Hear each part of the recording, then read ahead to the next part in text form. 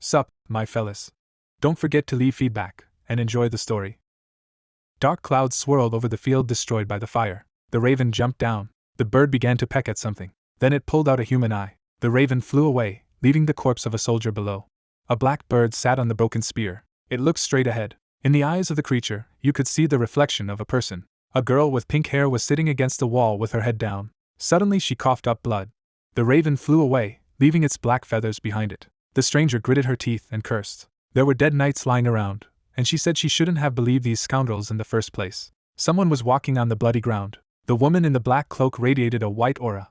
Her face was hidden by a hood. She walked over to the pile of warriors and said that she didn't have high hopes, but she didn't expect that anyone would be able to survive this bloody battle. The princess looked straight and saw an earthman in the distance. His face was downcast, and she remembered that his name was Guchan, nicknamed Ghost Spear. The soldier trembled, looking away. He bowed as the goddess stood in front of him. As he sat on his lap, she asked what he wanted, because he had kept his promise. The young man opened his mouth wide, shouting something loudly. Gullah raised her hand and asked what he wanted if he did not want to be resurrected. Guichan sighed and muttered something indistinctly. The goddess looked at him dumbfounded. Then she turned around and said that it would be possible if he performed a feat several times greater than today. The guy looked down as the woman said that neither his soul, nor a single piece of his flesh could be returned. Guichang raised his head, not stopping to tremble. He knitted his brows and looked straight ahead. Gullah looked down and asked if he wanted to bring back what he felt here, his memories and emotions. Blood was dripping from the young man's mouth. He was silent. The goddess waved her cloak and said that at the moment, feelings were just a projection of his emotions, but even that would be too difficult. The warrior looked at her in disappointment. Then, a tear rolled down from his only eye. He went limp and closed his eyes. Gullah touched him and said that he should have made a resurrection wish instead. Her hand stopped when someone said they understood the guy. The woman turned around and recognized the stranger as the heiress of the royal family. The princess closed her eyes. She also knew who was standing in front of her. The goddess turned around, and the heiress said that the kingdom had fallen. The gates had already been captured, so it was easier to die now. Everything would start with a clean slate, and the Guichang would even have a place to return. Gullah turned away from her and explained that the warrior did not want to return because there would be no place for him. The princess put her hand on her chest and asked why the deity didn't just grant this young man's wish. The woman walked away, saying that this child was born to lead others. The heiress's eyes widened in surprise when she heard this. While the knight's eyes were closed, Gullah said that he was like the brightest star. But he was the only one to blame for his death. She did not understand why people only began to regret when it was all over. The princess stared at her silently as the wind blew through her hair. Then she turned away. She grabbed the jewelry around her neck. The girl tore off the necklace with the bright stone. She unclenched her hand. Gullah looked at the purple crystal. The heiress turned around and said that she hoped that the deity had not yet forgotten about the royal oath, to which the woman replied that she could grant the wish of the princess herself. The girl smirked and asked what she could do for her. Suddenly she looked away.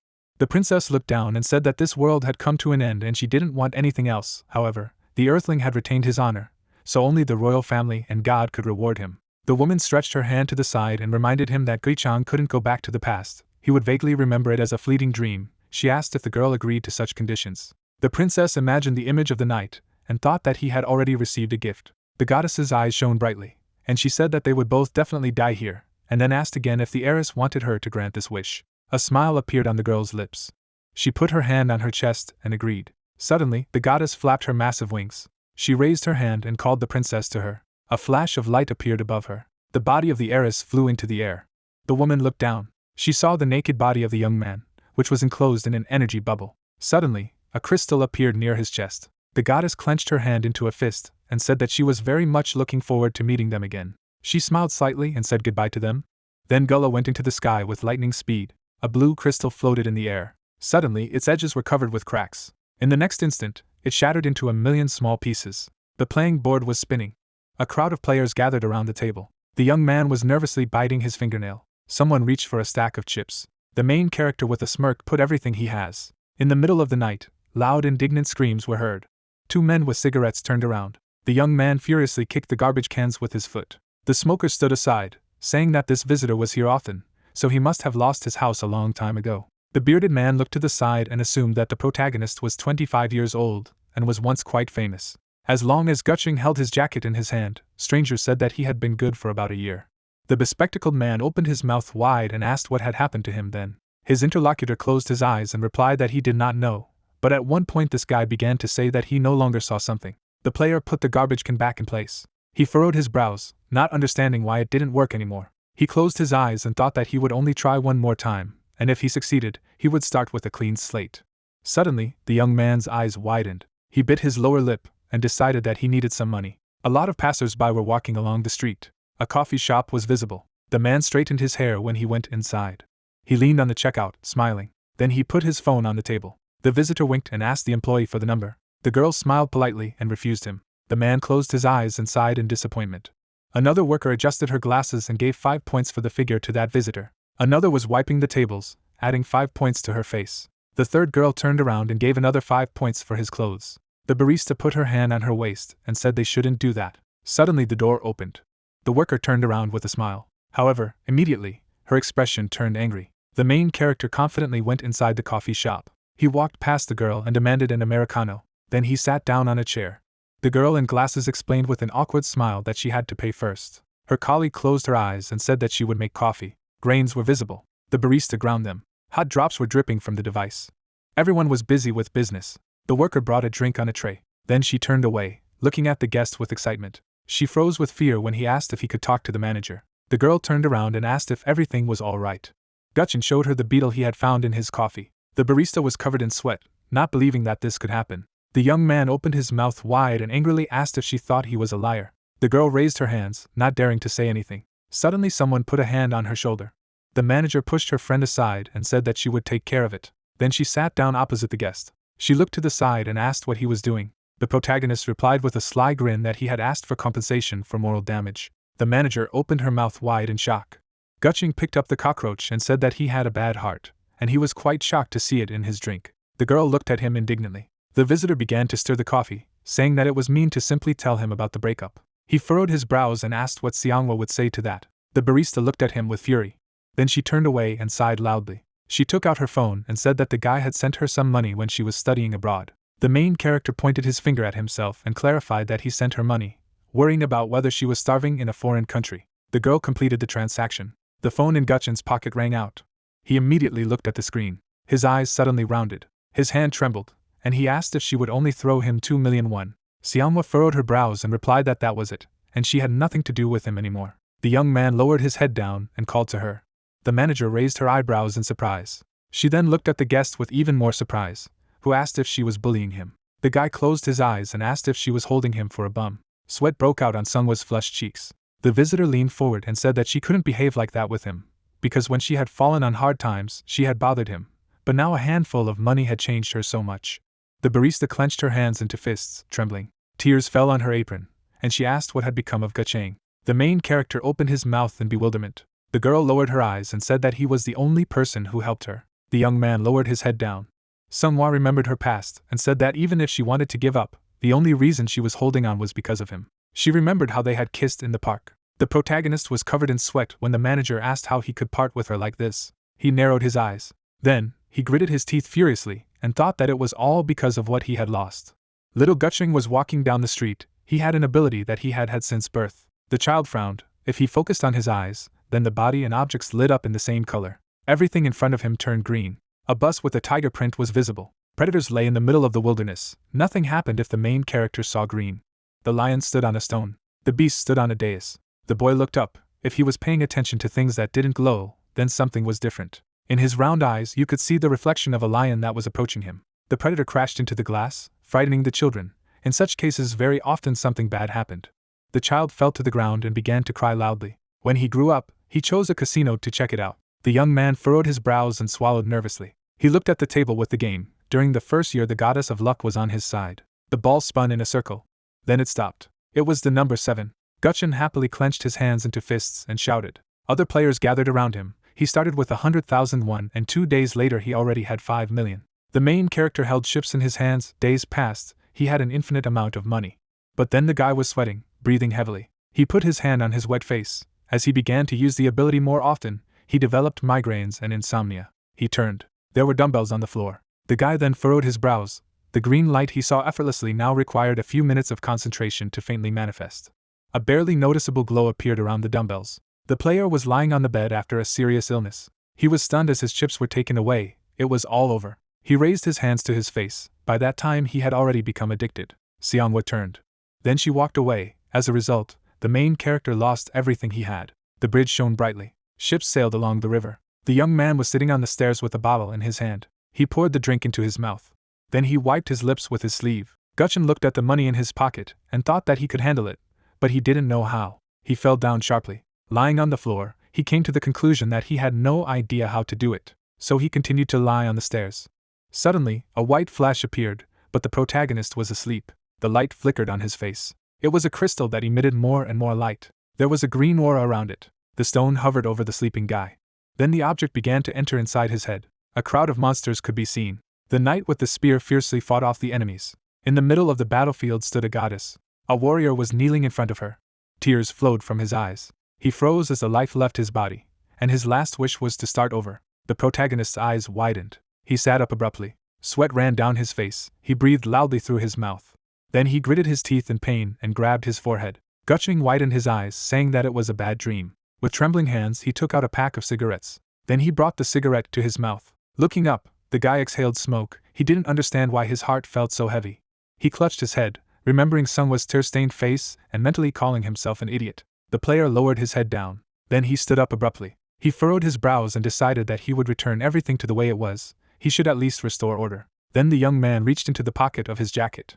He looked there in horror. Gutchen turned out all his pockets, which were empty. The guy furrowed his brows in shock. He looked around, realizing that his money was gone. The player gritted his teeth and assumed that someone had stolen them while he was sleeping. He shuddered, remembering the cameras. He turned around abruptly, and decided that they must have written everything down. There was a lantern in the distance. They shone brightly. Gutching covered his face with his hand and thought with a smile that he was an idiot. His hand trembled. The protagonist then opened his mouth wide and shouted that there was a lot of money in there. Then he went down. After that, the young man went down the stairs. He entered the water, deciding that he just had to die. His pants were wet, and he thought that it was better to die than to live like this. His silhouette was reflected in the river. He mentally asked for forgiveness from his parents and Sungwa. A drop fell down. When it collided with the smooth surface of the river, a green light appeared. The light gradually smoothed out. The guy opened his mouth in shock as he looked down. Tears flowed down his cheeks. They fell down. Emerald light spread around. The bridge and tall houses became brighter. The young man looked to the side, thinking that his ability had returned. Gutchen's eyes widened in amazement. Someone approached the fence. The player heard the clatter of heels and tensed. The woman went forward and said that the water was very cold these days. She was wearing rectangular glasses. She bowed her head and said that she was here to consult a gambling addict. The guy looked at her in surprise. He slapped his forehead and gritted his teeth. Then he looked at his fingers and thought that he had already seen it in his dream. His eyes widened as he assumed it was a vision. While he was standing in the river, the stranger asked him to get out of there, despite the fact that she prefers to look down from above. She added with a smile that today is a somewhat special day. Gutching climbed the stairs. Hannah held out a business card and introduced herself as a manager at Shin Young's company. The guy took the object. He read the name of the company and thought of cannon fodder. The girl looked at her watch and said that it was better for them to get straight to the point, since they did not have time. Then she took a leather bag from her shoulder. Hannah showed the player a lot of money. She tilted her head to the side and asked if he wanted to play with her. The guy frowned and looked at the bills with displeasure. The manager smiled, patiently waiting for his answer. The main character stared at her. Then he crossed his arms and said that he was done with games. Then he asked how she knew him. The girl showed him a wad of money and said that he could win it all in one round, because he had quite a lot of debt. The protagonist turned away and said that it was none of her business, and also demanded to answer his question. Hannah winked and said that she had only studied him a little before doing it. Then she apologized for not warning him. Gutchen looked straight and asked what business she was talking about. The manager put her hand on her chest and asked the main character to listen to her, and he assumed that there was at least 1,000,000 won in her bag. He touched his face, trying to understand why Shin Young was interested in him. Suddenly he was covered with sweat and thought again of cannon fodder. Hannah just smiled at him. The player opened his mouth wide and said that he refused. The woman turned pale with horror. The young man raised his hand and turned away when she asked if he just wanted to listen to her. Then the manager hung the bag over her shoulder and admitted that this guy was decisive. She took out her phone. Adjusting her glasses, Hannah reported that one seat was already taken. Holding the bag in her hand, she apologized for the inconvenience and said goodbye to Gacheng. Then she walked away. A sly smile appeared on her face as the protagonist asked her to stop. The girl turned, touching her lips with 2 fingers. Standing motionless, the player said that he agreed only if it was not a contract. He raised his hand and made it clear that only then would he be willing to listen to her. The girl sweated in bewilderment. The player closed his eyes. He then put his hand on his chest and stated that he wanted an invitation instead of a contract. The knight was fighting a huge monster. The enemy stretched out his hand to him. A bright flash flashed. The guy cut a huge hole on the back of the monster. He gritted his teeth in rage. Then the knight stretched out his hand to the side, and the enemy fell to the ground. He looked to the side, his brows furrowed. A huge crowd of monsters was approaching him. It was the protagonist's dream in which he continued to fight endlessly. There were blood stains on his face, but he didn't give up until the very end. Then the knight fell down. A goddess stood under the moon. In the last moments of his life he turned to the god with a prayer. Gutching lowered his head down. He wanted to start from the beginning. He felt it for the first time. He imagined a blue crystal. Hannah pursed her lips furiously. A dream that had all started with a clash with this lady. She furrowed her brows as she thought about his words. The girl opened her mouth wide and asked loudly if the young man had been on the other side before. The protagonist sighed and replied that he wasn't. The manager raised one eyebrow and thought that if this gambling addict had already been to the other side, he would still have the aura of the mark. But this guy is clean. She adjusted her glasses and concluded that there was only one option left. Hannah looked to the side and asked who spoke to the player first. Gutchin arched his eyebrows in bewilderment. Then, with a calm face, he replied that it didn't matter. The manager opened her mouth wide in surprise. With an indignant expression on her face, she asked if the protagonist knew how to distinguish between a contract and an invitation. The gambling addict held up one finger and said that the important thing was that he wanted an invitation instead of a contract. The woman crossed her arms and demanded that he explain why he wanted an invitation.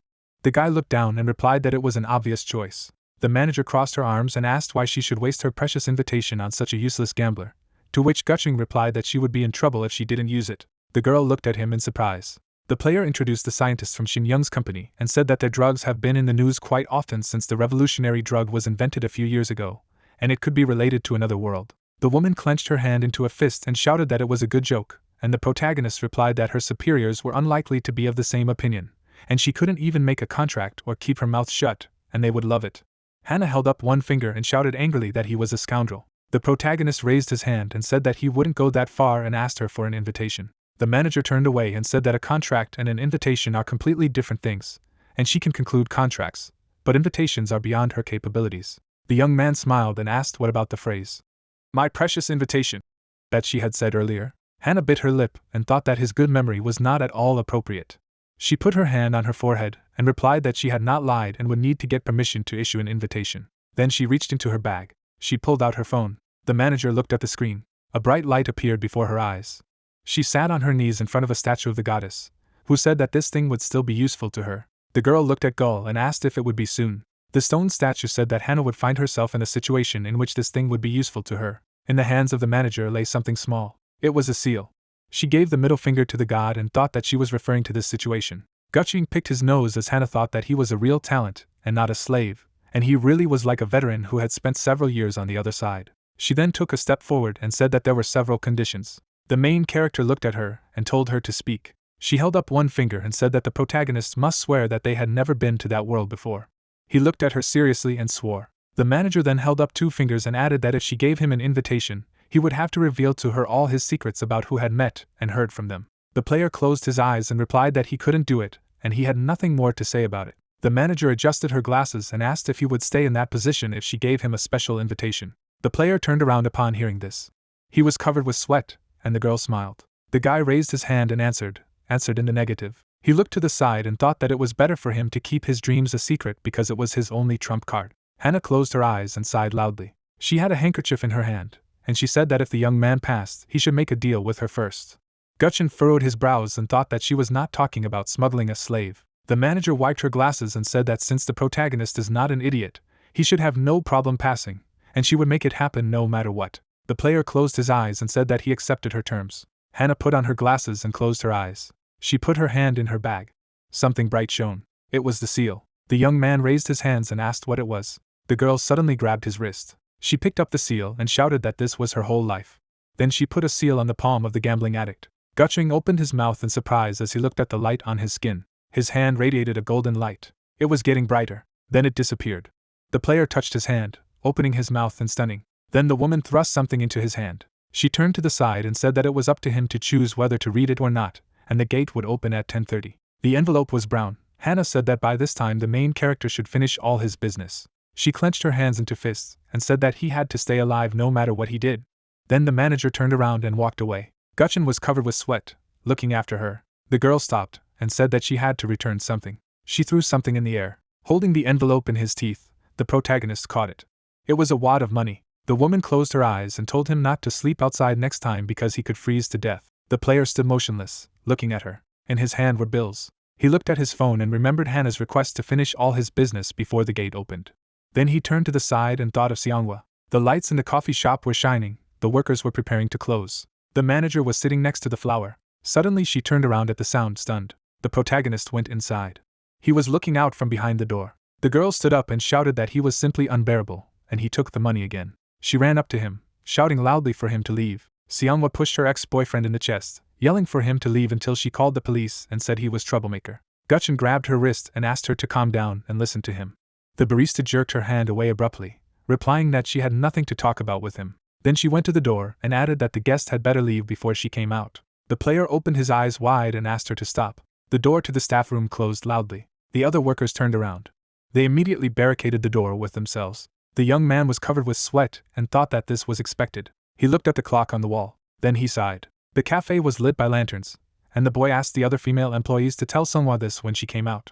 The main character went outside and lit a cigarette. He took a sharp look to the side and thought that he expected the gate to open at 10:30. He saw a light in the distance. The player immediately went there. Seonghwa peeked out from behind the door and asked if her ex had left.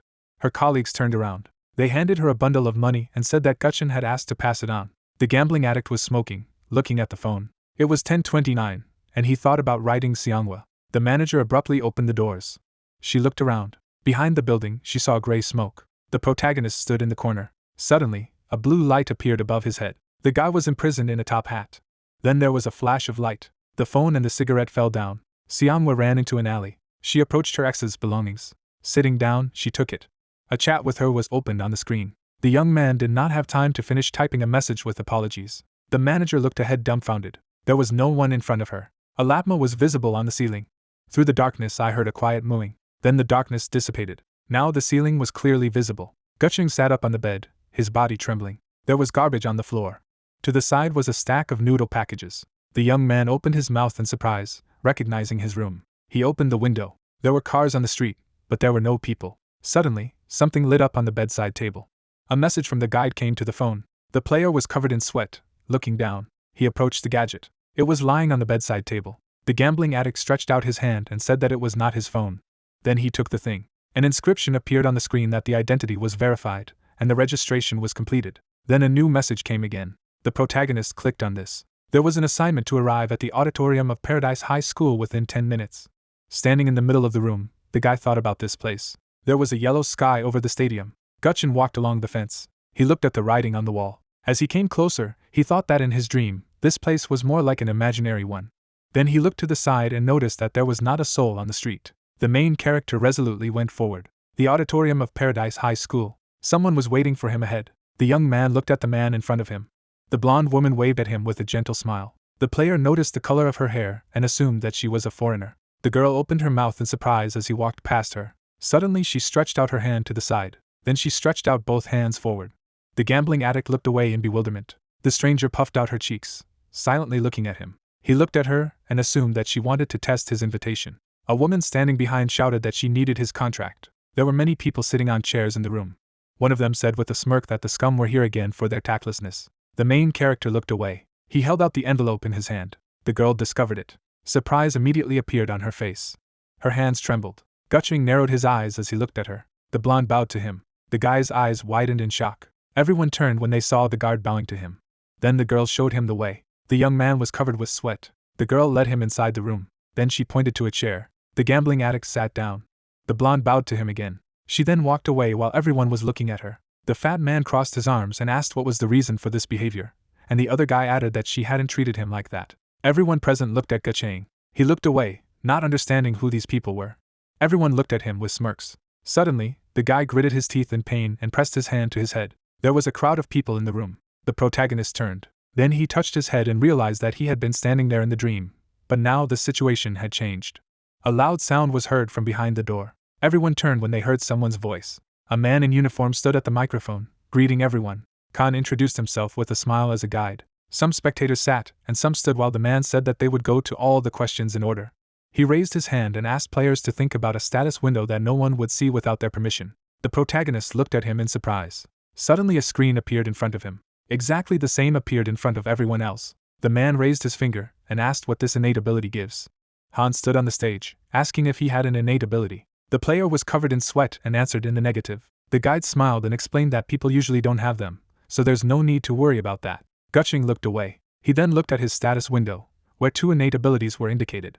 The Auditorium of Paradise High School. The main character opened his mouth in shock. He looked at the text, thinking that it was most likely related to his dreams. Khan brought the microphone to his mouth and said that they would immediately proceed to the next procedure. He smiled broadly and asked the people to activate the mark level, and just like last time, they could do it with their thoughts.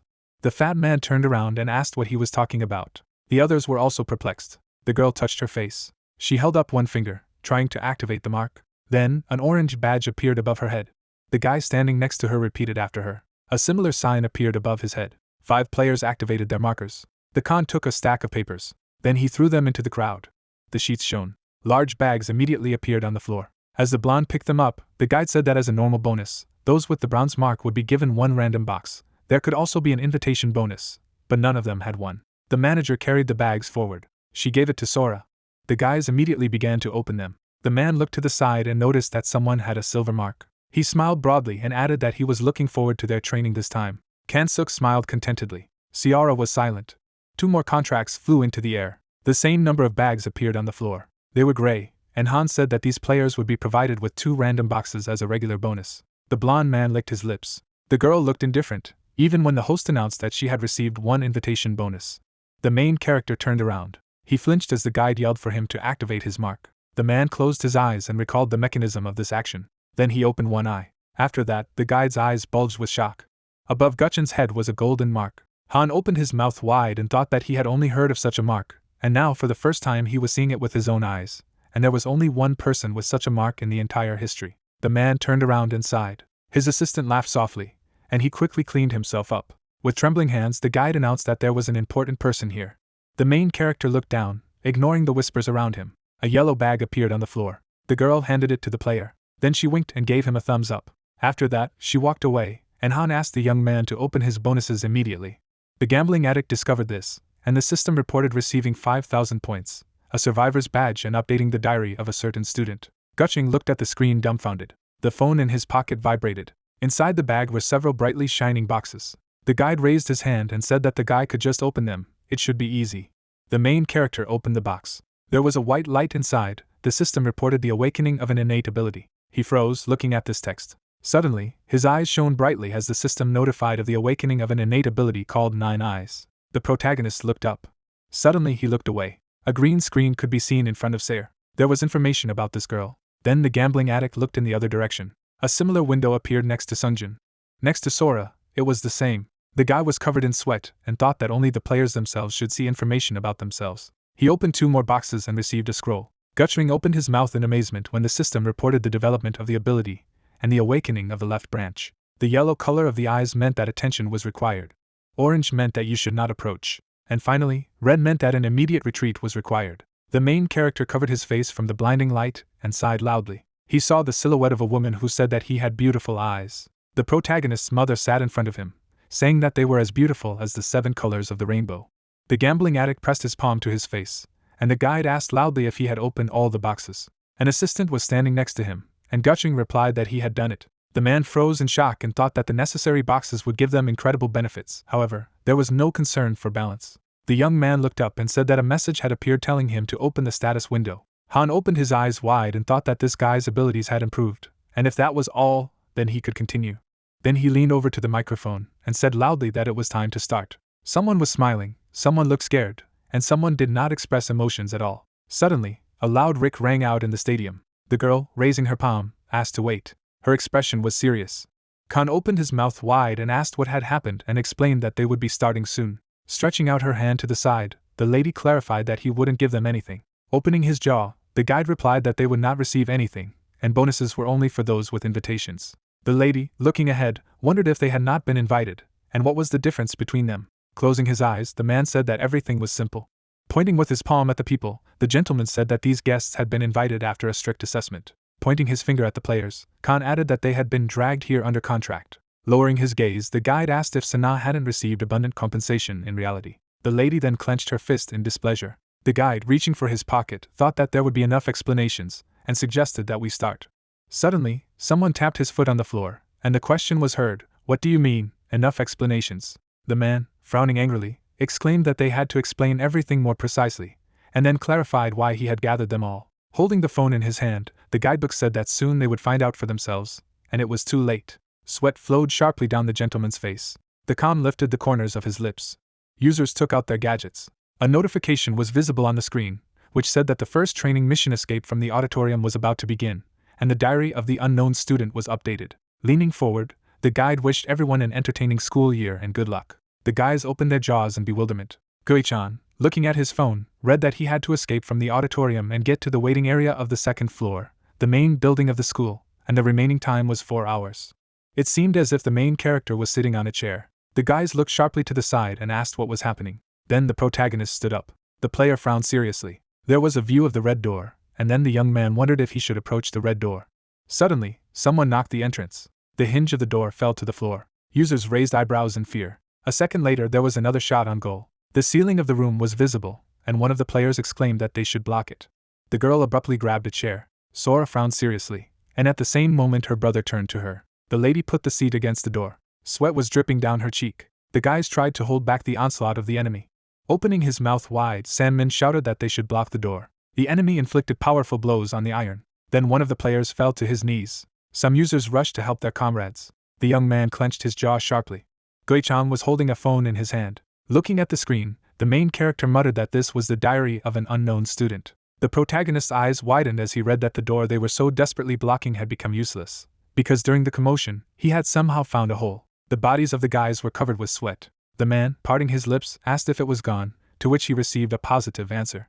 A moment later, Sora sat down on the floor. Kansuk crossed his arms and said that there had been tension here from the very beginning, and goosebumps went down his hands. The blonde, raising his hand, said that he needed to go and start looking for this place. Suddenly the gentleman, opening his mouth wide, turned to him. Then the guy turned around.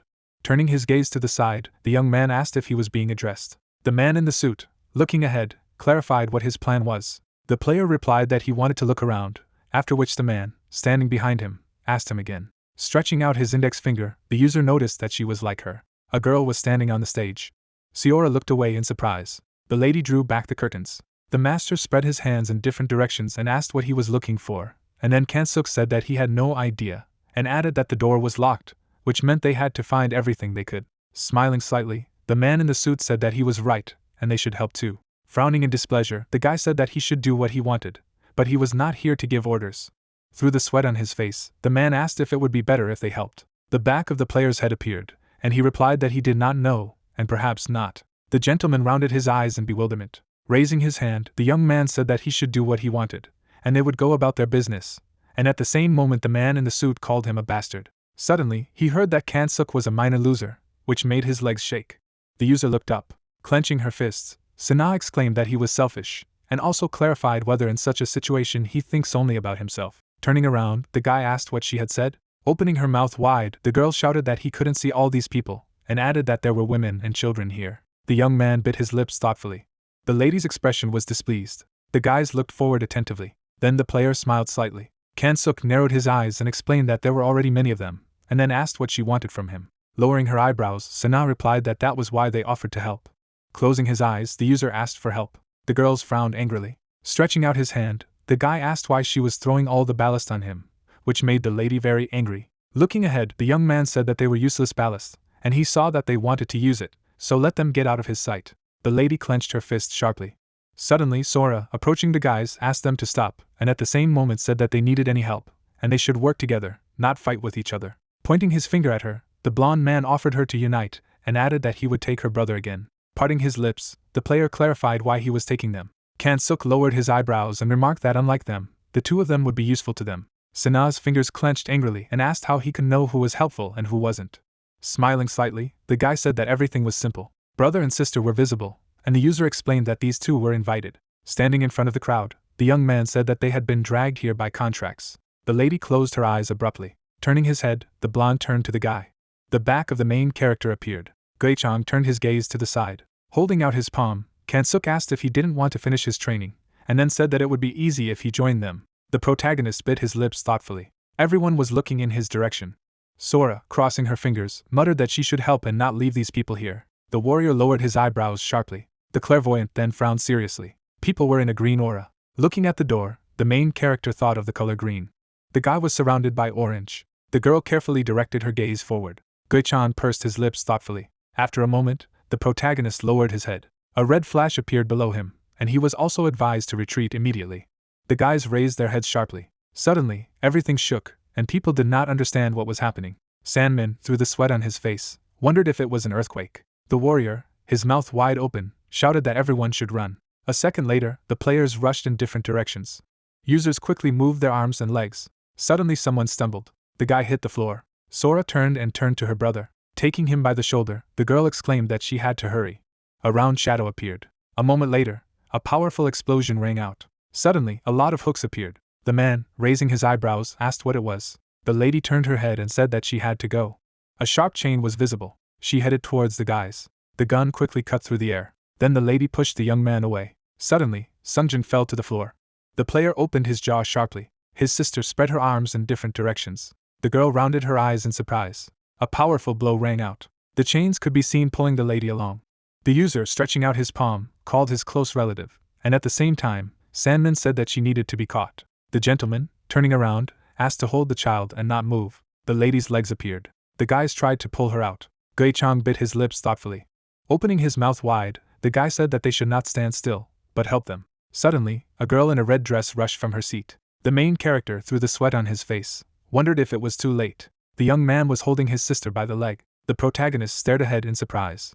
Turning around, Sungjin asked for help. There was a crowd of people behind the warrior, and they clarified that shouldn't he do something, and if this was the person who had the golden mark. The clairvoyant closed his eyes abruptly. Suddenly, Gui-chan took off. An unusual cry was heard, causing the players to raise their eyebrows in bewilderment. Suddenly, a splash of blood appeared. Sora's body began to spin rapidly. The guys could not stand on their feet. Users clenched their jaws in surprise. The girl was covered with red spots. Then her feet hit the floor. Sungjin rushed towards his sister and addressed her. The guy grabbed the lady by the shoes. An unusual cry was heard again, causing the young man's eyes to bulge. Suddenly the player opened his mouth wide. The players raised their eyebrows in shock. The main character looked forward attentively. Sora's bloody limbs were visible. Suddenly the girl's head appeared. The man turned his gaze to the side. A terrible monster appeared. People trembled at the sight of the huge monster. A moment later, the evil spirits opened their jaws furiously. The unusual creature kicked the floor. Users abruptly rushed from their seats. The lady could be seen hiding behind a small closet. The crowd ran towards the door. The lady in the red dress tried to unlock it. The guy pushed her and shouted that she should stand aside. Then the big man lifted a chair above him. The young man moved his legs quickly. Suddenly, the player threw a stool at the opponent. The piece of furniture rushed forward abruptly. A powerful blow rang out. The monster broke the leg of the chair. In a second, the stool fell to the floor. The guys were pushing the door, and one of them shouted that they should open it. Suddenly, the monster flew above the people. The evil spirits crushed one of the players with their foot. Users, running away from the enemy, called for help. Suddenly, a terrible creature tore off the guy's head. The monster continued to swing its chains. Then the monster stuck out its tongue. Suddenly, the guys opened the door. Gui-chan sighed heavily. Looking ahead, the protagonist wondered why he was so calm. Moving his legs, the protagonist wondered if it was because everything was unreal. Then the warrior stopped in place. The clairvoyant lowered his gaze. The guy threw a stick with his foot. The young man abruptly grabbed the iron pipe. Twisting it in his hand, the teenager realized that the answer was already there. Gui-chan gripped his new weapon tightly. The main character got into a fighting stance. Frowning seriously, the protagonist muttered that it was an unusual beast. One of the players looked back. People could be seen running down the street. Kansuk gave a thumbs up and said they were going there. At the same time, Sanmin sighed heavily. Suddenly, users ran in different directions. The guy turned his head towards the open doors. Then the young man looked at the guys. Drool was flowing from the monster's mouth. The warrior placed the iron pipe on his shoulder. Suddenly, the monster swung his hand. The clairvoyant was surrounded by a powerful aura. Gui-chan threw a stick at his opponent. The evil spirits abruptly fell to their knees. The pupils of the terrible creature quickly narrowed. The monster turned its head in bewilderment. An iron pipe appeared. The weapon hit the floor. The main character rounded his eyes in puzzlement. Through the sweat on his face, the protagonist wondered what he had just done. At the same time, the players tried to unlock the door. Manhwa gripped the handle tightly. Kansuk parted his lips and noticed that he would not open it by brute force. Then the guy turned his gaze to the side. Sandman walked towards the flower. The young man grabbed the pot abruptly. Smiling slightly, the player said that this was expected from the person with the invitation, because his head is in the right place, and most likely that's why he has an invitation. Suddenly, the user broke the window. Sandman beat his palms off the dust. The guy put his hand through the broken glass. Suddenly his pupils narrowed. A formidable monster appeared. Opening his mouth wide, the young man shouted that it had come out. The monster was behind the guys. Opening his jaw, Kan-suk exclaimed that let them open it already. The player looked carefully ahead. Sandman could be seen moving his legs quickly. The hole in the floor was surrounded by red spots. Gui-chan looked at her and realized that she was from a diary. The main character noticed traces of blood. The protagonist imagined the girl's body. Biting his lips, the warrior thought that if he hadn't been so indecisive, maybe she would have survived. There was a pulpit on the stage. The lady's legs were shaking with fear. Holding her head, the player muttered that she needed to open her eyes because she had come here knowing what was going to happen here. Her expression was confused. Then Seora opened one eye. The user looked sideways. The lady was looking around the corner. At the same moment, Gui-chan was illuminating the dark corridor with a lantern. The main character frowned seriously. Yellow light fell along the aisle. Holding the phone in his hand, the protagonist wondered if he needed to come here, and at the same time, the system reported that Kan-suk, Hyunsuk, and Manhwa had arrived at the second floor of the waiting area. Raising his eyebrows in surprise, the warrior asked if they were already there. A map of the second floor of the main building was visible. Suddenly, one of the doors turned red. Parting his lips, the clairvoyant could not understand what it was. The back of the main character appeared. Gui-chan turned sharply. A light appeared in the distance of the corridor. Sweat was dripping down the protagonist's cheek, and at the same moment a notification came to the phone. The warrior swallowed in fear. The player's legs were visible. The guy, illuminating the space in front of him, asked if it was here. A guy in a bandana walked down a dark corridor with a phone in his hand. Gui-chan quietly hid behind the wall. Suddenly, his eyes noticeably increased in size. A green glow surrounded the silhouette of the stranger. In the shadows, the outline of a man's face could be seen, and the main character noticed that the color had not changed. Lowering the corners of his lips, the warrior did not understand what he was doing. Bulging his pupils, the protagonist decided to open the status window. At the same moment, a hologram of the screen appeared in front of his face, on which the name was written. In the distance of the dark corridor, a bright flash of light appeared. Sandman tried to cover his face with his hand and asked who it was. Closing one eye, the guy clarified whether the stranger was the bearer of the gold mark. The clairvoyant confidently took step by step forward. Gui-chan illuminated the silhouette of his interlocutor with the flashlight of his phone. Smiling, the young man with the bronze mark noticed that his search had taken quite a long time. Tilting his head to the side, the main character asked why he needed it. Raising his palm, Saming suggested that he do it together, after which he added that as he had already noticed, it would be difficult to do it alone, even if there was a gold mark. Lowering his chin, the warrior clarified why it was him, and whether he would have a better chance if he joined the team of the guy with the silver mark. Putting his finger forward, the young man asked if it was true that he was being tested. The protagonist closed his lips in confusion. The stranger had sunglasses on his head, and he confessed that he was a man who endured injustice better than disadvantage, and then added that they had already said that they were on their own, so they would not care whether he was with them or not. Suddenly, the clairvoyant's eyes lit up brightly. Near the silhouette of the interlocutor, Gui-chan noticed his status window, which said that this person is self-centered and only looking for profit, as well as being extraordinary and has a penetrating gaze, to which the main character said in his mind that he was not very sure about this. The warrior's pupils reflected the glare of light. The protagonist stood in front of a guy in a green bandana and stated that he would ask him one question. There was a memory of the girl falling backwards. The bearer of the bronze mark bent his arm at the elbow. Turning his head back, the young man shouted that he could not stand still, and that they should help them, when suddenly the clairvoyant remembered that when that lady was dragged away by the monster, he was the first to rush to save her. Raising his palm, the protagonist revealed that he thought he was someone who could not tolerate injustice better than disadvantage, and then inquired about how he benefited from saving her. Sanming lowered the corners of his lips in sadness when the warrior remarked that if something had not gone according to plan, he could have died. Closing his eyes, the guy replied that everything was simple, because he just wanted to ingratiate himself with them, namely with her and other participants too. Looking straight ahead, the protagonist asked him again. Putting his fingers to her chin, the bearer of the bronze mark explained that if he had saved her, they would have been indebted to him for the rest of his life, and would have done anything he wanted to repay him, and then added that the same applied to the others, and if he had been in trouble, he would have been helped. Lowering his eyelids slightly, the young man muttered that in the end everything had failed. Closing his lips, Gicheng assumed in his mind that he had thought everything through carefully, and was sure that he was speaking so openly that he would be trusted. Holding out his palms in front of him, Sandman asked to listen to him, because if he took him, he would follow his orders, after which he said that he was ready to risk for him. Lowering his chin, the main character clarified whether it would be a hierarchy instead of an equal relationship, and what he would get from it. Putting his fingers to his chest, the young man said that he would be trained alive, and that he saw it in such a way that he had a better chance of surviving with him than with any other team. With his eyes widened, Gui-chan thought about the fact that his interlocutor was telling all the secrets, although he could be seen through, but he was not afraid to show it.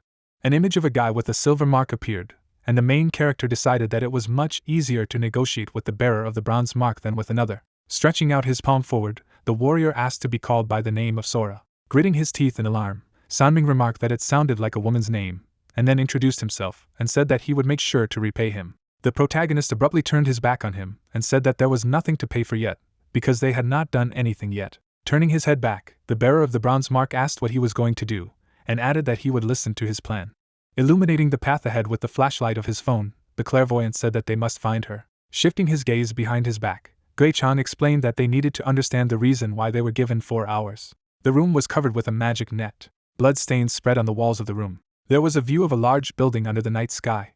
The glass panel in front of the entrance was broken. Frightened people were hiding behind bushes in the street. The man raised his eyebrows in confusion and said that the main entrance was blocked by an invisible wall, and there was a monster in the auditorium. The woman stroked the child's head and asked what they should do now, to which she was told that the only way out was to go up to the 2nd floor, and judging by the way the others did it, they just needed to climb the stairs. Tightly clenching his hand into a fist, the man in the suit shouted that if he had known that this would happen, he would have followed them.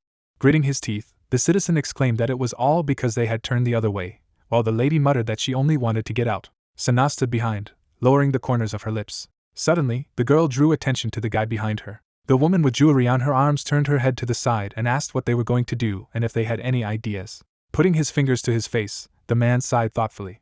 Suddenly, his gaze swept forward. A silhouette of a man appeared outside one of the windows of the building. Smiling maliciously, the gentleman replied that he had an idea. Holding his head with both hands, Saming asked if his partner was saying that the mission was easy, but they had been given a lot of time, to which Saming replied that it was true, since the auditorium was quite close to the main building, and even with the monster as an anomaly, 4 hours was too long. Looking down, the guy in the green bandana thought that this was true, because the Kansuk he had met before had long since finished.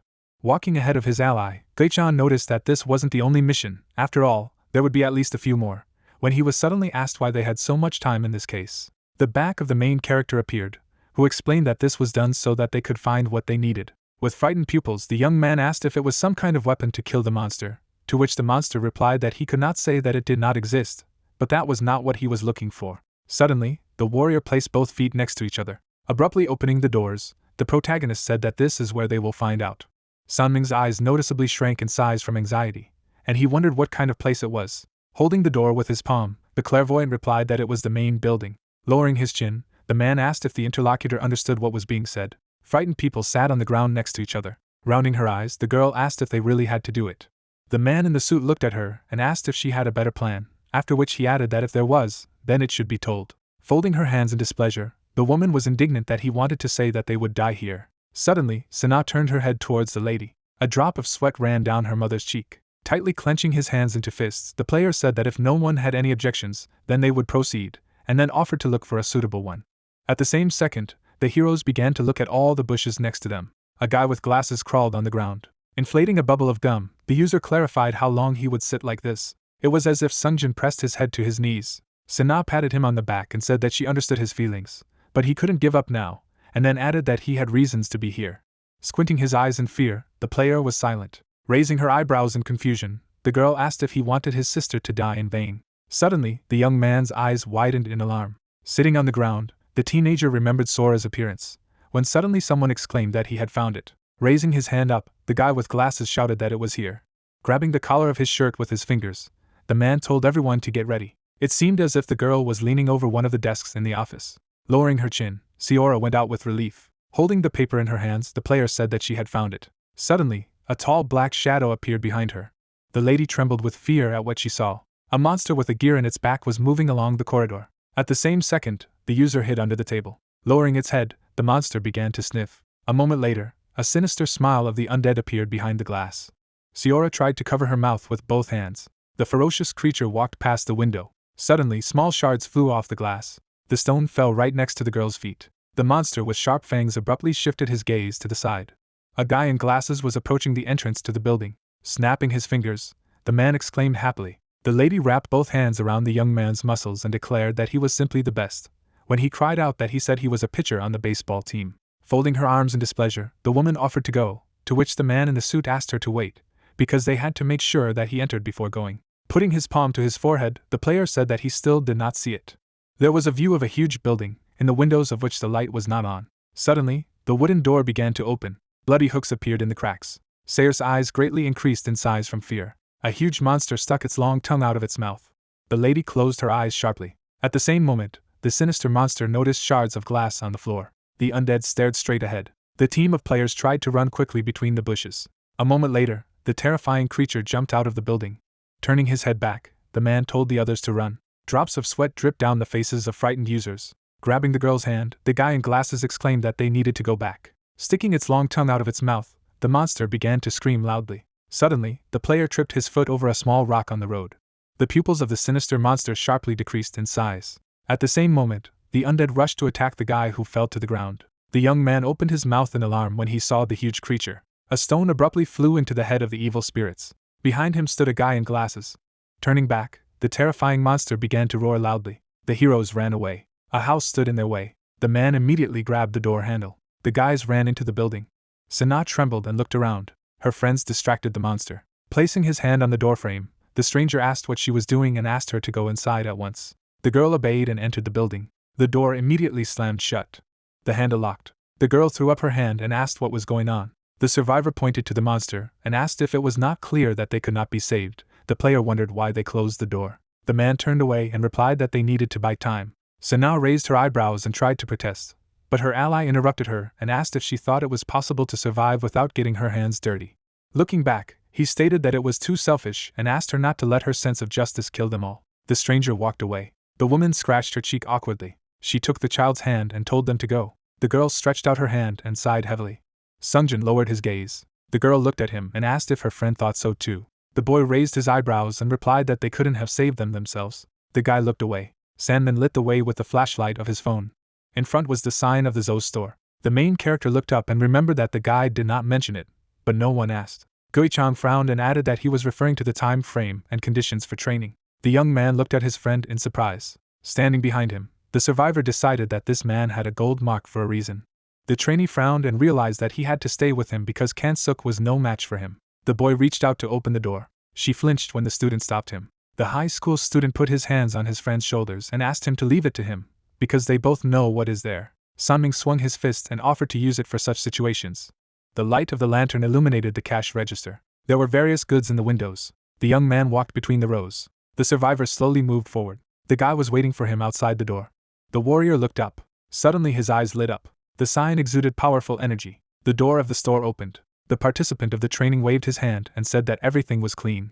The player closed his eyes and suggested that we first look for food and something for emergencies. The guys entered the store. The student closed the bag and stated that they could beat the monster to death with it. The psychic threw his bag over his shoulder. The high school student looked at her in surprise and remembered that they had divided everything equally. The main character lowered his gaze and thought about the power of the golden mark. Walking between the display cases, Sanming asked if they should look for weapons. Gui-chang suggested that they first go upstairs to check something. There was a staircase in the hallway. The boy explained that they would be on the second floor of the waiting room if they went upstairs. The young man raised his hand to his forehead and asked how he knew this. The guy handed him his phone. The survivor opened his mouth in surprise and stated that he did not have such a card. The warrior replied that it was a privilege. The training participant scratched his chin and suggested that now they did not need to get up. The player pointed his finger at the screen. It depicted the plan of the building. The psychic pointed out the red dots, which were originally blue but changed their color. As soon as Kan-suk entered the house, the student asked if it bothered him. The main character raised his eyebrows and asked if this could be a coincidence. The high school student covered his mouth with his hand and agreed with him. Suddenly, Sanmin's eyes widened and decided that this was their goal. Gui-chan denied it because it wasn't in the conditions. The youth clenched his fist and concluded that they could only check it out for themselves. The boy walked up to the stairs and looked up. The survivor hid around the corner. He beckoned to his friend with his hand. They slowly began to climb the stairs. Pointing to the door, the participant assumed that it led to the corridor of the first floor, and asked if they should go there. The guy looked at the aisle and replied that they already had everything they needed, so they didn't have to take any chances. The heroes went further. Suddenly, the student opened his mouth in surprise. The warrior's eyes widened in amazement. They shone. The path was blocked by a bar. The high school student scratched his chin and realized that this was the end. The player suggested exploring the first floor. Sanming looked at him intensely. The psychic explained that it would be the end if the monster came now. The young man trembled with fear and felt goosebumps run down his spine. There was an exit sign above the door. The guys put their ears to her. The main character nodded when his friend suggested going inside, because it was quite quiet there. The doors opened. The heroes covered their noses when they smelled a terrible smell. The entire corridor was covered in blood. The survivor looked around and decided that it looked unfriendly. Gui-chang shuddered. His eyes lit up. The corridor turned golden. The boy frowned and realized that it was better for them not to approach. The participant of the training turned around and offered to get up again and check if the grate was rubber. The guy looked down and thought about being able to distinguish things with his skill. The warrior went back to the stairs and decided to try it. The guys approached the blocked passage. The student reached for the bars and decided that they were unlikely to be energized. The player raised his eyebrows and asked him to wait.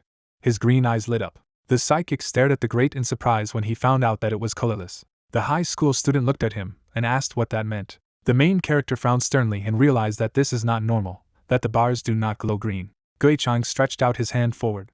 The monster looked around. The young man knitted his eyebrows in fright. The girl took him by the sleeve and they trembled. The monster took a step forward. The guys joined hands. The beast pounced on them. The survivor grabbed his girlfriend by the wrist. They ran away. The participant's face was covered with sweat. The player looked around and noticed that the enemy was no longer there. The woman covered her mouth with her hand in horror and called out to him. The monster was standing right in front of them. The monster swung the line. It threw its hook forward. The heroes rounded their eyes in fright. The stranger looked at her lover dumbfounded. The weapon sliced his head in half. The beast spread its arms to the sides. Blood sprinkled his face. A terrible scream was heard over the building. The guys turned around. The man gritted his teeth tensely. He ran to the stairs. Unexpectedly, the survivor stepped into a pool of blood. The monster flinched when he heard this. The monster looked around and looked at the building. The window was broken. The sound came from the doorway. There was a ladder there. The heroes ran up it. The beast opened its mouth wide and roared. The children looked back in fright. Sungjin nodded when his friend suggested that he leave here. Sana looked away. The girl lowered the corners of her lips and began the countdown. Then she grabbed her friend by the arm and ran forward. The monster was directly above them. The monster landed on all fours. The girl raised her hand in horror. The beast flashed its burning eyes and screamed. The student bit her lower lip and called out to her friend. The boy frowned resolutely. He put his hand in his bag. The guy took out a bomb from there. The schoolboy took it with both hands. The player turned the two halves of the grenade in different directions. The survivor waved his hand and wished the enemy death. A participant in the training threw a bomb directly into the face of the enemy. It spun in the air. The monster opened its mouth in fright. The two halves of the grenade began to move. The division showed that there was a second left before the explosion. The projectile activated above the monster's head. A bright light illuminated the room, and the guys ran on. The glow was visible even on the street.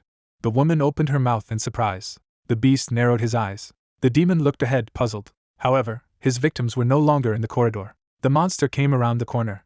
Someone stretched out his hands to the bars. The stranger grabbed the bars. The man opened his mouth wide and began to scream. The survivor frowned and asked for help. Suddenly, a notification appeared above his head that a new user had been registered. The bars began to move out of the ground. Soon they were all up. The passage was cleared. The participant of the training smiled happily. He looked around and decided that it should work. However, his wife and child remained behind bars. The girl rounded her eyes in fright. The stranger grabbed the bars and asked what had happened. The man tried to break them, but it was all in vain. The woman opened her mouth wide and called out to her husband. The little girl began to cry. The survivor closed his eyes and asked them to wait a while. The participant looked around. He ran forward, looking around. At the other end of the corridor someone was sitting. The player looked away. Kan-suk and his team are located against the wall. The stranger raised his eyebrows and asked them for help.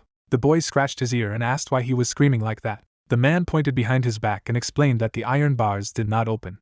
The guy waved his hand and said that at this age you need to learn to solve your own problems. Suddenly the student pursed his lips. The survivor fell to his knees and asked for help, because the monster could appear at any moment. Grinning in displeasure, the schoolboy said that this put him in a difficult position, and realized that he had to help so that he would not be considered bad. The training participant closed his eyes and continued to beg for help. The student got to his feet and shook himself off. The bully raised his index finger and explained that he did not do so, but he could try once. The player looked around when a shout was heard. The stranger raised his head in fright. The man rushed down the corridor. He froze in place and opened his eyes wide. His wife and child were hanging upside down. The monster held them by the legs. Bully took a step forward. Kan-suk put his hands behind his head and concluded that they were too late. The survivor gritted his teeth. A participant in the training grabbed an ally by the hand and asked for help. The boy frowned in displeasure. The guy wrenched his hand from his friend's grip. Then the student pointed to the red button on the wall.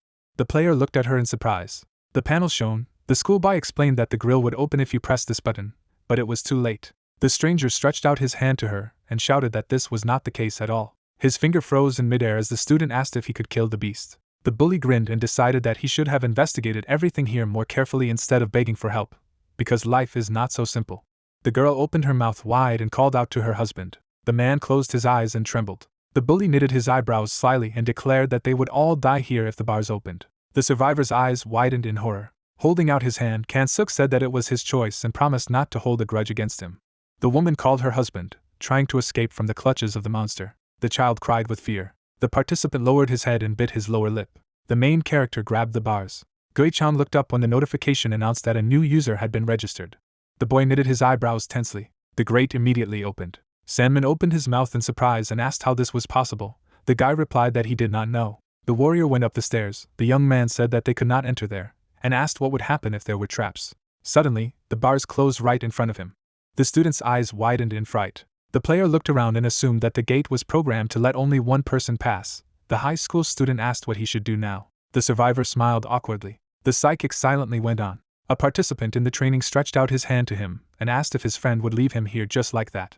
The main character stopped. He noticed a red button on the wall. Gui-chan pressed it. The bars rose up again. Sandman walked forward and looked around. The bars closed after him. The young man put his hand to his chest and said that for a second he believed that his friend was going to leave him. The boy smiled and confessed that he had thought about it. The student raised his hand and suggested that it was just a joke. Suddenly the guy shuddered.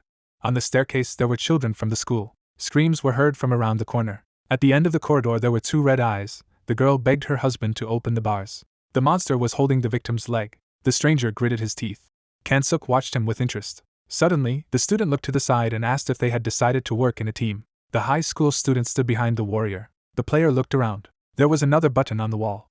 The schoolboy raised his hand and warned that this old man was the only one who could open it. Sanming turned his head and concluded that only the person who first touched the grate could open it again. The psychic cast a stern glance at his ally. The bully smiled slyly. The heroes looked ahead in horror when there was a crash.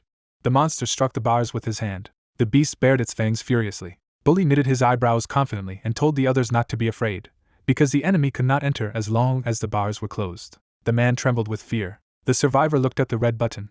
The woman hugged her daughter to her and screamed. The protagonist frowned and wondered if there was anything he could do to help. A bag hung on his shoulder. Gui-chan opened it. The young man put his hand on his shoulder.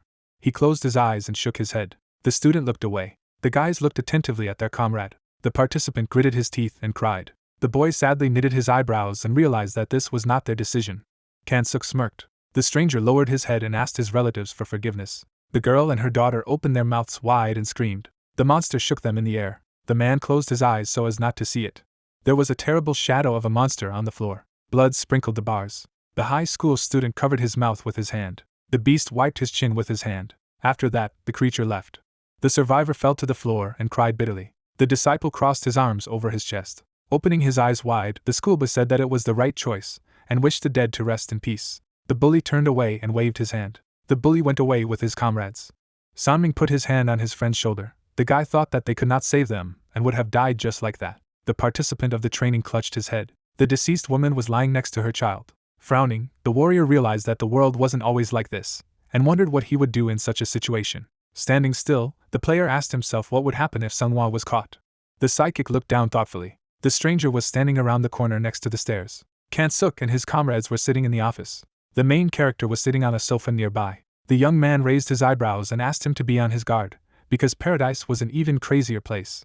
The warrior's eyes widened in surprise and asked if it wasn't paradise, since it was the name of the high school. The student looked at him puzzled and asked if the owner of the golden mark didn't know this. The player looked down and replied that it happened. The high school student threw up his hand and decided not to interrogate him, because everyone here has their own circumstances.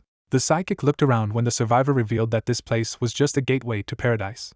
Frowning, the protagonist remembered his conversation with Hannah and understood what she meant. The participant looked at the trembling stranger and said that he did not know why his entire family was participating. The man collapsed to the ground. Sanming said that one can only guess what kind of life they lived before, and was outraged that this man brought his wife and daughter to such a place. Raising his eyebrows, Gui-chan reminded that everyone has their own story, and explained that you can't learn something without feeling it for yourself. The young man threw up his hand and said that he did not really want to know the story of this old man. The guys were sitting on the sofa when a strange sound was heard. A notification appeared above the boy's head that someone had arrived at the waiting room on the second floor. Seora climbed the stairs and entered the room. Kan-suk smirked and called her untouchable. The girl pursed her lips. She walked past the rest of the guys. The girl sat down against the wall. The student pulled the hood over her head. The bully slyly knitted his eyebrows and grinned. The guy looked up and concluded that this was the six. The student turned to him and asked what was the matter. The path to the waiting room was blocked by a bar. They were rusty bars that registered whoever first touched them as a user. There was a button on the wall that gave the right to open and close the passage. There were only 6 such bars on the map. The bully was sitting on the windowsill. His team took 3 bars. The warrior frowned and realized that he had taken another one for himself. The 5th belonged to a stranger who was sitting against the wall. The psychic narrowed his eyes and said that the remaining gate was taken by Siora. The main character looked at the guys and said that they owned 3 bars out of 6. The high school student asked what it gives them. Gui-chang raised his eyebrows and replied that the remaining people had a 50% chance of coming to their bars. The survivor opened his mouth in surprise and confirmed it. The boy frowned and asked if they would let the others in so easily. The participant of the training opened his eyes wide. A bright light illuminated the staircase.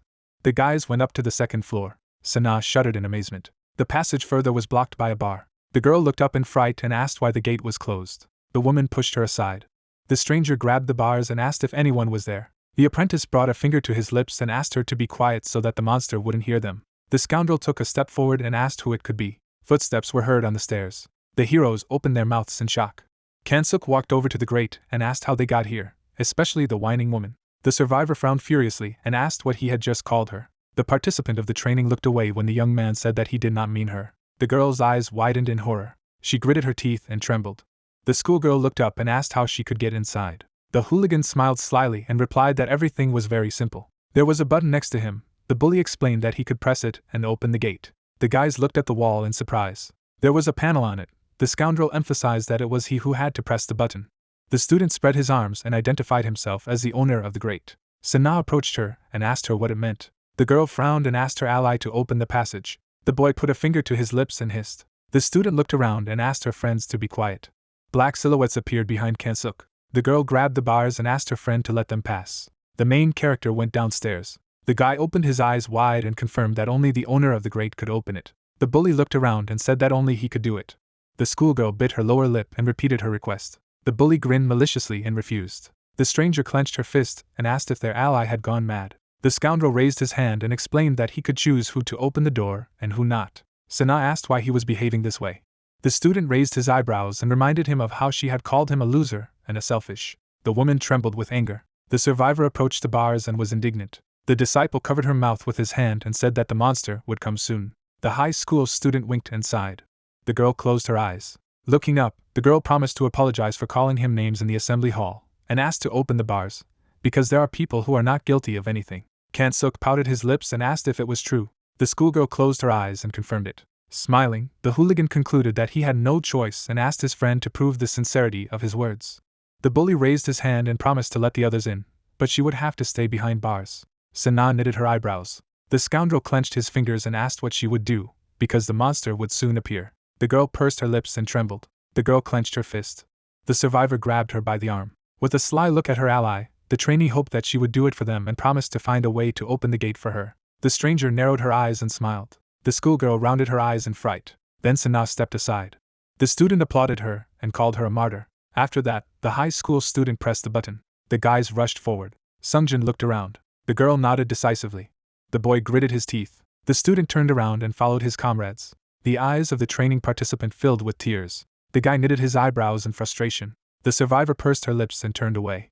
The young man made a dash forward. He ran to the button. The player clicked on it. The schoolboy opened his mouth in amazement, because nothing had happened. Sungjin tried to press the button a few more times. Kansuk, standing nearby, asked him not to waste time on this, and repeated that only he had the ability to open the gate. The boy grinned angrily. The apprentice attacked his ally. Suddenly someone grabbed him by the collar. Manhwa knocked his comrade to the ground. The girl raised her eyebrows in fright and called out to him. Grabbing his friend by the hair, the bully asked if he really wanted to die, and suggested that they had become too attached to each other.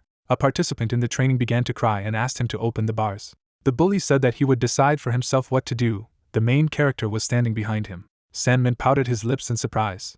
The schoolgirl grabbed the bars and asked if her ally could open the passage. The scoundrel looked around and replied that it depended on what she was willing to do for it. Gui-chan gave him a stern look. Sana knitted her eyebrows in puzzlement and asked what she needed to do. The student squeezed his eyes shut and said that he wanted her apology to be sincere. The girl opened her eyes wide and asked if she really needed to kneel. The high school student put his hands in his pockets and suggested that he do without the theater, because it was of no use. Kansuk licked his lips and asked his girlfriend to take off her pants. The guys opened their mouths in surprise. The boy frowned tensely. Spreading his arms, the bully explained that it would be easier for him if his ally performed a striptease for him, and decided that he could not take off his underwear. The girl frowned menacingly and called him crazy. The scoundrel pursed his lips and suggested that she look for another way out. The student smirked and warned that the other two barriers were held by his friends. The schoolgirl gritted his teeth. The high school student asked what she was waiting for. The student closed her eyes and agreed to his terms. Kan-suk pointed to her jeans and asked her to hurry up because she only had 10 seconds. The hooligan slyly knitted his eyebrows and said that time had passed. Sana clenched her fists and lowered her head. The guy pursed his trembling lips. The warrior took a step forward. Sandman blocked his way. The young man frowned and explained that they couldn't do anything because it was a survival game. The girl took off her shoes and pants. The bully pointed at her and laughed. Hyung-sik covered his mouth with his hand to hold back his laughter. The player frowned sternly and realized that he had to show them who was the strongest here. His eyes lit up. The system reported that the innate ability vision of the future had been activated. The girl looked down in frustration. The schoolgirl pressed her hands to her shirt. The scoundrel raised his index finger and asked how about taking it off. The student began to unbutton the buttons. Tears dripped from her nose. The student said that she could not cry now. The high school student smiled broadly and said that she would have to dance naked in front of the monster. The psychic approached him from behind. Kan-suk looked around and asked if he wanted to join in the fun. The main character sternly knitted his eyebrows and asked him to open the gate. The bully stared at him with displeasure. Gui-chan looked sternly ahead and thought of what he didn't usually do for strangers. In a flashback, the bully approached the bars and ordered his girlfriend to take off her pants. Sitting on the floor, Sungjin looked at his comrade. The disciple pouted his lips and sighed. He opened his mouth wide and whispered something. The boy narrowed his eyes and read the request for help on his lips. The guy rounded his eyes angrily. In the past, the monster pulled Sora into the hole. The warrior remembered how he stood and watched what was happening, and realized that a lot would have changed if he had intervened. The player confidently knitted his eyebrows and realized that he could no longer hesitate. The scoundrel stared at him in silence. The hairs on the back of his neck stood on end. The student opened his eyes in fright and wondered if it was fear. The high school student rose to his feet. Kan-suk grinned and asked if he had to obey the owner of the golden mark. The psychic looked down at him. The bully approached him and said that he had behaved normally with him because he had also been invited. The protagonist stared at him contemptuously. Minwoo stretched his knuckles. Hyung-sik scratched his head. Bullies surrounded Gui-chan. Sandman adjusted his glasses and said that he did not like all this.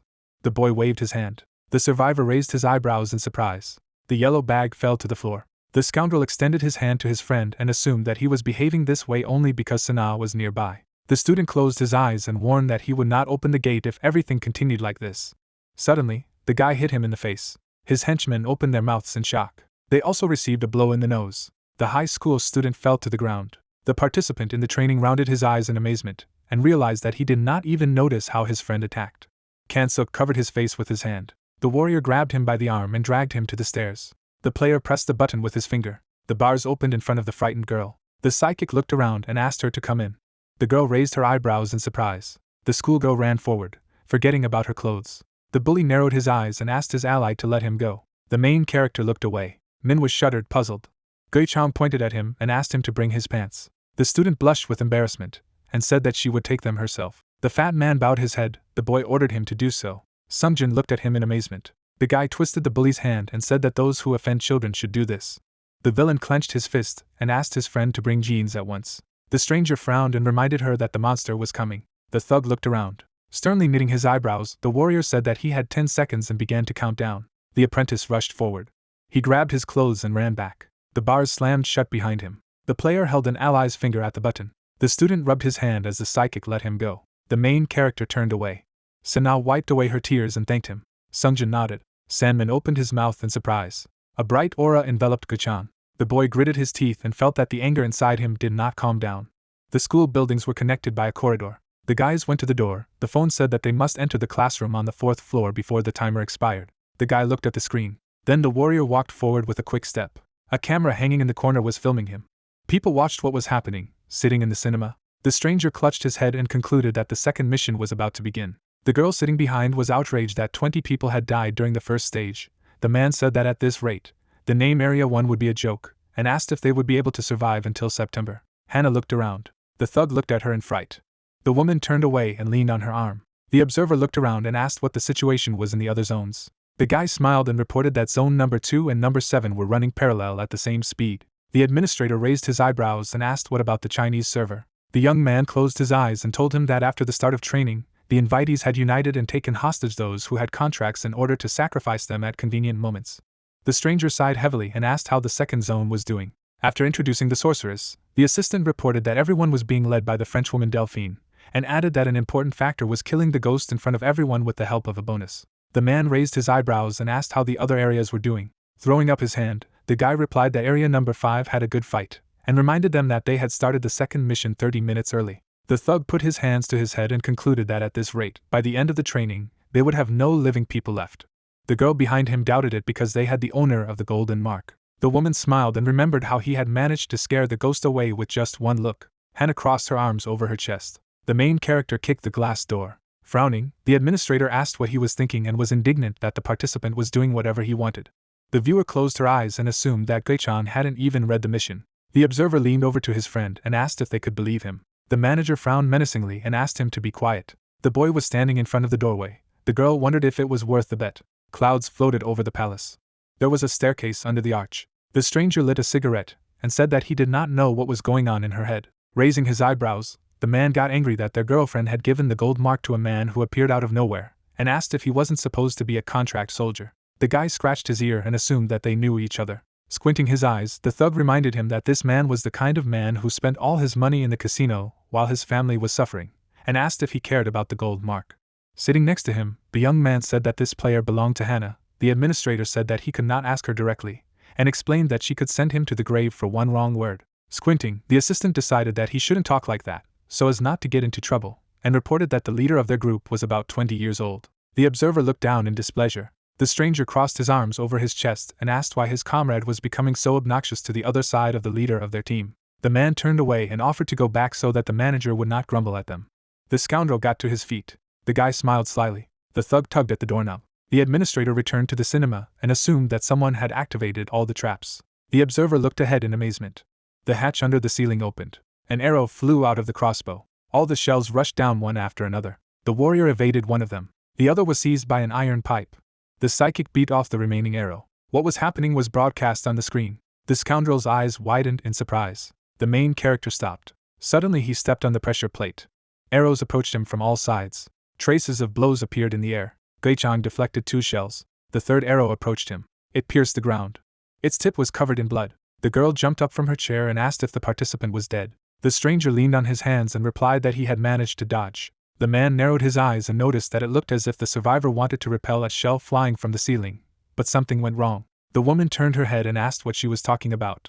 The thug frowned and said that it was as if his body had ceased to obey him. The observer rounded her eyes in amazement and asked if the participant had not only seen the approaching arrows from 3 directions, but also tried to deflect them. The assistant knitted his eyebrows tensely. The administrator clenched his fists and asked what was wrong with him. The stranger approached his friend and pointed to the screen. The man opened his mouth in shock and concluded that this man seemed to be already an Earthman. Hannah adjusted her glasses and asked what the best record for the second mission was. The guy went down the stairs and replied that Xinyan had put it up.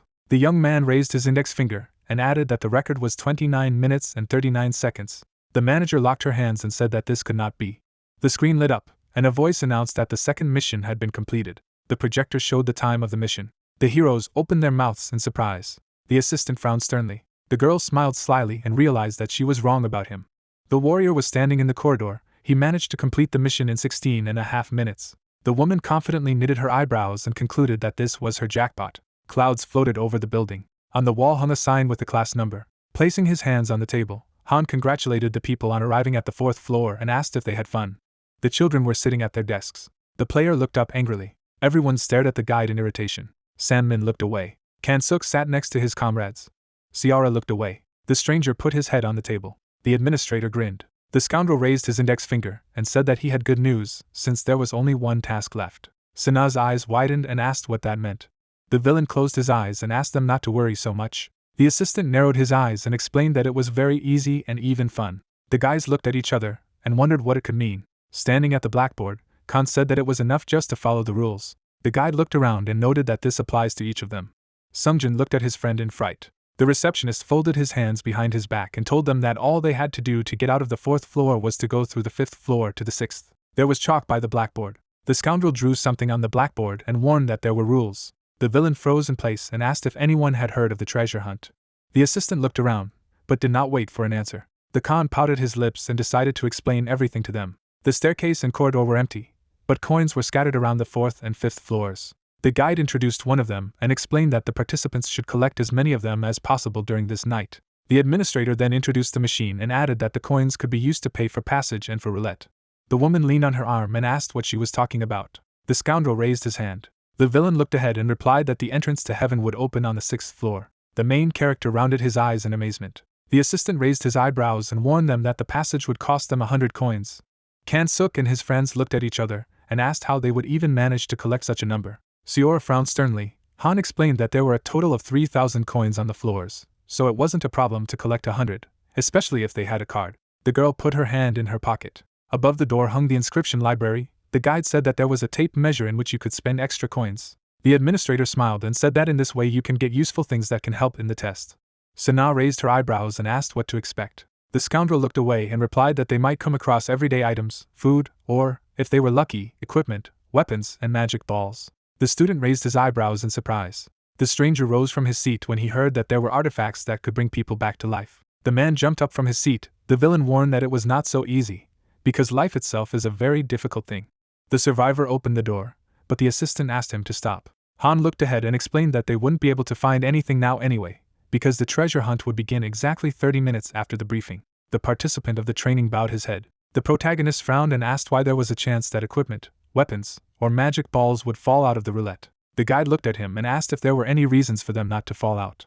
The guy stared at him puzzled as Gui-chan wondered why they needed all this for an easy and fun mission. The administrator smiled and said that he liked such questions because they showed that people not only listened, but also thought. The scoundrel clicked on the phone screen. The heroes immediately took out their phones and received a message. The villain introduced the monsters and asked everyone to beware of the time of the dead because they despise all living things. Sungjin pursed his lips tightly. The stranger opened his mouth in amazement. All the participants in the training frowned when the assistant announced that the mission would be very easy if everyone united. There was a sign at the door. Someone said that all this was wrong. Sanming raised his hand and explained that if the gate on the 6th floor opened, then the bars on the 2nd floor would also open, and then the monster would return. The girl put a finger to her lips and suggested that they might open the gate and wait here. She turned away when the young man decided that the monster might already be there. The student clutched his head and said that there was nothing easy and fun about it. The boy crossed his arms over his chest and said that this was not the case at all. The guy looked up and told me that they could collect all the coins that were possible, wait until noon and get a weapon in roulette. The warrior turned his head and concluded that they would then be able to open the gate to the 6th floor. Suddenly, the door slammed shut behind him. The guys looked at her puzzled. The player looked around tensely. On the wall hung the number of the class, which can be considered the base. The monster bared its fangs. All enemies will be active from midnight to noon, but they will not have the opportunity to get to the base.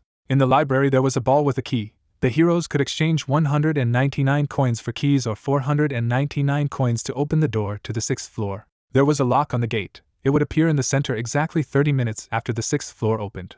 After that, the grates that are on the 2nd floor are also deactivated. The guys opened their mouths in surprise.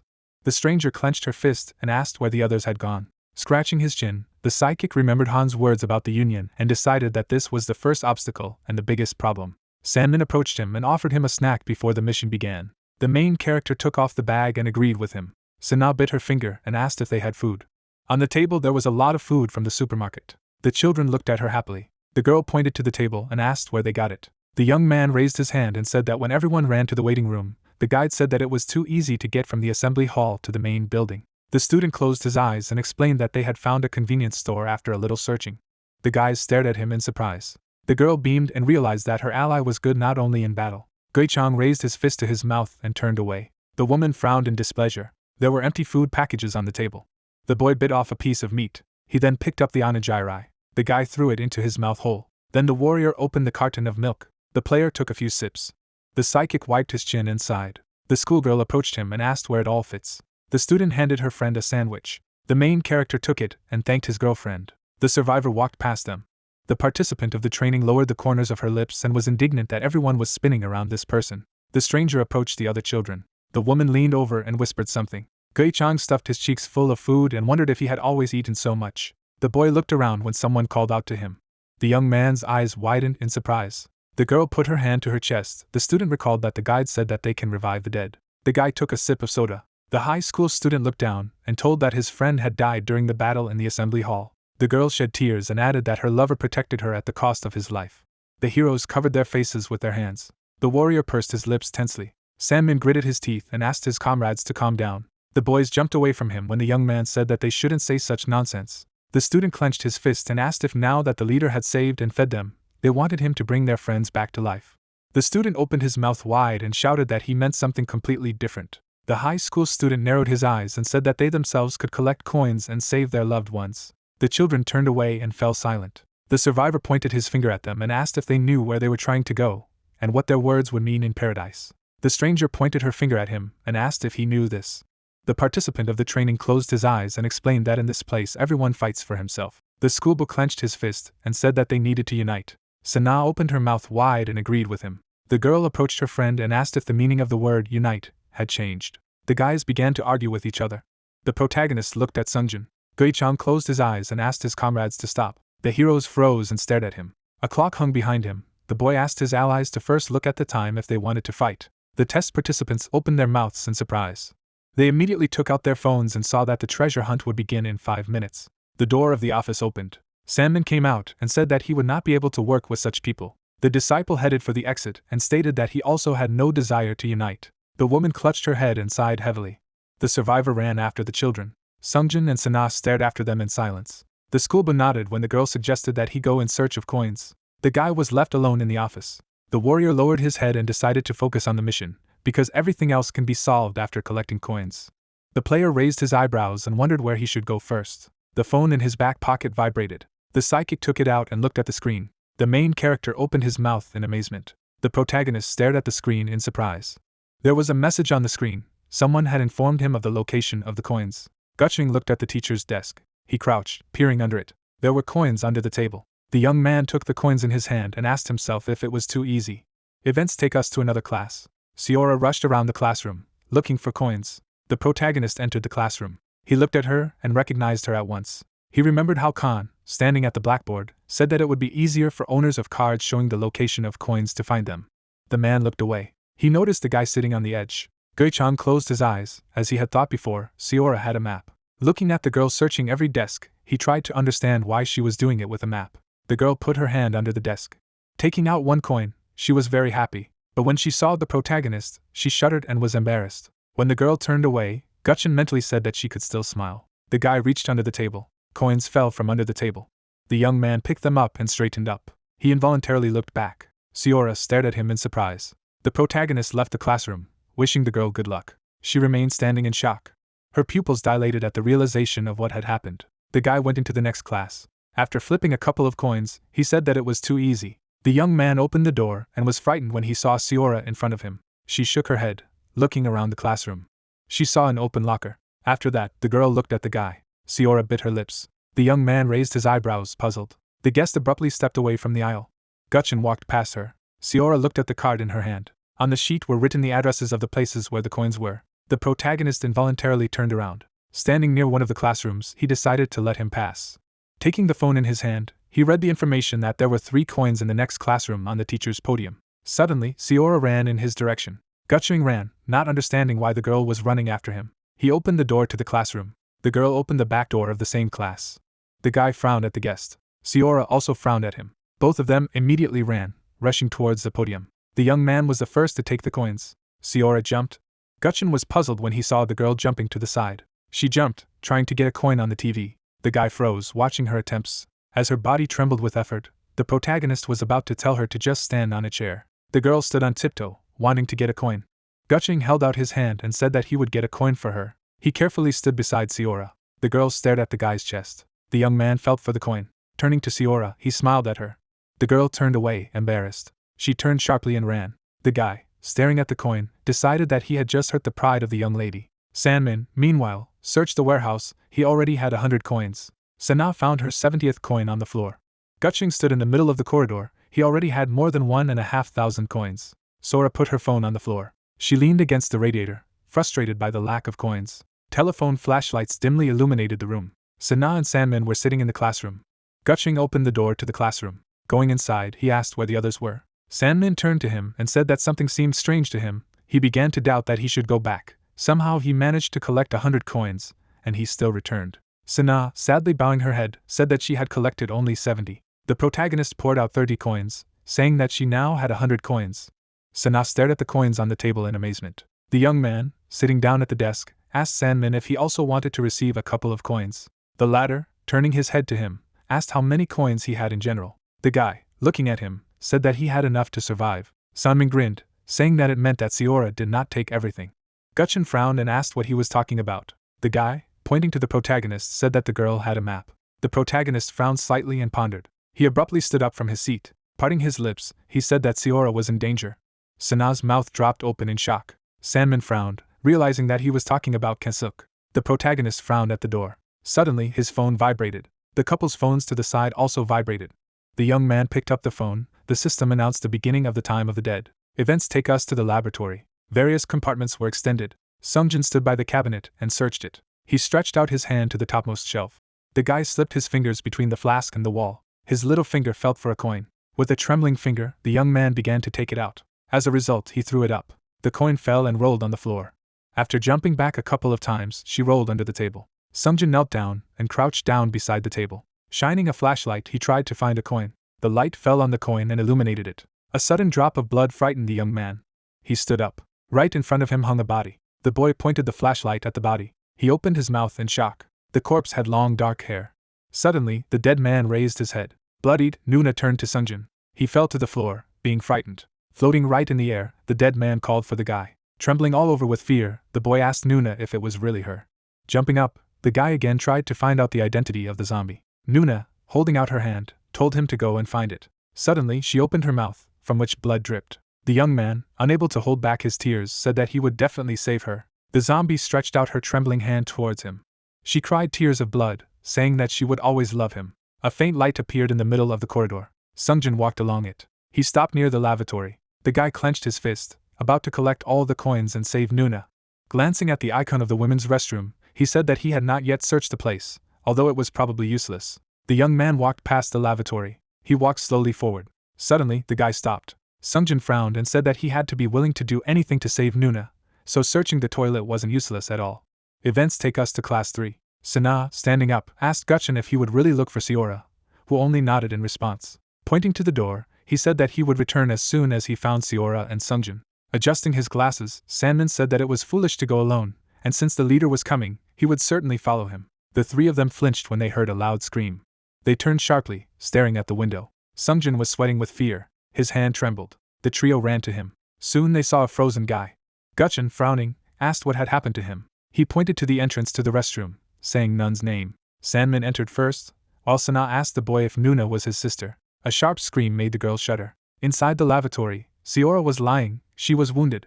The girl took off her sweater. She tore up her sports jacket. Rewinding the wound, Sana said that Siora would die if they left her. Sandman, throwing up his hands, asked what they should do. They don't even have a first aid post to help her. Raising his hand, he asked what they could find if there was nothing here.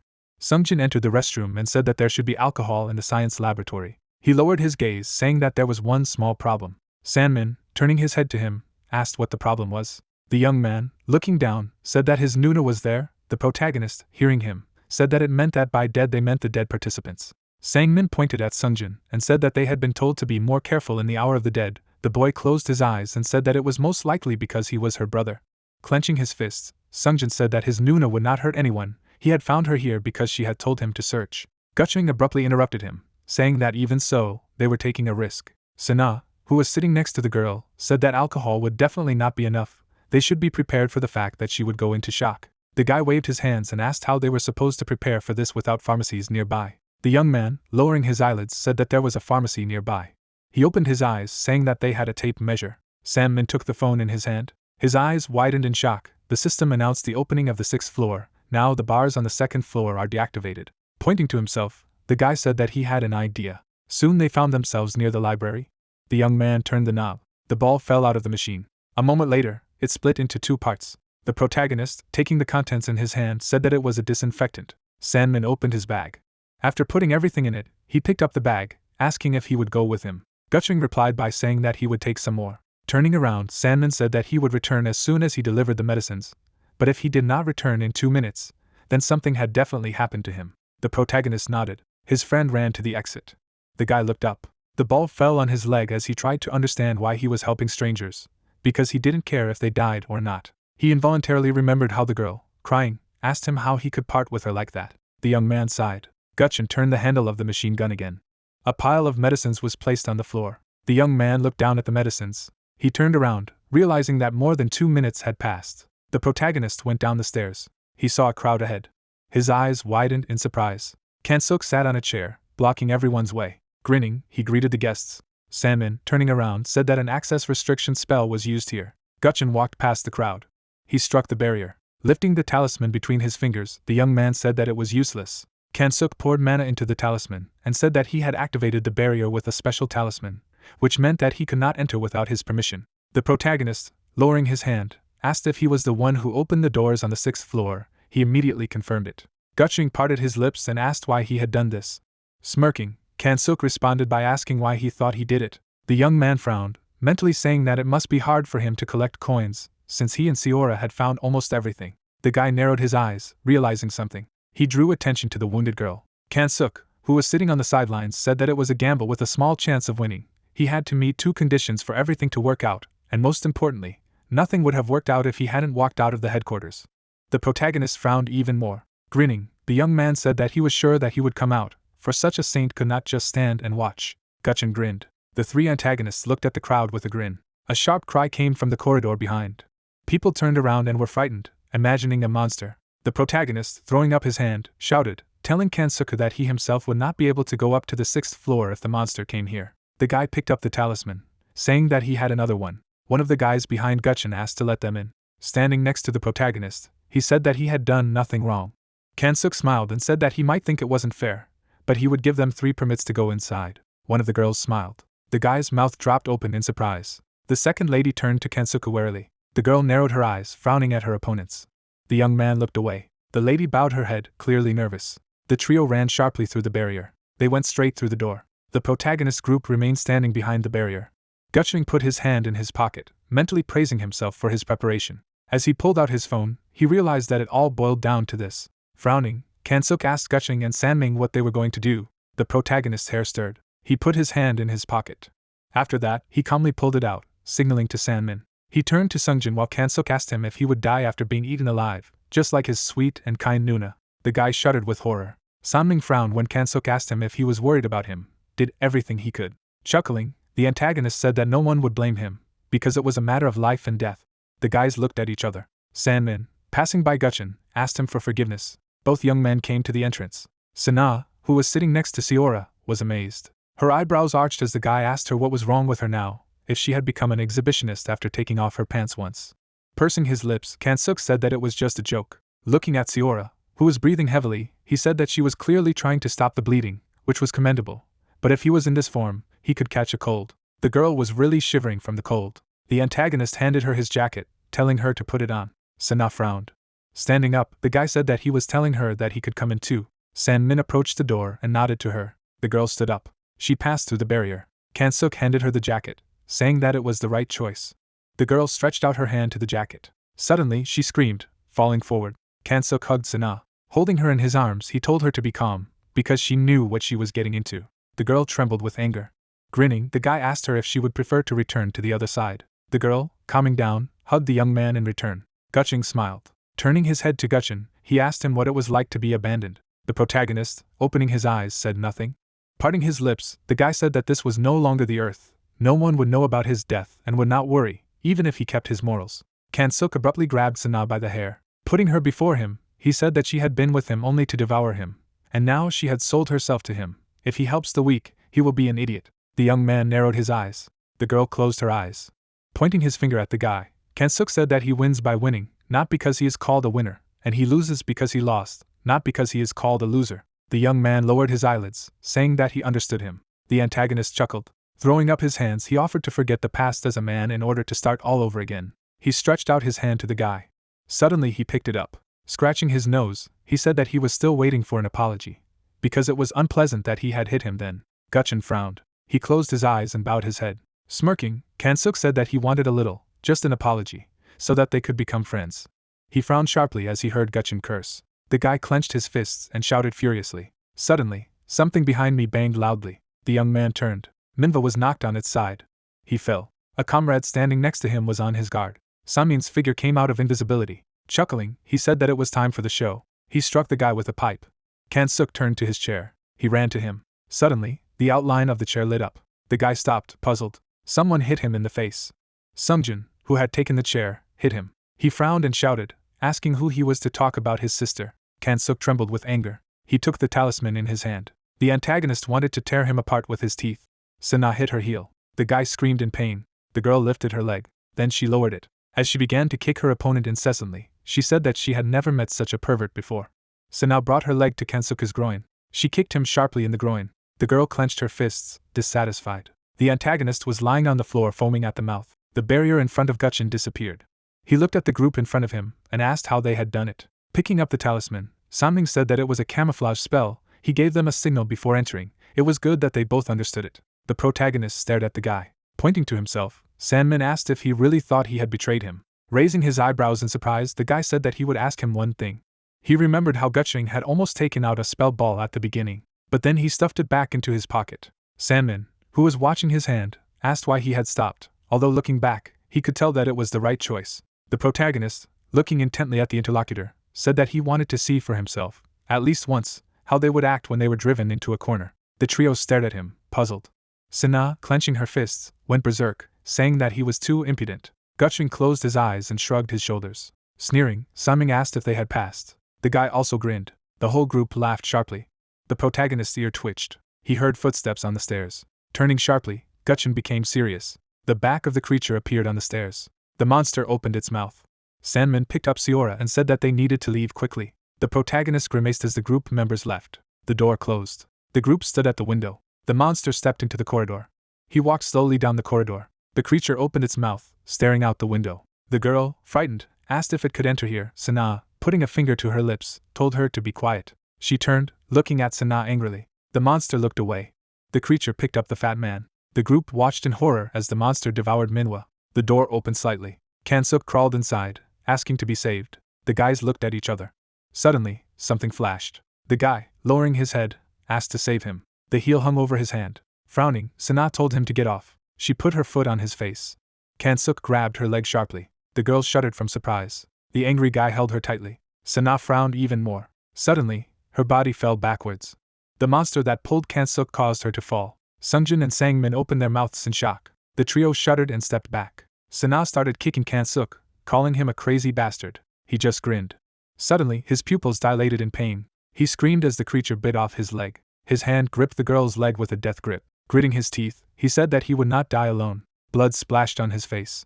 The young man's body twisted in agony. Sana was horrified and clenched her teeth in fear. Her ankle was twisted by Kansuk. She began to kick him even harder, demanding that he let her go. The girl went to the window and grinned, saying that it would be the same with him if he went outside. Sungjin picked up a mop. Sanming grabbed his shoulder, saying that it wasn't that easy. He turned his gaze to the leader. Gutching put his bag on the desk. He frowned as he looked at the bag. The monster, opening its mouth, placed the guy's body in it. Sana, crawling towards the door, begged for help. The guys ran to her. Sanmin stretched out his hand. Grabbing the girl's hands, they began to pull her. My feet slipped on the floor. The bodies of the guys were trembling from the efforts made. His hand fell away from the monster's mouth. The trio abruptly fell to the floor. The creature opened its mouth and roared. Gutchin swung for a throw. Something flew into the mouth of the creature. The skin on the monster's chest swelled. A moment later, the beast roared in pain and began to thrash. He was beating against the walls. A small ball loomed over him. The light began to burst out of the ball. A moment later, a network of lightning dispersed above him. The monster was chained and entangled in a net. The protagonist took the last sphere in his hand. He threw it. She lit up brightly in flight. A moment later, it shattered into small lights. The lights began to slowly fall on the monster. The creature began to burn and roared. Soon, half of her body was burned. After a couple of seconds, there was nothing left of the head. Sana covered her mouth in shock. She smiled, saying that he was incredible. With just a few spells, he had killed the monster. The protagonist, turning, said that he was just lucky with the combination. The creature's body burned in the fire. The young man, looking at the body, said that the guide was right, and they would easily defeat the creature if they united. Gutchin looked behind him. Sanmin held out his hand and said that everything was fine, and the result could be called a miracle. Sungjin clenched his fists and was delighted. The protagonist was puzzled as he looked at the guys behind. Glancing at the trio in the room, he said that he did not see that man. Sanmin, glancing into the corridor, said that he might be looking for coins, probably wanting to save them no matter what, not for the sake of his wife and daughter, but to ease his guilt. The guy turned his head. Events take us to the laboratory. The man went inside. He flinched when he heard a strange noise. He turned around. The man's eyes widened in horror. He instantly sweated with horror. His daughter and wife were approaching him in the form of zombies. The man, falling, screamed, saying that he would save them both. He began to cry, begging his wife to spare him. Seconds later, blood poured all over the room. While the main character was sleeping, Sandman was eating, standing by the closet. Suddenly, Gui-chan woke up. The clock showed almost 10 o'clock in the morning. The boy went to his friend and asked where everyone was. The young man replied that they were looking for treasure. There was a carton of milk on the table. The guy asked if Siora could still walk. The student recalled that she had injured her arm, not her leg. The warrior took a bite of the loaf and asked what about San. The high school student turned to him and replied that the girl was helping the others. The player wondered why his friend was there. After opening a can of soda, the survivor asked who would watch him if he left and said he didn't want to wake him up. The psychic stated that the dead would be active for about 3 more hours. Raising one eyebrow, the participant explained that the guys were not afraid of them because they managed to get rid of the monster, and asked what his ally would do now that he had all the coins. The main character turned away and thought. Gui-chan walked out of the office with an iron pipe in his hands. Scratching his chin, the boy thought about the fact that he didn't need the key anymore, as Kansuk opened the door to the 6th floor, and realized that he had 785 coins left to spend on anything. Someone was running up the stairs. Sungjin came around the corner. The child saw his friend in front of him, and braked. The student tucked his shoulders and asked for forgiveness. The guy replied that everything was fine and asked how he was doing. Scratching his head, the school bus said that he had enough coins to go further, and added that he needed to go urgently. The warrior climbed the stairs and declared that the more desperate a man was, the more he was in a hurry. The player looked at the windowsill and concluded that the one who is in a hurry does not notice anything. The psychic took out 2 coins. The main character threw them to his friend and called him to follow him. The student asked where they were going. Gui-chan looked around and suggested that he find the treasure. Above the door hung a sign for the library. The boy raised his eyebrows and promised to do his best without guaranteeing anything. The guy pulled the handle and explained that he would be able to use the machine twice because the resurrection potion had to be listed as special. The junior school bus shed tears. The children entered the library. Siora sat at the machine. The warrior knitted his eyebrows sadly and asked if she was okay. The girl's eyes were filled with tears. Sungjin picked up the coins from the floor. The child handed them to his girlfriend. The player noticed that she could not move at all. The girl took a handful of coins. Suddenly her hand trembled. The schoolgirl bowed her head. The apprentice gritted his teeth tensely. The psychic put his hand on his shoulder and reminded him that they also had things to do. The machine gun shone in the light. The main character said that it would take time. The student inserted a coin into the machine. Gui-chan crossed his arms over his chest and nodded. The junior schoolboy turned the knob. The prize rolled down to the door. The survivor took out a goose quill of fluid consciousness. Taking off the bag, the guy said that everything was fine, and added that he had one more attempt. The warrior lowered his gaze. He turned the handle of the machine gun. The sound of a blow was heard. A black box appeared in front of him. The guys looked at each other suspiciously. The box opened. There were magic balls inside. The player bent down and offered to look for something useful. On one orb was written a description of the flash bomb spell. The other described the effect of a freezing bomb. The psychic looked at his friend in frustration and asked him for forgiveness. Scratching his head, the participant replied that everything was fine, and decided that the sister would understand that in life not everything is the way they want. The main character agreed with him, and wondered if they deserved to go through it. Someone grabbed Gui-chan by the sleeve. The boy turned. His eyes widened in surprise. In front of him was an orange vial containing a resurrection potion. The heroes opened their mouths in shock. Holding the bottle in her hands, Siora revealed that she knew they had saved her yesterday. The bandages on her arm were covered in blood. The girl smiled and said that it was a useless thing for a living person. The guy glanced at his comrade. Sungjin locked his hands in hope. The girl gave the potion and turned away. The child thanked her. The warrior frowned and said thank you. The schoolgirl went to the exit. She turned around and said that it was mutual. The player raised his eyebrows and concluded that he was a pretty good person. The apprentice stared at the potion in his hands. The psychic scratched his chin and read that they needed to find a body part of a deceased person. The student smiled broadly. The junior schoolboy rushed to the exit and shouted that they needed to go to the science lab. The main character took the iron pipe and doubted that the monsters remained in one place. A scream was heard behind the closed door. Standing in front of the corpse, the survivor asked if it was his sister who did it. Since there was no one else here, Gui-chan replied that the dead are hostile to all living things, and assumed that she did not kill him because they were relatives. The participant of the training knitted his eyebrows in frustration. The boy frowned and assumed that his family had done it. Sungjin knitted his eyebrows sternly and declared that he would never marry. Smiling, the guy decided that it didn't matter anymore and asked what about Sora. The child searched the office and claimed that she was right there. The warrior suggested looking somewhere else because they had some time. The apprentice looked around and asked what that meant. The player reminded him of the second condition, that they needed a dead man's body part. The psychic turned his head and asked his friend to look at the time. The clock showed 11:40. The main character said that the hour of the dead would end at noon. Gui Chang frowned sternly and stated that his sister would disappear. Sanmin stretched and yawned. The boy ran past the office. The young man looked out of the door and asked what was the matter. The boy asked if he had met Sora. Sana inspected the chairs. A student entered the classroom and frightened her. The high school student realized that this was not the right place. The girl spread her arms and asked what it was about. The survivor frowned and replied that he needed Sister Sungjin. The guys went to different offices. The warrior was left alone in the corridor. The heroes returned. The player asked how the situation was. The girl approached him and concluded that the revived dead was not on this floor. The psychic concluded that she was not on the 5th floor either, because a friend would have already told them about it. Pointing her finger into her palm, the student suggested that Sora might be on the lower floor or in another building, and said that there was no rule about it. The participant concluded that they had too many places to search. The protagonist frowned and thought about how he couldn't use the 9 eyes because this monster wasn't hostile, so it would surely appear green. The schoolgirl looked at her watch and asked what they should do, because there were only 17 minutes left. Sanming waved his hand and invited his friend to go to the assembly hall. Gui-chan realized that this was the place where Sora died. The guys went in different directions. The young man said that he would start looking in the teacher's room, and asked his friend to return through the underground parking if she was not there. The student looked around and asked his friend to tell Sungjin and wait for them at the bridge. Sana frowned and replied that she understood everything. The child sadly knitted his eyebrows and wondered where his sister was. The girl went to the stairs and saw him. The girl went up to the landing and asked if her ally had never found Sora. Minion crossed her arms over her chest and was surprised that they couldn't find her in such a crowd. The student turned away. The woman asked why he was ignoring her. The schoolgirl waved her hand and asked her to leave him alone, because they weren't even looking for coins now. The survivor asked what that meant. The student lowered his gaze and offered to continue the search. The participant of the training asked why they were looking for that elementary school girl who died in the assembly hall. The guys looked at each other. Sana closed her eyes and thought that in such a situation, any help was important to them. The girl turned around and told what was going on. The bridge connected the 2 buildings of the school. Minion frowned and asked if they really needed to find Sora's corpse. Throwing up her hand, the girl confirmed this and asked her to help. The woman pursed her lips in displeasure. The children went down to her and asked what happened. The survivor replied that everything was fine and asked if they had finished collecting the coins.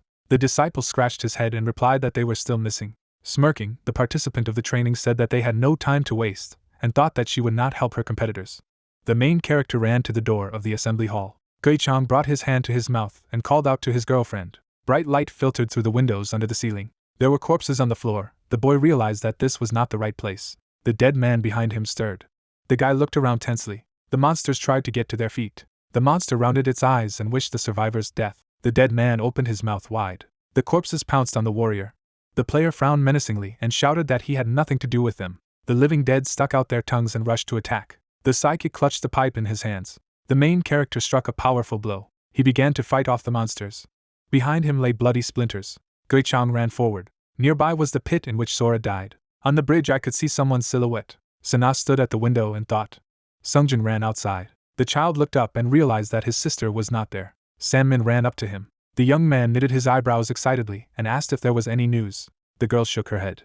The student put his hands on his belt and said that there were less than 5 minutes left. The student asked where his sister was. The girl looked at him sadly. The schoolgirl frowned and remembered that Minyun had headed to the 6th floor. The junior schoolboy wiped his mouth with his hand. The survivor looked up. Sungjin began to run. Rapid steps were heard on the landing. The child opened the doors that led to the roof. The bright light blinded him. Sora hung in the air next to the portal. The apprentice hugged her as the rest of the boys went up to the 6th floor. Sana opened her mouth in amazement. The corpse opened its mouth wide. The schoolboy asked her to wait a little longer, because they would be able to resurrect her with a potion. Sanming lowered his gaze and shuddered. The student looked around and shouted that they had no time left. The high school student approached the fence and called out to his friend. There was no one in the courtyard of the school. The room was lit by a dim light. The main character was running through an underground parking lot. The zombies remained behind a closed door. At the same moment, an explosion rang out. Gui-chan gritted his teeth and realized that he had to join his friends. Running past the school, the boy wondered where everyone had gone, and realized that there was only 1 minute left. The guy went out onto the roof. The warrior's eyes widened in shock. There was no one in front of him. At this time, the monster sadly knitted her eyebrows and said that her brother could cope without her. Sungjin began to cry and begged her not to leave. The guys closed their eyes and tried not to look at it. Suddenly the psychic opened his eyes wide. His friends were on the roof of another building. Sana looked to the side and said that there were only 20 seconds left. Sanmin concluded that it was all over. The main character threw a pipe into the air and thought that all this could not end like this, because they had already gone through a lot. Gritting his teeth, Gui-chan remembered his friend's words about how life doesn't always happen the way they want, and mentally stated that this is real stupidity. The boy took a couple of steps back. The young man flinched when he saw him. The girl frowned and asked what he was going to do. The guy confidently knitted his eyebrows and decided that he could not wait any longer. The warrior ran forward abruptly. There was a protrusion of the roof in front. The system reported that the innate ability vision of the future had been activated. The player pushed off the fence. The psychic jumped up and found himself between two buildings. The guys opened their mouths in amazement. The roof of the second building was already very close. The main character landed on it. Gui-chan looked ahead. As he ran, the boy put his hand in his pocket. The resurrection potion opened. Light smoke escaped from it.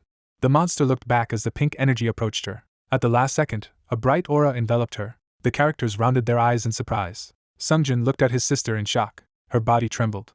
Suddenly the glow around her disappeared. Her heart was beating wildly. A bright flash blinded the children. A shock wave swept across the city. The guy removed his hand and looked ahead. Sora was floating in the air. Her foot immediately touched the ground. The girl fell on the warrior's chest. She opened her eyes. The girl looked at the player puzzled. The student blushed and pulled away. The child hugged her and cried. The schoolgirl asked what was happening. Sana asked if her friend did not remember anything. The student hugged her brother and said that she remembered how a monster appeared in the assembly hall. The psychic bowed his head and staggered. The high school student grabbed him by the arm and explained that she had died, and this man had saved her. The girl pushed her friend on the shoulder and said that her heart almost stopped. The main character asked her for forgiveness. A message appeared in the air that the treasure hunt had been completed. Khan took a step forward and congratulated the guys on completing the mission. The man clapped his palms and announced the completion of the training of Area Number 1. Gui-chan looked around and noticed that not everyone had gathered here. The guide closed his eyes and said that it was not important to come first, but they could not wait here all day. The door to the roof opened. An exhausted Siora came out of the stairwell. She had a bag of coins in her hands. The instructor explained that they would take a pass fee when they were ready to enter the portal. The girl approached her friend to help. The boy thought that she had recollected all the coins, although she could have asked for help. The student turned to his sister and asked what to do with her entrance fee. The schoolboy smiled when the guy promised to help with this. The junior schoolgirl raised her eyebrows, not understanding what it was all about. Minyoon went out onto the roof with her comrades and asked why the leader didn't help them. The warrior gave her a stern look.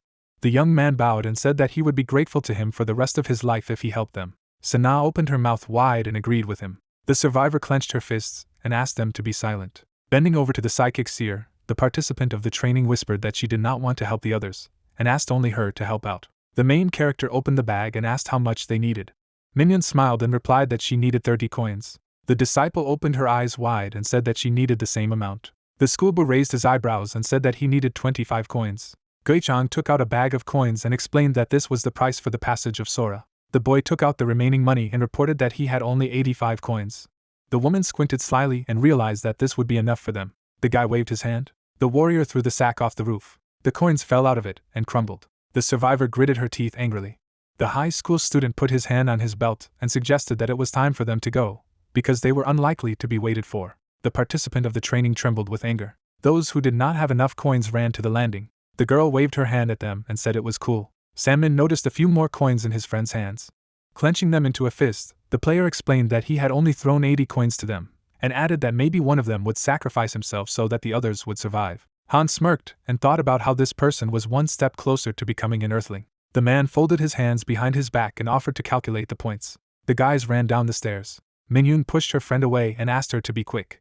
The girl nudged her with her elbow and shouted the same thing. The young man looked around and asked them to calm down, because there would be enough coins for everyone. The disciple frowned sternly and asked if he really thought they could find every single coin. The schoolboy opened his mouth in amazement. The woman knitted her eyebrows contemptuously and realized that they couldn't be sure at all that the leader had thrown them all 85 coins. The instructor took out the papers and suggested that they start with the achievements. Sayer's memories appeared. The administrator reported that she had managed to score 317 points. In the past, a high school student attacked a monster. He had 302 points. Then there was footage of Sungjin. He managed to score 114 points. Sana kicked the enemy with her foot. She managed to get 116 points. Sora jumped into her brother's arms. She had only 46 points. Holding the document in his hands, the villain said that he thought he would die while counting the points of the last participant, because there were too many of them. The guys surrounded the main character and were happy for him when they heard that he scored 350 points. The villain folded the paper and explained that this was the total number of points for the first round alone. Lowering the corners of his lips, Han read out all the positions that Gui-chan was able to score points on, and reported that the total number was 2,150 points. The boy's eyes widened in shock. His friends opened their mouths in amazement. The man smirked and said that this was not the end. The manager clapped her hands as the guide explained that the survival mark gives him a tenfold multiplier, and then the total amount is 21,500 points, which is the best result ever. The characters pursed their lips tensely. Smirking, the young man asked if his comrade wasn't happy, and thought about how he was constantly helping everyone because it brings points. The girl opened her mouth wide and asked what they should do with these glasses. The instructor closed his eyes and replied that they would find out everything themselves when they passed through the portal. The administrator folded his hands behind his back and suggested that the owner of the gold mark was glad that he would be able to visit the VIP store. The guy asked what it was. Looking ahead, the villain explained that there was such a place there, and asked the participant not to forget about his papers. Mingyun leaned on her hand and realized that she would be in trouble if the others found the coins before her. The girl smiled happily and shouted that she had collected all the money she needed. The student ran towards the building. The young man waved his hand and asked his ally for help. The schoolgirl looked away excitedly as the high school student explained that they could find the coins faster if they worked together. The woman watched them from afar. The survivor looked down. An iron pipe lay on the ground. The boy clenched his fist and shouted that they could all survive if his girlfriend waited a little longer. The girl looked around and said that it was not her fault that they could not find their share.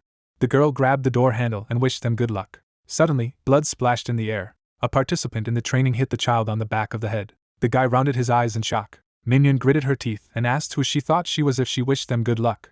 The woman put her hand in the schoolgirl's pocket and made sure that this was the fastest and most effective method. Pushing the door open, the survivor asked why her comrade had stopped and assumed that he didn't like that it was blood money. The young man pursed his lips tightly and swallowed. The high school student clenched his fists and replied that he was already coming. The participant in the training decided that she needed at least one person nearby, because otherwise she simply would not be accepted. Standing at the portal, Han waved his hand and asked everyone to go inside. Behind the back of the main character, a crash was heard. All the children turned around. Mingyun stepped onto the roof with an iron pipe in her hands. The bloody stick fell to the ground. The woman walked on. Sanming smiled and sarcastically said that he was very scared. The survivor took out a bag and said that she had brought a passage fee. The man looked up. The participant frowned and asked if it really didn't suit them. The guide smirked and replied that he would accept payment because the gates were still open. He stole a bag of coins on a tray. Mingyun headed towards the portal. The instructor closed his eyes and said that she had managed to score 35 survival points. The woman looked around and asked what it was. The administrator threw up his hand and said that there were so few of them because of her aggressive behavior. The survivor trembled with anger. She silently entered the portal. The student opened his mouth in surprise when the scoundrel announced that he had 0 points, and decided that he did not need to explain why. The schoolboy went after his ally. Sandman threw the bag on the tray and invited the children to join them. The heroes lined up at the portal. The manager stuffed the main character inside. The villain bowed. Khan put his cap to his chest and wished them good luck in the neutral zone. A chic chandelier burned under the ceiling. A lot of people gathered in the hall. Sana noticed that there were a lot of foreigners among them. The escort showed the children their places. Gui-chan sat down on a chair and looked up. The boy took off his bag and looked away. A stranger sitting next to him waved to him. The guy scratched his head shyly. A notification appeared above his head about the start of synchronization. The warrior covered his face with his hand as the system confirmed the synchronization. The guides frowned sternly and reported on which countries coped with the training. The girl confidently looked ahead and stated that the second zone had completed the mission. The player looked at the woman in amazement when she said that South Korea was up to the task, and was surprised that she could talk at all. A red curtain hung on the stage. People realized that they now understand each other's speech after synchronization. The curtains parted in different directions in front of the man. The stranger stepped out of the shadows and congratulated the survivors on completing the training. The searchlight lit up. Holding a cigar in her hands, the administrator greeted everyone in the hellish neutral zone. People sat silently in their seats. Standing on the stage, the guide talked about how the sacred land, Paradise, is a place where they can prove themselves, and added that everyone should increase their points to 1,000 because this is the only way to leave the neutral zone and go to heaven. Clenching his fist, the man asked what he was talking about and reminded them that they were supposed to be sent to heaven immediately after training. The girl frowned menacingly and threatened to deal with him and the people who lured him here if he did not calm down. The survivor narrowed his eyes in displeasure. Looking sternly ahead, the woman explained that the full name of this land is Paradise Lost, and said that it is a battlefield full of daily shots and explosions where they will have to survive killing others. The faces of the spectators were covered with sweat. The instructor asked if they really considered themselves strong if they managed to escape from a frail monster. The heroes pursed their lips. The guide said that the real tests would not be like training. Hitting the parquet floor with her foot, the administrator decided to distribute awards and asked the representative of the 5th zone to stand up. Tong rose to his feet and clasped his palms together. The girl looked down at him and explained that he had already qualified and could go to heaven right now. The Indian sternly knitted his eyebrows and replied that he would stay here. The woman threw something to him. The man caught the key. It had number 6 written on it. The guide looked down and called out to the man from the 2nd zone. Salvatore got up from his chair and said that he also wanted to stay. The participant of the game caught his key. The representative of the 7th zone bowed when he was named. The administrator narrowed her eyes and asked if he would stay. Salvatore smiled and confirmed it. In his hands was a key with the number 3. Delphine raised her eyebrows and decided to stay too. The instructor threw her the key and said that she did not expect anything else. The girl took the award in her hands. The girl rounded her eyes and noticed that something was wrong. On the key was number 2. The Frenchwoman assumed that she had been given the wrong award. Standing at the edge of the stage, the stranger announced that she had managed to score 7,500 points, and added that initially it should have been the best score. Delphine pouted in frustration. The main character realized who should be in the first place. Guichang rose to his feet when he was called and shouted that he would stay here. The audience opened their mouths and wondered how many points he had at all. The girl frowned tensely. The boy looked confidently ahead and thought that if everyone chose to stay, even if they had the opportunity to leave, then it meant that something was missing here. The key with the number 1 shone. The manager frowned sternly when the guy took him away. The woman snapped her fingers. The doors of the hall opened. White smoke came out of it. With her mouth wide open, the guide asked why they were still here and shouted that their time had passed. People went out into the corridor. Sandman adjusted his glasses in surprise. On one of the floors there was a recreation area. There was a fountain in the center of the hall. The warrior realized that he did not remember this place. The player's eyes widened in amazement, and realized that his memories were too vague.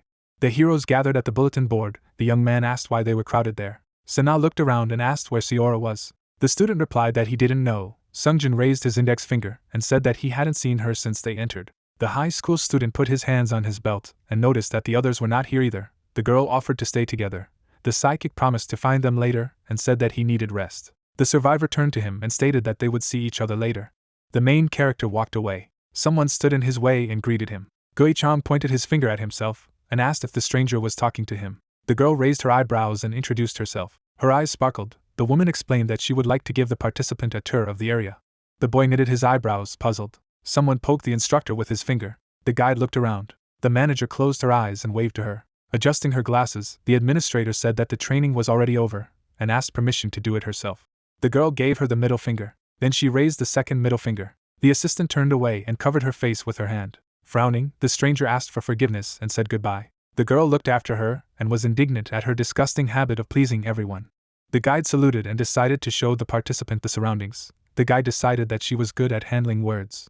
The manager smiled broadly and told me that she had practiced a vow of silence, thinking that this would save her from being too straightforward. There was a coffee sign on the wall. The administrator offered a snack and reminded that the survivors should have a lot of money. The warrior remembered how he opened the bag and received an additional 5,000 survival points. The player raised his eyebrows in amazement and asked if survival points were used here instead of money.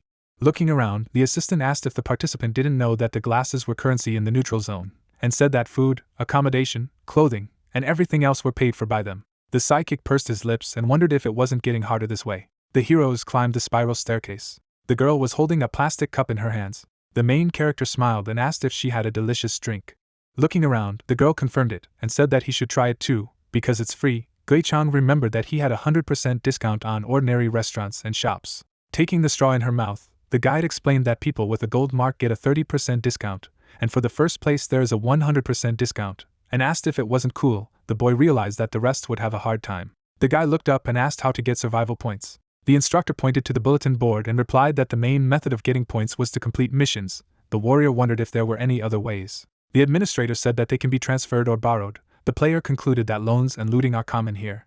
The assistant raised her eyebrows and said that it was a wise decision to stay here, because once you leave the neutral zone, it is very difficult to go back. The girl smirked and reminded me that there was a VIP store here. The psychic looked at her and asked if they really sold things from luxury brands.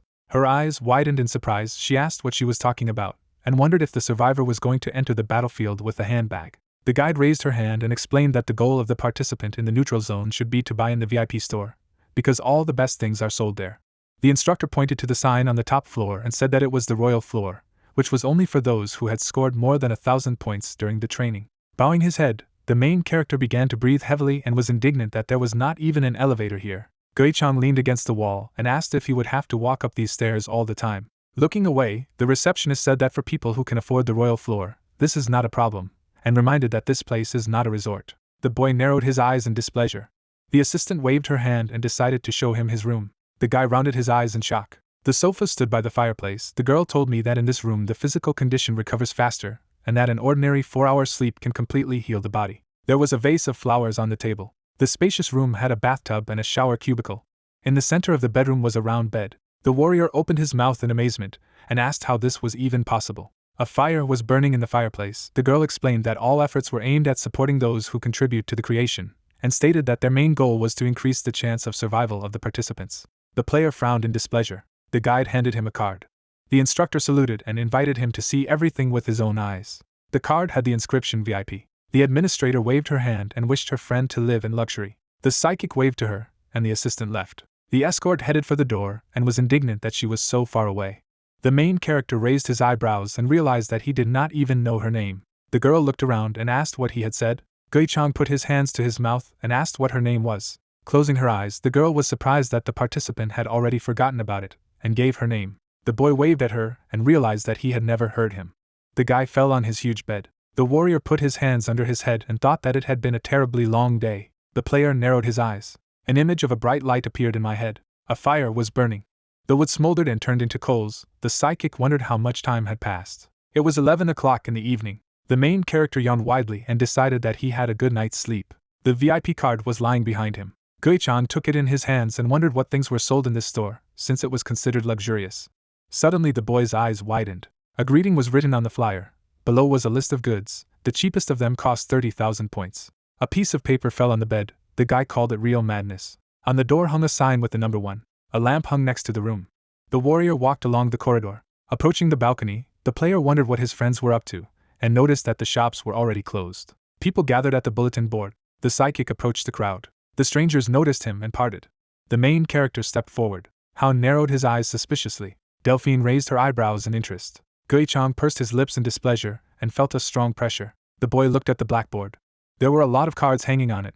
The guy realized that it was enough to tear off one of them, and he would immediately be transferred to the mission.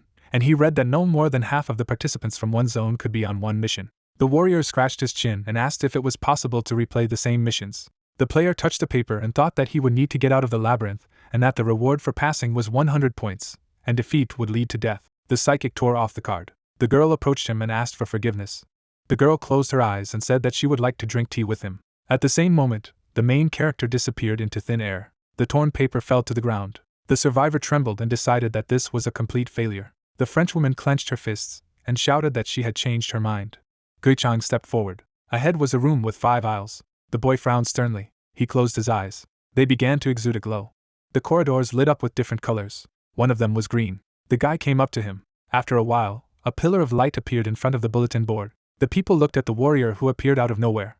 Delphine opened her mouth in shock and said that it had only been 20 minutes. Hao knitted his eyebrows in surprise but said nothing. The player looked up and wondered if he should take another task with a big reward. Among the cards there was one task that gave 170,800 points. The psychic opened his eyes wide and used his skill. All the ads lit up in different colors. Among the red sheets of paper was gold. It said that the reward was 1,000 points. It was said in red that the participant needs to survive the siege of a horde of skeletons.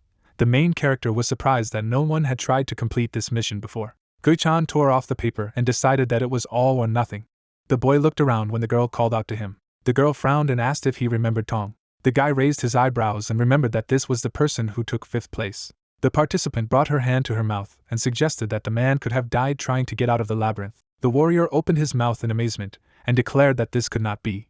Hao crossed his arms over his chest and nodded. The player narrowed his eyes and asked how this could happen, even if there was a chance of death. The Frenchwoman threw a menacing look at him and explained that they had been waiting for him for 2 hours.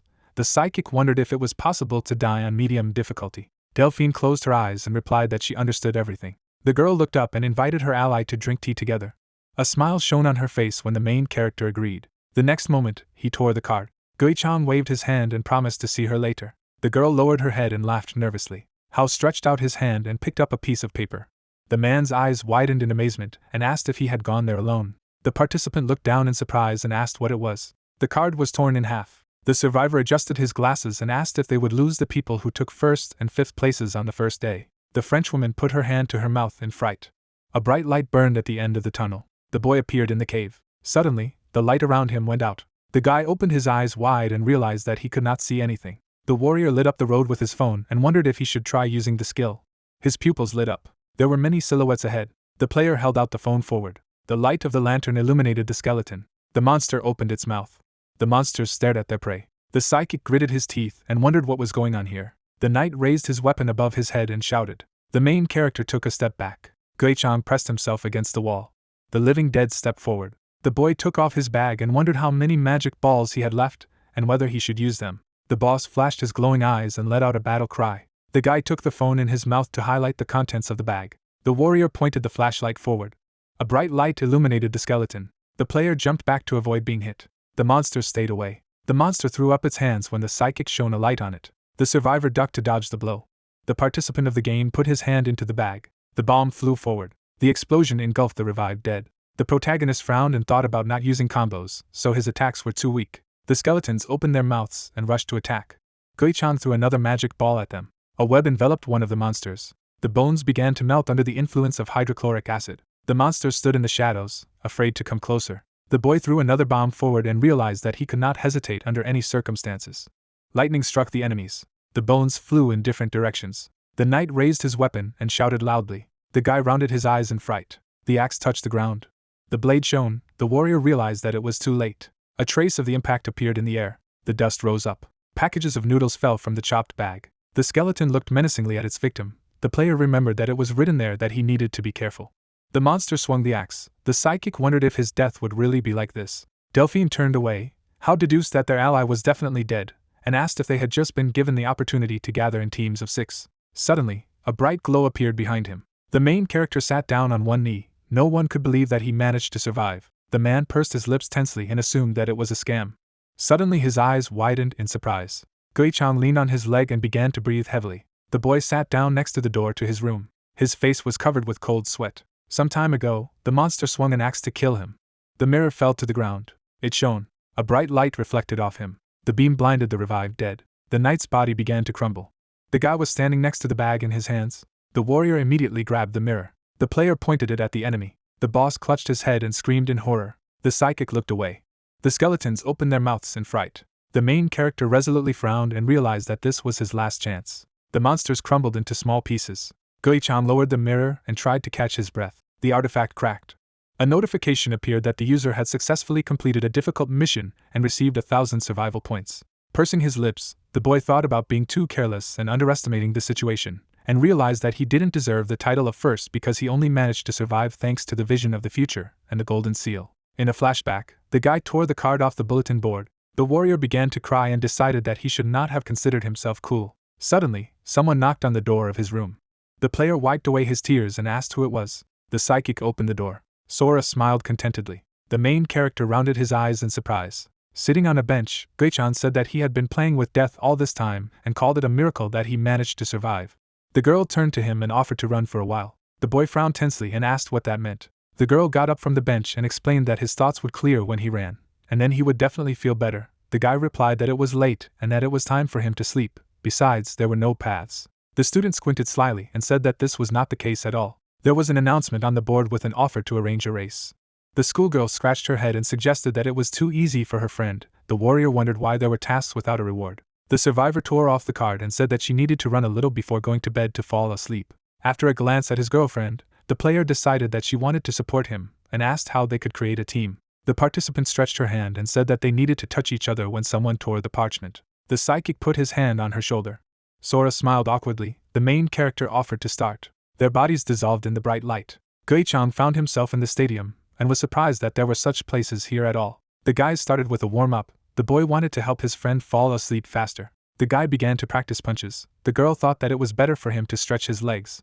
Covered in sweat, the exhausted warrior realized that he was about to vomit, and wondered how many circles were left. Throwing up her hands, the girl shouted that there were still 2 circles left, and asked him to watch his breathing. The player gritted his teeth and closed his eyes. The psychic fell to the ground and asked how his ally ran so fast. The student noticed that he was very lacking in stamina. The schoolgirl closed her eyes and said that she was engaged in athletics.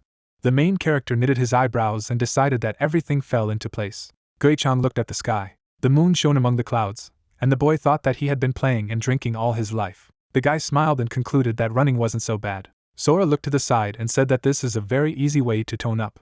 Her cheeks flushed as the warrior thanked her. The player got up from the ground and said that he really appreciated it and that he actually felt better. Closing her index fingers, the girl asked him not to worry about this and reminded him that he had saved her life. The psychic looked at her confidently and offered to run again. The girl held out her hand to him and replied that she would only be glad.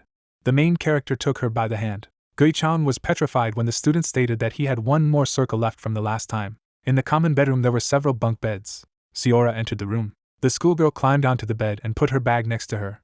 A stranger lying nearby turned his head. The participant of the game opened one eye. The survivor grabbed her wounded arm. The girl gritted her teeth, and her eyes filled with tears. In a flashback, the guys headed for the exit from the hall. The girl decided that she could no longer ask them for help, because she had already caused too much inconvenience. The student frowned and realized that she had to prove her worth. The schoolgirl crawled under the blanket and concluded that she had to survive on her own. Sitting at the table, Sana asked where their friend had gone. Sandman assumed that she was deliberately avoiding them and suggested that they not look for her because they were no longer given points for helping others anyway. Her eyebrows knitted suspiciously. She asked why he was so calculating, and explained that helping people when they needed it was just courtesy, and good deeds always came back. The young man closed his eyes and said that his ally was no less calculating. The girl clenched her fists and asked if he really wanted to fight. Sungjin scratched his head and reminded him that his sister had been resurrected thanks to her. Sora had decided that they had to repay their debts. The student looked around and asked where their comrade was. The main character dined separately from everyone else. Gui-chan remembered the face of the night skeleton and realized that he had a mission to complete. While brushing his teeth, the boy thought that he could get out of the maze. But it does not make sense, because they give few points for this. As he sewed up his bag, the guy reflected on the fact that he needed to improve his chances of survival and focus on growth. Because now he has terrible stamina. The thread broke. The warrior looked at the seam and decided that it wasn't so bad. The player held the bag in front of him. Suddenly his eyes widened. The psychic put his hand in his pocket. The main character took out a folded note, and remembered that Khan had asked him not to forget about it. On the crumpled paper, it was written that if the user wanted to improve his physical strength, then he needed to use a special skill. Gui-chan raised his eyebrows in surprise. In the corner of the letter it was said that he needed to go to the VIP store. Clenching his fist, the boy remembered the words of the other instructors and realized that he needed to find out what was going on. The man slept right at his workplace. When the bell rang, the seller raised his head and greeted the guest. The officer narrowed his eyes suspiciously. The guy approached him. The merchant asked what brought him here, and said that only those with 30,000 survival points can enter here. The warrior opened his mouth in amazement and asked if he couldn't even look. The worker crossed his arms over his chest and shook his head. The player turned away and explained that he wanted to know what a skill was. The man rounded his eyes and asked if it was true. The psychic took out a note. The seller decided that this changed the essence of the matter, and asked the visitor to hand the letter to him. Then the employee went to the closet. He opened its doors. Inside there were stands with flasks. The merchant said that they can be found in ordinary stores. The worker took one test tube. The man put it on a rag and explained that they pale in comparison to those in this VIP store. The main character lowered his gaze and asked what the difference was. The salesman showed him 2 fingers and said that this skill improves the effectiveness of training and that its effect is twice as good as usual, so that a 1-day workout will give the result of an 8-day workout. Gui-chan rounded his eyes in shock. Putting his hand to his mouth, the officer added that the skill was only worth 400 points, and stated that with each opening of the neutral zone, only 60 of these test tubes were created, so it was a very rare thing. The boy raised his eyebrows and pondered the effect of this potion. Grinning, the merchant realized that the customer had been caught and asked if he would take the goods. The guy took out the key and asked if there was a discount bonus. The employee waved his hand and said that this bonus does not work in the VIP store. The warrior put his hands on the table and declared that he would take all the skills.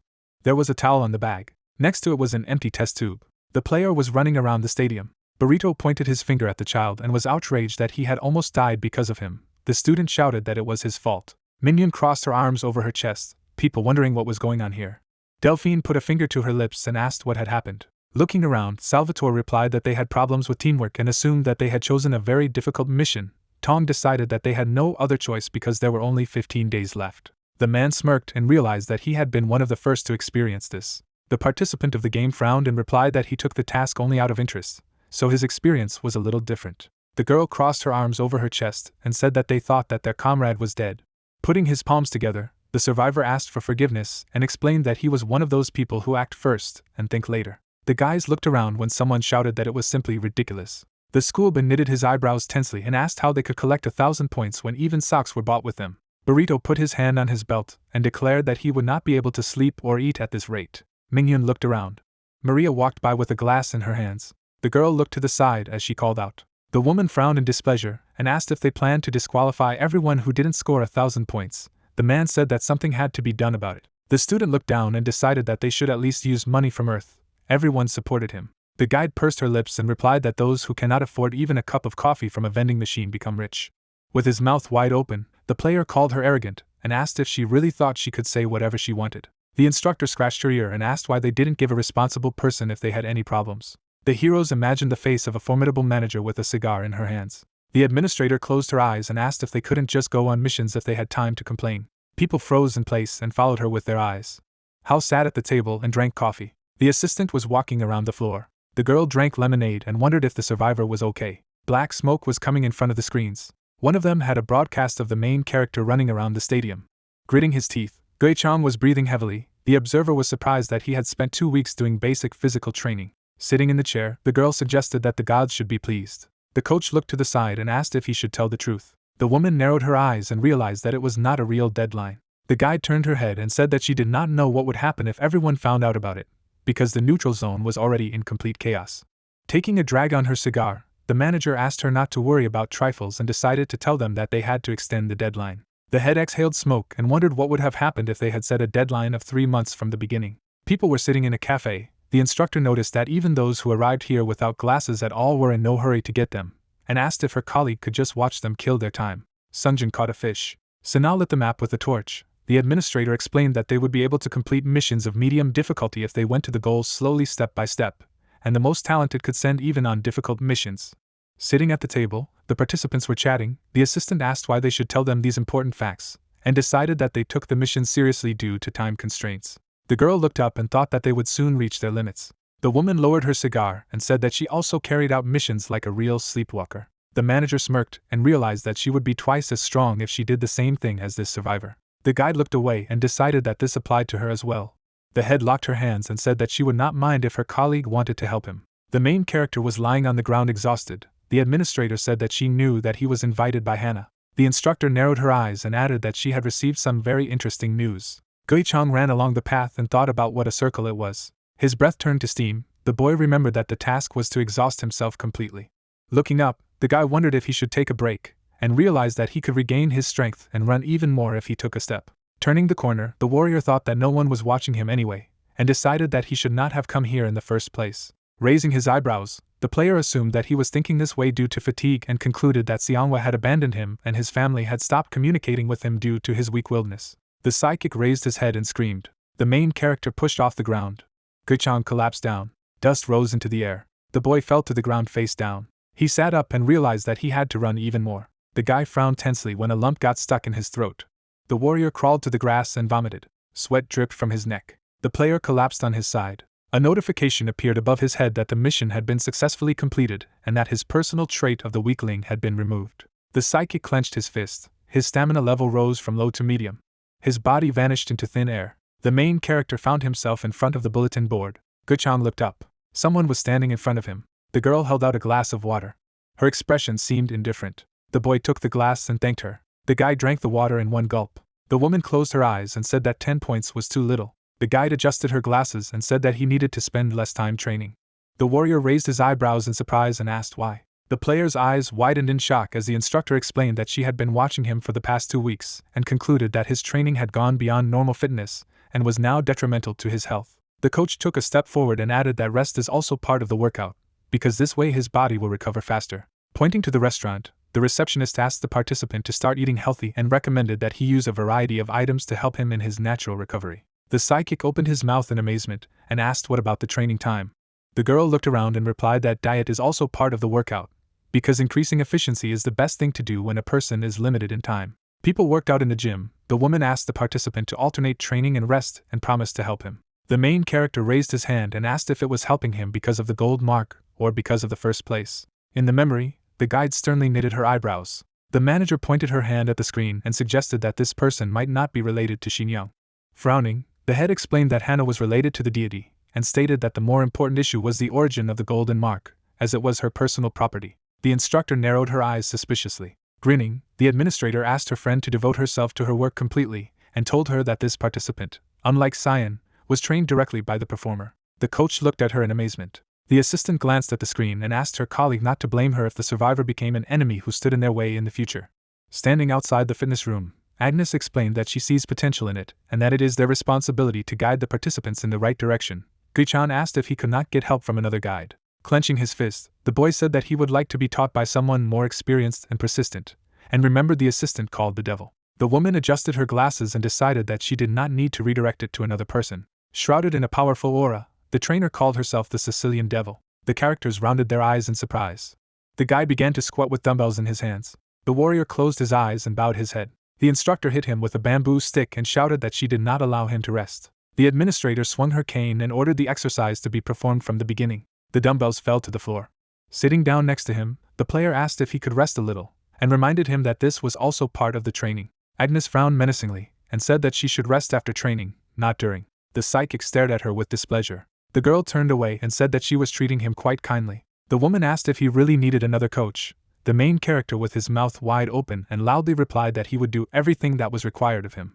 The guide swung her stick again and urged him to stop sitting still and get up. Gui-chan gritted his teeth and mentally called her a real devil. The coach watched him squat. His legs trembled. The instructor ordered him to focus on his knees. From behind the closed door, a conversation could be heard that the participant urgently needed to heal his arm.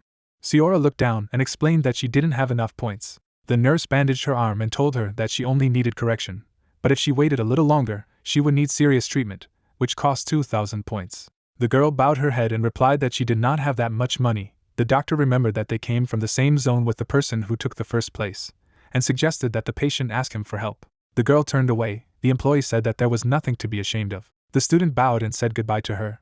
The woman waved her hand and asked her to take prescriptions to avoid infection, and do everything in her power to get money for treatment. The nurse looked around when Maria concluded that a colleague was teaching the survivor good things. The doctor lifted her index finger and explained that she was doing everything she could until they raised the level, because then it would be too late. The guide turned around and said nothing. The schoolgirl took the envelope in her hands. Grabbing her hand, Siora remembered that she had 23 points left, and realized that she would die if she did nothing. The girl looked at the papers and concluded that her father would have been upset. An image of the main character appeared in her head. The girl shook her head. She looked to the side when someone called out to her. Sora waved to her. Walking down the hallway, the student asked her friend how she was doing, but Siora replied that everything was fine. Grabbing her by the arm, the schoolgirl offered to have lunch together and promised to pay. The junior schoolgirl raised her eyebrows and asked where her brother was. The student stared at the ceiling and replied that Sungjin went on a mission with Sanmin. The girl thought that her ally was a very good person. Suddenly, a passerby accidentally pushed her. The girl fell to the floor. The participant of the game frowned angrily and looked around. The survivor clenched her fists and asked Burrito to apologize for crashing into her friend. The man looked down at her and asked what he was talking about. The girl was frightened, but still demanded that the rude man apologize to the victim. The villain hovered over Sora and clarified that it was not because of his simple push that she dislocated her arm, and she admitted that her friend had been injured before, but the pain returned from the collision. The onlookers began to turn around when Burrito began pointing his finger and yelling that she should have worn a cast then, or even written on her forehead that there was a problem with her arm. Siora noticed that onlookers were gathering and discussed the man's possible guilt for her wounds. The girl squeezed her shoulder when she heard doubts that she would be able to get to heaven in such a state, and it was better for her to leave at the first opportunity. The victim lowered her head, continuing to listen to someone else's condemnation. When Sora looked back at her friend in confusion, she thought that everything should have been completely different. Siora rose to her feet and suggested that they just leave, while the scoundrel triumphantly declared that they were not on Earth to have their heads in the clouds. Then he spat right on the floor. Mingyun looked at the scene with displeasure. Sora frowned, not knowing what to do now, but her friend just walked away. The girl closed her eyes and added that she had things to do that she had forgotten about. At that moment, the girls turned around when someone called out to them. They recognized the girl as San. She slammed her fist on the table and called the rude man a man. While the eldest was angry, fantasizing aloud about what she would do to this man, the girls tried to calm her down. At this point, Sana noticed something and added that Burrito himself was to blame for everything, and immediately asked to see her medicines to Sayer. The girl looked at the pills sticking out of her pocket and agreed. While the victim was taking out the package, the eldest noticed that she still could not use her right hand. Sana looked at the outstretched pack in surprise. Inside, the girl found a jar of rather expensive antibiotics. Sana returned the package to her interlocutor and asked how many points she had, assuming that she also spent more than she earned. The girls looked away in embarrassment. Siora waved her hands when the elder asked why she didn't borrow glasses from her friends, because she couldn't give up now, and replied that she couldn't. Besides, it was essential for her to cope on her own. Sana raised her eyebrows and said that she would not force her, but it was not so easy to collect 1,000 points on her own, since there were less than 10 days left, and it was worth healing her hand completely. To which Siora looked seriously at the interlocutor and expressed the opinion that they were not here for a month. The girls stared at their friend in surprise. At this time, the main character was standing on his hand in the gym while the coach was counting the seconds. Sweat was dripping down Gui-chang's face. Agnes folded her arms over her chest and announced that it was possible to stop. But the player continued to stand and, when the woman repeated that this was enough, said that he needed a little more time. The young man clenched his teeth with strain. At some point he swayed, and he fell flat on the mats. The protagonist breathed rapidly. The instructor threw a towel on his chest, and said that she admired his perseverance. But this way he could harm his body. It would be bad if he injured himself and spent time recovering. As the guy dried himself, the woman reflected on how he did everything without complaining. And that was a good thing. She worried that he might become impatient and greedy for missions.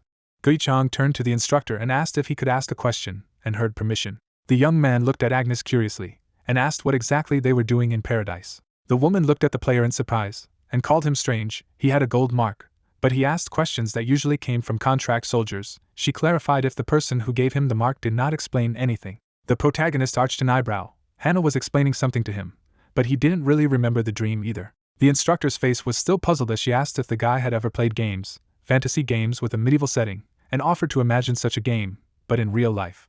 Gui-chang raised his eyebrows and asked if it was really necessary to just kill mobs and sell things. Agnes's face became tense as she replied that everything was correct. The only difference was that the players were risking their real lives, and she decided in her mind that he didn't need to know about the war yet. The young man jumped up, and with a displeased look asked, maybe he should have learned normal skills then, and it dawned on the instructor that he hadn't complained because he didn't know. The player, meanwhile, raised his eyes to the ceiling, and reminded them that time would soon run out. They only had 9 days left. Shouldn't they have completed missions? The woman frowned at the protagonist, and said that she needed him to trust her, since he chose her as a guide, otherwise, he could leave and do what he wanted.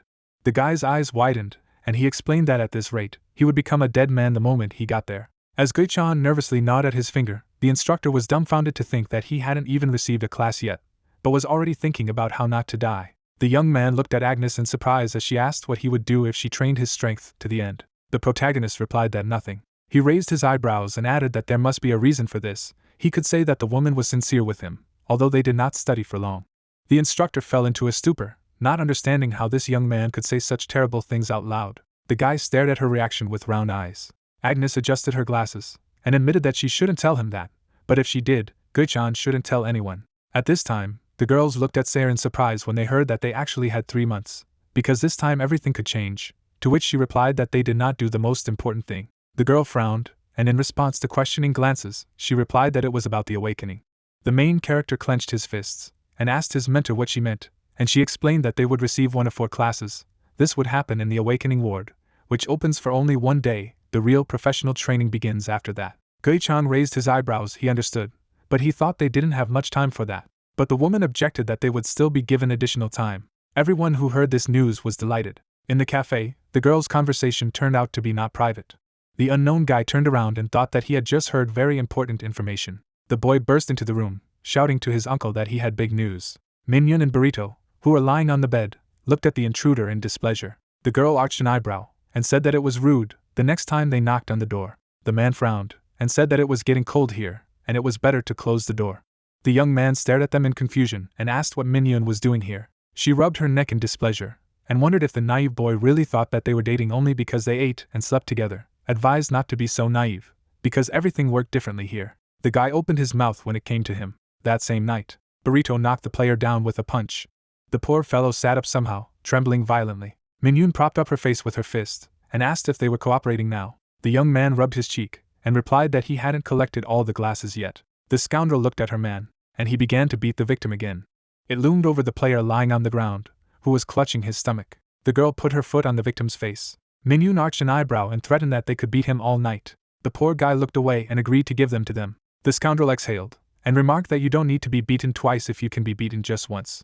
The villains abandoned the victim and looked at each other dissatisfied, grumbling that they had only gotten 80 points when they needed more than 500. The man raised his eyebrows, and clarified that now, because there was no one else to take from. The girl clenched her teeth in irritation. On the morning of the 30th day, Cynthia spoke in the square with an announcement for all survivors. Burrito clenched his fists angrily, and demanded to repeat what the manager was carrying. The woman looked angrily at the rude man, and repeated to the deaf that those who did not collect 1,000 points did not pass. The warrior snorted in displeasure, and began to list those who had passed. Mr. Sol and Miss Delphine, Mr. Liorda, and finally Mr. Hyun from Zone 1, and then Shanisha added, who would have thought that a handful of them would be able to pass. Sana began to knead her fists, calling the commander a tightrope, and reminded him that he had said many times that it was every man for himself here. Then one of the players came up to the manager and said that he had heard something else. The woman looked at Hao with displeasure and reminded him that she was still in charge, and she didn't care what the player from the 7th zone heard there. The man folded his arms over his chest, looking at the warrior. Then Seora came out of the crowd and clarified what about the awakening. Cynthia raised her eyebrows and wondered if the girl thought that the 7 gods would bless them, despite the fact that they couldn't even collect 1,000 points. The crowd immediately began to discuss that it was the first time they had heard about the gods, and even more so about the awakening.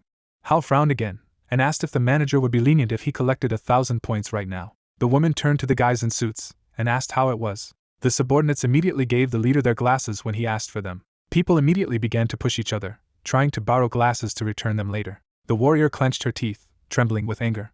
Cynthia pointed her finger at the survivors, and barked that they were useless garbage that couldn't even become a normal meat shield, and still dared to ask for an awakening, as if their brains had completely rotted, as if they had missed their opportunities while living on Earth. In the same way they crumpled up the ticket to paradise, and she expected exactly this behavior. The manager's face expressed an extreme degree of anger. The crowd fell silent. But suddenly the woman said that she was giving them one last chance. In exactly 2 months they had to prove that they could not become recycled garbage. The people roared, rejoicing in the salvation and glorifying the steward.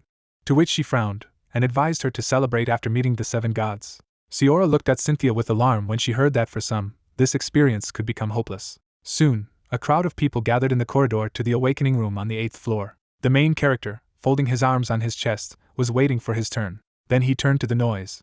Delphine literally tumbled out of the room, and one of the employees rushed to her with a question about her condition. But the girl looked up with satisfaction, and announced that she had become a magician. Gui-chan looked at her dumbfounded. Agnes told him that there were 4 main classes in paradise, although their number was large, but as the level increased, the basic ones appeared: warrior, archer, priest and mage. The warrior was the most common, followed by the archer, and the priest was rare enough to be considered precious. Then the young man raised his eyebrows and asked what about the magician. The instructor said with a serious look that with so many participants, he might not appear at all. It was the rarest class. But this rarity did not mean that everyone aspired to become magicians. No one chose their class, the 7 gods decided that. The protagonist went into the room. He looked around in surprise. It was empty inside. The player walked forward, noticing that everything around was white. Suddenly, the entire space was distorted. The guy seemed to begin to fall down. He gritted his teeth and closed his eyes. Suddenly, Gui-chan seemed to hover in midair, and a voice began to come from everywhere that expressed impatience and announced the beginning of the awakening. A sphere of light spread from the young man's stomach. While the mana was cruising around the protagonist's body, the deities discussed that with so much mana, he should be higher than average, and also discovered an innate ability. Perhaps his sight had awakened at a young age. The protagonist squinted his eyes as the voices continued to discuss that they had found traces of having once lost the ability, which could have led to the depletion of magic, which could not be fixed in any way because he did not recognize magic in his world. The player gritted his teeth when the deities said that he needed to hand over the mage, and mentally refused. The guy opened his eyes. Gui-chan opposed the decision of the gods, and they were surprised that he wanted to become a warrior, but they admitted that he had great potential as a warrior, which could prevent him from being a magician. Another objected that it was nonsense. With such talents, he could become a magician of a unique rank in a short time, but in the end, they decided to vote. The protagonist froze, waiting for the voices to split, and the vote of the last deity was decisive, but he was silent. Someone's silhouette flashed in his eyes, which in the next moment turned into a blinding flash of light. It seemed that the young man was covered by someone's huge palm. Soon the player fell out of the door. Agnes turned sharply and asked who her ward had become. He looked at the woman, breathing rapidly. The glasses of beer collided with the clinking. The children celebrated the end of the awakening ceremony. Sanming pointed his finger at San, noticing her happy smile from ear to ear, and when she was indignant that she shouldn't talk to the priestess like that, he invited the others to look at her face, because her complexion showed that she was happy. Then Gui-chan noticed that Sora was upset. He smiled encouragingly at the girl, and said that the archer was also a pretty good class. The archer turned to her brother, starting to talk about him, to which Sajin immediately replied that he was also fine. In any case, he was not the only warrior. The protagonist with a smile asked not to worry, because each class will be needed in their ranks. Sandman stretched out his hand to the young man, and remarked that he must be at ease because of the wealth, but the others did not have it. Seora in general, full of despair, was now stuck in her room, to which Sana admitted that she understood everything and decided that she was more disappointed than the others because she knew more in advance. Maria looked back at the company sitting in the corner. The girl put an order on the table, thinking about the stupidity of young people, because it was not easy to stay alive with such an arm. Besides, she had become a warrior. It would be better for Sayer to gather the strength to start treatment. If she pulled, then her arm would be amputated. At this moment, the manager flinched, not understanding why she was so worried about someone else's life. not paying attention to the indignation of the visitors. The waitress closed her eyes, deciding that worrying about others wouldn't make her money while the customer continued to complain that the order had been mixed up. In the next moment, Maria smiled slyly, thinking about how she could benefit from it while she was being called by the other tables. The girl turned around with a sweet smile and promised to come over. At this time, Agnes was pouring Cynthia wine. The instructor listed 1 mage for priests, 22 archers, and 51 warriors. The woman shuddered when the manager asked if she was upset. Agnes looked at her companion in surprise as she suggested that she thought that if her ward had been at least an archer, he would have been able to lead an expedition. The steward watched the celebrants with a smile, and noticed that warriors were also an important class in expeditions. The only problem was their excessive numbers, so most of them turned into meat shields. The main character sat in thought. Agnes walked in his direction, deciding aloud that she just had to train him well. Soon, Guichang immersed himself in meditation under the supervision of his mentor. He tried very hard, straining. The woman resolutely looked at the ward, mentally confirming that she really just had to be a good coach. The young man looked at the instructor in surprise when she suggested moving on to the next stage of training. The protagonist stared at the piece of paper, puzzled, and read that he needed to feel his mana. Agnes tucked her hands behind her back, and explained that the player's mana had been released with the class, so he could already feel it. The warrior thought for a moment, and remembered the energy he had felt in the awakening room. The guy looked at his mentor when she added that it was time for mana training in his class. Guichang stood up, and the woman clarified why he was doing this. The protagonist pointed his thumb back, and replied that he had been told about the purchase in the store. And immediately he got hit on the head. Agnes looked at him with displeasure, and demanded to sit back down. If he had so many comforts at the beginning, then later it would affect him. A person who did not know how to train would end up just getting stuck at a certain level. The instructor explained that when the parchment is torn, the player will feel the concentration of mana while they teleport to a certain location, and it will help them gain a sense of mana in a week. The woman raised her finger up, and advised me to try to think about the feeling that the guy felt in the wake room, after which she said goodbye to him for a week. The warrior looked at the paper puzzled. Then he took a deep breath and tore the parchment. The next moment, he was in the same space. Guichang hovered in the air, and the mana streams seemed to go berserk. The protagonist examined the brilliant flow of energy, and noticed that it was difficult to breathe here, just like in a sauna. Then he jerked. A stream of mana burst out of the young man's stomach. Agnes turned around abruptly when the player returned with a notification that the main mission had been completed. With round eyes, the instructor stared at the player, and asked how he came back so quickly. The warrior pointed his finger at himself, and was surprised that he had finished as soon as he got there. The woman was dumbfounded and asked if the guy could circulate mana. Guichang lowered his gaze as the light on his stomach came on again, and remembered the feeling. The protagonist looked at his outstretched arm, through which a wave of energy ran. The young man was running mana through his body, and while the system was reporting on the creation of skills, he thought that it was like a friend he had known since childhood. Agnes, watching him, concluded that he had refused to be a mage, to which the player stated that he just wanted to fight with a spear. Soon, the mentor led the warrior to the bulletin board, and he took the task. When the guy showed her parchment, and the woman noticed that the basics of using a spear included a lunge, a blow, and a slash blow, and he chose a mission that he would definitely need, she found this instinct creepy. The instructor nodded. Guichang tore the parchment. Then he disappeared. Agnes stared thoughtfully in front of her, thinking that her apprentice's mana was so strong that the gods had chosen him as a mage, but he had insisted on becoming a warrior, which meant he was following exactly the same path as that Shihayan boy.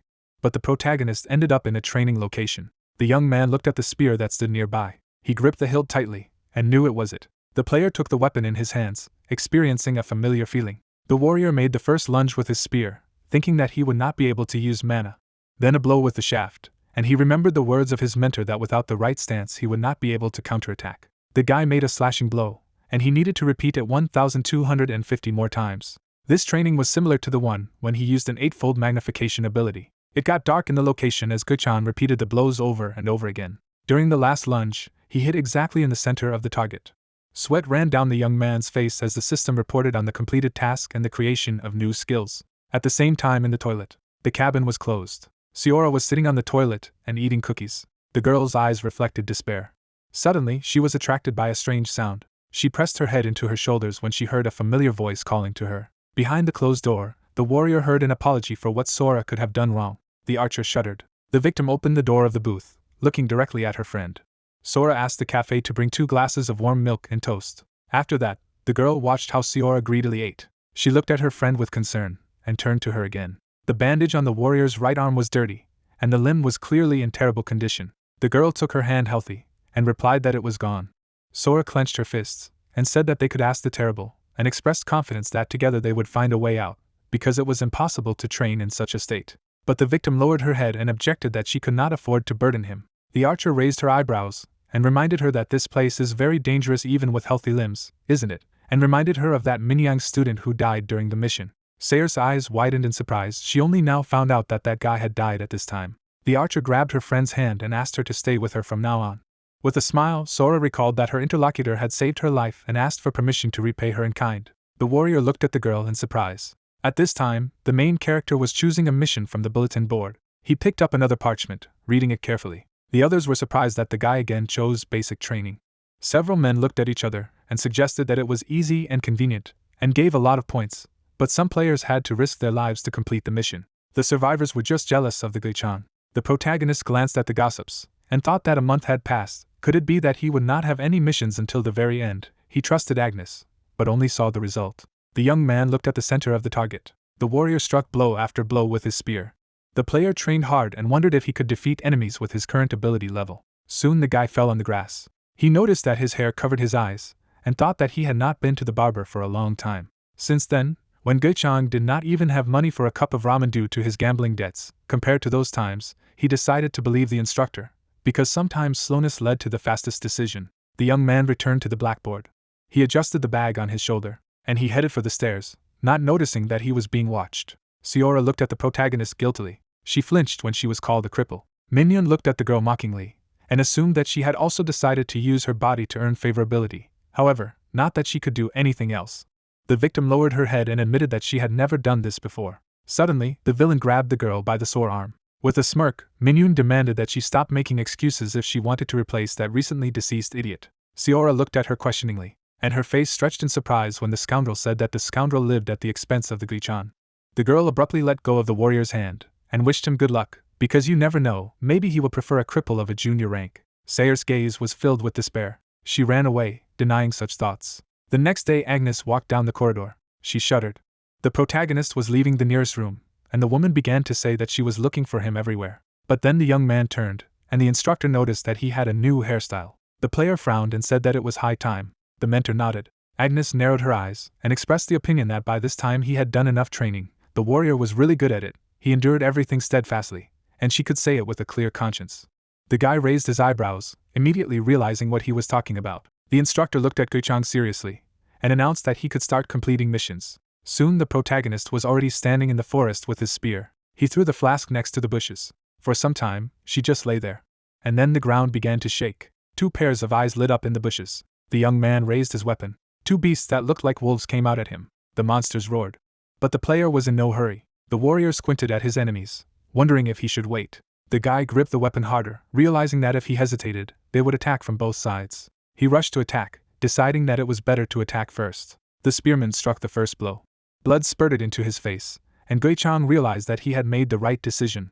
The crowd of players discussed the guy who was in first place and grabbed all the easy and medium missions, but did it matter that he started completing the missions, since there are not so many of them left? Another objected that the others were poorly informed, and the protagonist completed 1/3 of the missions, and someone even heard that he completed difficult missions at an incredible speed. Delphine was walking past and heard these conversations. The sorceress frowned. Gluttony stood thoughtful near the blackboard.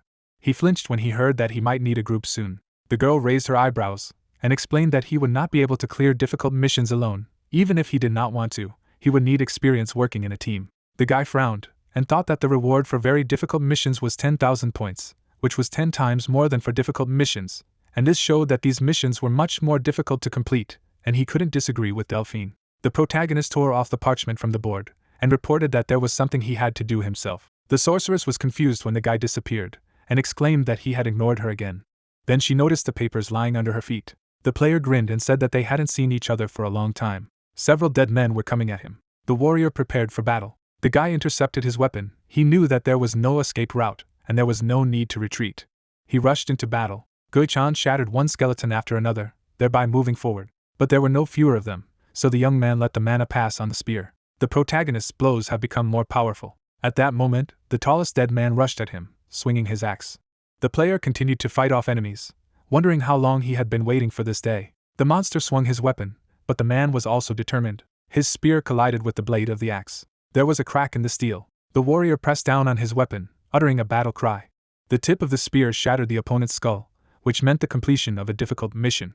A little later in the room, the guy counted his glasses aloud, which had decreased. There were bottles of potions on the table, and Gui-chan reasoned aloud that their value was worth it, and to think that only a handful of people could shop in the VIP store, but the elixir that increased the power of magic decided to take later. The protagonist drank one of the bottles, muttering that the ninth eye was more important. The empty flask flew down. The young man gritted his teeth and coughed as his innate ability developed, and the escape skill was unlocked. The player pressed his palm to his forehead, and thought that this was not bad, but there was one more bottle left. Here the warrior squinted to the side. Hannah came inside the room. When the young people sat down on the sofa, the girl noticed that the guy did not even read the invitation. Did he not know that players who own gold marks are allowed to have one assistant to accompany him? To which he suggested that she was not here to clean his house, and clarified how she could help him, to which he heard that was support and advice, plus I wanted to ask him for a favor. The manager looked around the room and added that Gui-chan was doing so well that he didn't need any support, and as for advice, it would be nice if he found teammates in the neutral zone. For example, he could befriend Delphine or the executive director of the Triads. How? The protagonist propped up his face with his fist, and clarified since when the woman imagined herself to be his mother, why she was talking to whom to play. He asked just to say what she wanted to ask for. The player raised his eyebrows in surprise when Hannah asked for Sayer's help. The manager explained that this was a request from her supervisor. They wanted the girl to develop normally in the neutral zone, but in her current situation, it was quite difficult. The warrior threw up his hands, and realized that these were the guys who had invited her, and then asked if he would get anything in return, and the woman admitted that he was right. Hannah's gaze turned serious as she reminded him to treat others the way he wanted to be treated. The guy was very surprised. With a smile, the manager added that in Paradise's conditions, the debt always had to be paid, and this is the golden rule. Gui-chan's eyebrows crept up. As the woman left, the protagonist rubbed his chin. She said that the decision was up to him, and he would not be forced to do so, but first he decided to deal with the problem that was right in front of him. The player's gaze fell on the second bottle of potion. Soon, he was standing with his palm pressed to his face, and the system suddenly said that the golden rule skill had been unlocked. When the warrior opened his eyes, they glowed with a golden light. The boy stepped outside, mentally amazed that it had appeared as soon as Hannah had mentioned it. The warrior looked around, trying to figure out how to use it. Gui-chan opened his eyes wide, activating the skill, and immediately he noticed a golden glow several floors below. As the protagonist came closer, he realized that he had come to a break room. Inside, the young man saw a glowing silhouette on the sofa. It turned out that the light was coming from Sayer. A fire was burning in the fireplace. Maria, with a gloomy face, said that her arm would have to be amputated. The girl scratched her finger in her ear, and when the player shouted that she was an expert in healing, clarified how she should turn back time for a rotting hand. It would have been possible if they were in heaven, but there was no better priest here than her. Whining couldn't help here. Agnes adjusted her glasses and retorted that it didn't mean that there was no way out at all. If she reached the 5th level, she would be able to learn a very powerful saint skill. The instructor looked at the manager seriously, and voiced the colossal healing. The priestess clenched her fists, and demanded that the woman shut up, and the guy remembered that she was only level 4. Maria covered her ears with her palms and began to sing, and the warrior could not understand why she was doing this.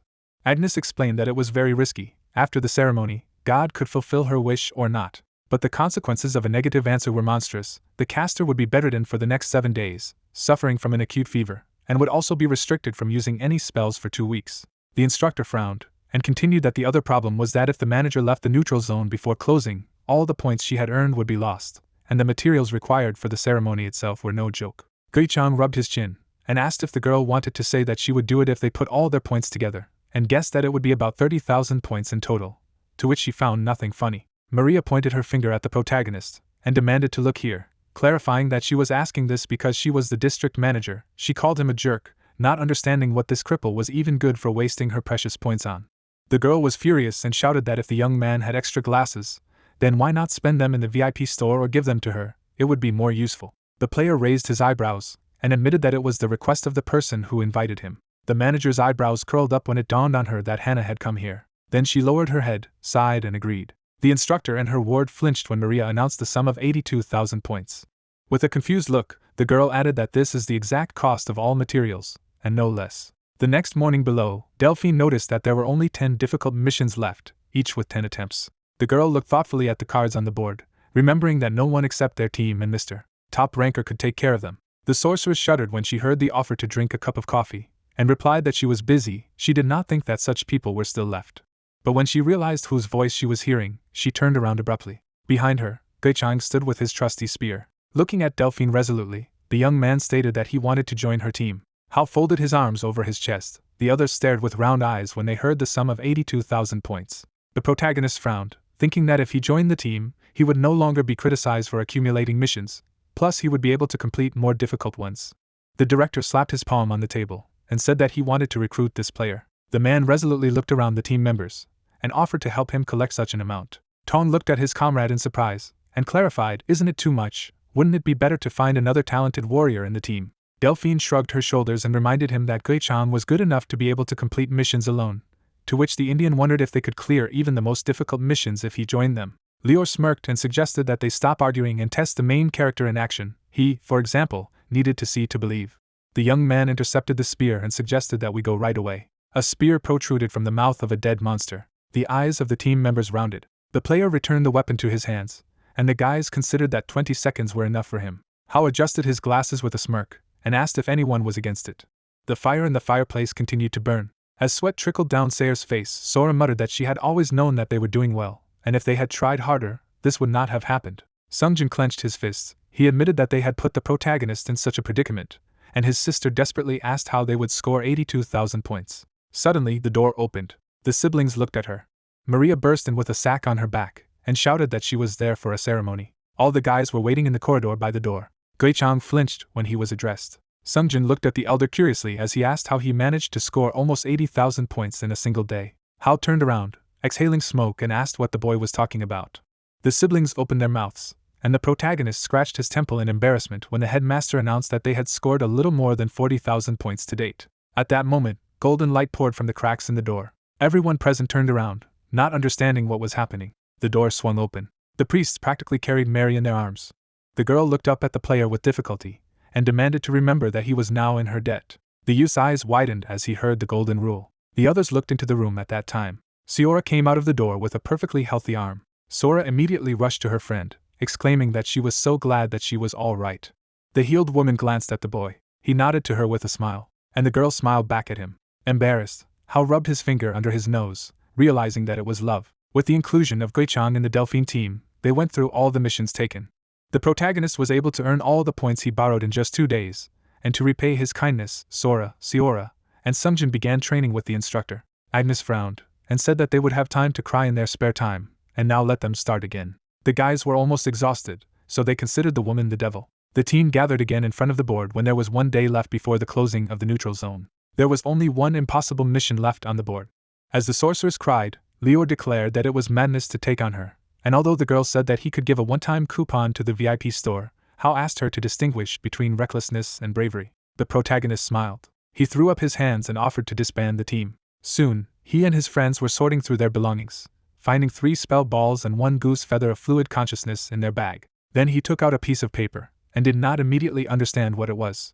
The young man remembered that he had received this talisman in the assembly hall. Seora looked at the player in surprise, and noticed that he had not used it in vain, to which he expressed confidence that one day he would use it. Sungjin folded his arms over his chest, and said that bonus items disappear when the neutral zone is closed, and he also has to hand over his mobile phone. When asked about the rest of the equipment, he replied that the items obtained in battle, in fact, will only go to special privileges and safety. The warrior looked at the talisman in frustration, thought it was terrible, and wondered if the magic that had been summoned was accidentally random. The girl raised her eyebrows, and said that the type of magic should be written on her. Her was of the binding type.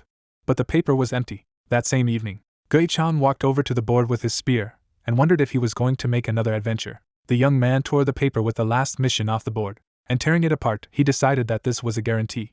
At this time, someone threw an envelope under the door of Sayer's room. The girl looked at him in surprise. The envelope was indeed addressed to her. The sword woman took out the contents, and found the parchment of a mission for sword training. The girl's eyes widened. At this time, it was dark at the other end of the corridor. Minion sat beside the bed, thinking about that boy. Looking desperately in front of her, the girl thought that if he were here, she would not be in such a deplorable state. Suddenly, there was a bang on the door. The scoundrel opened the door, and immediately got into a fighting stance. A hand reached into the room, and she grabbed the frightened minion by the collar. Seora tore the parchment with her teeth, and the two of them teleported to the mission. The swordswoman led her rival to the dark bamboo forest. The girl frowned at the incomprehensible scoundrel. Seora stretched out her hand and said that she would give her a chance to take the sword, to which Minyun immediately decided that she had come to take revenge, even though the deadline was already tomorrow. The girl lowered her head and said that she knew that it was the villain who provoked everything that night. Then Minyun drew attention to the group that was successful in points. She encouraged Burrito to deal with them, but his strange behavior was noticed by his own nephew. Siora screamed as she was grabbed by the hair. The man pointed his finger at her and told her to calm down, because maybe he would even give her some glasses. But at that moment, they began to drum on the door of the room. The scoundrel looked haughtily at the door and demanded to leave. The guy beat the door with his fist and demanded revenge. Mustachioed looked out of the room and asked if he really wanted to die. The guy tore the parchment with his teeth and demanded not to look down on the Korean army sergeant, and they both went on a mission. Siora jumped out into the empty corridor, and with a quick step she left. Mingyun looked at the girl tensely. The swordswoman calmly expressed confidence that deep down in her heart, the scoundrel already knew, but was too frightened to admit it, as she had nowhere to go if Burrito left her behind. The woman grabbed her sword and rushed at the girl, demanding that she shut up as she didn't understand anything. Siora calmly drew her sword. The swords collided, and under the light of the moon, the girl's blade plunged into the chest of her rival. The girl's eyes filled with tears. She muttered that she did not want to die like this. Then she collapsed at the feet of the swordswoman. Siora frowned at the villain's body, and asked not to worry, because she would send back not only her. A VIP coupon flew down. Gui-chan looked at him in confusion as he had just taken on an impossible mission. Agnes caught the coupon with 2 fingers. She frowned at the ward, and asked if he really wanted to die after being beaten with a bamboo pole. However, she believed the young man, as she was sure that he had some kind of plan.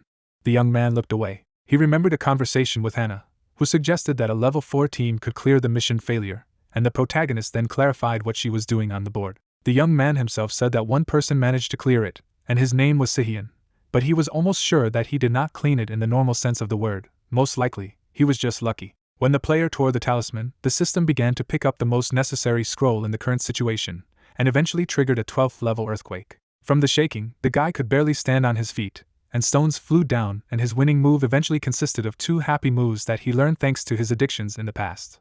Gui-chan looked to the side tensely, deciding that he would take this information with him to the grave. Agnes handed the young man a coupon, and said that she could give him one last piece of advice. Soon, all the players were ready to leave the neutral zone. Sylvia stepped forward and announced the end of the trial period in neutral territory. With a satisfied grin, the woman added that they would find a way out on their own. The doors swung open. Leaving with the others, the protagonist was surprised that they were in the desert, so he did not immediately believe that this was the lost paradise. The young man glanced back, not believing that it was all over. Agnes was standing in the doorway to see him off. Then she bowed to her student. The player grinned, and realized that he was mistaken, and looking forward with confidence, I realized that this was just the beginning. Suddenly, someone approached the warrior from behind and said that now he really looked like a real Arabian. Hannah pointed to the carriage and suggested that they return home. The guy was confused and asked why. The manager put her hands on her hips, and explained that despite the fact that time passed here 3 times slower, he had been here for 3 months, and it was unlikely that they would start looking for him. As Gui-chan watched the guys say goodbye and leave, he mentally expressed the hope that he would be able to meet everyone again. And with a smile he added to himself that as long as they were alive, anything was possible. Soon Ekpisa reached the city of Scheherazade. At the Luxuria Temple, they got off, and Hannah informed them that Miss Siora was heading to Shingen's headquarters, so they had better say goodbye here. The young man rubbed the back of his head in embarrassment, and noticed that all good things were coming to an end. The girl looked confused when they wished her to take care of herself. The swordswoman clenched her fists, and demanded that the protagonist give her name. She looked at the player embarrassedly, and asked if Soul wasn't just his last name, but she wanted to hear his name. The player did not answer immediately. After that, with a smile, he called himself Jihu. Soon the guy reached the gate. Hannah handed the warrior a jacket and asked why he didn't tell anyone his name, and she only knew him because she was checking his details. Gui-chan, pulling on his pants, explained that he hadn't given his name to anyone at the casino, perhaps unconsciously thinking that he wasn't worthy of using it. The young man put on a jacket, and added that over time, it simply became the norm. Besides, he did not want to disgrace the name given to him by his parents. The manager shook the dust off his shoulders, and asked if the protagonist thought that he would now be able to safely use his name. Before entering the portal, the player wished to see a woman on Earth. Nothing had changed in his room, but then a bright light flashed, and the guy was back in his native country. People walked calmly below, suspecting nothing. Gui-chan did not immediately believe that he had really returned. He turned away from the window. The young man took the telephone in his hands, and saw that the battery was dead, which is logical, because he had been gone for a month, he had to be charged. After a while, the protagonist was riding in a taxi. The player stared at the phone screen in confusion, reading a message from Han that she had transferred some money to his account, allowing him to use it if necessary, because their job was to take care of ensuring the stability of the Artians on Earth. But even so, he could not believe that a little was equal to 150 million won. The casino had a familiar atmosphere. The guy got out of the taxi, looking at the familiar building. With a smile, he muttered that they hadn't seen each other for a long time. A white car drove up to the house, and she stopped near the porch. Gui-chan was visibly nervous when he got out of the car. The young man went inside, mentally expressing the hope that no one was home, as he was not sure that he was ready to see their faces. But he immediately flinched when he heard a voice behind him, asking what he was doing here. The elder brother looked at the protagonist with displeasure. Woo-seok looked at the player grimly as he repeated his question. Gui-chan turned to his brother and said that he had brought the 50 million won he had borrowed earlier, both a laptop and a car for Jinha. The interlocutor adjusted his glasses and clarified whether his brother had hit the jackpot or won the lottery. At that moment, my sister looked out of the house and asked if the elder was talking to him. But when she saw the protagonist, she was furious. The girl jumped out onto the porch and shouted that the scoundrel should not dare to appear here, or she would kill him if she saw him again. But then she stopped abruptly. Ji-hee stared at the car in surprise, recognizing it as her own, and admitted that she thought she would never see it again after her brother sold it. The player's eyes widened when Woo-seok assumed that he was coming back from the casino and told him to leave and take the dirty money with him. The guy was indignant and shouted that he did not win them in gambling. He generally went to the casino for the last time to register his name and get a ban on entry. The elder looked incredulously and asked where he got the money then.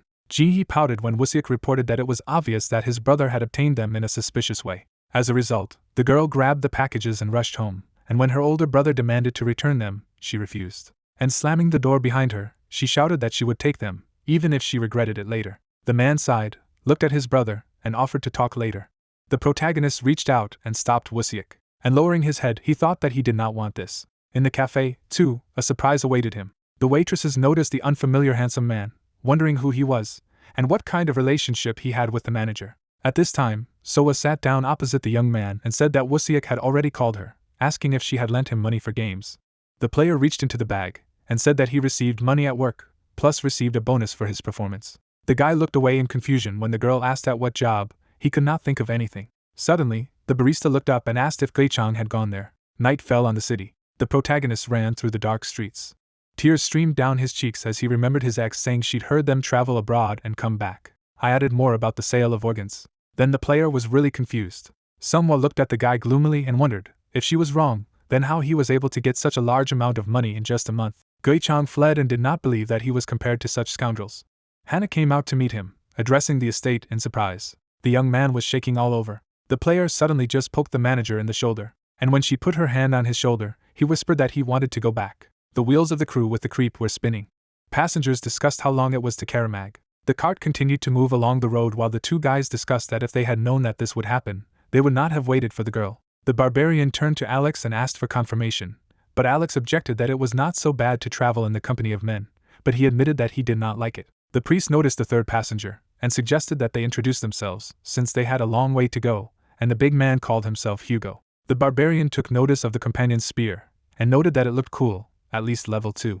The guy straightened up and replied that he was a first-level warrior, and looking up at the guys, the protagonist called himself simply Salt. Looking in different directions, the 7 gods summoned the earthlings and endowed them with their power. The earth was visible, and the higher beings had only one reason to oppose the queen who had taken over paradise.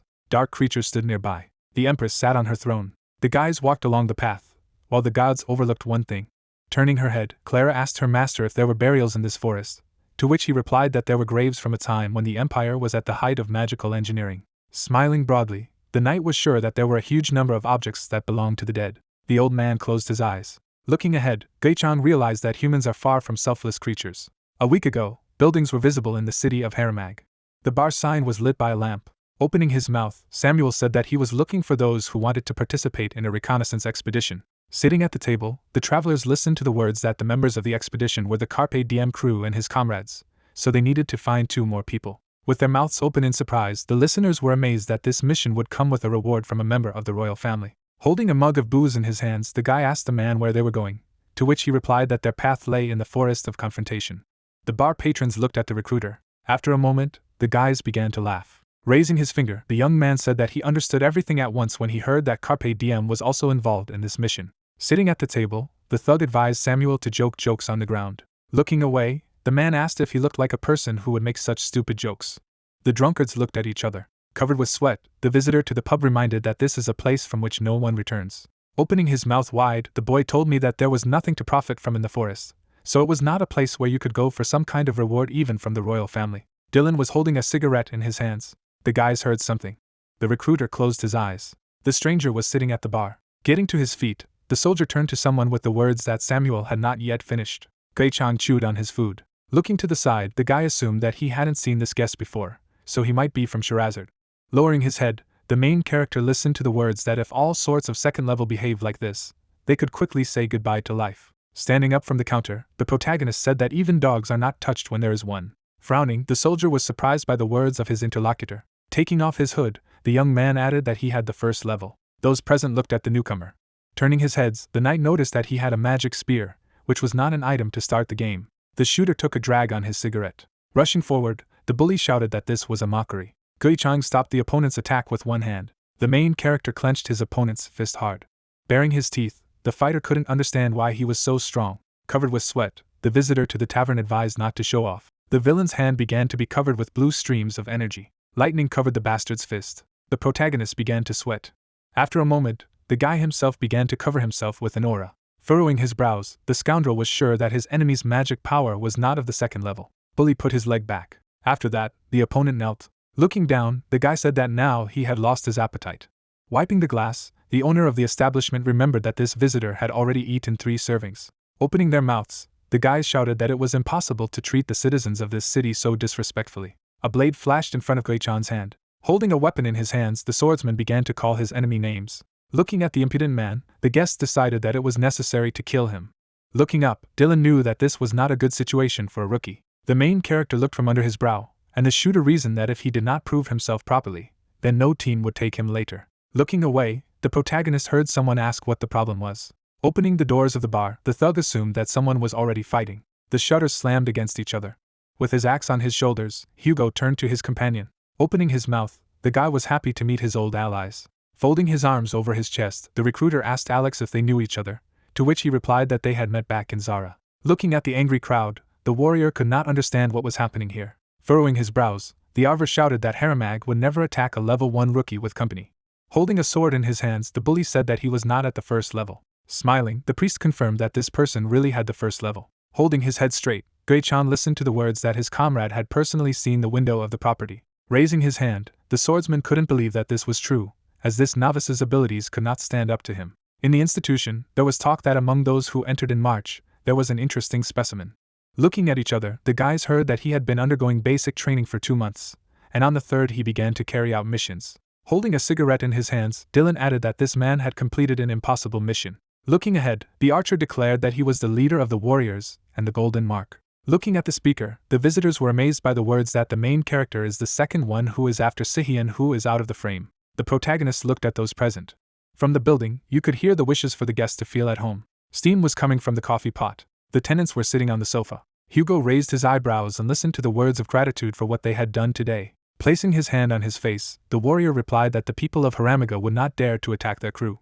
Turning his head, Dylan said that this city is known as a rebel city, but not everyone here is bad. Someone was coming down the stairs. As she ran into the room, she heard someone ask her why she had come back just now. Gui-chan looked to the side in surprise. The lady was drenched in sweat. With his mouth wide open, the barbarian shouted that before entering, he had to dry himself, because everything was dripping on the floor. Raising an eyebrow, the lady asked what it was. Chakhan headed towards the guest. Holding cups of coffee in his hands, the shooter explained that he would live here today. Standing still, the leader added that he would now be a frequent visitor here.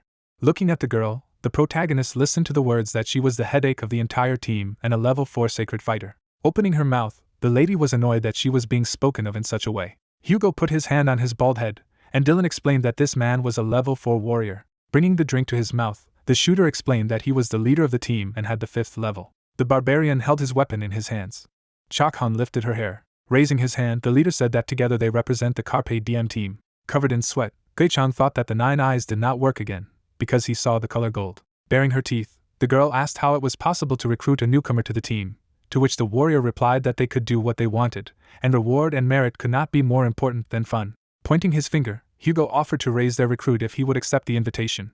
Holding a mug in his hands, Dylan explained that he would join them on the next mission as a porter, as this was his first expedition. Making puzzled expressions, the guys listened to the words that it is impossible to take a guy to the team, and thereby ruin his bright future. Lowering his gaze, the main character reasoned that the golden color only indicates the nature of these people, but it cannot serve as a reason why it is necessary to join this particular team. Putting her hands on the back of her head, the lady realized that this newcomer was still quite a chick. Tilting her head, the holy fighter offered to teach him a lesson, to which the protagonist replied that she was unlikely to be able to do so. With a surprised expression on her face, Chohong couldn't understand why this guy was so cocky. Holding the drink in his hands, the young man realized that it was not coffee, but some kind of herbal decoction. Opening his mouth, the thug asked what the plus alpha that would be in this mission meant. Sitting in his chair, Dylan explained that it made no sense for them to participate in conventional reconnaissance. Looking ahead, the shooter added that they would go deeper.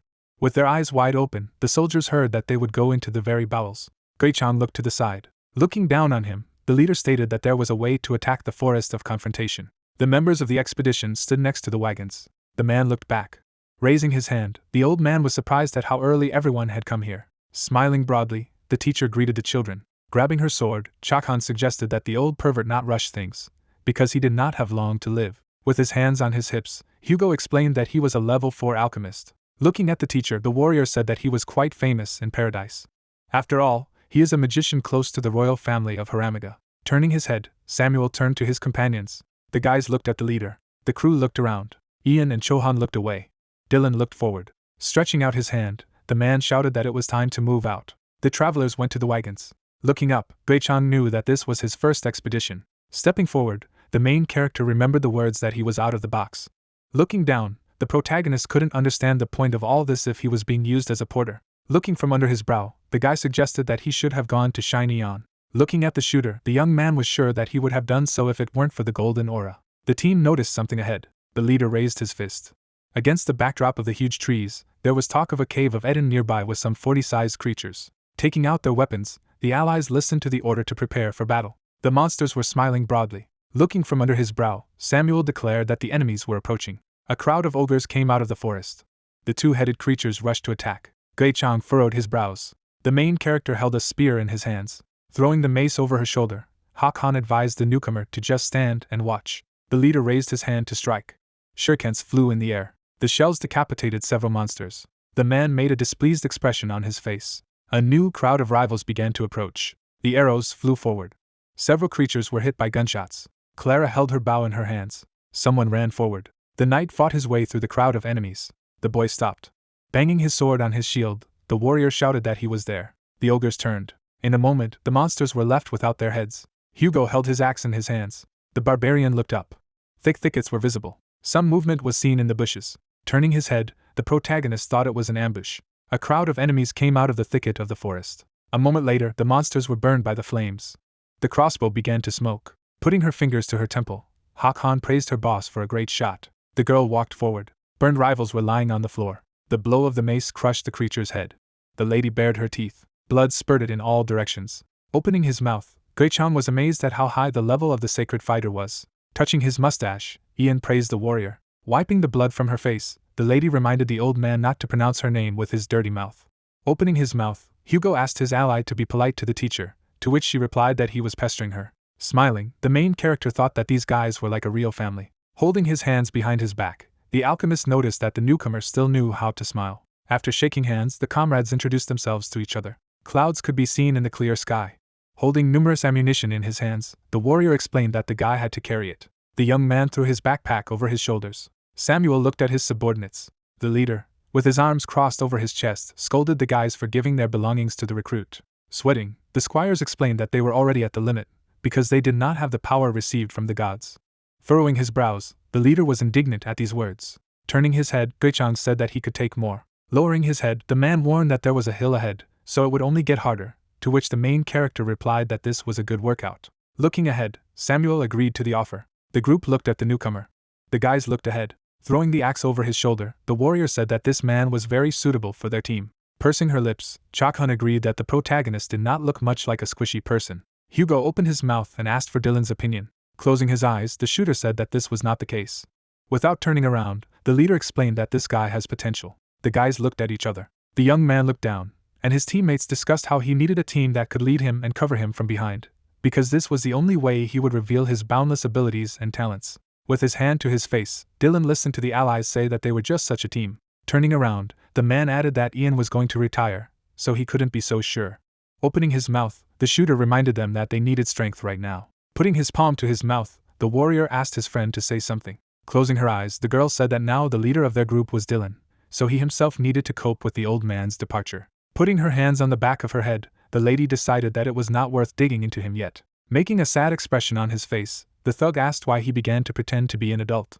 Chakhan strode forward. The holy fighter looked at his comrade. The guys dispersed. The group climbed a steep hill. Putting his hand to his forehead, Samuel said that this was the forest of confrontation.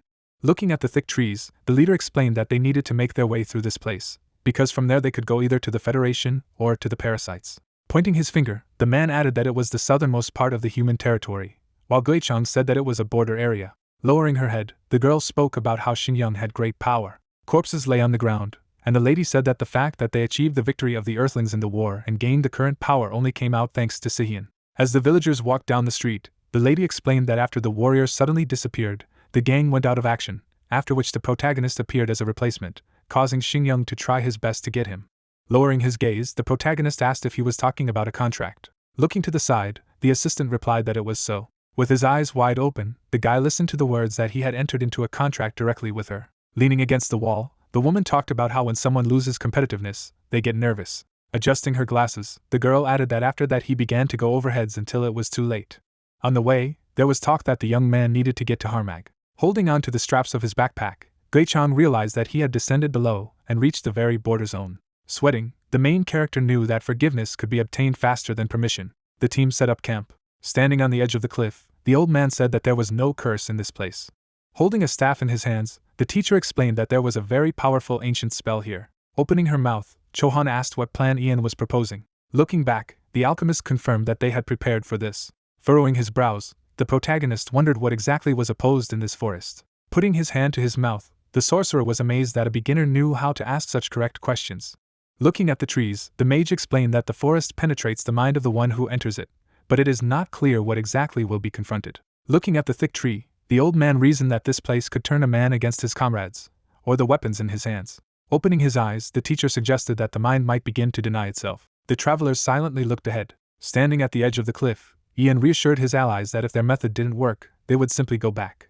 Smiling, Chakhan promised that she would look after the recruit. Guchan looked away. The main character stood still. Looking at the crowns of the trees, the protagonist realized that he did not see color. A dark mist crept through the forest. From the cave I heard the words that someone had come. Dark energy emanated from the depths of the cave. In the darkness there were words that whoever came closer would be torn apart. The eerie silhouette was smiling broadly. The sun was shining in the sky. Looking at the potion, the girl asked how it prevented the liquefaction of the mind. Holding the flask in his hands, the old man explained that the main weapon against denial was the will. The guys drank the broth. In the forest, there was talk that when they opened their souls, the magic of this place would tell them how to act. Looking ahead, Guichang heard that each of them was influencing their comrade in the heat of battle. Opening his mouth, the teacher said that they were all required not to lose their peace of mind. A bright flash flew over the members of the expedition. Raising his head, the main character thought about how the Amazon jungle looks about the same as this forest. Samuel knitted his brows and noticed something. A corpse lay by the stone. Opening his mouth, the knight realized that it was a human. Looking at the dead man, the leader could not understand what Kong was doing here. The warrior's armor was damaged. Sweating, Hugo did not understand what their acquaintance was doing here. Raising his hand, the soldier said that before inviting everyone to go on this expedition, they were initially looking for Khan. With a clenched fist, Samuel shouted that he had said he would not go with them. After kicking the corpse, the man was furious that this man had deceived him. Putting his hand on his friend's shoulder, Alex asked him to calm down, because he was already dead. The leader swung his fist to strike. Opening his mouth, the priest turned to his friend. Baring his teeth, the man said that no one could share his anger with him. Raising his hands, the priest asked his ally to calm down. The leader looked from under his brow. Suddenly, something flew into the back of the fighter. The man looked back. Samuel was leaning on his leg. Holding a dagger in his hands, the fighter called the one who did it a freak. Opening his mouth, the old man began to cast a spell. Raising his staff, Ian finished reading. The dark aura disappeared. The leader began to sweat. Standing still, the teacher explained that he was using purification magic. Looking at his comrades, the leader said that it seemed to him that everyone wanted to deceive him. Closing his eyes, Ian said that he had begun to confront the trust in his colleagues. Putting her hand to her chest, Clara added that he was very frightened. As he crouched, Dylan noticed that there were footprints that led inside, but only Khan's footprints led outside. Raising her eyebrows, the archer reasoned that if his team consisted of 8 people, then there were 2 porters, but it was not clear where the others were. Folding his arms over his chest, the barbarian doubted that the others had survived. After all, they had found a level 5 royal guard in such a state. The guys examined the body of the dead man. There were deep cuts in the armor. The leader opened his mouth. The travelers covered their ears with their hands because of a loud sound. Baring his teeth, Gui-chan assumed that it was some kind of wild beast. The monster jumped out from behind the trees. The monster landed on its paws. The creature opened its mouth. With a frightened expression, the old man shouted that it was a lion man. The soldiers grabbed their weapons. The shell flew towards the enemy. A moment later, there was a massive explosion. Dylan was aiming his crossbow. Thick smoke appeared at the sight of the explosion. The monster peeked out from behind his axe. Opening his eyes wide, Hugo realized that it was Khan's halberd. A crowd of such monsters peeked out of the Leah. Looking away, Samuel assumed that these guys had begun the migration season. Standing surrounded, the travelers could not understand where the monsters from the mountain opposite came from. Looking ahead, the shooter said that he would take over the one in front. Frowning, the warrior and archer were ordered to attack the enemies from the left. The guys, looking in front of them, heard that their targets were on the right. Dylan opened his mouth and ordered an attack. The barbarian held his axe in his hands. Samuel prepared to throw down his shurikens. The lion man ran forward. The shooter noticed something. The monster's blow shook the ground. The enemy looked away. There was a wound on the monster's leg. The man grabbed the dagger. The opponent made a sweeping attack with his claws. The fighter dodged the blow. A moment later, Dylan fired several arrows towards his opponent. Arrows flew directly at the creature. Several shells were deflected by a halberd. One shot hit the lion man's arm. The second shot wounded the enemy in the leg. The monster screamed in pain. The shooter dodged the opponent's attacks with lightning speed. The leader of the team landed behind the creature. The enemy looked back. The soldier smiled slightly. The monsters swung their axes to strike. Grace blocked the attacks with his shield. Several enemies were preparing to kill the young man. Samuel held out his hand and shouted that he would not allow it. Shurikens hit directly into the heads of rivals. Raising his eyebrows, Gui-chan thought that he could defeat them. The main character looked at his girlfriend. Hugo was surrounded by numerous beastmen. The warrior was covered with sweat. Furrowing his brows, the barbarian asked his ally to try to do something. Clara pulled the bowstring. The arrow was covered with some kind of energy. The shells flew directly at the opponents. Arrows bounced off the skin of the monsters. Looking from under his forehead, the man said that for the second level, these monsters are a bit difficult. The enemy rushed to attack. Hugo deflected the blows with his axe. The lion man crept up from behind. A sweeping claw strike swept through the air. Chakan stood behind her partner. The girl created a magical shield. Turning his head, the warrior asked what would happen to the old man, to which the lady replied that without her the thug would die himself. Clara covered herself with her shield. The knight looked through the crack. The monsters opened their mouths. The soldier covered himself with his hand. A golden cross appeared in the air. The warrior opened her eyes. Alex was holding his artifact in his hand. A moment later, the cross cracked. Watching Dylan dodge attacks, Gui-chan realized that despite saying that a porter couldn't engage in battle, he couldn't just stand by and watch. The main character bared his teeth. The old man's eyes suddenly turned white. Some multicolored crystals began to appear around him. His eyes began to glow blue. The fighter thrust his staff forward using a spell. All the monsters were immediately struck by these crystals. The girl, turning around, shouted that they were really in a good mood. The monster's eyes burned red. The projectile made a hole in his leg. Suddenly, something began to happen to the wound. The enemy immediately fell to his knees. The man, turning his head, shouted for them to finish with this monster. People began to fight again. The rest of the warriors also fought monsters. The protagonist, clenching his fist, realized that his team had seized the advantage again, and this time they should be able to win. Suddenly, one of the enemies, throwing back his head, growled. One of the men gritted his teeth violently. The other two raised their heads. The rest were hiding in a tree, covering their ears. The young man, raising his hand to his head, realized that this sound seemed to tear the flesh to pieces. The warrior bowed his head. Closing his eyes, the hero thought that they would not be able to win with such strength. Suddenly, the mage's staff lit up after casting another spell. Some kind of light energy began to appear around the guy. The guy immediately raised his hand to his face. Opening his eyes, the protagonist suggested that the forest acted like this, because at some point the capabilities of the expedition members began to be denied. Turning his head, the young man realized that he needed to pull himself together and soberly assess the whole situation. A part of the monster's head appeared. The fighter's eyes immediately opened wide. A dark red aura was approaching him. His gaze was fixed on the old man. The guy immediately rushed to run. The soldiers immediately turned around. The hero, taking up the weapon on his back, understood that he could not cope with them. Immediately after, the warrior stopped. The young man drew the spear back. Immediately after, it was sent forward. The old man's mouth opened in surprise. The projectile flew right next to his ear. The monster behind him repelled the spear. One of the knights, opening his mouth, realized that there was an ambush. A huge beast stood behind this magus. His eyes burned red. The young man frowned. The enemy immediately jumped in his direction. The protagonist has put another weapon in front of him as a defense. The fighter, gritting his teeth with force, realized that the power of his opponent was really incredible. Frowning, the hero decided to add some magical powers. Some energy began to emanate from his body. The enemy's blade continued to press on him. The guy began to raise his weapon. The monster's mouth immediately opened in surprise. The protagonist was already swinging for an attack. She immediately amazed her opponent. The blade of his weapon appeared. Suddenly it began to crack. The enemy still stood before him. The beast opened its mouth and began to growl. Immediately after, the opponent's body collapsed to the ground. Clouds of steam came from the man's mouth. Everyone else immediately turned to look at him. Another monster threw back its head and began to growl. The archer, pulling the bowstring, said that the enemy had opened up to attack. The arrow immediately burst forward. The monster's eyes turned black with fear. This projectile hit his body. The monster flew back to the trees. The arrow was still sticking out of his body, and someone exclaimed. The other beast immediately began to run away. The hero fell to the ground, saying that this was a victory. His hand was trembling. A clear sky appeared and someone called out to him. The comrade, smiling, said that he had to go not as a porter, but as a member of the expedition, and the young man replied that with the first level he had the opportunity only for such a role. Someone was walking towards him, asking if he knew that only a level 4 warrior could deal with such a monster. The old man, standing beside him, remarked that he now owed his life to him. His comrade in arms, rubbing his head, said that he thought it was all nonsense. Stretching out his hand, the fighter asked for help on their remaining journey in the form of an official member of the expedition. The hero looked back. The archer lowered his head. The girl was looking in his direction. A faint smile appeared on the protagonist's face. Shaking hands, the young man agreed to his proposal. Green grass appeared. The knight was passing through it. There was a cave in front of them, and someone asked if this was the place.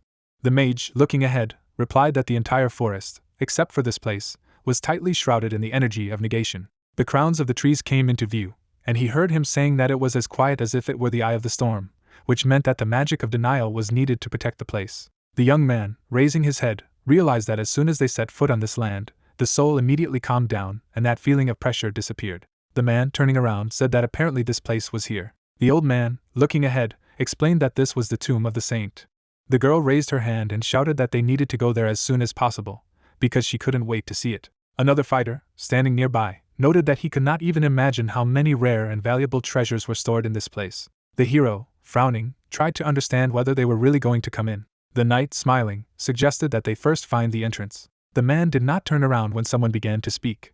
The guy, raising his head, asked if they were allowed not to enter. The comrade in arms, turning around, asked about the reason for this. The protagonist, opening his mouth in a fit of rage, exclaimed that they were going to plunder this place. The man, looking at him, asked what the problem was. Another fighter asked if the new member of the expedition had problems with moral principles, because after all, in paradise this is a common thing. The other two stared silently in his direction as the hero asked if they didn't care that they were going to steal someone's final resting place.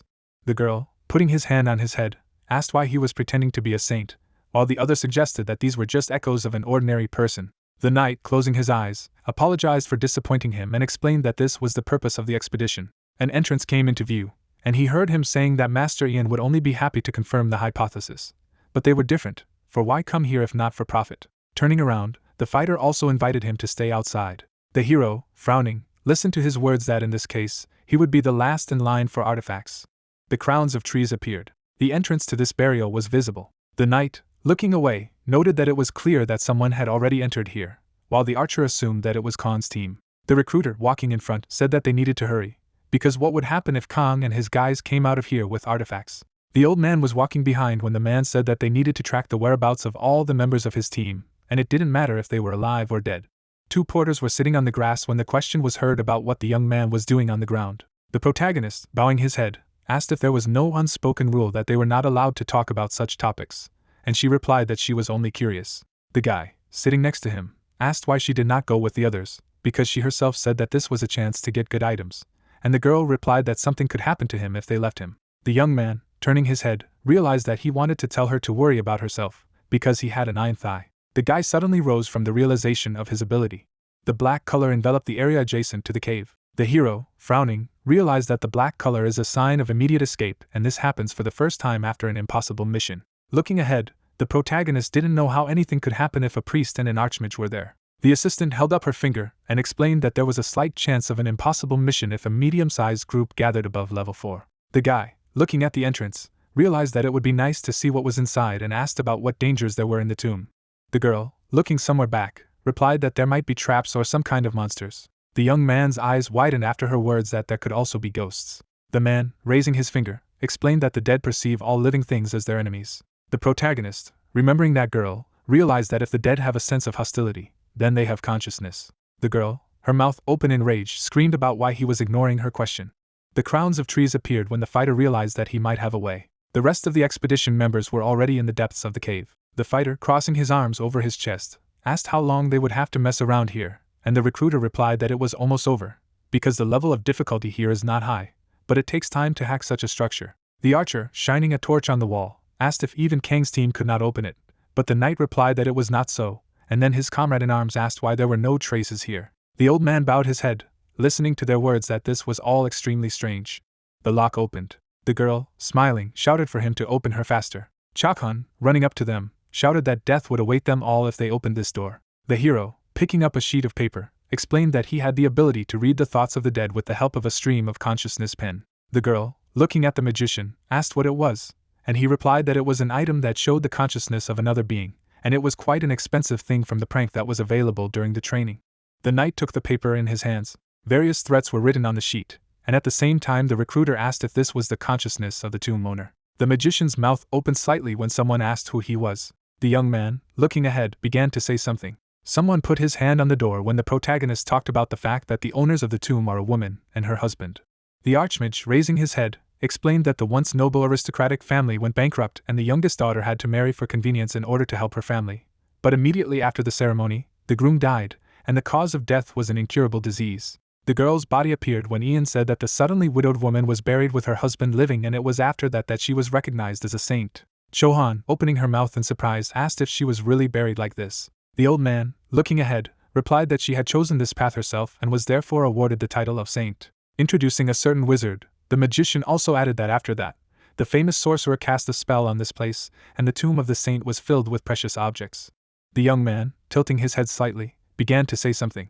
That piece of paper appeared and he was heard saying that the source of consciousness is a husband who wants to protect his wife, or a wife who is trying to protect her husband, or both. The archer, squinting, said that he would not like to fight the ghost, but the companion shouted a question about whether they were going to go back because of such a trifle. Another person, exhaling, noted that ghosts are the most difficult opponents in paradise. The fighter, throwing the weapon over his shoulder, asked if she really thought that she would be able to do at least something with her second level.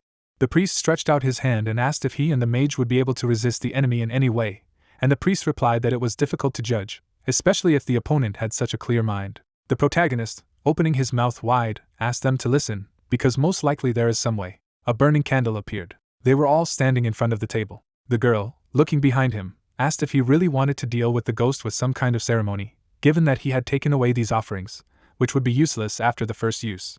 The other, frowning, asked her to stop and noted that this man had tried hard to come here. The knight, looking back, told them both to stop, for they were almost ready. The hero set fire to a sheet of paper with a torch. Looking up, the young man mentally asked the ghost to accept this and stop being angry. The flame of the candle flickered.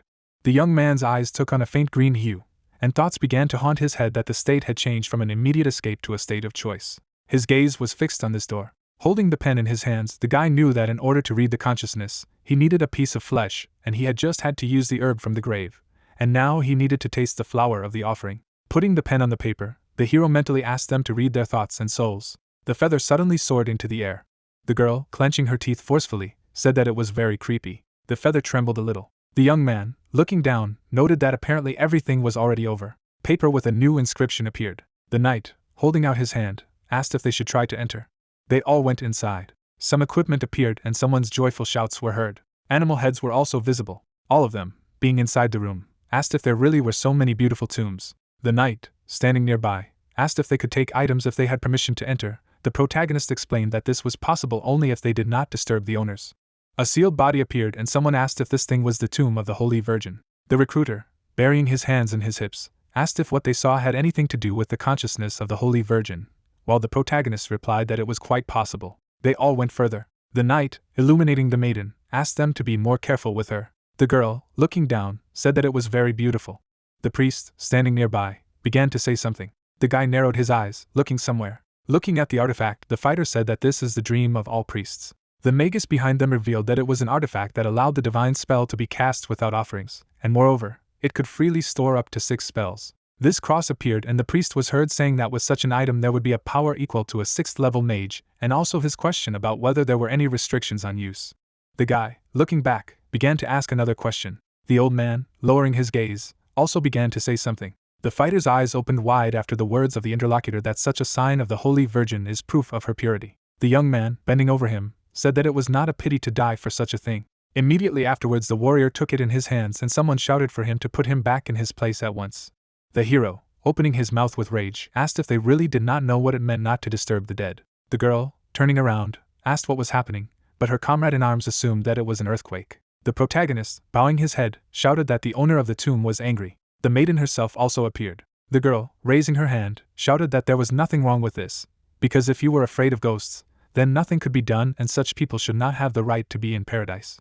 The walls of this cave appeared and someone was heard addressing them. The knight, tilting his head forward slightly, asked them to put the object back in its place. The man was still holding it in his hand. They turned away from the tomb. The man, raising his head, noted that everything was already over.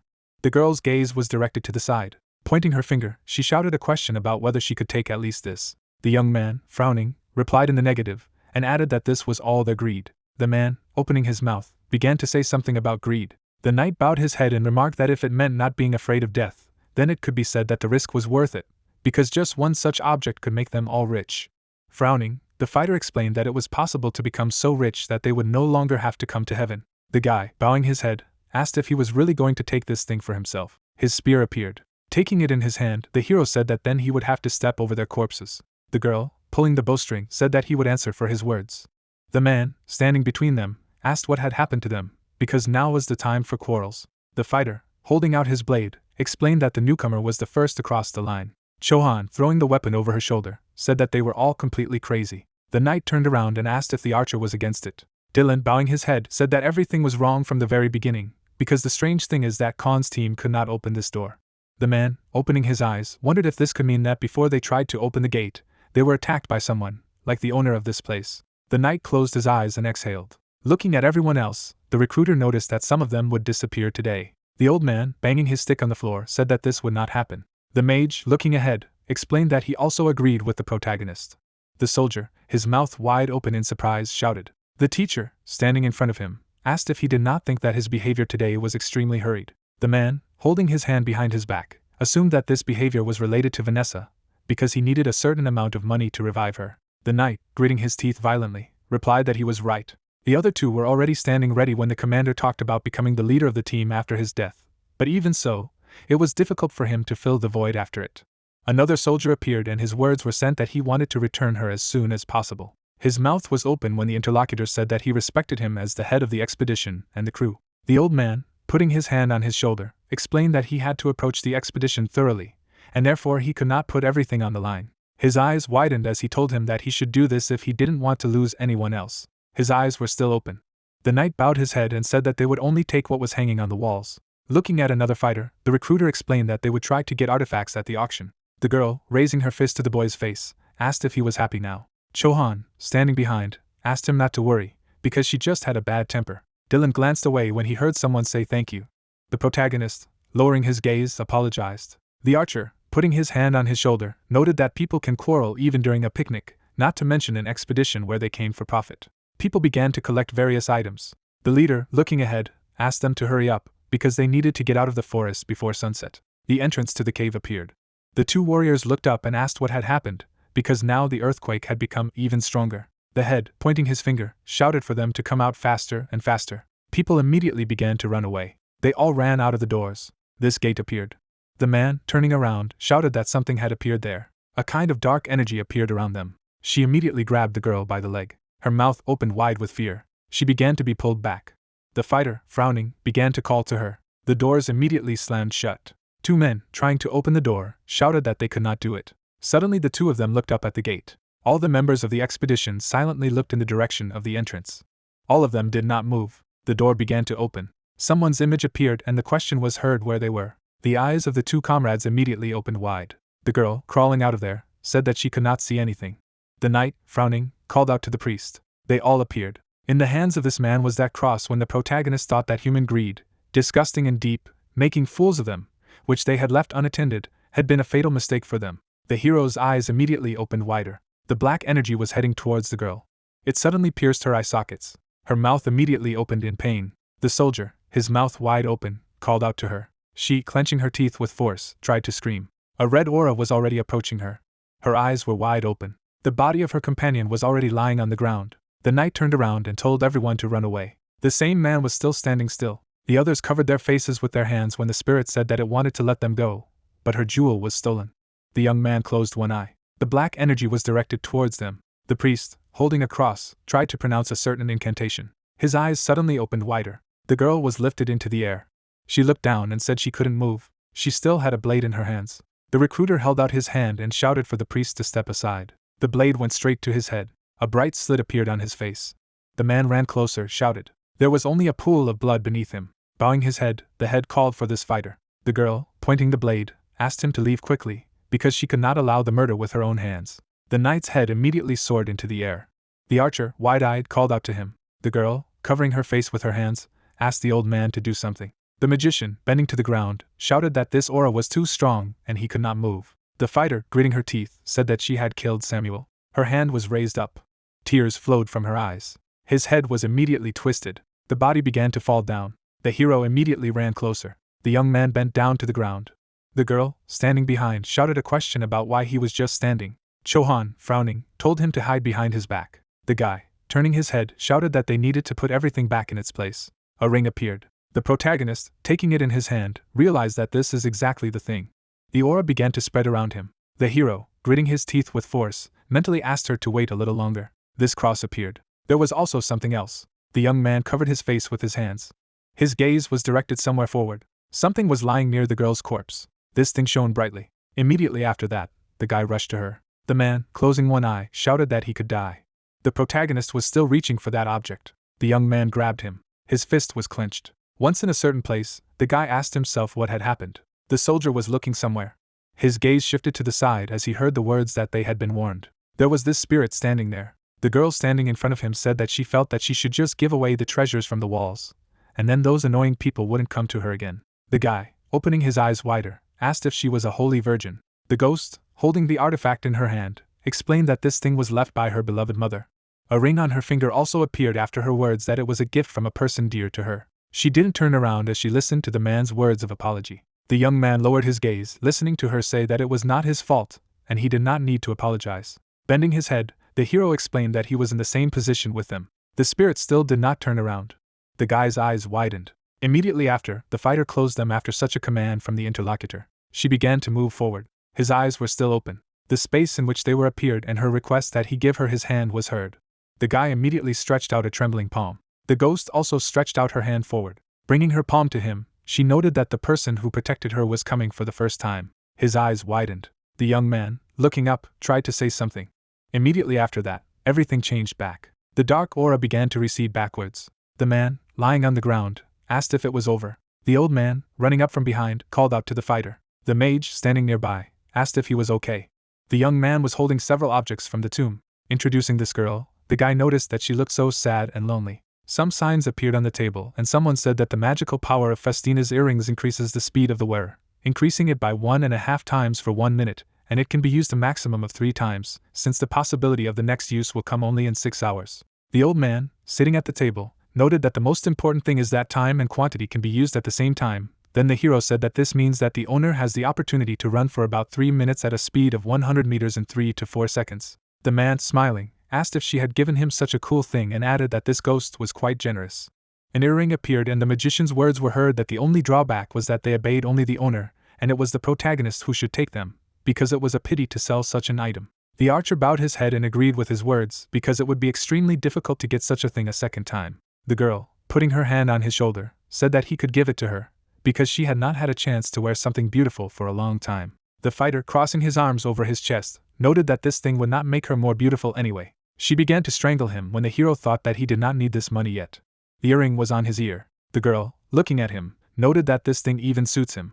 The guy, putting a finger to his face, asked if it was true. A house by the forest appeared. The old man, standing in front of the others, explained that if you put magic into them, then they should be activated. The earring immediately flashed purple. A bright lilac energy appeared around the hero. The young man, raising his hand, realized that it began to envelop his entire body. Turning his head, the guy decided to check the artifact. Immediately after, the fighter disappeared. The protagonist quickly ran forward. His eyes widened at this speed and immediately remembered that it was possible to apply effects on top of each other. The earring glowed blue. The guy quickly made another dash forward. The others watched him in silence. The man, holding the bridge of his nose, said that he also needed to show off in front of the Holy Virgin. The archer, looking ahead, noted that it would be extremely difficult to cope with this. A kind of dim glow appeared. The old man, taking the orb in his hands, said that it must have been the royal family and apologized. The young man continued to run. Throwing back his head, the hero realized that his body would soon be torn to pieces and he had to stop. Ahead of us we could see the end of this road. The hero flew into a dense forest. The birds immediately soared into the air. The girl, crossing her arms over her chest, said that now there were 2 fools in their team, and the man asked how she could put this newcomer on a par with him. The archer bowed his head and realized that there were not 2 fools at all, but 3. Dylan, sitting by the fire, asked if the young man would like to join their team. The guy, opening his eyes wider, asked again. The same one said that with such skills, he had the opportunity to join any organization and even Xingyan himself. The man, folding his hands in front of him, noted that it was more convenient for him himself, because they were from the same area. A fire appeared and he was heard saying that it was unlikely that anyone from Haramag would be able to easily accept his straightforward nature, and also the fact that he apparently had a reason to come here. The hero's eyes were wide open when the interlocutor said that they would become his support. 2 fighters fought, arguing about who would let go first. The man, standing nearby, told them to start folding the thing, because they should have set an example for the younger ones, but they continued to shout something else. Dylan turned his head to the side. The other 2 also looked in the same direction. The young man put his hands on his knees. The hero, rubbing his head, noted that he still had a lot of training to do. Dylan, crossing his arms over his chest, noted that he would have the opportunity to practice on the way. The old man, sticking his hand out of the tent, said that apparently they would not be able to return immediately. Coming out of it, the magician explained that a decree had been issued in the palace to summon earthlings, and therefore communication with the fortress was broken. The man turned around and asked if this was what they were thinking. The archmage, looking ahead, replied that parasites had entered there. The wall of the building appeared. Soldiers attacked a large cockroach. A man was watching them from the window. Some guards stood in front of the door. Their eyes suddenly opened wider. They were still standing in front of these doors. A crack appeared on the peculiar lock. The man was running up the stairs. One of the men turned around when someone called out to the commander. Saselny, running out to them, explained that their enemies would soon break through the barricades. The assistant, bowing his head, noted that this was their only opportunity to retreat, while the second said that they might be able to fight back using the main forces. The commander raised his hand to his face. As he was leaving, the head explained that if they left now, the future of humanity could be in jeopardy. He had a helmet in his hand. After putting it on, the man said that help would arrive soon and now their main task was to hold out until that moment. Raising his head, the fighter also added that death in this case is the second issue. A clear sky appeared. The old man, walking behind, asked what the hero knew about paradise, and he replied that he had heard that there was a war going on here. After introducing the 3 different races, the magician explained that there are not only humans in paradise, but also monsters, dwarfs, fairies, and even angels. There were also 2 warring people when the interlocutor said that the relationship between them was not always smooth and mostly they did not get along, and for example, cave and sky fairies have long been sworn enemies. An image of a certain coat of arms also appeared after the mage's words that they were all now united in an alliance, and his question was also heard about whether the protagonist knew the reason. The guy, bowing his head, asked if it was related to some common enemy, while the interlocutor replied that it was all about parasites. Introducing an army of some monsters, Ian said that this was an army created by a queen who came from another world, and the whole empire fell through their fault, and only the union of 5 forces continued this struggle alone. A door appeared to break down when the old man said that the kingdom was preparing for the worst and had built the fortress of Arden in the gorge. The guards were holding their weapons at the ready when the interlocutor explained that this place borders on the territory of parasites, which means that they can cross this border at any time. The door opened. The monsters began to come out. A flag appeared. Another army marched under this banner, when the magician said that if the fortress was already occupied, then the time had finally come for humanity to enter this war. The legs of some monster appeared. They were all heading towards the fortress. The guard, pointing his finger, shouted that they should make sure that no creature approached. The flying beetles had already flown up to the wall. Arrows immediately flew out after the command. They struck these monsters. The guard slashed another beetle, shouting that it would not pass. The monster began to fall down. Other parasites began to enter through the doors below. They made their way behind the wall. The man, sobbing, begged for help. The other was also attacked by monsters. This monster appeared. The guard, holding out his spear, tried to say something. Immediately after that, the fighter made a lunge. The spear did not break through the enemy's defenses. The man's eyes widened. His whole body was covered with trembling. Something immediately struck the opponent. The monster's head flew off. The guard, falling to the ground, could not say a word. The head, turning his head, shouted that if he died, he should do it on the territory of the fortress, because they were not allowed to leave these creatures' bodies. The man was looking somewhere ahead. The assistant, bowing his head, said that reinforcements had already arrived. The girl with the army entered the territory of the fortress. She looked to the side and asked the general about the situation. The man, taking off his helmet, replied that grasshoppers and beetles had broken through the barricade and because of this they lost half of their strength, and also asked if the Earthlings would not come. Standing nearby, the leader also added that the creatures were attacking and there was no end to them at all, and therefore it would be simply impossible to fight back with so many soldiers, while the interlocutor replied that the fighters would arrive soon. Putting the helmet on her head, the girl noted that he still knew these people, who traveled only in carriages that had to be driven by someone. Her horse reared up. Raising her blade, she began to shout something. Putting her weapons forward, the girl ordered the cavalry to protect the walls of the fortress. The old man standing in front said that this place is the Arden Gorge. Turning his head, the mage also explained that this was the only way to connect the human domain with the territory of the parasites. The man turned his head forward. Some carriages appeared behind when someone said that they were Earthlings who responded to the call. The man in the carriage, waving his hand, asked if their team had also applied, and the man would answer that they were accompanying the teacher. Looking out, the knight noted that it was really not easy to be a mage at the royal court, and apparently he had a lot of worries. The hero looked after these carts. The girl, shifting her gaze to the side, asked what had happened. The young man, looking ahead, wondered if the situation was not as serious as they thought, and she explained that in any case, some kind of war with parasites was not their problem. The mage, standing behind, noted that if the 7 gods heard these words they would be glad, but the girl exclaimed that it was true, because everyone decides for themselves where to risk their lives. The man, throwing his hands behind his head, agreed with her, because they have only one life. The old man, closing his eyes, said that this was reality. The hero, shifting his gaze to the side, realized that he had been the same until recently. The archer, pointing the way, suggested that they go there faster. The symbol of one of the armies appeared and someone's words were heard that this was the flag of the army, which was subordinate to the princess herself. The guy raised his head, looking at him when someone said that this army was already in place. Looking up, the protagonist realized that this fortress of Arden looks very impregnable.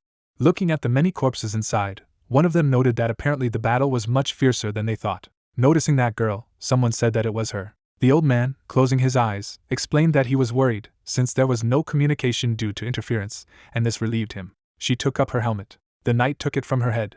The hero's eyes immediately opened wider. The girl turned around and said that even people from that team had come. The archer, approaching her, noted that it was extremely cool that the princess was fine. She also said that they were very happy to see them and asked if there was not a single top ranker among those who responded. Chakhun, frowning, asked her not to be so happy. Crossing her arms over her chest, she explained that they had only agreed to protect the old man. The princess turned her leg and apologized. The young man, standing behind, thought that this man was behaving like a man. The head, rubbing her head with her hand, explained that she was grateful that they were here, because her high status was not important at all, because Earthlings did not obey members of the royal family anyway. She, raising one hand, asked where the recruiter's team was, because they really follow separately. Her eyes widened as they said that his team had been completely wiped out, just like Kang's, because they had a lot of things happen along the way. The interlocutor, looking down, replied that she understood everything. Her gaze immediately rose. Looking at the protagonist, the girl asked about the person she had seen for the first time. Someone replied that it was their newcomer, a fighter from the March set who had joined their mission. The magician, glancing at him, introduced the princess. The girl closed her eyes and explained that its first level made her conscience send it back. The young man's mouth parted in surprise at her telling him not to die. Burying her hands in her hips, the princess invited everyone to discuss their strategy. The hero, looking away, could not understand what this incomprehensible pain in the chest was. Looking at the head, the guy realized that it seemed to him that they had not seen her for a long time, and would never meet again. Placing her hands on the table, she said that they needed to catch the Gorgon. Everyone else looked at her in silence. One of the people, putting his hands on his leg, asked if this monster was definitely there. The guardian bowed his head and explained that their intelligence had risked their lives to verify this. The man, picking his ear, said that they would definitely kill her then, while the second noted that they were not to blame for their powerlessness. The team with the protagonist stared at them silently. The young man, opening his eyes wider, could not understand what was happening. The fortress of Arden appeared. Their command post was visible. The man, frowning, wondered why they would put themselves in such danger if there was a fortress, even if that monster really existed. The girl, looking ahead, replied that this is because the defense of the fortress is not eternal, and the Gorgon continues to produce cockroaches and beetles and they will only lose people until they are completely destroyed. Another fighter, tilting his head slightly, suggested that they leave the fortress and make a strategic escape, and also asked what they thought about waiting in ambush at the entrance to the gorge, and then attacking unexpectedly. The princess, frowning, explained that if these creatures did not come out, they would simply lose their strength. Chohan raised her hand and asked why it had been built in the first place. Looking ahead, she replied that at the moment the main goal was to protect the walls, because then everything would be fine, because otherwise it would only make them nervous and not allow them to focus on the alliance. The interlocutor, turning away, noted that apparently someone lives too well, since they remembered the Union. The mage opened his eyes as she asked about who would be next if the alliance failed. Everyone else, shutting their mouths, did not say a word. The magician, closing his eyes, explained that as soon as the parasites infected the earth, their activities in paradise would also be covered. The fighter, looking away, suggested that perhaps that was why they allowed the construction of the fortress, and the fact that part of the work was not done was not their fault. The princess opened her mouth wide and replied that she understood that they had to line up in a hurry, but it was not their fault. After all, the deed was done, but now they needed to resolve this situation. The warrior raised his fist and asked if they had decided to put them in mortal danger. The young man turned his head and listened to them say that it was too arrogant to make them deal with these matters and that she should watch her tongue, because if they had known from the beginning, they would not have come here. The hero raised his head a little. His eyes took on a faded green glow. The beetles had already approached the wall. The knight, putting his blade forward, ordered everyone to attack. Mounted troops attacked these monsters. The cavalry ran forward. They ran quickly along the gorge. A cloudy sky appeared and someone shouted that it was them. A creature appeared. The man, raising his head, shouted that there was an ambush here. They were surrounded by a large number of parasites. The Gorgon's eyes burned bright red. A bright explosion lit up the entire gorge. The girl's eyes widened. Gritting her teeth, the princess said that this was the end. The guy's eyes began to take on their usual shade. All the people around, their mouths wide open, continued to say something. Teresa, raising her hand, said that they would defeat that monster with their cavalry, while the others would stop the bugs and cockroaches. And when their main enemy lost control over them, the parasites would fall down on their own and they would not have to strain much. The warrior, frowning, asked her to think again, for this plan was extremely reckless. The princess, bowing her head, asked if there was any other way. The man immediately looked away. The command post appeared and her words were heard that they would then act according to this plan. The fighter, smiling, noted that then they would lose only cavalry and therefore such a plan was dangerous. The hero silently looked ahead. Frowning, the young man knew that it was necessary to defend the fortress at all costs. But this plan would lead to defeat, because such was the future that he managed to see. The girl, putting her hand on her head, said that some first level should not interfere here. Someone asked about who brought the newcomer to the battlefield. The fighter, pointing his finger at the guy, explained that this is the person with the golden mark, whose skills are non-standard. The old man, putting his hand on his shoulder, noted that they apparently knew each other and asked if they knew that he played a key role in the Forest of Confrontation and single-handedly caught Lionaire. The girl, turning her head, asked if such a thing was possible. The other two people looked at each other and talked about how attacking the Confrontation Forest was simply impossible with his abilities. The man, opening his mouth wide, noted that that monster could only be fought from the 4th level, and no matter how unconventional this person was, it was simply impossible. The magician, shifting his gaze to the side, explained that although his eyesight could deteriorate, he had the ability to distinguish what was happening right in front of him and asked for the archer's opinion. Dylan, looking down, said that the strength of an individual fighter and his understanding of strategic tactics on the battlefield were not the same thing, while the mage noted that he seemed to be denying the intuition and resourcefulness that their newcomer had shown, and also wondered if his partner had forgotten that he had passed the first region. The man's eyes immediately opened wider. The young man bowed his head, listening to their words that he was apparently a former military man. The princess, looking at him, spoke of what she had heard from Chinsha about him, and offered to listen to his proposal. The sun was rising from behind the mountains. The princess stood in front of him. Placing her hand on her side, she said that the distribution of troops had already been completed and also asked if he was sure that everything would go according to plan, since no one would be able to come to his aid. The hero, tilting his head, replied that he was already used to coping alone. The girl, looking ahead, asked why he volunteered. After all, he should not be ashamed of his first level and noted that it did not seem that he was obsessed with exploits. The hero, turning his head, replied that he just had to defend this fortress and paradise. Teresa, closing her eyes, realized that if all Earthlings were like this, then they could have hope, and suddenly someone shouted that an enemy army was approaching. The princess, looking up, noted that he had come just in time and this was an extremely good start. Her foot was already on the stirrup. Looking down, she wished him good luck and asked him to come back alive. The young man looked at her from under his brow. The parasites were already near the gate. Images of knights appeared. The cavalry immediately attacked the approaching enemies. The mage was standing against a certain wall. A bright magic circle began to appear under it. His staff was glowing. The old man immediately ran them along the wall. The stone began to melt. The girl, standing behind, noted that they should not make a mistake, but the archmage noted that she apparently liked the man. Chohan, frowning, shouted a question about what he was carrying at all. The interlocutor, closing his eyes, asked her not to worry, because sometimes luck can be created with your own hands and she knows how to do it perfectly. Immediately after, the man threw back his head and began to laugh loudly. The girl closed her eyes and exhaled. Opening them, she thought of the protagonist. The animals fled in different directions when the cavalry passed by. Teresa looked around and called out to her comrade. The earrings on the main character's ears lit up. Gui Chang made a dash forward. The boy raced past the crocodiles. He moved away from the gates of the fortress. Frowning, the young man thought about controlling it with magic, and felt as if his legs were about to break. The sun rose over the gorge. The warrior rushed past him. Medusa Gorgon looked away. A bright light illuminated the insect. Dylan knitted his eyebrows sternly, and realized that something had begun. The psychic continued to run and felt that he could not breathe because of the heavy air. The crocodiles looked around. Teresa swung her sword and ordered everyone to charge. The man was watching his comrade, standing on a cliff. A drop of sweat rolled down his cheek. A trace of a blow appeared on the rock. Ian narrowed his eyes and asked his ally to be quiet. The old man saw the sun's rays breaking through the clouds. The leader of the squad raised a lantern. The mage pointed his staff at the sky.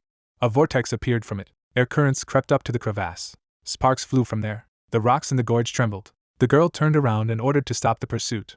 The horses reared up. The main character continued to run past the animals. The reptiles surrounded him on all sides. The wizard opened his mouth wide and cast a spell. A blue glow appeared in the crevasse. A huge piece of rock moved. Small stones fell from it. The boulder almost fell on a member of the team. Cracks began to appear on the cobblestone. Fragments of rock fell down. The sorcerer threw up his hands. Someone grabbed his wrist. Sitting on the edge of the gorge, Chakhan asked what her companion ate, and why he was so light. The teacher was surprised that she cared. The girl smiled and called him crazy. A landslide descended from the cliff. Shadows from the stones hung over the crowd of crocodiles. The boulders pinned them to the ground. The debris collapsed one after another. Hugo smiled broadly and shouted that they had succeeded. The animals looked at the rocks puzzled. Teresa tugged at the reins and ordered the others to move forward. The main character ran through the gorge. Gui-chan looked up and noticed something. Cockroaches flew straight towards him. The boy realized that they could stay in the air for a little more than 10 seconds. The insect opened its mandibles. The guy threw a magic ball at him. The monsters crashed into the web. Pieces of their bodies fell down. The warrior made a sharp dash forward. Ahead were the deserted mountains. The player frowned and remembered that the Gorgon Medusa appears at the peak of dawn, when the sun begins to shine brightly. The rays illuminated the rocks. The psychic concluded that this was what he needed. The main character jumped forward. Gui-chan ran up the hill. Cockroaches immediately surrounded him. The insects flew swiftly in his direction. The boy jumped to the side so as not to get hit. The monster slammed into the ground next to him again. The guy leaned on his spear and gritted his teeth. The warrior jumped off the cliff as the monsters attacked again. The player opened his mouth wide and began to breathe heavily. At the foot of the mountain stood Medusa the Gorgon. The psychic looked around and noticed cockroaches. The survivor frowned sternly and realized that he could not feel his legs and that his heart was about to jump out of his chest. The participant of the game ran forward and thought that he needed to kill the boss at all costs. The snake smiled slyly. An explosion rang out behind Therese. The girl looked at the sky in fright and remembered her comrade.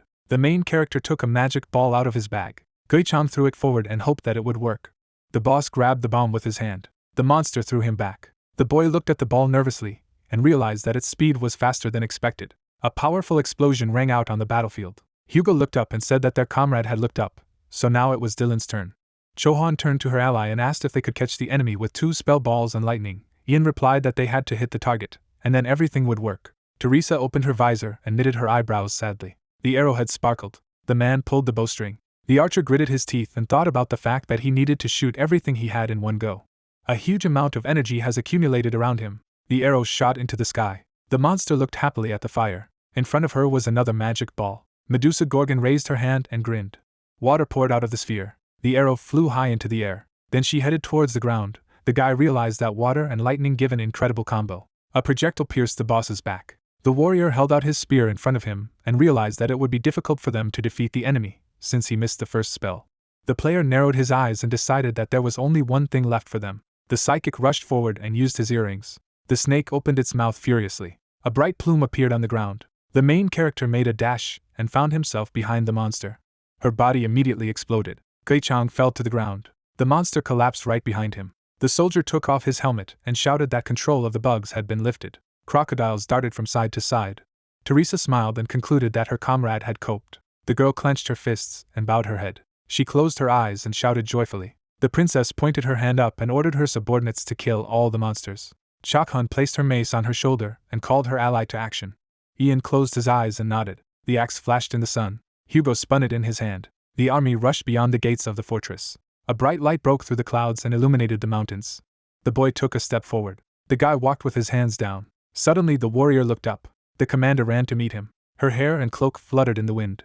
Teresa stopped and called to her comrade. The player bowed his head and asked if they had managed to defend the fortress. Raising her eyebrows, the girl wondered what he thought of the fortress even in such a situation, and asked if he didn't know anything. The princess hugged her ally and said that it was very beautiful. The psychic closed his eyes and smiled.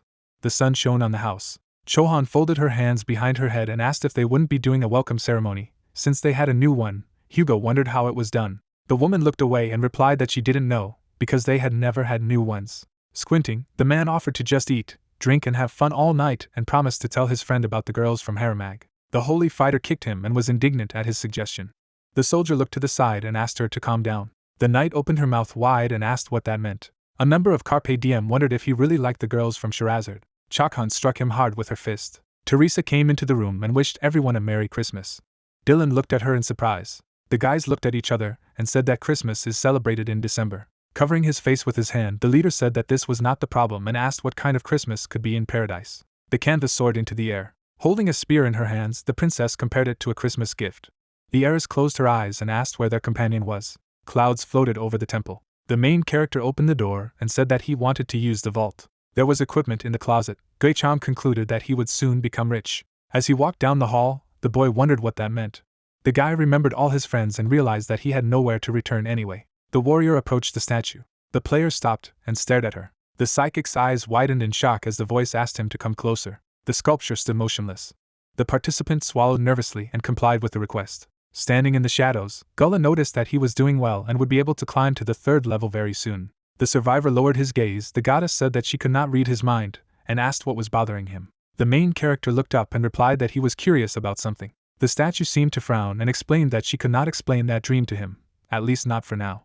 Putting his hand to his chest, Gui-cham was indignant at what it cost him to come here, and asked who made him feel so heavy and sad in his heart. The sculpture plunged into the burning stars. The voice said that soon he would find out everything himself, and hoped that he would be able to make the extinguished star shine again. The boy said that he did not understand what it was about. Gullah looked down and offered to discuss his future path. The guy narrowed his eyes and asked if he was talking about the 3rd level. The goddess explained that she would like to give him a choice so as not to be limited to standard methods. The warrior's eyes widened in surprise, and the statue asked if he wanted to follow a path that no one had dared to follow before. The throne was on the edge of a cliff over which the stars shone. The stranger looked up at the sky. Darkness hung over her. The goddess narrowed her eyes and thought that she had definitely seen the light in the center. She closed her eyes and assumed that it was a dead star.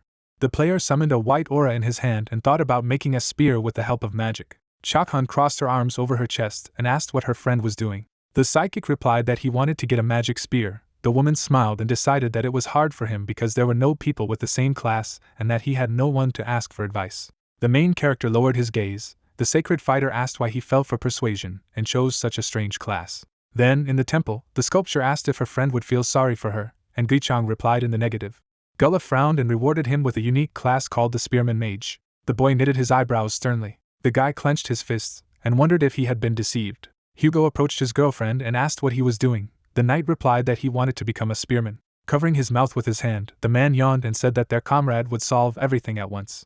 The warrior ran up to him and asked him who he was talking about. Dylan walked into the room and replied that it was the founder of Carpe Diem. The player raised his eyebrows and asked where this person was now. The knight asked his friend not to give him empty hopes. Turning away, Chohan realized that she needed to make a purchase with points, and assumed that her comrade had received a lot of points for Arden Fortress. The soldier said that at this rate, they would have too much of a gap with the higher ranks. The thug frowned and asked if they had forgotten what the old man kept saying.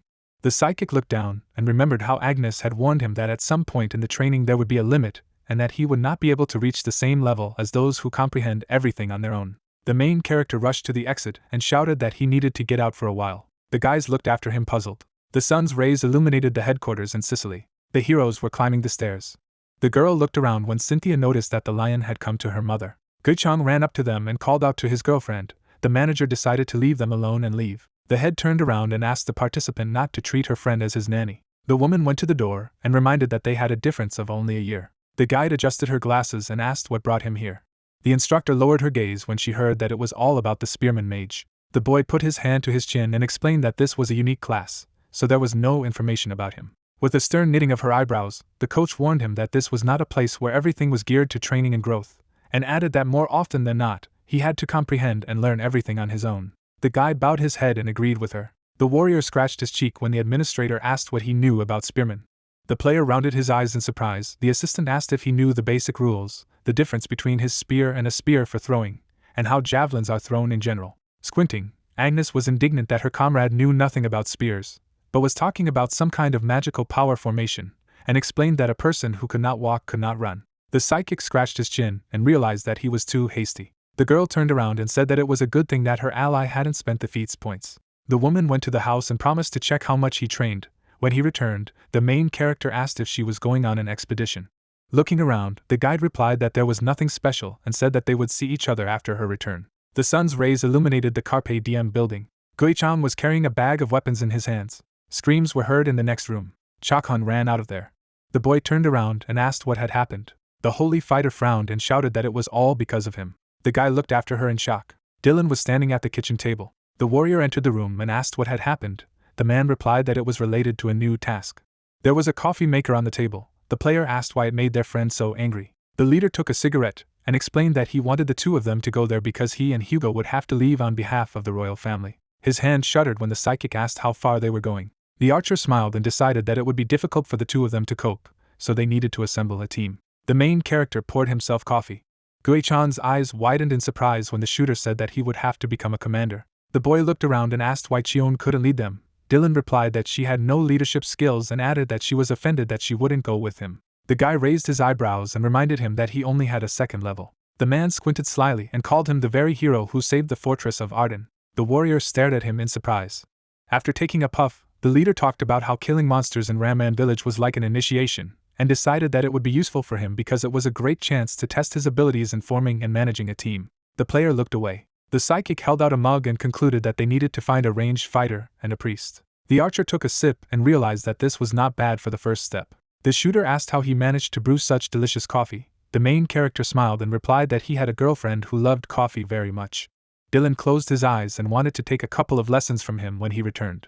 The sun's rays illuminated the royal library. Someone was discussing the secret of Ramman village. Gui-chan walked over to the table where his comrade was sitting. The boy raised his eyebrows and said that he wanted to find a source and solve the problem, not just destroy all the monsters. Ian crossed his arms over his chest and asked what he knew.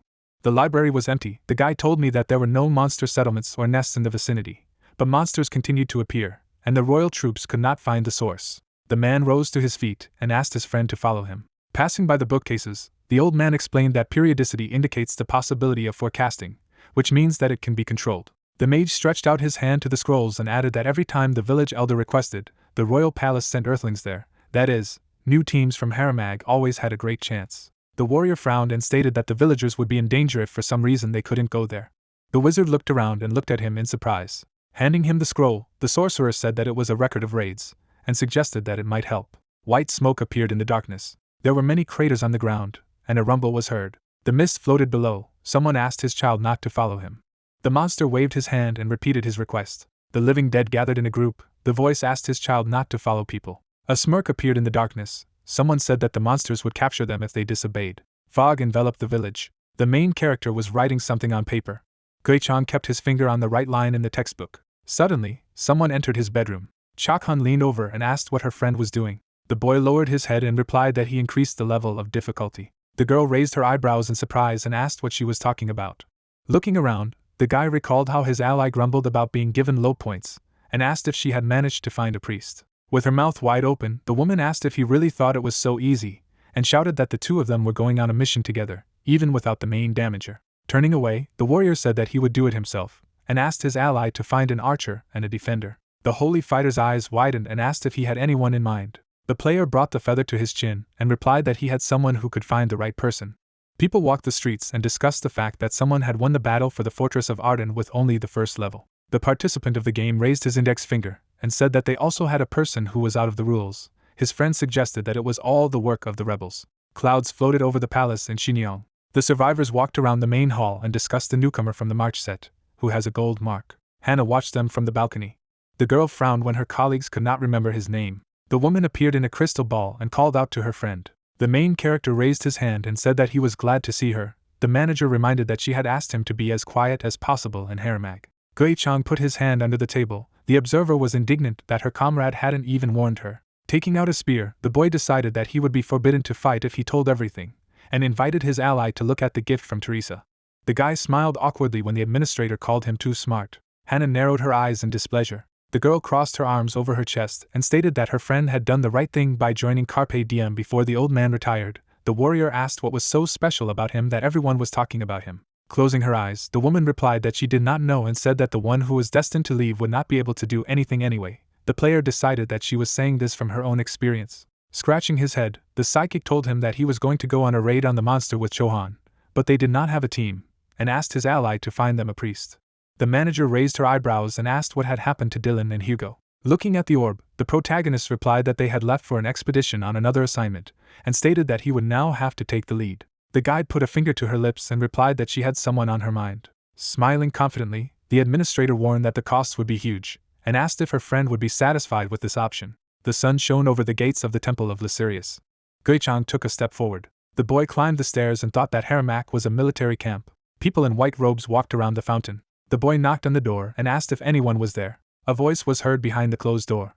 The guy raised his hand and said that they had not seen each other for a long time. Maria opened her mouth in surprise and asked what had brought him here. The girl turned away and muttered something in displeasure. The warrior went into the house and asked for forgiveness. The girl asked him to be silent. The player looked at the mess in the room and explained that he had come to her with an offer that concerned Ramman village. With her head on the table, the guide asked if this was some kind of terrible assignment for her class and asked her friend to reach out to someone else. Coins fell on the tablecloth. The instructor looked at them and asked how much it was on Earth. The psychic showed her his hand and replied that it was 5 million won. The trainer decided to introduce him to a priest trainee, who would cost 4 times less. The main character poured out a few more coins. The assistant said that it was not worth that kind of money. Guichang confidently knitted his eyebrows and reminded her of her request to give her all the extra money he had. Maria frowned and asked if he really wanted to work with her so much. The boy looked ahead and asked if he could go against the law with these coins. The girl smoothed her head and objected to him. Suddenly her eyes sparkled. These coins were so alluring to her. The guy rounded his eyes in amazement. The girl realized that she could not contact them, because then everything would get even more confused. Another handful of coins fell on the table. The guide with dollars for eyes asked if her friend had gone completely crazy. The instructor covered her face with her hand. The warrior replied that he just wanted to make friends. Crossing her arms over her chest, the coach said that everything was not so simple, and told that many teams could not stand it while they tried to persuade her.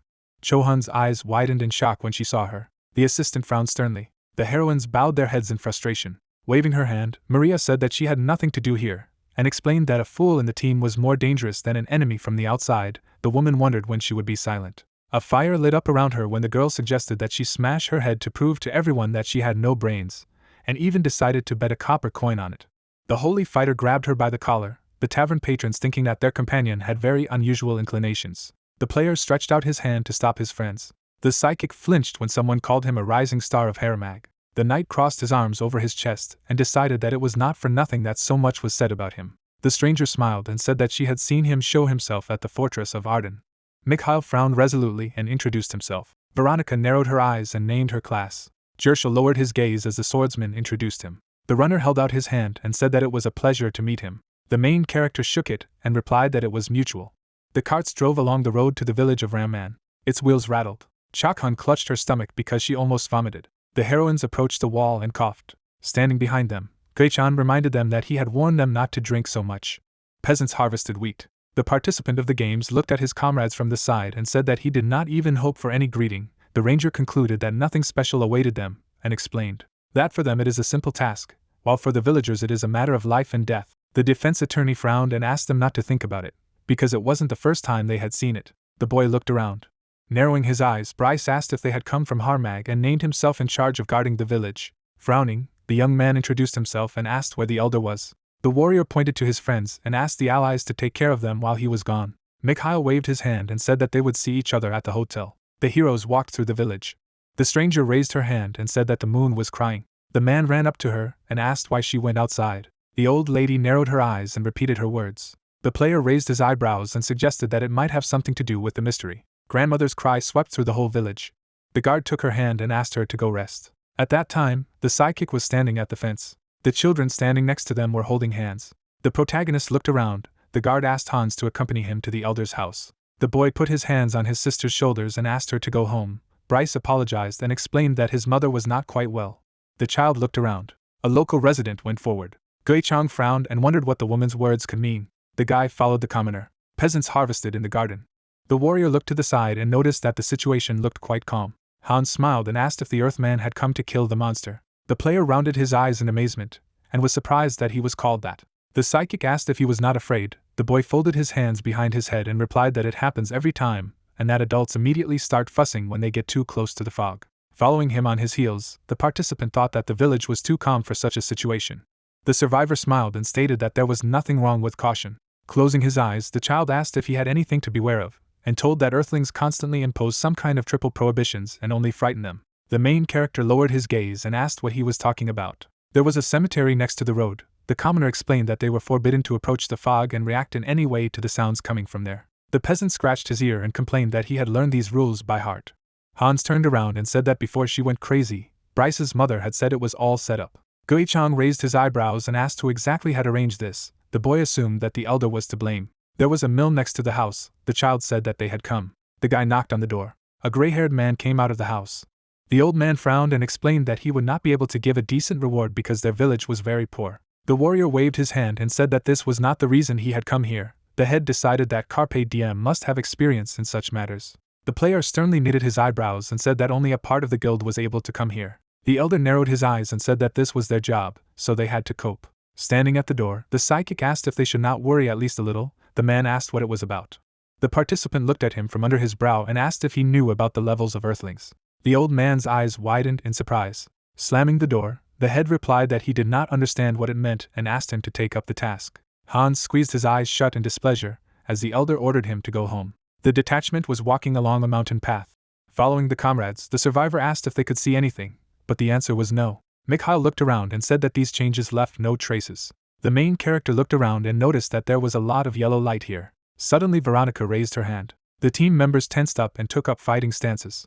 Ranger closed her eyes and said that she had definitely heard someone's voice. Suddenly, blue slime fell on her. The runner swung his blade. However, his blows did not affect the monster in any way. Only a couple of scratches remained on his body. The swordsman shouted that nothing helped.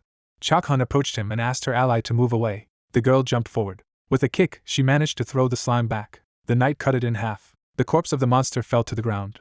Mikhail opened his mouth wide and asked what had happened. The woman covered her face with her hand and replied that the rock had swallowed her up and hid her in its bowels. The chopped parts of the monster began to move. Jershel looked around. The slime turned into a golem. The man warned his comrades of the danger.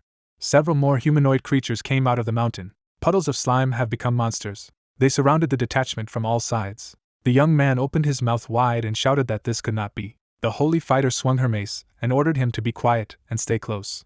The warrior dealt a powerful blow to the enemy. Chakhun made a dash forward, dispatching all opponents in the way. She knitted her eyebrows sternly. Suddenly the girl looked away. An energy shield appeared in front of her, which deflected the blow. The woman jumped back from the monster. The holy fighter frowned menacingly and asked why the allies didn't cover her from behind. In front of Mikhail were decapitated golems. The slime began to boil. The warrior's eyes widened and concluded that they were capable of regenerating. The monsters ran forward. The spearmen raised their weapons. Maria put her hand to her comrade's shoulder and was indignant at what was happening. The girl took out a cross. A protective dome appeared above the heroes.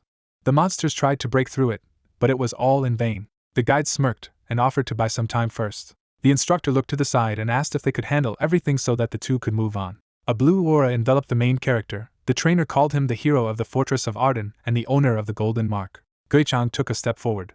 Suddenly, the golems trembled. The monster turned. The boy cut it with his spear. The young man opened his mouth in surprise and wondered if his weapon was really so powerful. Chakhun pointed her hand forward and shouted that it was useless because the enemy was regenerating. The girl opened her eyes wide and asked what was going on. The monster's body was covered with a blue haze. The player raised his eyebrows and noticed that it was frozen. The psychic broke it into many fragments. The woman stared at him in shock.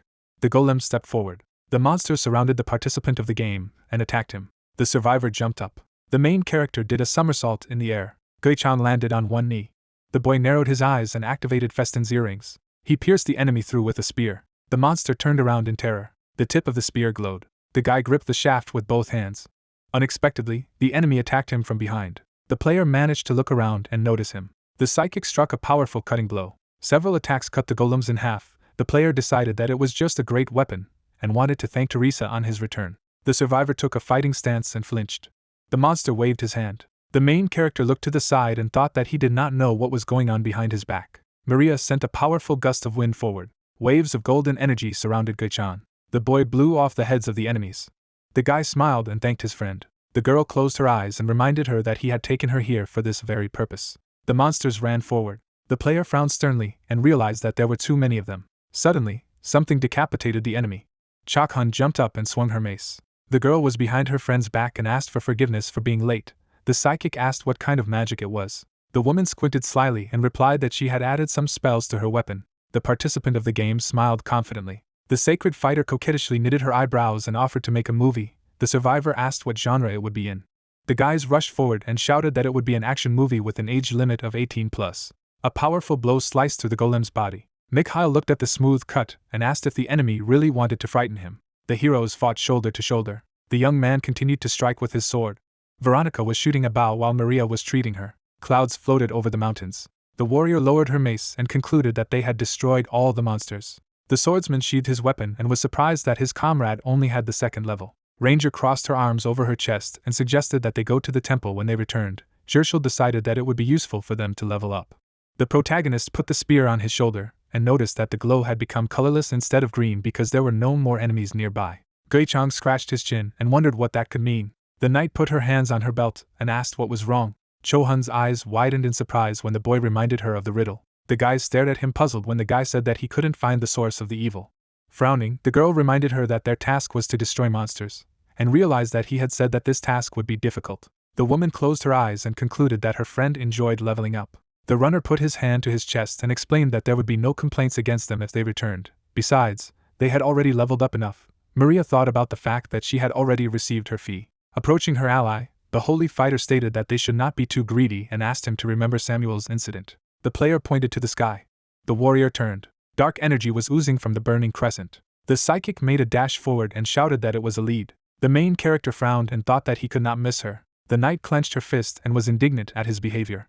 Guichan was standing on a tall rock. The members of the squad stopped and asked what it was. The boy stepped forward and claimed to have found a clue to the mystery. Next to the forest was a burning hill. The moonlight illuminated him. The closer the squad approached, the dimmer the glow became. The guy ran forward and thought about the fact that this was happening for the first time. The player rushed up the slope. Suddenly he stumbled. The psychic fell to the ground.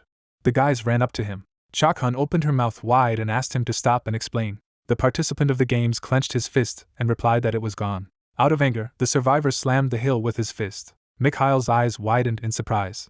Veronica narrowed her eyes and asked if it was an artificial structure. The main character raised his eyebrows in amazement. The young man approached him and offered to try to dig up this mound. After a while, they found the door. The girl bent over it and assumed that it was a vault. Maria asked if the locals would fill it with earth.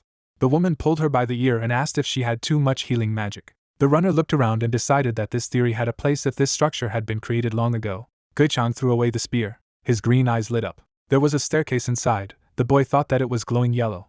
The guy looked to the side and offered to go inside. The squad went downstairs. The elder walked to the door. The team went further down a long corridor. The ranger held a lantern in her hands.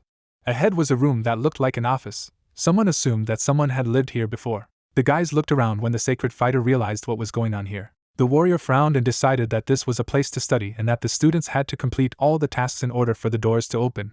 But for some reason, those who were supposed to unlock them disappeared. Jershel scratched his chin and concluded that those who had remained locked up had continued to study until they died. The man sternly knitted his eyebrows and stated that this was what gave birth to those ghosts. The members of the squad looked at each other tensely. Maria closed her eyes and thought that it was better for her to remain silent. Looking up, the player was disappointed that this was all and wondered what he saw with the 9 eyes. The archer walked over to the bookcase and noticed that there was something there. The swordsman asked her to be careful and suggested that it might be a trap. Veronica tugged at the candlestick. A secret passage opened. The ranger asked who her comrade took her for. Michael walked up to the doorway and said that everything was getting much more interesting. Opening his mouth in surprise, the psychic noticed a green glow and offered to go inside. The team walked forward along the corridor, but the young man noticed that there was nothing here. The archer lowered her gaze and denied it. A magic circle was drawn on the ground. The runner illuminated it with a flashlight and decided that the monsters were summoned here. The swordsman saw a cave ahead and concluded that the monsters were coming out through it. The protector wondered who could have done this. Chakhan swung her mace and suggested that she simply destroy the magic circle. Suddenly someone put a hand on her shoulder and stopped her. The main character frowned menacingly and wondered if the color had changed to green. Because the call was interrupted, the girl asked what happened. Guiching turned to his comrades and asked if there was definitely nothing else here. Veronica replied that it was just a way out and asked if they should study it. Suddenly, someone approached the squad from behind. The boy looked around and saw the elder. Folding his hands behind his back, the man explained that he had come here because this time the task took longer than usual, and he was glad that everyone was alive. The guy raised his eyebrows and asked if he knew about the existence of this place. The old man knitted his eyebrows sternly and replied that there were rumors that there was a magus hiding in these mountains. The player stood in front of a magic circle. The head of the village assumed that the sorcerer summoned monsters with it, and asked the heroes to hurry up and deal with him. Mikhail approached the leader and asked if they were not going to go further. The ranger decided that it looked a little suspicious. The defender offered to find out what was wrong. With his mouth wide open, the keeper declared that they would not leave just like that, and suggested that the comrades separate. The elder gritted his teeth and said that it wasn't a good idea because they didn't know exactly where the cave led. The tank looked around and explained that they would check the entrance and return immediately. Gershel nervously narrowed his eyes when the man said it was pointless, and asked the squad not to make the villagers worry anymore. The guys approached the cave. The defender said that they needed to go. The head of the village frowned sternly and asked them to stop. The main character's eyes lit up, and he said the same thing. Gui-chang looked around and looked at the elder. The passage glowed yellow. The boy wondered if the local was somehow involved in this. The man stared sternly ahead. The guy didn't understand why he remained colorless. The archer opened her mouth wide and explained that this was just ordinary reconnaissance. The player asked her not to do it. The cave glowed red. Mikhail asked what was wrong. The psychic gritted his teeth tensely and realized that they were not allowed to go there. Pursing his lips, the participant of the games wondered what all this meant, and thought that they must eliminate the danger of red for the safety of the inhabitants. Taking a spear in his hands, the survivor offered to go there only when everyone took a combat position, and asked his comrades to quickly respond to emergencies. The young man gave a thumbs up and said that his friend now looked like a real leader. The main character turned to his ally and said that they would return soon. The old man resigned himself to the fact that earthlings do as they please. Gui-chan looked ahead and thought that he hadn't even advised them to leave here. The head of the village clutched a magic stone in his hands. The elder frowned sternly. The squad walked through the corridor. A bright flash appeared ahead. Veronica rounded her eyes in fright and called on her friends to step aside. Something flashed in the air. A black tentacle grabbed Gershel by the leg. The defender opened his mouth in horror and screamed. The monster dragged him with it. The guys ran after him. The keeper loudly asked for help. The runner looked up in amazement. Suddenly the swordsman frowned tensely. Chohan pointed her finger forward and asked where the mid-level nest came from. The boy asked what it was about. In the center of the cave was a giant flower. The girl explained that this was what gave birth to the Gorgon Medusa. In the past, standing in the office, the guy said that it was created as a weapon against parasites. Ian replied that this was just his theory. The player looked down. The man remembered that his friend had already experienced this at the tomb of the Holy Virgin. Red cards swirled in front of the cave. The psychic revealed that he thought that the magic that was in the Forest of Confrontation was meant to protect the grave. But it turned out that it was a barrier to protect the tribe from the hatred of the maiden. The main character was holding a scroll in his hands. The old man said that there are too many moments when assumptions do not coincide with reality. Gui-chan knitted his eyebrows tensely. The mage said that only himself could be trusted here. Suddenly the boy opened his eyes in fright. Tentacles crawled out of the bud. The guy realized that the teacher's hypothesis was correct. The monster's limbs rushed forward. The members of the squad took a fighting stance. They were surrounded by a protective dome. The player opened his mouth in amazement. The psychic looked at his friend and asked if she knew the strategy. Chakhun replied that with their powers, they had no choice and explained that they needed to retreat now. Mikhail looked around and said that first he had to save Gershel. The young man cut the tentacle in half. The girl walked up to him and swung her mace. The runner raised his eyebrows in surprise and asked what it was. The limb began to regenerate. The swordsman asked why this was happening. The woman replied that it was one of the monster's abilities. The mace lit up. The holy fighter chopped off another tentacle. It began to boil. The warrior asked why it didn't work. Maria closed her eyes and shouted that she was running out of strength. The protective barrier cracked. The main character gritted his teeth tensely. Suddenly, Gui-chang's eyes widened. The boy took an arrow out of his bag and assumed that it should work. The guy threw it at the enemy. A shell pierced the bud. Mikhail smiled and called him an excellent leader. The arrow flew forward. It pierced the flower. The monster began to squirm and scream. The defender opened his mouth in horror. The monster threw him into the air. The young man caught him. The runner closed one eye and said that everything was fine. The tentacles tried to break through the barrier. The girl asked her comrades to do at least something. Veronica looked away. The player asked her to attack the enemy with a bow. The swordsman looked to the side. The psychic explained that the two of them would distract the opponent from both sides. The keeper frowned, and the player ordered him to protect the priest.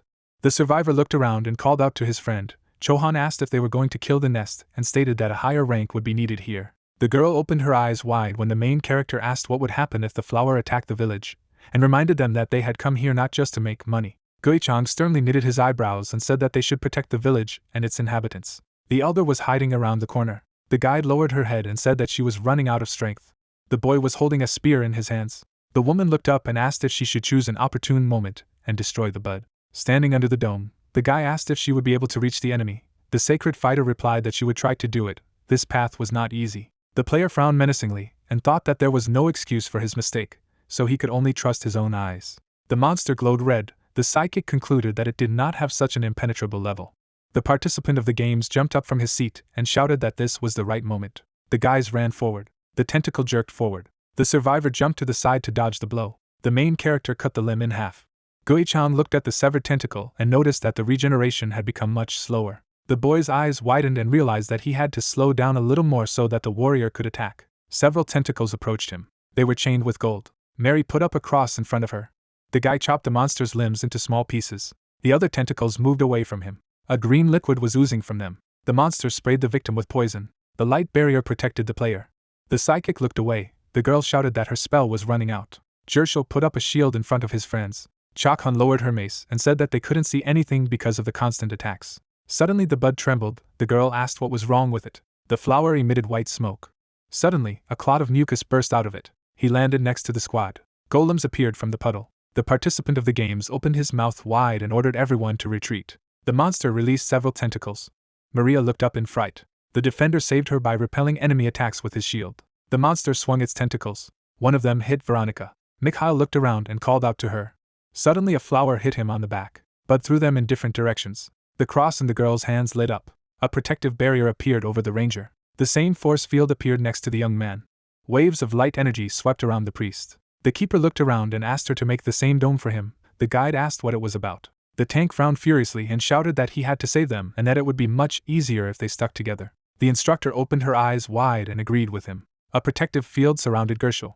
The main character turned his head and looked away. The assistant asked her ally to bring them as soon as possible. Gui-chan raised his hand and shouted that he needed to guard the healer. The man rushed to the side. Maria asked where he was going. Tentacles surrounded it on all sides. The girl raised the dome above her.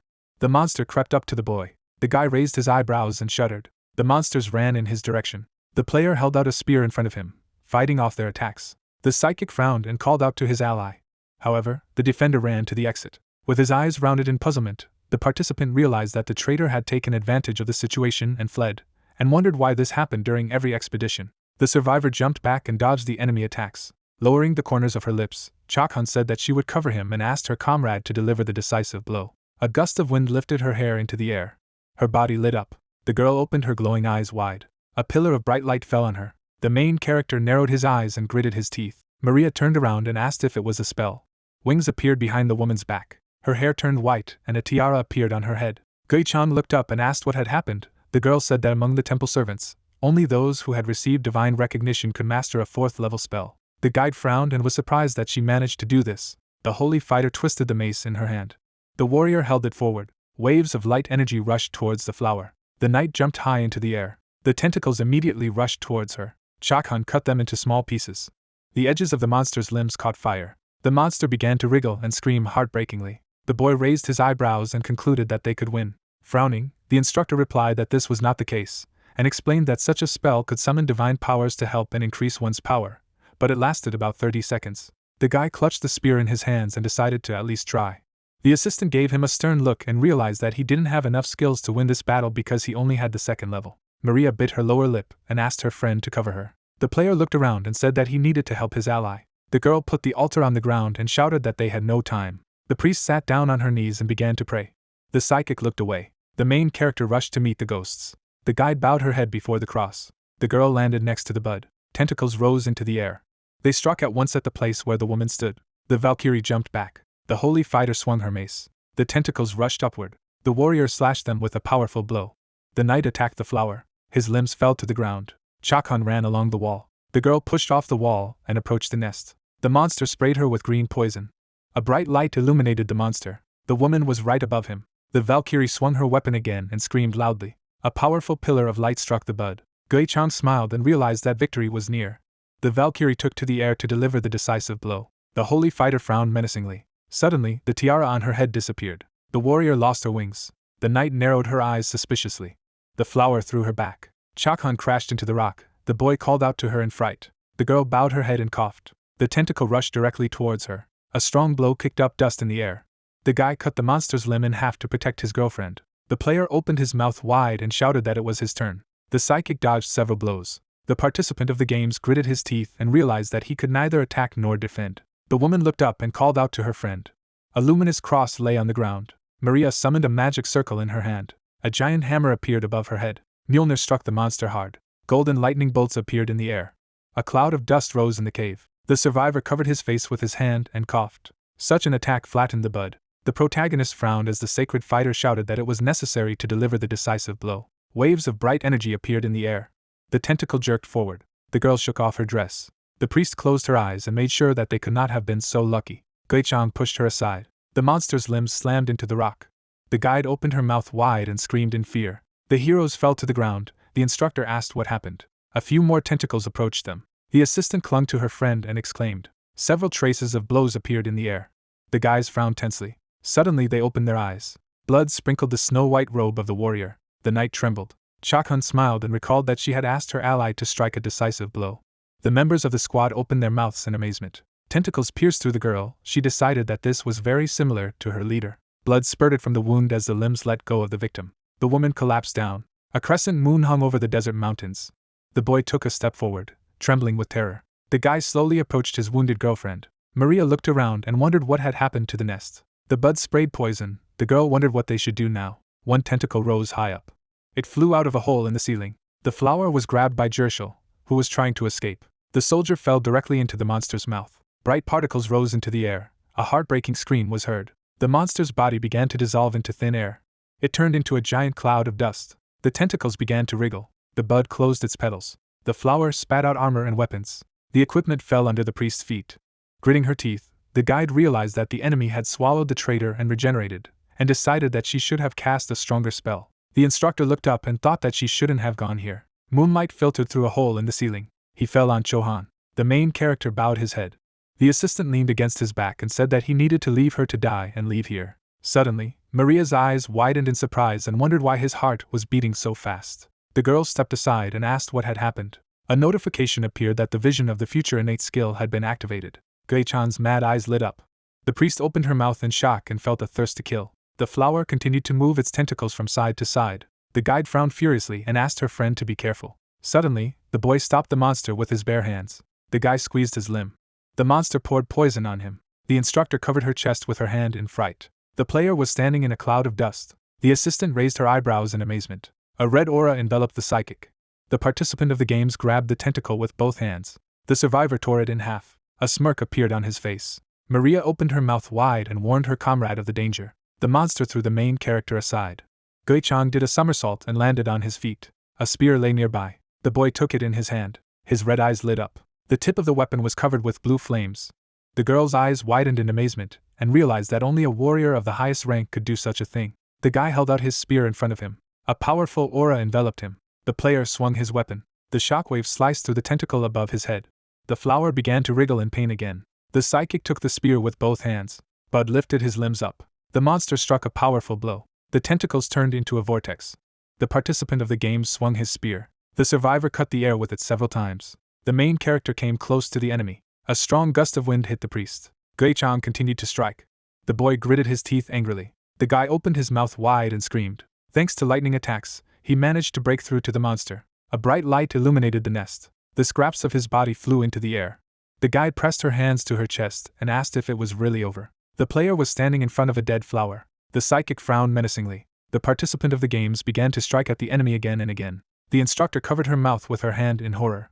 The tip of the spear pierced the ground. Stained with slime, the survivor began to breathe heavily. The main character opened his eyes wide. He leaned on his spear. Gui-chang looked around and asked what had happened. Bloody parts of the monster's body lay around. The assistant raised one eyebrow and asked what these jokes were. The boy put his hand to his face and explained that he remembered how Chakhun had died, and then his eyes suddenly turned white. Maria frowned and asked what it was all about. The guy looked at his hands and said that he could have saved his ally if he had acted a little faster. The player looked up when the girl asked why he had already sent her to the other world. The priest used healing magic on the girl. A light energy enveloped her. The psychic fell to the ground and was glad that his girlfriend was alive. The participant of the games lay on his back and squinted. The survivor stared at the ceiling. The moon shone between the clouds. The guide asked why her companion did not get up and whether she really needed to shed tears for this. The main character replied that they were not in the film and that it would not work. The instructor swung her fist and decided that one blow would not be enough. The assistant collapsed exhausted on her friend's knee. Gui-chan looked at her with a smile. Someone took a step forward. The boy immediately looked away. The elder looked down at him. The guy was stained with the blood of the monster. The man looked ahead.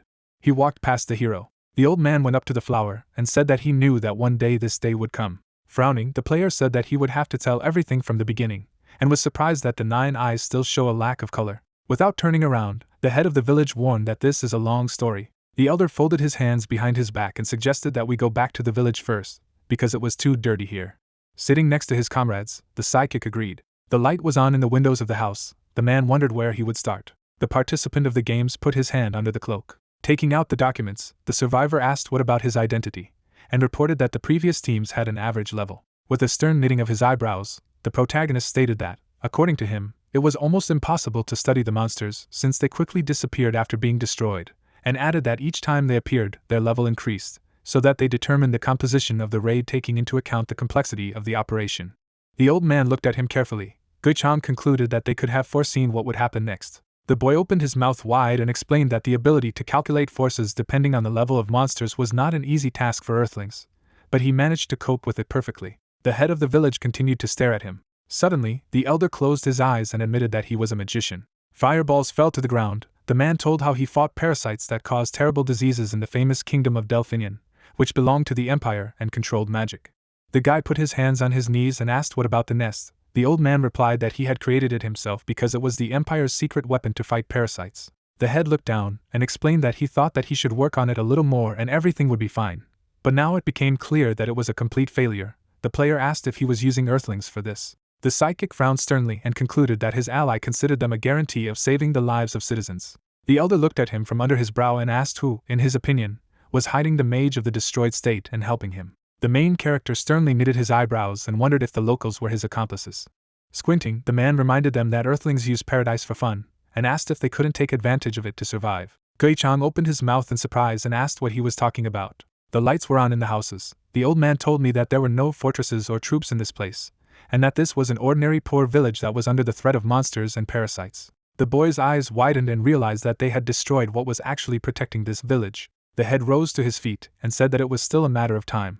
The elder opened the box. Taking out a stone from there, the man said that this was the essence of alchemy, rudium, and explained that it could be used to control the nest, but the problem was that it became smaller and smaller the more it was used. In a flashback, the heroes met in caves, as it turned out that the nest had the ability to learn and grew every time after the battle with Earthlings. However, over the years, it becomes more and more difficult for parents to control their children. The flower was grabbed by Jershel, and the day came when the old man had to put an end to it before the control was completely loosened. Tentacles attacked the dome. Due to his inattention, this day came faster than expected.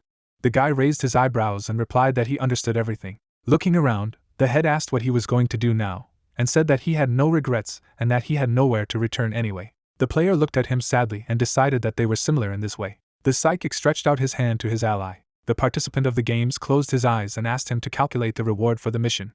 A smile lit up his face. The carts crossed a mountain river on a bridge. Chakhan woke up and narrowed her eyes. Suddenly the girl opened her eyes wide. The woman was lying on her friend's knee. Maria slept on the other sofa. The survivor looked down in surprise. The holy fighter jumped up from her seat and asked what had happened to the cave and the nest. Frowning, the protagonist reminded her of asking her not to drink so much, and suggested that she get a little drunk to start with when they arrive at Ramman village. The warrior opened her mouth in amazement, and asked if they had not been there yet. Gui-chan shook his head. The knight lowered her head and decided that this was either a leap in time, or a prophetic dream. Chakhan clenched her fist and shouted that they needed to go back, because otherwise everyone would die. Her eyebrows knitted sternly. She told them that she had seen something in her dream and explained that they needed to return to Haramag.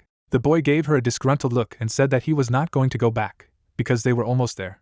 The woman hit her thighs with her hands and was outraged that her friend did not believe her. Suddenly, the holy fighter rounded her eyes in puzzlement. The warrior noticed her whitened locks. The guy covered his mouth with his hand to hold back his laughter. The carriage staggered at the knight's loud curses.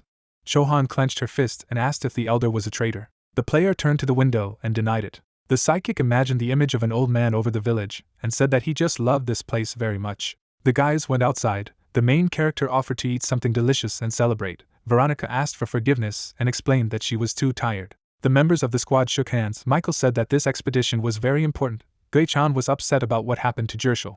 The mercenaries left. The boy concluded that the three of them would have to celebrate. Maria waved her hand and said that she would also go to bed. The heroes were left alone. The guy closed his eyes and offered to have dinner. The girl explained that she needed to go to the temple, and then also rest. The player raised his eyebrows in amazement, and asked if she really wanted to level up.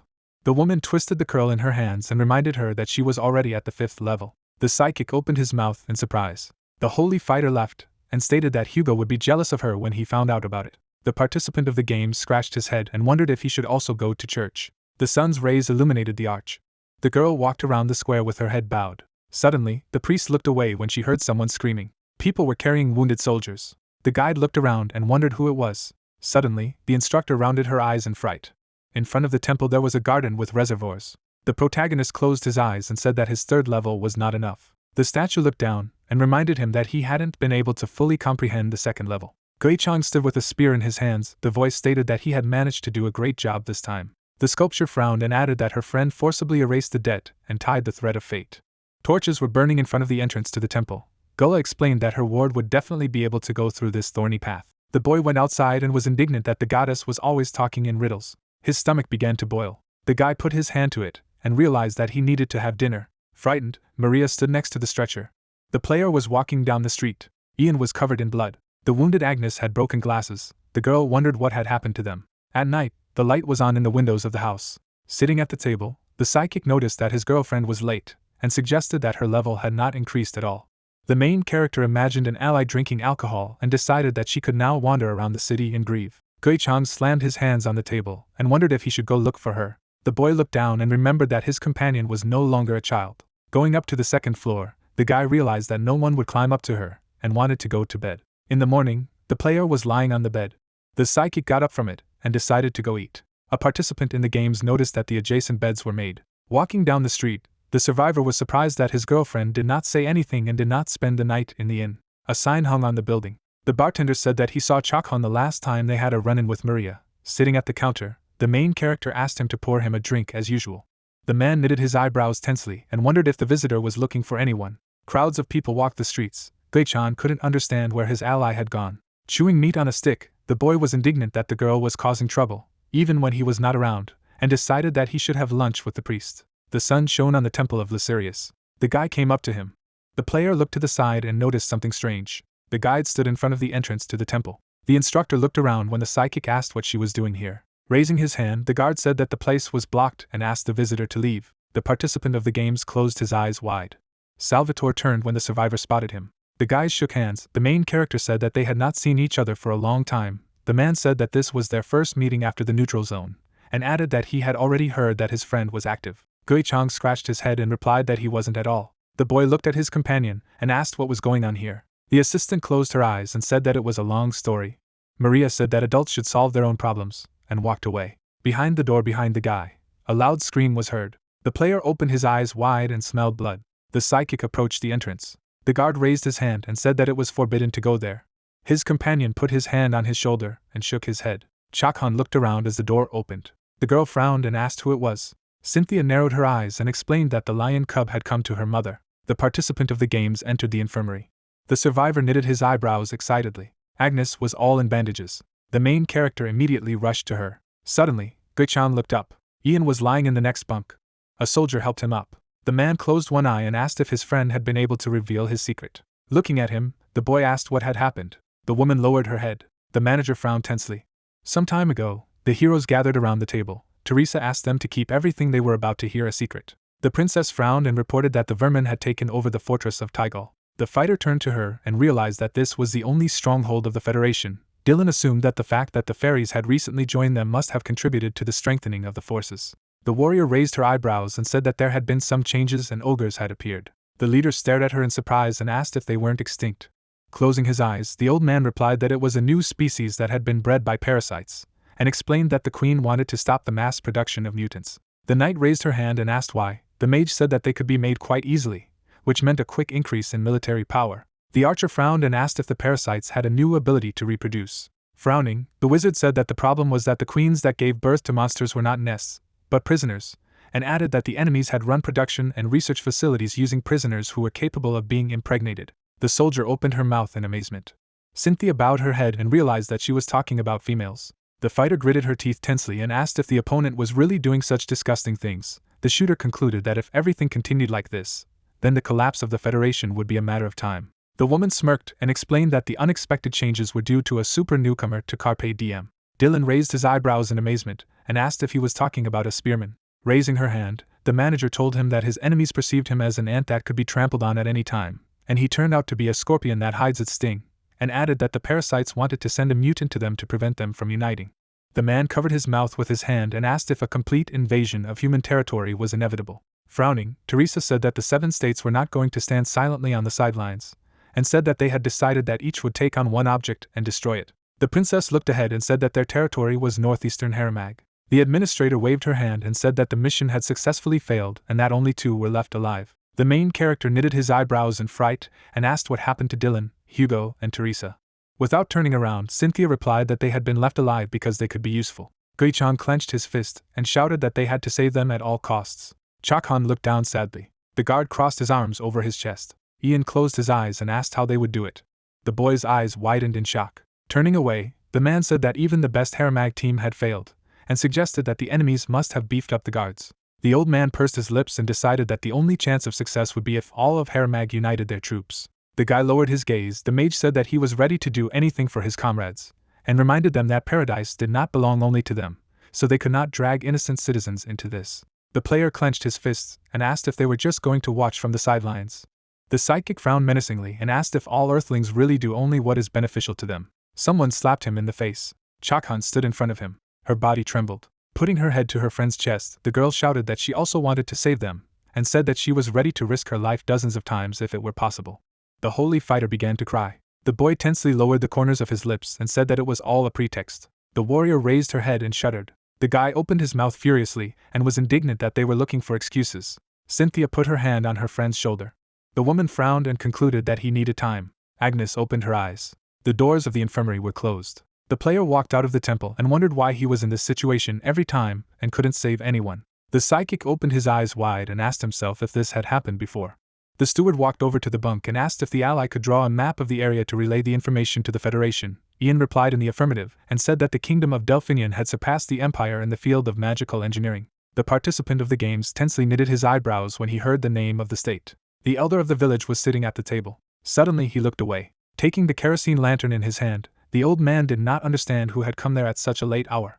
The mage grabbed the door handle with his fingers. On the other side appeared Gui-chan. Lowering the corners of his mouth in bewilderment, the head of the settlement asked where he had come from. Logs seemed to burn inside the fireplace, and someone was heard to say that it was true, and that this was the laboratory in which he worked. Pouring water into a glass, the wizard asked if the guy really thought that the Empire and the laboratory were small in size, and then added that it was very stupid. The sorcerer abruptly placed the mug on the table. The main character began to pour the liquid into his mouth. Rubbing his cheek with the back of his hand, the warrior stated that no matter how strong the guards were, there must be a weak point. Focusing his gaze on the interlocutor, the protagonist suggested that this could be some kind of secret path. At the same moment, the village elder's pupils noticeably decreased in size. Folding his hands, the old man asked why he thought so, to which the old man thoughtfully pronounced the word nest and added that they probably did not carry such a huge monster through the main gate. Closing his eyes, the magician said that he liked smart guys. On the edge of the chest of drawers stood a small box. There was a black stone inside, and the head of the settlement said that when he got it, it was the size of a rock, and naturally heavier in weight. With his pupils bulging, the clairvoyant could not understand how this was possible. Looking up, the wizard stated that it was as he had said, through a secret path. A drop of sweat ran down Gui-chan's cheek as the other person clarified if it was true that he had no idea that he was leading right here. Glare of sunlight fell on the 2-story building. Chakhan sat humbly on the sofa. Suddenly, a dark silhouette of a man appeared in the doorway. The main character rounded his eyes in bewilderment. The girl went to meet the guy and asked where he was carrying, to which he asked a counter question if she had been waiting for him all night. At the same moment, the holy fighter clenched her teeth tightly in anger. Raising her fist in front of her, the lady shouted that she was already tired of waiting, because he left without saying anything, so how could she not wait? After which she added that she also wanted to save them. Rubbing her eye with her fist, the warrior noticed that he knew perfectly well what they meant to him, and suddenly he became so serious. A moment later, the protagonist pressed her head to his chest. Squinting his eyes, the clairvoyant asked her forgiveness. Chakhan started pounding her fists on his body and screaming that he was bad and that she didn't even know how she felt. Gui-chan gripped the girl's shoulder tightly with his fingers. Restraining his girlfriend with his hands, the main character again asked for forgiveness and said that he had found a solution. The girl wiped her tears with her fist and clarified where they would go when he offered to go. Raising his hand up, the warrior replied that he needed to save the others. Ian looked at the paper in front of him. The guy furrowed his brows angrily. There was a glint of light in Cynthia's eyes. The protagonist looked attentively ahead. A drop of sweat dripped down the sacred fighter's forehead.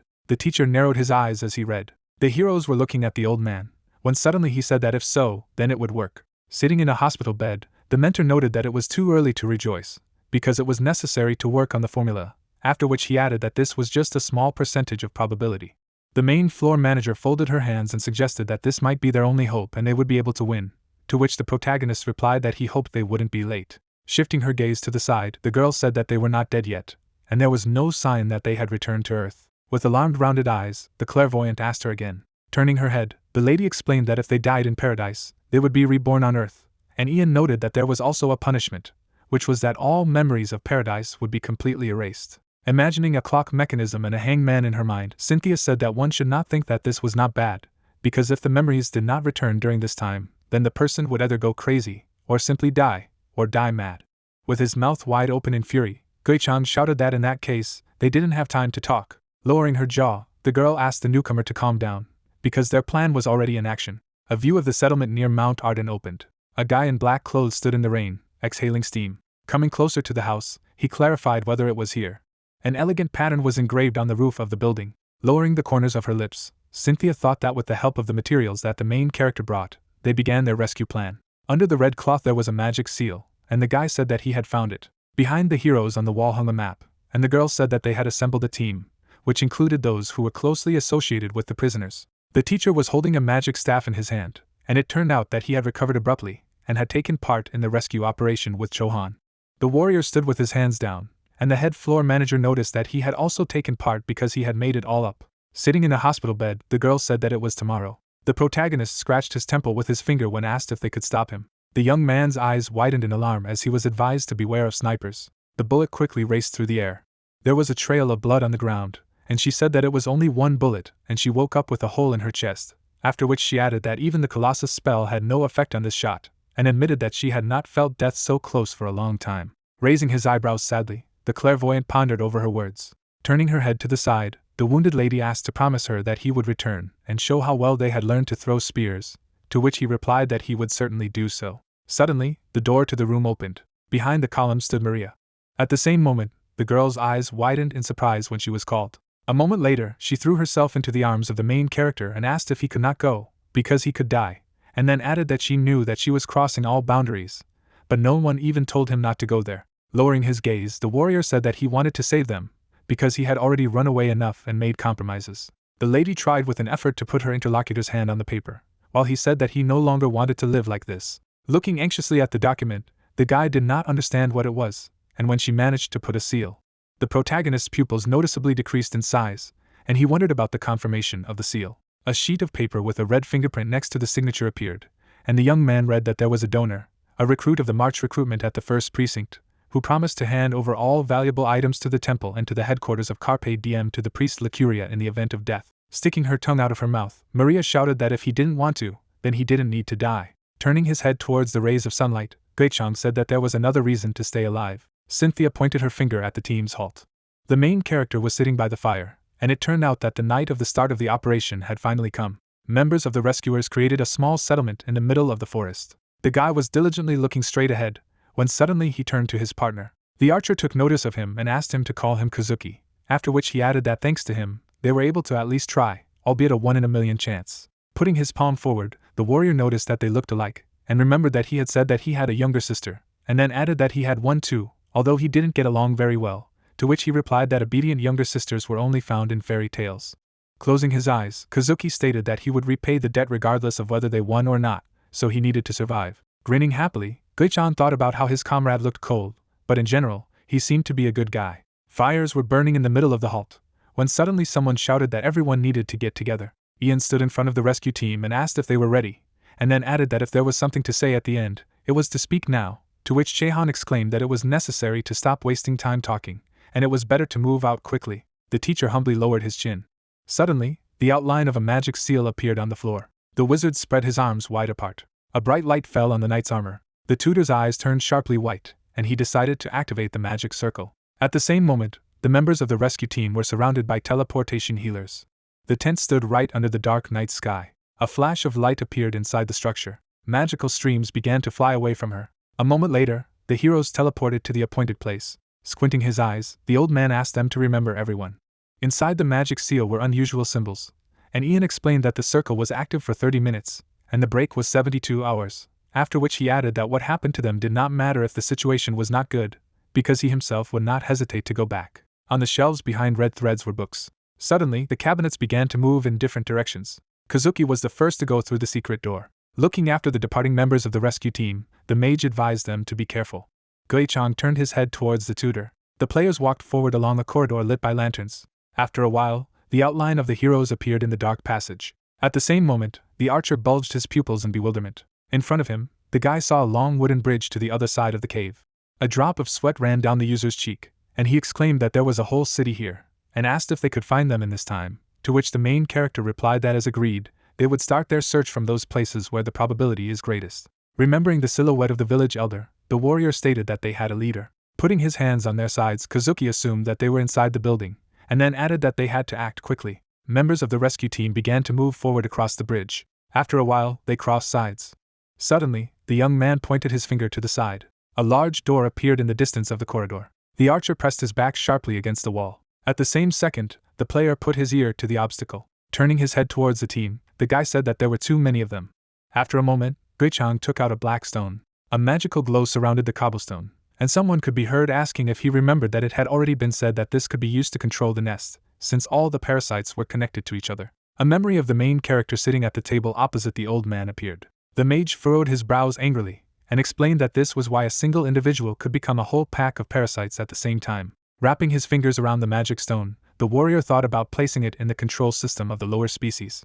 The protagonist closed his eyes and heard a voice that said that they were not their enemies, but on the contrary, allies, and that everyone needed to stop acting and stay put. Suddenly, glints of light appeared in the clairvoyant's eyes. Kazuki looked at his partner carefully. At the same moment, the archer raised his hand to the wall. Looking at his allies, the guy said that it was impossible to believe it, but everything stopped, which surprised the others.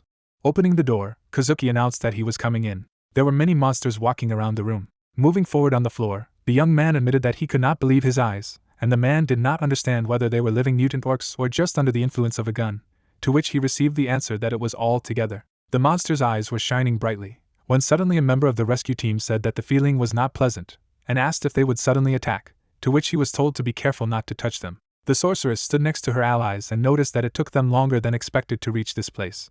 The girl threw the weapon over her shoulder, and the archer said that he, Chohan, and Reiken would be on the left, and Gui-chan and Yasser on the right. The protagonist furrowed his brows angrily while his partner said that it didn't matter if they found them or not, they had to return to this place in 5 minutes. Suddenly, the players began to take one step at a time. The warrior and his ally walked carefully along the floor. The man turned his head to the side and asked why there was no one here.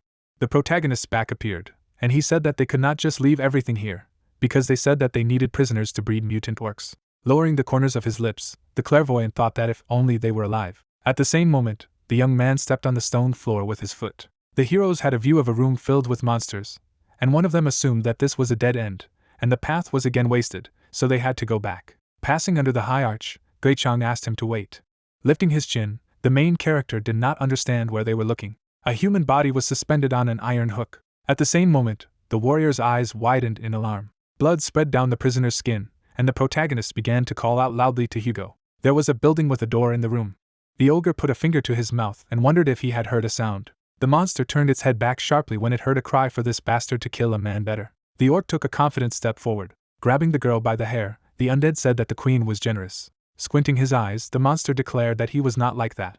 Turning away from the lady, the evil spirits advised her to wait impatiently. Teresa gritted her teeth tightly in anger when she was called the Pink Princess. The man was hanging from the ceiling with his eyes closed, when suddenly they began to call him loudly. Looking straight ahead, Yasser wondered if he was alive. The magic stone in Gui-chan's hand emitted a bright glow. Stretching out his hand forward, the main character mentally told the ogres to lower him as carefully as possible. Suddenly, the monsters dispersed to different sides of the room. At the same second, one of them began to turn the winch. 2 orcs raised their hands in the air, trying to touch the man's body. After a moment, the hook was empty, and blood splattered from it. Lowering his head, the warrior called his comrade again. Hugo's mouth wide open in fright and began to scream loudly. Grabbing the man's body with his hands, the protagonist tried to tell who he was, after which he added that he had come to save him. In the distance of the dark corridor, a bright flash of light appeared, and someone could be heard casting a spell. Holding out her palms in front of her, the sorceress cast magic on the man. There was an open wound on his back, and someone reported that he was hanging on a hook. Putting a finger to his lips, Kazuki suggested that they wanted to starve him out, to which the protagonist questioned what that meant. Raising his eyebrows in confusion, the archer clarified if he knew that the queen used parasites as the main force in the early days of the invasion, and then revealed that larvae are a type of parasite, so she implanted them into bodies to control later, and living organisms are very difficult to infect, so she needed corpses. But for mass production, living beings are needed, therefore, it cannot be killed. Lifting his head, Gui-chan noticed that instead it brought it to a state where it was easiest to infect. Kazuki shifted his gaze to his interlocutor, and assumed that this was the case. Looking at the girls who lowered their heads, the main character asked why these two had such faces, to which the guy replied that they saw a not very pleasant sight. Looking back, the archer said that Master Ian's suggestion that the captives were used as food was correct. A drop of sweat ran down the warrior's cheek, and he thought about Dylan and the princess. Lowering his jaw, the young man asked Chohan to take Hugo and return to the hideout, and then asked if she herself knew how important the one who returned first was. The girl put her hand on the man's neck, and her partner said that they had a lot to do, namely guarding Teacher Ian, setting up communications and setting traps to get back. The protagonist carefully watched the departing heroes. Red crosses were painted on the sleeves of the sacred fighter's clothes, and the clairvoyant asked her to be careful. The lady turned her head back and asked him to do the same. The remaining members of the rescue team continued to move forward along the corridor. Kuduski stared at the map of the dungeon. Suddenly, the guy pointed his finger back. A metal door appeared behind him. Inside the room, there were orcs in various places. There were many tools on the table. The monsters looked down, and the archer reported that he did not see anyone moving. At the same moment, Yasser rushed forward. The man waved his arms back and forth, and his allies asked him to stop. After a moment, his pupils noticeably increased in size. On the torture table lay a man who had octopus tentacles instead of legs and arms. Leaning down, a member of the rescue team shouted that they had just begun to live normally and endured a lot of trials. The heroes put their palms to their mouths in disgust. Gui-chan looked away in confusion. Suddenly, his pupils noticeably narrowed from what he saw. In the shadows, the main character noticed a man on another table. Taking off, the warrior shouted that this was not true. At the same moment, the warrior nudged the ogre in the shoulder. Biting his lips with sadness, the protagonist muttered that this could not be. His eyes were fixed on Dylan's bloody body. Stretching out a trembling hand forward, the clairvoyant quietly called out to him. Kazuki abruptly put his hand on his partner's shoulder. White worms were crawling inside the man's body, and the guy said that it was too late. Raken came up from behind and advised them not to touch him, because otherwise there could be problems, to which the main character was outraged that she offered to leave it like this. Flipping through the pages of the magic book, the sorceress sighed heavily. Turning his head back, the warrior shouted for her to stop and wait. A moment later, the girl channeled a stream of healing magic onto the man's body. Kazuki tried to restrain the protagonist with his hand and said that there was no hope, but he would be able to recover for a while, since he was not as bad as Ali. Dylan was lying on the table with his eyes closed, and the guy assumed that he might know the whereabouts of the other three people. Suddenly, team leader Carpe Diem began to open his eyes. Looking at the ceiling, the man did not know if he was asleep. His eyes bulging in alarm, the clairvoyant called out to his comrade. The man's arms and legs were cut off when suddenly he asked what was wrong with Hugo, to which the young man shouted that he was saved, and Chakhun took him away. At the same moment, Dylan looked away. Raken's eyes widened in fright, and the band's leader, Carpe Diem, muttered that he understood everything, and that this was a rescue team of those associated with it. The sorceress closed her eyes and thanked him when he apologized for not knowing the location of the others, and Ali must be somewhere here. Suddenly, the man turned his attention to Kazuki. Looking straight ahead, the guy noticed that they had not seen each other for a long time. Shifting his gaze to the side, the person asked if he was a leader, and then added that it was a good thing, because with him he did not have to worry about finding a way back. Lowering the corners of his lips, the archer said that he was exaggerating, to which the archer replied that he needed to quickly figure it out and go in search of the others. Drawing his sword from its scabbard, the young man thanked Dylan for her understanding. Lowering his jaw in bewilderment, Gui-chan didn't understand what he was doing. At the same moment, the sorceress grabbed his arm. At the same time, Yasser tried to hold the protagonist with his elbow. Holding his blade forward, Kazuki said that he had to kill him, and everyone knew that, to which Kazuki began to ask him not to do so. Closing his eyes, the guy explained that killing him while it was possible was all that could be done for his own sake. Raken squeezed her eyes shut in fear as the warrior tried to contradict his comrade. Tears flowed from Yasser's eyes, and he asked her to stop it, because he himself understands what this feeling is, but they need to save the others. A shadow covered the face of the man who called out to the protagonist. With a slight grin, the leader of the band, Carpe Diem, admitted that he was very happy now, and even looked forward to it, after which he added that he thought that they might not come to the rescue, but it turned out to be a reality. With his eyes rounded in frustration, Gui-chan exclaimed that he apologized for coming so late. Lowering his eyelids, the man expressed his gratitude for coming, and then asked to convey greetings from him to those two. Closing his eyes, the main character began to shout loudly. Suddenly, the man looked away. Raising his blade hand, Kazuki thanked him for what happened 3 years ago, to which Kazuki offered to end it. Trying to escape from the hands of his partners, the warrior begged him not to do this. Looking up at the ceiling, Dylan noticed that he hadn't heard the secret the protagonist was talking about. The archer gripped the handle of the weapon tightly with his fingers. A smirk appeared on the man's face, and the clairvoyant shouted his name loudly. A memory appeared in which the main character stretched out his palm forward and said that he had learned to do this because he had a girlfriend who loved coffee very much. In the past, the warrior would smile broadly and talk about being a great expert in making noodles. Dylan lowered his chin and remarked that he would have to take a couple of lessons from him when he returned from the expedition.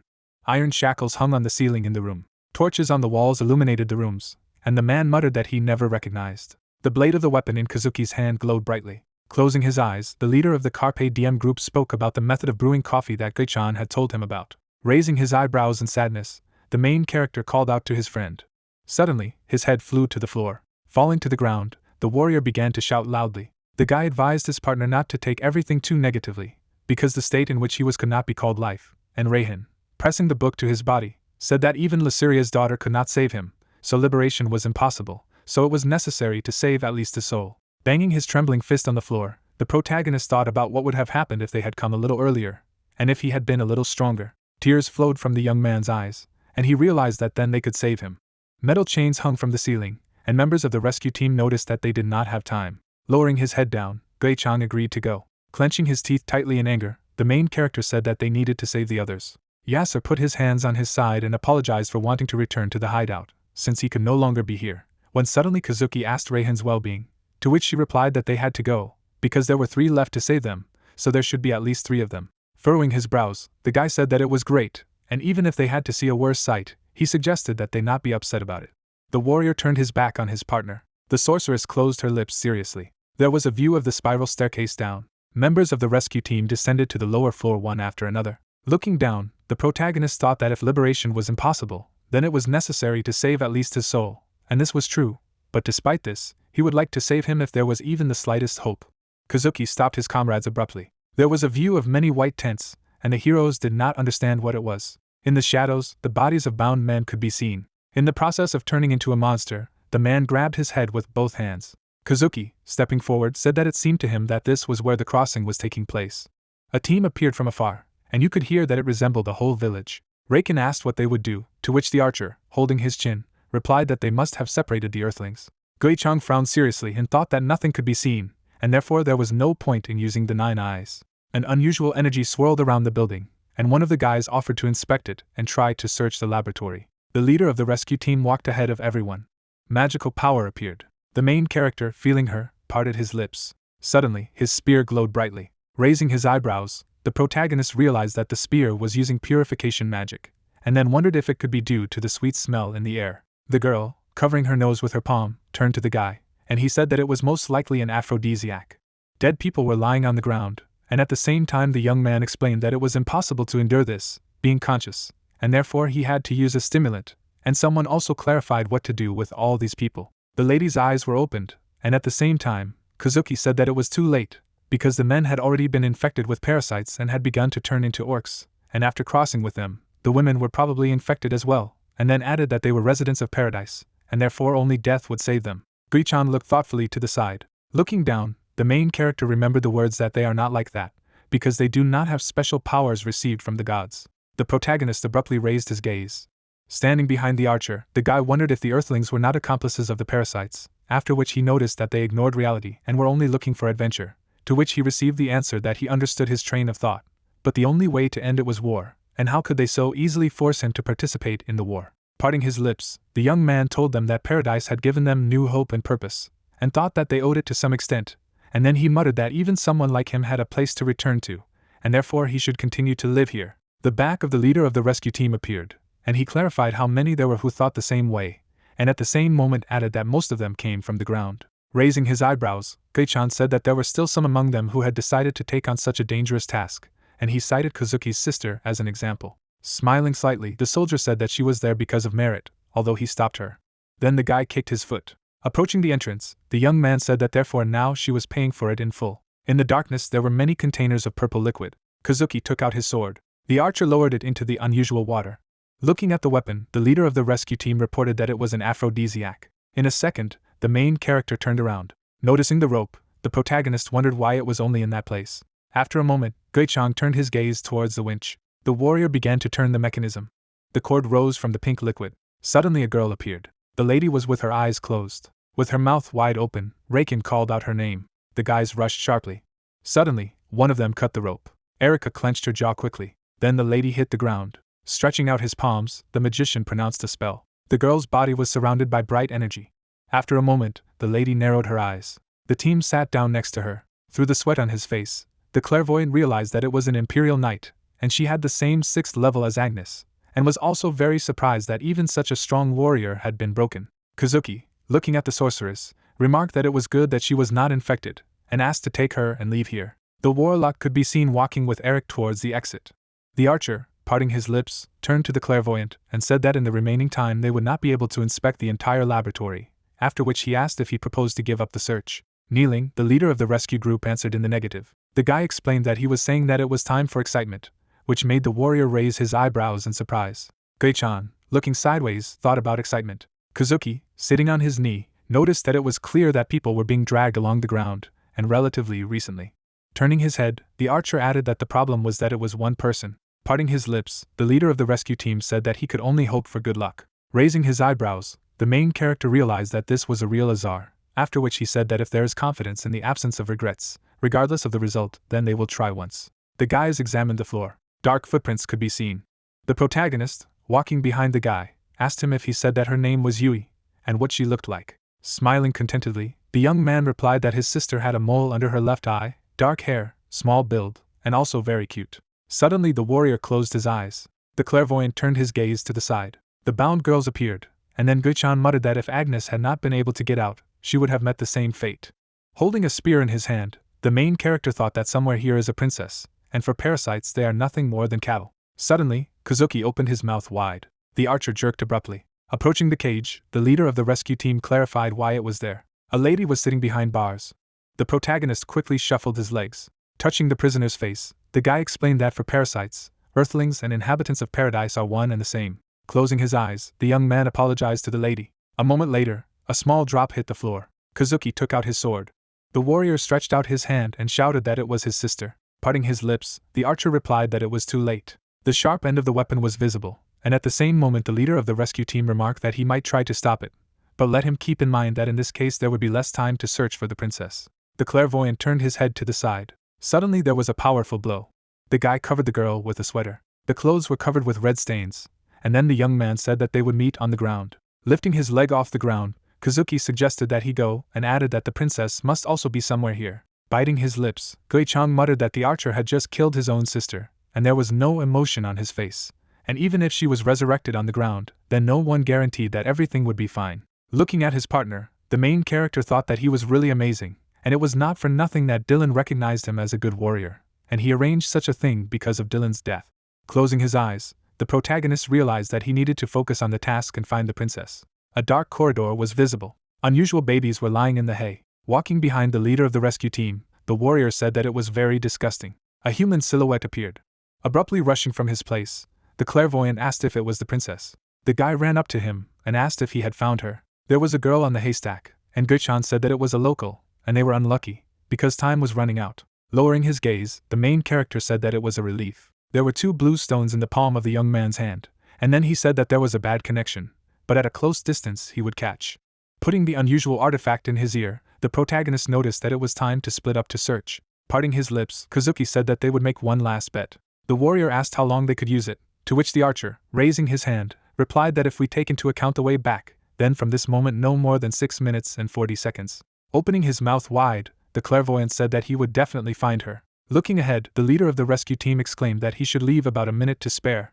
Gui-chang frowned seriously. The main character could be seen clenching his fist. The light fell on the protagonist. Through the sweat on his face, the warrior couldn't figure out where the princess was. Biting his lips, the clairvoyant thought that although she was a woman of paradise, she was still a princess, and for sure she had a slightly different attitude towards her, and he could not be sure of it, but such a possibility existed. A red glow appeared in the distance. There were monsters standing near the iron container, and at the same moment, Gui-chang muttered that the scarlet color meant access restriction. Taking an unusual object in his hand, the main character said that there must be reasons for this. The orc clenched his jaw in bewilderment, and the protagonist whispered that he should quietly open the door and look inside. The monster's expression was confused. Then the big man turned towards the entrance. The warrior asked him to nod if there was a woman inside, to which he confirmed with his head. The clairvoyant said that if there was someone else besides the woman, then let him nod, and then the monster stood still. Gui-chan appeared behind the orc, and he wondered if there was no one, and why then access was restricted. Entering the room, the main character wondered if this could be a torture room. Suddenly, the protagonist's eyes widened in surprise. The girl was chained. There were small scars on her face. The warrior opened his jaw in shock. Then the guy stretched out his palm. The young man touched the princess. Suddenly, Therese pushed his hand away, shouted that she had better kill her, and added that she would never obey him. The clairvoyant reported that he had found Princess Teresa, which caused the lady's pupils to dilate sharply. Smiling slightly, Gui-chan said that he was coming back. The lady, through tears, asked if it was a dream or a hallucination, and also asked to say that it was not so. The main character replied that it was not a dream or a hallucination, but came to save her, after which the girl, lowering her gaze, asked if she could cry. Scratching his head, the protagonist noticed that she was already crying. Suddenly it seemed as if someone lifted his leg off the floor. The guys, looking sideways, could not understand where such a noise came from. An orc came into the room. The monster frowned menacingly. The monster was standing at the door, and at the same moment the warrior asked who allowed him to enter here. Holding an unusual stone between his palms, the clairvoyant whispered that he should go outside and close the door. An unusual energy swirled around the orc's head. Then the big man turned around. The monster closed the door behind him. Suddenly, another monster came into the room, and it asked what was wrong with it. The evil spirits frowned seriously, after which Gui-chan realized that he was not obeying Rudy's actions. Through the sweat on his face, the protagonist wondered if it could be the ringleader. Approaching the princess, the orc asked if she was trying to seduce him and run away, to which she retorted that she could. Suddenly, the monster began to squeeze her neck. The protagonist bared his teeth angrily. Lowering his eyebrows, the monster exclaimed that he should stop talking nonsense and talk quickly, and also tell everything about the contract between the 7 deities and the royal family, because this was the only way to prove his worth to the queen, after which the girl asked for time to think. Magic particles flew in different directions. Suddenly, the undead struck the lady in the stomach. Clenching his jaw, the warrior realized that he was beating the princess. Teresa turned her head sharply. The guy looked ahead in bewilderment. With his fingers clenched into a fist, the big man said that she had had time yesterday and the day before yesterday, and she demanded more, so let her stop testing his patience. Opening her mouth wide, the girl said that she was not so perfect, and therefore she needed a lot of time to think.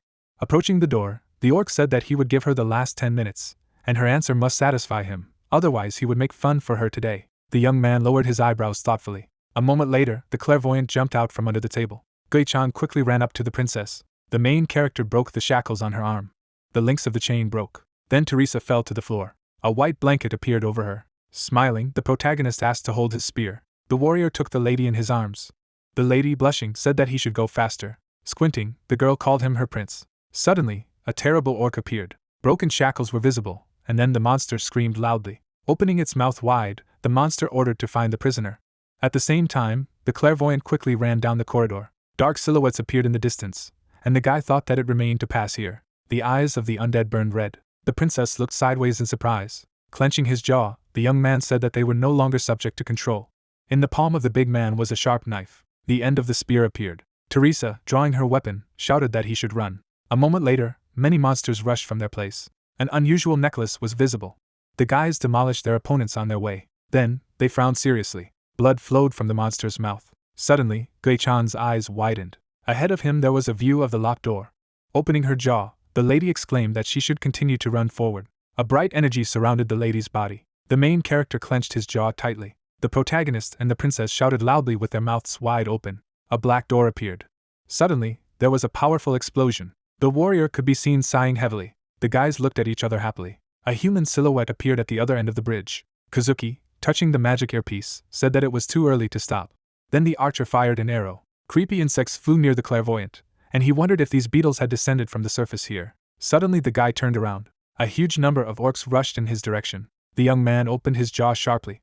Quickly shuffling his legs, Gui-chan exclaimed that he was running. Sweat was dripping down the cheek of the main character. The leader of the rescue team said that he needed to jump up, after which the protagonist pushed off the floor with his foot. The warrior flew high to the ceiling. Suddenly, there was a powerful explosion. The clairvoyant raised his eyebrows in surprise. A second later, the guys hit the ground. Their bodies trembled with fear. A lot of monsters could be seen falling down. Then the guy brought his fist to his mouth. Kazuki ran down the hallway and said that he needed to act faster because there were 11 seconds left. Holding Teresa in his arms, Gui-chan thought that time was short, but he could do it. The protagonist's gaze was serious. A white light appeared in the distance of the passage. The protagonist quickly shuffled his legs. The warrior left a trail behind him. Players were standing near the exit. The guys looked in the direction of the guy in surprise. The girl opened her mouth wide, and at the same time there were 4 seconds left. The man turned his gaze to the side. The young man continued to run diligently. His pupils dilated dramatically, and he wondered what it was. It seemed as if a bullet was cutting through the air, and it was heard that he had to be more careful, because there was shooting. In the past, blood spilled on the ground. A bandage was put on the girl's eye, and she said that it was only one shot, but when she came to, there was already a hole in her chest. Suddenly, Gui-chan fell off his feet. His teammates opened their jaws in bewilderment. The lady, stretching out her palm, turned to the main character. The protagonist held out his hand. A magical glow appeared. Suddenly, the magic portal disappeared from space. The warrior's body shook violently. A moment later, a bright light appeared. The girl, clenching her fists, screamed loudly. Cynthia held a cigarette in her teeth. Chohan turned to Ian. Grabbing him by the clothes, the sacred fighter said that he should activate the magic circle as soon as possible. The general floor manager, looking ahead, asked Kazuki what had happened. The archer looked away. Biting her lips, the girl wondered what had really happened there, if even the cold-blooded Kazuki did not dare to say. The leader of the rescue team, with his mouth open, replied that they had tried to save him, and thanks to him, they were able to reach this place, from the very beginning to the end. The guy added that they were able to free Hugo and Eric, and also saved 3 Yui, Ibrahim and Dylan, after which the lady, frowning seriously, clarified about Teresa. The young man narrowed his eyes sharply. Looking ahead, Cynthia wondered if they hadn't found and exceeded the time they had searched. Closing his eyes, Kazuki exclaimed that she had been held captive by a supreme servant, and they were noticed, but she was eventually able to get out.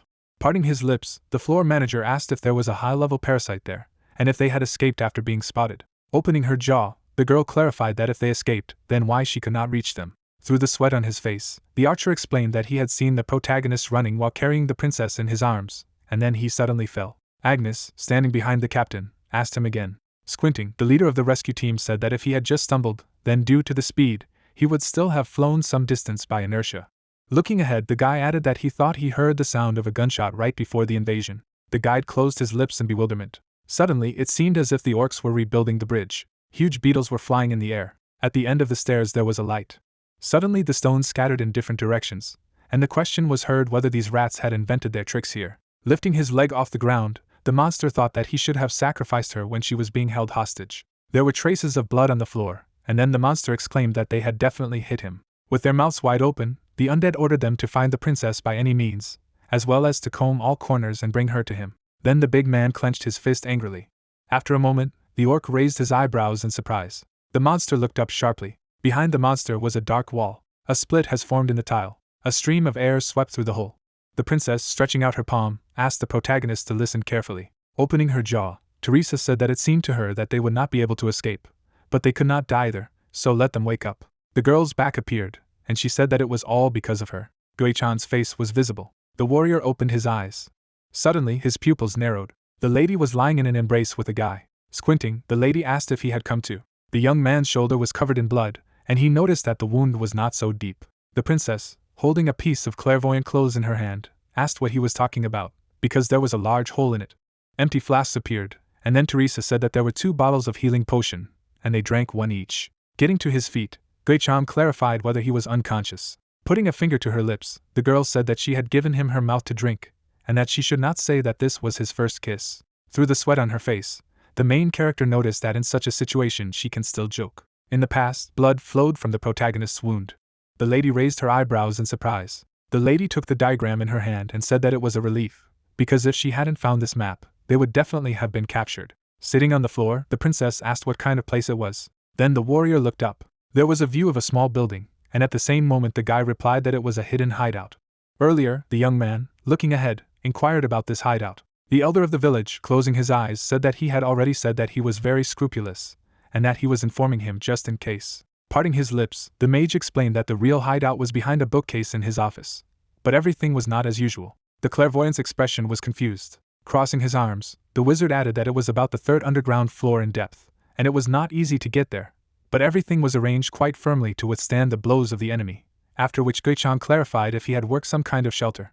The man, raising his palm, said that this was the only way he could deceive, and then asked that if someone found a dilapidated shelter, what would he think? Smiling, the main character asked a counter question, whether people usually notice what is happening nearby. Frowning seriously, the master asked if he thought anyone could imagine that he had made a secret hideout behind a bookcase, and at the same moment added that there was a magical portal in the secret hideout. The protagonist's eyes widened in surprise. The sorcerer said that it was better not to use it, to which the warrior, opening his jaw, clarified why. Looking ahead, the warlock replied that he would take him to the center of the empire, and if he wanted to meet the parasite queen, he could use it. The princess, looking at the magic seal, said that it was good that it did not work by accident. The guy's pupils lit up green. Noticing the red light around the portal, the young man realized that it was a deadly poison. A green glow appeared on the ceiling, after which the clairvoyant muttered that the shelter itself, on the contrary, was safe.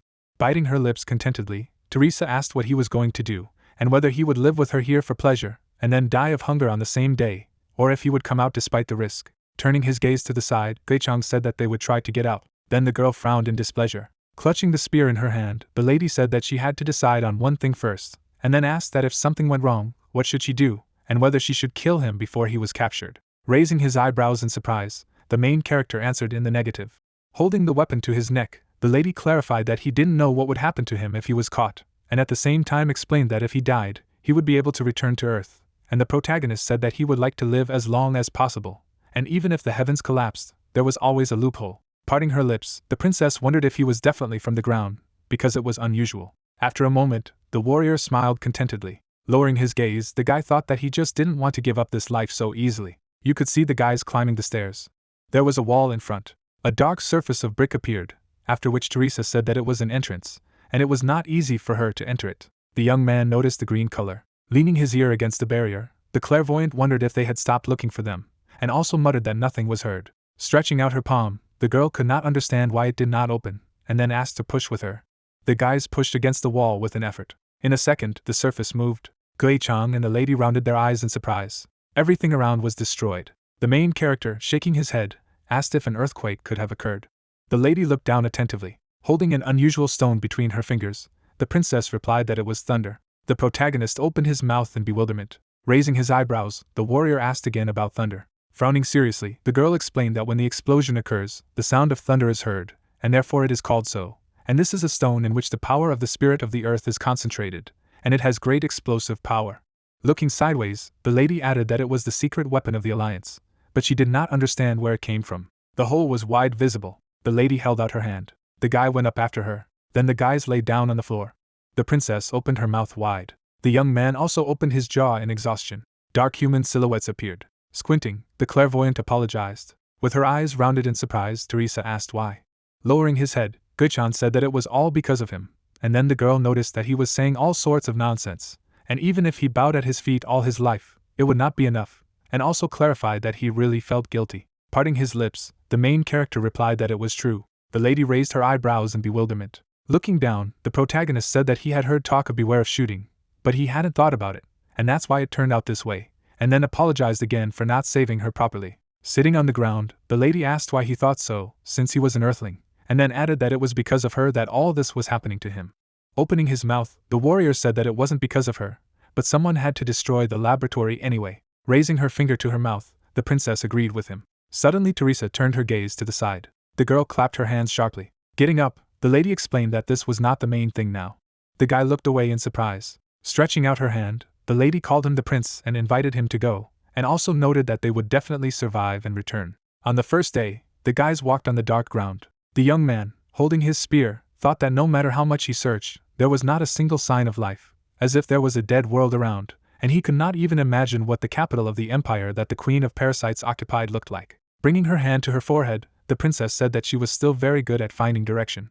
High mountains could be seen in the distance, and Teresa asked if he could see the rock. Happily clenching her fist, the lady said that at least 5 days, maximum 6, and they would cross the Arden Gorge. On the second day, a deep canyon appeared. The guys slept under the same blanket. The clairvoyant chattered his teeth from the cold. The lady looked at him sadly. Then the princess hugged the main character. Gui-chang opened his eyes. A view opened up of the protagonist and Teresa sleeping together. The night sky was visible. On the third day, the sun shone brightly. The team walked on the ground. Suddenly the lady's eyes widened in surprise. Terrible insects appeared above them. The guys sighed heavily. Suddenly, the warrior's pupils glowed green. The guy turned his head sharply. After a moment, the young man took off. A huge number of large beetles appeared. On the fourth day, the team slowly moved their legs. The clairvoyant tried to drink from his flask. A couple of drops poured out of the vessel. Gui-chan looked up sadly. On the 5th day, the red color surrounded the mountains. The main character bit his lips thoughtfully. The lady could be seen following him. Then the guide stopped inside a small cave. Suddenly, the protagonist noticed a red glow. A creepy insect appeared in front of them. The warrior took out an unusual stone. The artifact released magical energy. The head of a beetle appeared. A moment later, the monster came out of the dungeon. Suddenly, the monster took off. The boy's magic object vanished into thin air. The young man clenched his fist sadly. On the 7th day, the sun warmed the backs of the travelers. The clairvoyant looked tired. The skin on the princess's lips began to crack with thirst. Suddenly, the protagonist's spear began to emit an unusual power. Gui-chan brought the sharp end of the weapon to his face. Teresa opened her jaw sharply. The lady took away the protagonist's means of protection. Through the sweat on his face, the warrior thought about water. You could see how the guy narrowed his eyes. On the 8th day, the young man was lying on the ground. The spear stood by the trunk of a tree, and then the clairvoyant wondered if it had been thrown. Standing up, Gui-chan muttered that the princess was not like that. Looking down, the protagonist thought that he needed to focus. The leaves appeared, and at the same moment a rustle was heard. The protagonist turned his gaze to the side in bewilderment. The warrior then raised his eyebrows in surprise. I could see the guy's ear. Suddenly, many monsters rushed from their place. The young man looked sharply in their direction. The undead came close to the clairvoyant. The terrible beasts opened their mouths. The protagonist's hand suddenly trembled. Closing his eyes, Gui-chan wondered if he could just die. Suddenly Teresa appeared, and she invited her prince to go with her. After a moment, the protagonist bit his lips. One of the monsters rushed from the spot. The warrior gripped his weapon tightly. The monster's pupils burned red. The evil spirits jumped right at the guy. The young man bared his teeth menacingly and muttered that he had to survive. The wolf bared his mouth. The protagonist frowned. The spear pierced the monster. His eye lit up. The young man waved his hand forward. Suddenly, despite the wound, the monster rushed forward again. The protagonist closed one eye. His strength was not enough. Something pierced the beast's temple. Screams and howls were heard in the forest. The sword pierced the beast's cheek. 2 wolves were chained to the ground. Gui-chan turned around, realizing that he had been helped. He began to fall on his back. Someone picked him up, saying that in this state he fought until he lost consciousness. Smiling, the man said that he had a rare mindset for a person. The fallen angel and his men arrived at the clearing. Inspecting the area, the fallen angel ordered to deal with the corpses, so that no trace would be left. The protagonist, who was lying on the floor, began to come to his senses. Someone brought a berry to his mouth. The guy immediately took a bite of it. The young man jumped up from his seat. A fallen angel standing aside said that he was quite a brave man. The guy opened one eye. When he saw the wings, he asked the man if he was an angel. The man's eye flashed when he said that he hadn't heard such a thing for a long time, although they had nowhere to hide now, so they had to occupy paradise. Now they were just invaders. The protagonist frowned, realizing that he was a fallen man. Teresa, looking at Gui-chan, told him not to be so hostile. Pointing to the group of the fallen, she said that they had lost their homeland and were forced to be invaders. But now they are on the side of the Union. You could say they are the virtues that saved them. The young man bowed his head and thanked him for saving him. Mikhail, whose face was hidden by a hood, said that it was not worth thanks. The fortifications of the Ardennes Gorge allowed them to go so far as to observe the situation. Teresa, raising her eyebrows, asked if this meant that their plans were not originally to destroy the laboratory. Taking the crystal in his hand, the man said that it was very important to prevent further production of mutants, but it was not their primary task. Thunder played an important role in protecting Fort Taigal. The girl, parting her lips, said that they therefore preferred to save people rather than defend the fort. Mikhail corrected her, saying that they were only saving lives. Throwing the crystal, one of the fallen said that the alliance was against it, but the people were the first to lend a helping hand, and they just decided to grab that hand, but were almost ready to give up everything when the situation became too unsafe.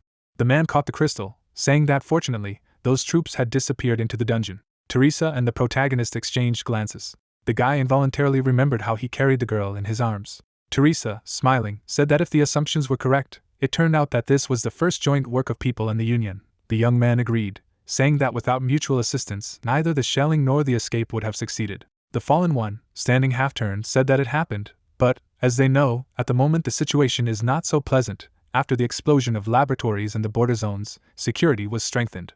Looking at the wound on the protagonist's shoulder, he said that even the one who wounded him was not a mere sniper. At this rate, they could all be destroyed before they even left the confrontation forest. The young man sitting on the floor was puzzled. Turning to Teresa, he asked if this mountain was close to the forest of confrontation. She replied by saying that this path led directly there. If they came out of the forest, they would be able to break away from the parasites chasing them. The guy narrowed his eyes, becoming serious. Raising his hand, he said that he had some plan. Mikhail's eye sparkled. The protagonist frowned at him. The man in front of the young man asked if this plan only affected the two of them or everyone present. Gui-chang replied by saying that it concerned everyone. Moving his lips, he said that it was for everyone's survival.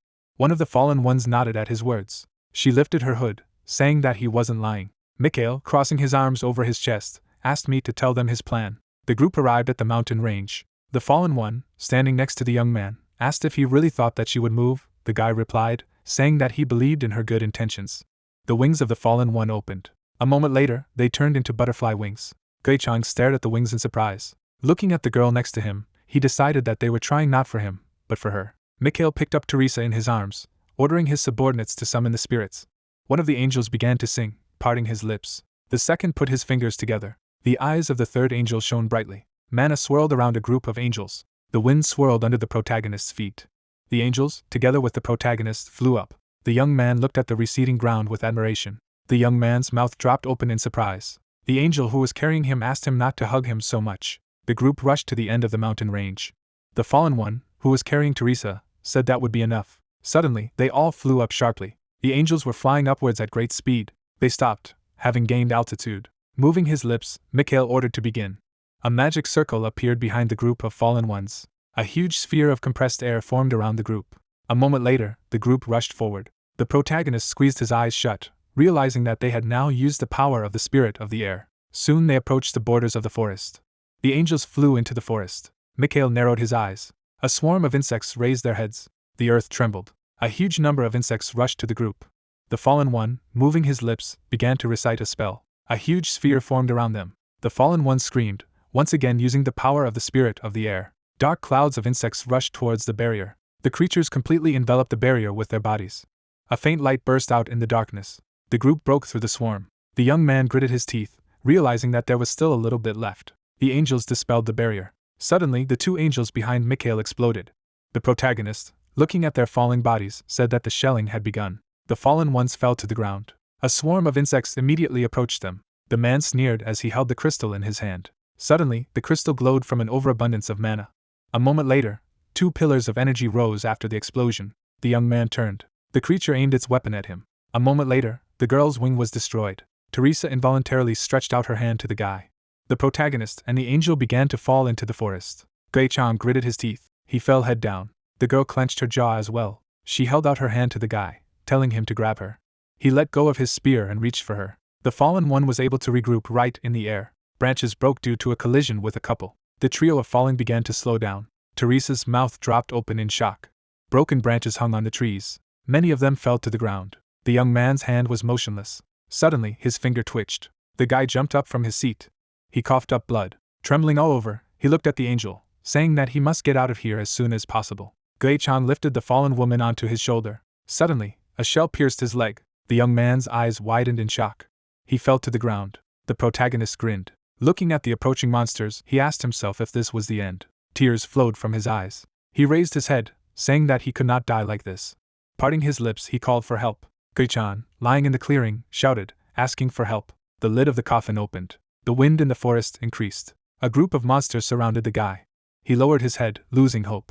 The creature's eyes shone brightly. Darkness approached the head of one of them. The monster turned. His pupils narrowed as he looked around in bewilderment. The cloud of darkness approached him again. The creature looked away. After that, her pupil began to move, trying to catch the enemy. Darkness approached the monster from all sides. The monster raised its head. Suddenly, darkness completely enveloped his head. The fetters wrapped around his neck. The capillaries in his eye swelled. A moment later, the head, along with the spine, separated from the body. The monsters turned.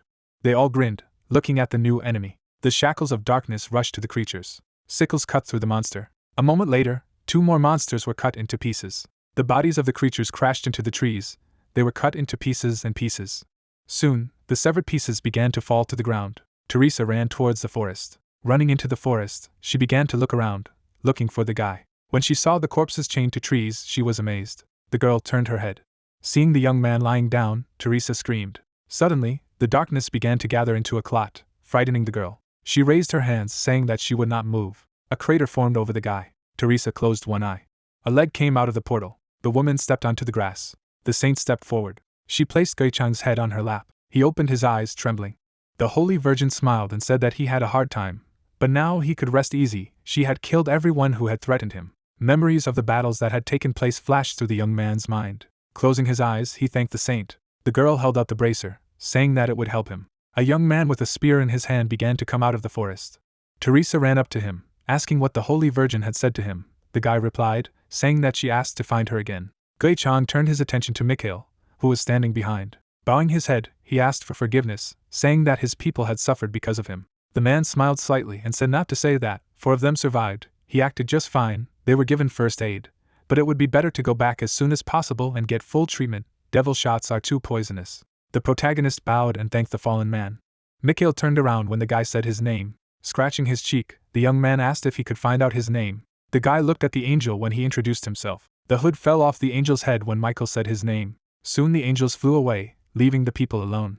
Events take us to the city. We find ourselves in the temple of Lechuria. The duty officer looked out of the window. His eyes widened in shock. The wounded protagonist smiled at him. He collapsed, saying that he needed treatment. The priestess glowed, applying critical wound healing. The young man raised his eyelids. The priestess, standing aside, said that she could not do this. The guy turned his head. The girl, clasping her palms together, pronounced the name of the guy. The events in the temple of Lechuria continue. The bishop, bowing to the priestess, said that the hierarchy was collapsing, the leader must return. The girl, looking out the window, said that she was not going to return to the order. The old man raised his head and asked if she hadn't promised that she would return in exchange for saving that man.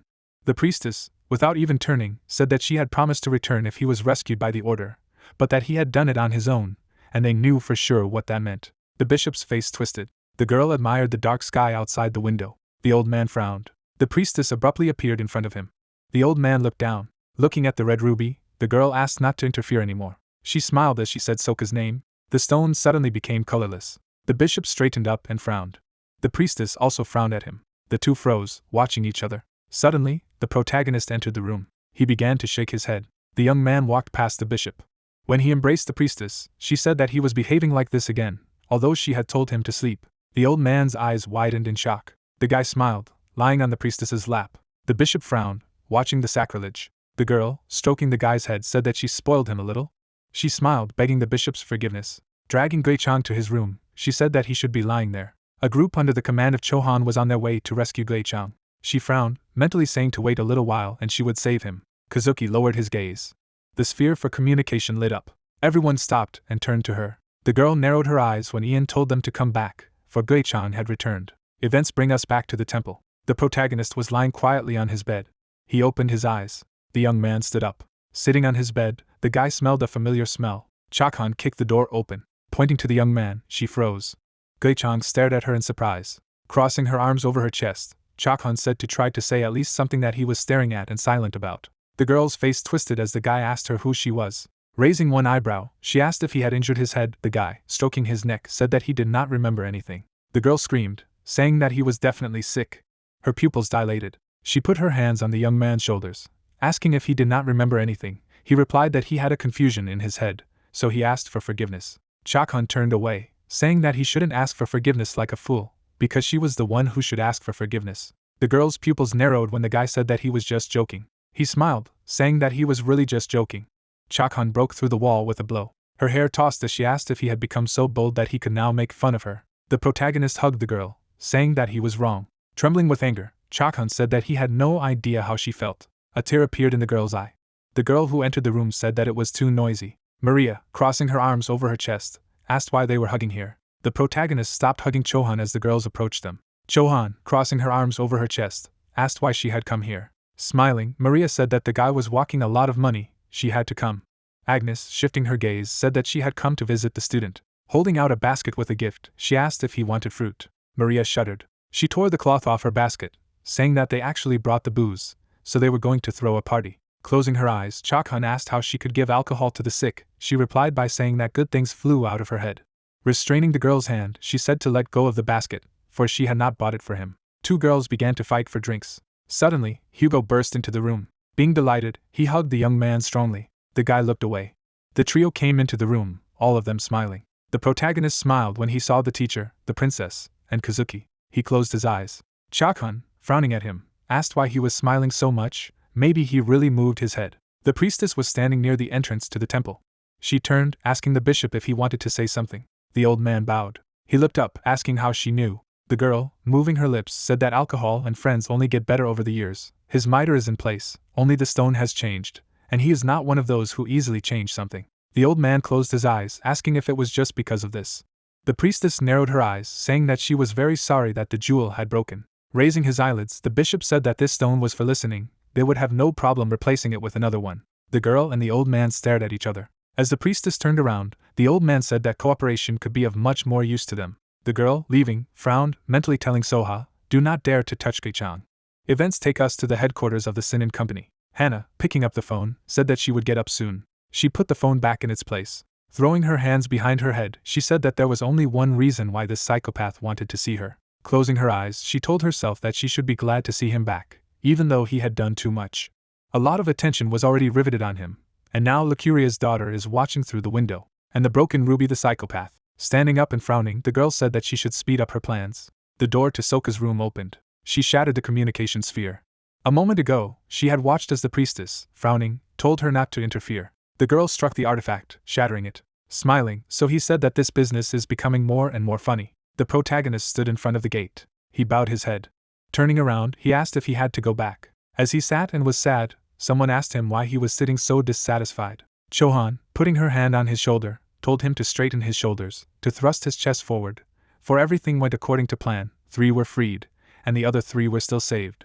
The young man looked down and asked what had happened to Dylan. Hugo, closing his eyes, said that it was not easy, but he could do it. It was not anyone, but Dylan himself. Gei-chan nodded. Chohan, pointing at Hugo, said that they had just decided to return to Earth. Would he go with them? The guy turned to her in horror, asking what would happen to their group, if they would really break up. The girl replied, saying that they just wanted to relax after such adventures. Hugo, pointing to him, said that he too would have to leave, and Miss Foxy asked him to tell him to return to Earth as soon as he was discharged. The young man, introducing Hannah, said that she really acted like a fox. Hugo, hearing his words, said that he was surprised that he had a contract with Shernan. The couple opened their mouths when the guy said that he refused to sign a contract directly with them. This is a personal contract between him and Hannah. Hugo looked at each other and smiled, saying that the 4 were better than the 6 from heaven. Gei-chan raised his eyebrows and asked what the 6s from paradise were. Stretching out his fingers, Hugo said that there were 6 reckless people in paradise, and 4 of them were Maria, Hannah, and Agnes. Chohan, with a big smile on her face, shouted, saying that the 4th was Chinsha. Pointing to the guy, she said that there were only psychopaths around him. Hugo cautiously told Gei-chan that the most dangerous were those who did not enter when they were being talked about in front of them. Wiping away a tear, the girl asked if he would come back. The guy froze, looking at her. He lowered his gaze, saying that he should go back. Stroking the back of his head, he said that the princess had promised to invite him to her castle. Chohan, surprised, said that he could go after his return. The protagonist scratched his cheek. The girl frowned, asking if he really didn't want to go to Earth. The guy lowered his hand and looked at her. Sweating and nervous, he said that this was not so. Now the protagonist was standing in front of the portal.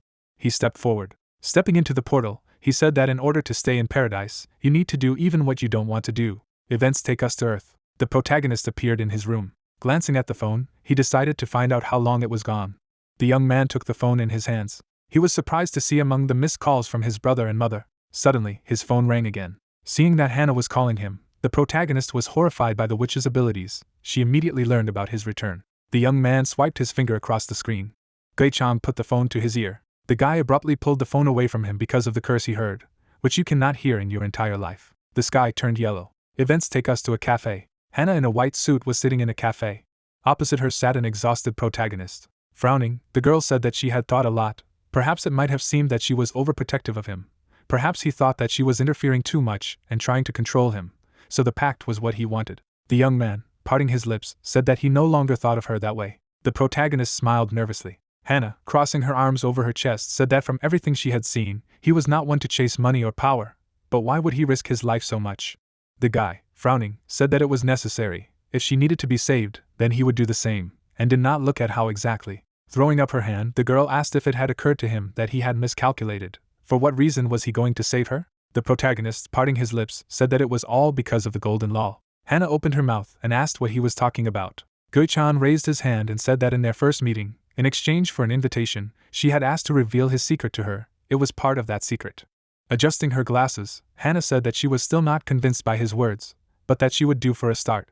But she had a pact with him, so his actions affected her as well, no matter what the outcome was. The young man, parting his lips, promised not to repeat this again. Hannah adjusted her glasses again, saying that he had already broken his promise twice, and she disliked those who did not keep their promises more than gamblers. The girl glanced at the cafe sign. Grabbing the guy's hand, she told him not to disappoint her anymore. After all, He considers her a special person. She does not want to become a fox for him either. The protagonist looked at the girl's hands. He knew that he needed to treat people the way he would like them to treat him. When they give gold, it is returned to the owner again. The girl stared at the guy. Gui-chang bowed his head, saying what he would mean. After he asked what had happened to her, she was kind of excited. She herself had just said that she had to endure something terrible. The girl shuddered. Leaning back on the sofa, she said that she had met her first mistress. She slammed the table, saying that Sozi had said that she wanted a lot, so she had asked to bring him to Shernan, and she was the one who had received the golden seal and that she had also signed the contract. The protagonist, looking around nervously, told Hannah to calm down. She, clutching her head, asked if he even knew what day it was. The young man, turning his head to her, was puzzled, and now he was standing near his parents' house. He bowed his head, remembering how Hannah had scolded him for forgetting his parents' wedding day. To the side, on the road, laughter was heard. The protagonist's family was walking down the street. Suddenly, the family member stopped. His mother's eyes widened in amazement. She covered her mouth when she saw her son. The woman approached her son, asking if he was really so busy at work. If he really came because of their wedding anniversary, they should have called. At least they had dinner together. The father just walked past his son. He turned around and called his father. The man, stopping, said that he did not have such lousy sons. His wife, standing in front of her son, asked why he was saying such a thing.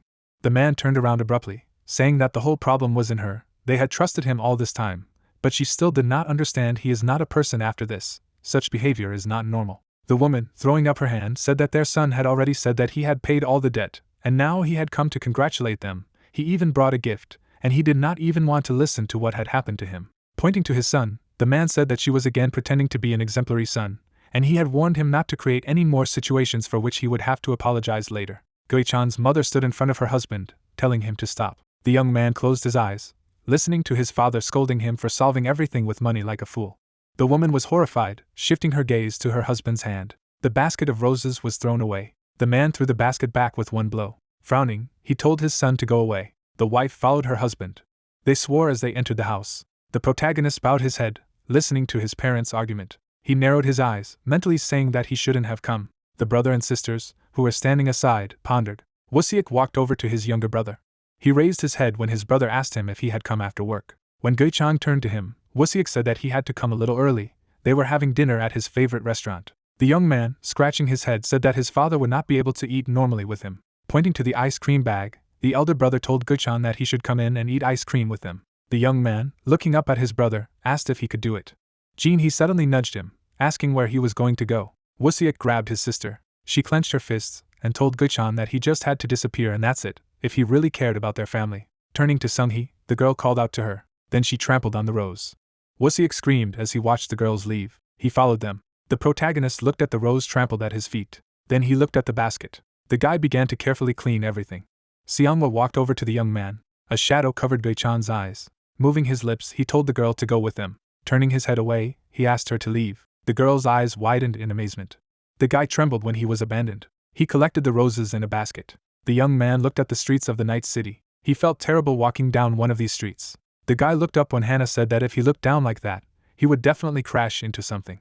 The girl stood in front of him with her arms crossed over her chest. Standing in the way, she said that she had come just in case, to make sure that he did not leave. It seemed that he really went to his parents. Glancing at the basket, she asked the young man if he thought he had come in vain. Covering his face with his hand, the guy said that he lived like complete garbage. Grabbing himself by the hair, he said that such a thing could no longer be forgiven.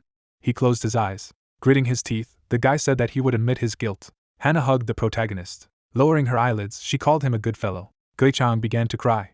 Hannah hugged the guy for a long time, standing in the middle of the street. Suddenly, a car drove up. The girl opened her eyes. A man got out of the car. Approaching, he asked if he had come at the wrong time. Hannah replied, saying that he was just in time. Hal put his hands behind his back and said that he knew he had come late, but he had come for them on the Shernan case. He had been ordered to be as polite as possible. The girl smiled, telling the protagonist that while he was working there with all his might, something happened. She closed her eyes, saying that he should go to Shernan. The car was driving along the highway. The car was picking up speed. The protagonist glanced in the front mirror as Hal said that he had been told that he was in trouble right now due to family issues, so he wanted to arrange a meeting when he calmed down a bit, but his boss couldn't sleep because of him. The driver, holding on to the steering wheel, said that he had no choice but to come so suddenly. The protagonist involuntarily remembered how Hannah went berserk in the restaurant, and assumed that so he wanted to meet him so much. The car accelerated again. Soon we find ourselves in a spacious apartment. A girl in a brown sundress was waiting for guests. Knocking on the door, the man announced the arrival of Gui-chan. After that, the protagonist went inside. The girl turned. The guy raised his eyebrows when he recognized her. Seora, putting her hand behind her back, said that she missed him. Pointing to the girl, the young man immediately remembered how he had passed the test with Seora together. The girl closed her eyes and smiled. The light was still on in the small restaurant. The tired cook was frying the dish. He stirred the ingredients. While the waitress was carrying the dishes, Seora asked the protagonist if she had angered him by calling him at such a time. The young man, smiling nervously, said that everything was fine. He could not even imagine that it was her. The guy felt embarrassed by how close the girl sat down next to him. Taking the chopsticks in his hand, he said that he thought that someone else had summoned him. The girl, looking at the dishes in front of her, said that she had just called him from behind the plow. Squinting, Seora said that she needed to get straight to the point. He should go to her department. Gui-chan shifted his gaze to her. Parting her lips, she said that she had heard about him from Hana. Maybe he would be hired by Shernan. Because of Soha, let everything be set up. But once he was there, he would be part of the company. It was inevitable for everyone. Then he would end up in the department that Sohi was in charge of. Moving his lips, the guy asked if it was bad. Seora frowned and said that she would start pestering him, coming up with all sorts of excuses. She was one of those who could find at least 100 reasons. The girl stared at him in surprise as he asked if it would be the same with her. Seora narrowed her eyes. She squeezed her dress. Bowing her head, the girl said that this would not happen to her. Frowning, Seora mentally said that she would help Gui-chan this time. Hana's car was hurtling along the highway. The girl's hair was tousled in the wind. Sneering, the girl said that Seora was simply the best. Stroking her cheek, she said that no matter how you look at it, working in her department is much better than that of Soha. You can consider it a reward for the help that he gave Seora in paradise. Suddenly, she pressed the gas pedal to the end. The protagonist's face twisted at the speed. Speeding up the car, the girl said that today everything was at her expense. Gui-chan's body was sweating. He lifted the barbell. The girl stared at him in amazement and admiration. The guy frowned, straining his body. Suddenly, a message came to his phone. The young man put down the barbell. Picking up the phone, he saw that Seora was asking him what he was doing. He sent a message saying that he was doing sports, although he was on the ground, but training should not be abandoned. The protagonist, entering the library, took a book. Seora sent a message again, saying that his magical spearman name was as beautiful as his. The young man walked over to the counter. The protagonist sent a message, asking what class she had, like she said that she was a level 2 berserker, a warrior of light. The girl replied, saying that this was not the case. Books on acupuncture, philosophy, and the magic spearman class were placed on the table. Gui-chan opened one of the books and began to study it. The girl watched him with tenderness. Seora asked the guy if he had found what he was looking for. He sent a message, saying that unlike other javelin-throwing materials, it was not easy to find, but in the end, he found something. The guy closed the book. He smiled, saying that there was also such a thing as controlling internal energy on Earth. Looking at the sky, Gui-chan said that it was time for him to go back. Hana, holding the phone in her hand, said that it was better for him to say, "I'm coming in," instead of coming back. Closing her eyes, she said that he was there more than she thought. Looking at the phone in his hand, the protagonist said that he had been here for more than 10 days. Standing in the middle of the room with his bag, he said that there had been no call from his relatives after that day. The guy abruptly tore the talisman. Chuckling, he said that now he would only have training. Events take us to Haramag. We find ourselves near one of the multi-story buildings. The protagonist, meditating, said that 2 new skills were not discovered at the second level: magical javelin throwing and controlling internal energy. While the second skill is more related to the use of magical powers, therefore, most likely, training will be more focused on magical exercises. The guy, controlling the aura around him, directed it from the upper dantian to the damsong point, from the gumi point on the chest to Tsungwan, and then from damsung to gumi. The aura around the guy was moving all the time, all the dots were open, and the book said that in a normal state, it should be closed in at least one place. Agnes once held out her hand and said that she would give him advice. He should buy Psyche's Tears with this coupon. Tears of Psyche was an ancient magical elixir that removed harmful substances from the body and increased manic circulation. The young man smiled and thanked Agnes. As soon as he opened his eyes, he felt an increase in magic power. Soon the sun began to rise. Agnes, walking beside the guy, said that this skill didn't have such an effect. After she asked if his magic power increased when he used internal energy management, the guy replied by saying that it had been like that for about 3 or 4 days, and today it had stopped. Looking into the distance, the girl said that it was the effect of the elixir. The young man, hearing her, said that he did not take the elixir. Parting his lips, he said that he had once eaten a dulse when he was being chased. Agnes turned and said that dulse was the most tasteless fruit in paradise, and no normal person would put it in his mouth unless he was threatened with death. At about the 4th level, a person can once again raise control over the internal energy, which is like a lump accumulating in the body. Just as it was with the transition of magic control to internal energy management, the control of internal energy will pass into soul control, the creation of a projection similar to the solar system. Agnes, walking forward, said that it would be great if he could master these techniques alone, but he had to take into account that starting with the soul control technique, his feat's points would also change, and since the game was programmed with God's blessing, knowing how to use it properly was also a talent. The guy smiled and asked if it was based on the fact that he had mastered the basic skills himself. The girl grinned, saying that everything was just like that. The couple stopped abruptly in the middle of the street. The letter was pinned to the door. Events take us to the Haramaga Palace. The young man was standing in the middle of the throne room. He narrowed his eyes. Directly in front of him sat the king. Next to the king stood his daughter, Teresa. Fritsch, who sat on the throne, carefully examined the guest. The man, looking at the youth below, asked if this was the Earthman. The guy got down on one knee. He bowed his head in greeting the king. Fritsch raised his hand, saying that he shouldn't do that. Putting his hand on the armrest, he said that the earth is a place where the people are the master of the state, and the king serves the people like heaven. He respects their culture. As he stood up, the young man said that the king's mercy was great. Closing his eyes, Fritsch said to consider him some kind of village elder, and to feel moderately free. Parting his lips, the man said that first he should express gratitude for all his merits. Gui-chan, stroking the back of his head, said that he was exaggerating. The king stood. Taking his daughter by the hand, he said that he could not allow his guest to starve. Various viands were served on the royal table. The young man raised his fork. Taking a knife in his hand, he decided to take up the steak. The king smiled as he raised his glass. Gui-chan smiled nervously. Teresa, watching them, also smiled. She gently wiped her lips. Then she raised her hand. The waitress, understanding her, immediately brought dessert. The king, throwing up his hand, said that he did not seem to like the food. The protagonist, waving his hands, said that everything was wonderful. Fritsch, moving his lips, said that it was also the duty of the inviter to relieve the tension from the guests. The Earthlings seemed to have favorite topics for conversation, after which he asked if he knew that the Earthlings were at war with Haramag. The young man, turning his head, said that if he meant the uprising, he had heard about it. However, the leader of the uprising did not come to him, but some strangers. The king, dressed in armor, introduced himself. One of the guys, touching his belly, introduced himself as the king of the navel. The second guy, closing his eyes, introduced himself as a princess. Moving his lips, he called Teresa a pinda. The young man's mouth dropped open in shock. Teresa turned away, saying that it shocked her so much that she still remembers everything. Gritting her teeth, she said that they had become angry and wondered why they reacted so much to the names their parents had given them. Lowering his head, the king said that at that time he understood what they thought of this world. For the Earthlings, it was entertainment, no more and no less. They all laughed. The guy, turning his head, asked if they had just let everyone go. The man parted his lips and said that he was angry, but he just laughed with them and hushed up the matter. He couldn't succumb to such an obvious provocation, but through this, he knew that there was a traitor in the palace.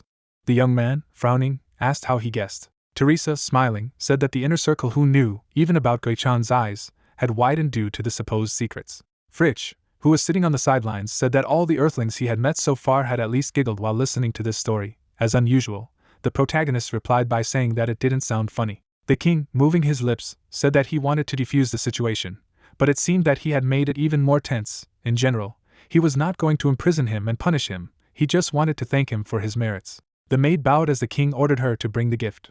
She soon brought a cart. The man, looking at the guests, said that the royal family of Haramaga is always fair. Picking up the canvas, the maid showed the gold bars. The protagonist's eyebrows rose without permission. A man sitting on the side asked if he really didn't like the reward. The guy replied, saying that it wasn't. Gui-chan narrowed his eyes. He remembered how the saint had told him that there was no fortress wall or warriors in that place, just a poor village with many different monsters and parasites. The girl, standing with her back to him, asked if he would come again. The boy closed his eyes and told the king that he had to tell him something. Fritsch shuddered and, surprised, gave permission to speak. The guy, raising his eyelids, said that he had just said that he always behaved fairly. He had people who deserved to be rewarded like no one else for their participation in the operation. Fritsch played with his beard as he listened to his guest's story. Throwing up his hand, the guy said that without their help, this operation would not have taken place. The man chuckled. Moving his lips, he asked if he was offering to use the money to help the villagers move to the city. The young man, looking intently at the king, said that he had heard that the capacity of the castle was limited, but he was still asking for a favor. Glancing at the ingots, the king said that with such means, he could use his power, but being an earthling, why was he helping them? The guy, turning away, said that he was just following the law. The king's pupils dilated. Introducing the scales, the guy said that this law is called the Golden Rule. Closing his eyes, the guy said that those people had treated him in the best possible way. If he didn't do to someone as much as he received, he wouldn't be able to count on such treatment next time. Fritsch opened his mouth and said that people still have limits, even when it comes to a ghost. The protagonist frowned, thinking about the limit. The king, who sat at the head, asked if he planned to change his mind. The guy, turning his head, said that he would not change him. Teresa smiled. The king winked at his daughter. Placing the cup on the table, he said that he would allow the villagers to move to the city and provide them with everything they needed materially and spiritually, in addition to allowing them to participate in mourning the souls of the dead. Gui-chang smiled. After that, the king, looking at the guy, said that the kingdom is fair in reward and punishment, so he will still have a reward. He can choose something insignificant, such as one of the royal weapons. The guy scratched his head. Rising from his chair, the king said that he could take his time, but that he had to go away to make an estimate. Teresa, putting her hand to her chest, asked her father to sit a little longer. The old man, squinting, said that although she was his daughter, she was too cunning. Stroking the bridge of his nose, he said that he would let her go into the vault if she did not touch the treasury, for he had a headache thinking of the day he had given her sister in marriage. The man put his hand on the guy's shoulder. Looking down at him, he said that he liked their meeting. The conversation turned out to be quite interesting. It was a useful time. The king turned his back on the boy and thanked him for saving his daughter. Gui-chan's pupils dilated. He shook his head, saying that his words were a great mercy to him. Fritz trembled, saying to stop. The guy smiled awkwardly. The maid opened the door for the king. Teresa looked after her father. She sighed and smiled. Putting her fingers together, she said that now they should continue their conversation about the reward. The guy asked if they would go to the vault. The girl, closing her eyes, said that he should not be in such a hurry. They should enjoy dessert and talk. The young man lowered his head and thought. Clenching his fists, he said that he wanted to try dessert. Teresa, putting her hand to her chest, said that this dessert was made by her parents personally. There is no such thing anywhere else in the world. The protagonist's eyes widened in surprise. Teresa narrowed her eyes, saying that he should look forward to it. Events take us to the protagonist's house. Sitting in his chair, he licked his lips, remembering yesterday's dessert. Teresa led him into her bedroom. Afterwards, she showed a huge cake, asking what he was expecting. The young man, looking at the mace, said that he had done the right thing by coming here. Looking at the weapon, he said that it was for Chohan. She would soon reach the highest level. Taking the cross in his hand, the guy said that these would sometimes have to be used with the help of the power of Marius. The guy raised his eyebrows. Looking at the equipment, he remembered how Teresa had told him to hide everything on the way out. The young man involuntarily remembered the bracer given to him. He opened his bag. Putting on the bracer, he realized that it could serve as a shield. The guy took a spear in his hand. He stood up, saying that he could use the if necessary. The young man lunged. He turned around with his spear. Gui-chang waved his weapon. The axe was striving for him. Mana enveloped the bracer. The protagonist has created an energy shield. The young man looked at the shield, saying that with this size, he could protect his entire upper body. The shield was shattered. The guy sighed. Examining the bracer, he said that he had received it undeservedly. Like the bottomless bag with a belt, it was obtained just like that. Glancing at the throwing spears, he said that he needed to become stronger to repay. As Fritz had promised, the royal family's case had been settled, and a letter had arrived stating that the king had already received the elders' consent to move, so there was a festive atmosphere in the village. The shell, hitting the wall, bounced. Another dagger fell at the protagonist's feet. He wiped away the sweat. Looking at the target in front of him, the guy tried to understand what the problem was. For several days he had not been able to cope not only with a magic spear, but even with a simple one. He began to fall, saying that he did not understand anything. Putting his hands behind his back, he said that one theory would not get you far. The guy closed his eyes. Agnes looked up at the sky. As she walked down the street, people around ran screaming. In Haramaga, the name Agnes is the embodiment of horror, and the reason why this city began to be called criminal. Once a man's head was served on the table. The legends that circulate about her are too terrible, as if she personally, having killed dozens of people, decorated the Christmas tree with their entrails. The girl stopped. An old man came up to her. Agnes's eyes widened at the sight of him. The man hit the ground with his cane. He smiled. The girl bowed, saying that she did not think that she would meet him there. Maldong, smiling, said that they had not seen each other for a long time. Agnes, opposite him, said that he still addressed her as you. And the old man, grinning, said that he had already spoken of it several times. The girl, smiling, said that she just missed those times. It seemed as if only yesterday he trained her, and she shed tears for any reason. Maldong, closing his eyes, said that he did not remember her crying. The Agnes he knew was a good student who did not need much training. The interlocutors froze, looking at each other. The girl, after thinking, asked if he wanted to return. The old man opposite said that today he was only here because of Dylan. Agnes looked away, saying that she understood everything. The man, becoming serious, asked why she was there. She replied, saying that she needed to meet someone. The man, raising his cane, asked who it could be. Definitely not Chohan or Hugo, maybe Dylan? The old man frowned when the girl said that there was another person.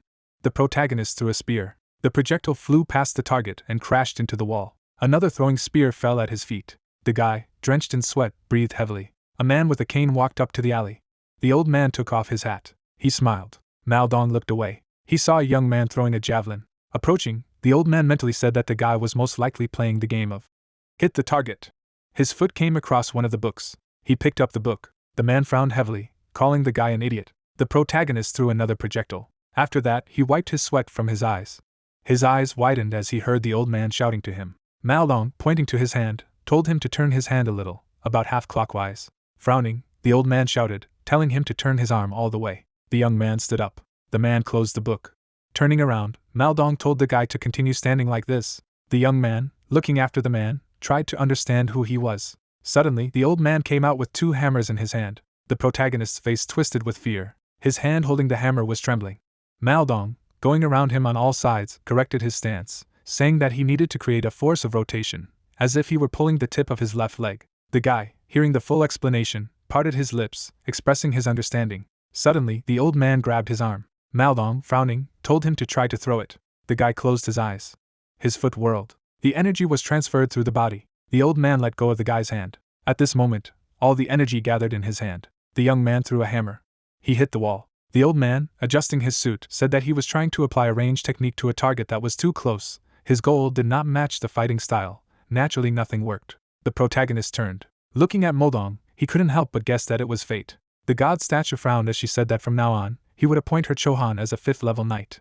The girl, clenching her fists, was happy. She smiled. With a kick to open the door, the girl announced her arrival. Picking up her bag, she told Guchan to get out. The girl tilted her head and froze. She covered her ears because of the loud sound from the collision. The protagonist, holding a hammer in his hand, asked the old man if he was okay. The man holding the shield shouted, saying that he didn't need to worry. Chakhan frowned. Guichang swung for a shot. The girl, running up to the guy, asked if there was an enemy in front of him. The old man, lowering his shield, recognized the newcomer. The girl's face twisted with anger and shock. Soon the whole group entered the house. The guy, standing next to the old man, said that he would bring something cool. The guy went to the door and said he would be back soon. Mao Dong, kneading his shoulder, said that it was painful. Chohan, hearing him, said that he himself shouted at him to throw faster. He replied, saying that he did not know that a guy with the 2nd level could be so strong. The girl sighed, saying that he was no longer young, and he would not die for long. The old man struck her with his cane. Chohan, clutching her head, said that she was just worried. He immediately grabbed the stick. Mao Dong, narrowing his eyes, said that she would rather pray for his death. The girl closed her eyes, saying that it would be of no use anyway. They had already tried to pray with Maria. The old man, bowing his head, said that a flower pot had once fallen on his head, and that his legs often got tangled. Hitting his granddaughter with his cane, he said that now he understood whose hands it was. The girl, holding her head, said that they would not do it just like that. He drove them like some rats. The grandfather objected, saying that it was all because they were not as smart and diligent as Dylan. Malden shuddered and shouted Dylan's name. The girl turned away. Looking down, Grandpa said that he had heard about him briefly. Of course, they had done something. The girl, frowning, said that he should have come a little earlier. He didn't even know how Dylan wanted to see him. Malden turned his head to his granddaughter. He put his hands on the cane, saying that they had not only foiled the parasite's plans, but had also saved Dylan by actually doing a great job. Lying down on the sofa, Chakhan said that they didn't try very hard. He did everything himself. After fixing her hair, she said that she was talking about Guichan, whom he had just trained, and why did he suddenly decide to train him? It seemed that he had already retired. Malden put his hand behind his back, saying that the guy had asked him to do so, and he wanted to keep himself busy until they came. Putting his hands on his cane again, he said that now everything was problematic. He could entrust Dylan with business, but since he was no longer there, the disappearance of the group was only a matter of time. Chohan closed her eyes, saying that he was underestimating them. She had also raised the level. The old man, frowning, asked where the world was going, since even such people began to be given high ranks. He inhaled, saying that there was nothing she could do. She would take on the role of leader. It would be better anyway since she had a high rank. The girl narrowed her eyes. Her grandfather was right, but for some reason his words made her angry. Closing her eyes, Chakhan said that she would think about it, and that he should not get involved in this matter anymore, especially since now she was not alone. The old man's eyes widened in surprise. He said that she was like a stupid child, and now it was clear from her that she had seen a lot in paradise. The granddaughter, who was sitting in the chair, said that he needed to see whoever he needed to see and quietly go back. The man agreed, asking when Hugo would come. Chakhan stretched out her finger, angrily saying that he should first sort it out properly, because they were tormented after he left. Everyone, seeing them, asked when the old man would return from retirement. Malden smiled. Hugo returned from Earth 5 days later with a bottle of sake in his hands. Entering the office, he saw the tired trio. During this time this office was visited by too many people. Ian was the first to come. Kadusky and the group visited the office. Even Cynthia and Agnes visited the office. Once even a carriage with the king came. Gui-chan managed to find out a little about the old man who was standing in the middle of the road. It turned out that he had come from the same area alone. Hugo spread his arms to his sides, saying that they had finally had happy times. The protagonist, who was sitting on the sidelines, said that the old man must be a great man. The man, crossing his arms over his chest, said that Malden should not be underestimated. His value cannot be determined by the criteria of paradise. Hugo chuckled when the guy asked him what he meant. He thought for a moment, stroking his beard. Pointing to his palm, Hugo said that in the beginning, there were only 4 classes: archer, mage, priest, and warrior. No one had told them that they could only grow as a warrior. Standing up, he said that everyone has some peculiarities, but not necessarily that they all have to be related to the battle. He rubbed his beard again and thought. He pointed to the guy, saying that there was, for example, Hannah, who signed a contract with him. Introducing her as an archer, Hugo said that she was an archer in the beginning, but then leveled up in a different way. Remembering her current appearance, he said that it was difficult to tell from her that she was an archer now. Smiling, the man said that if Hannah is one of the famous brokers, then grandfather is the best trainer in heaven. Even Lysiria's daughter, who is quite famous, is inferior to their old man. The projectile flew into the air. The protagonist mastered the skill of the aura class. The young man shifted his gaze to the side, remembering the skill he had learned.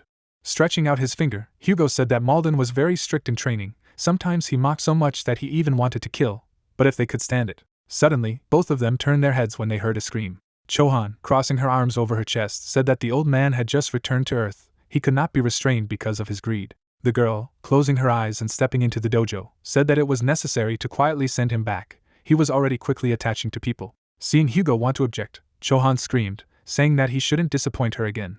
The two shrouded themselves in an aura, barely getting into a fight. The man stepped aside. Chohan sighed and closed her eyes. The protagonist, who was sitting on the sidelines, was watching her. The girl began to do abdominal exercises.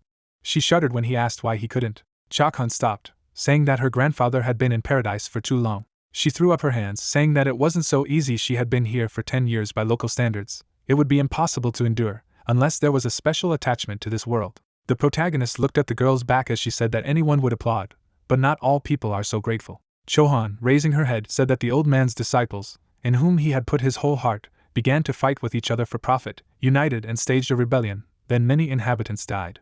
The girl stood up. As she was leaving, she told the boy to think carefully about how he would feel if he were in Malden's place. The young man bowed his head. He looked down at his hands. An aura enveloped his hand. The guy created a weapon. Looking at the spear, he expressed his regret. Meanwhile, the old man was walking along the road. The goddess said that the hero not only thwarted their plans, but also dealt a strong blow. The parasite queen had no choice but to stop her actions. The hero had bought quite a lot of time. The guy listened carefully to the statue as he plunged into the flow of fate. It knew that it was destined to become a strong defense.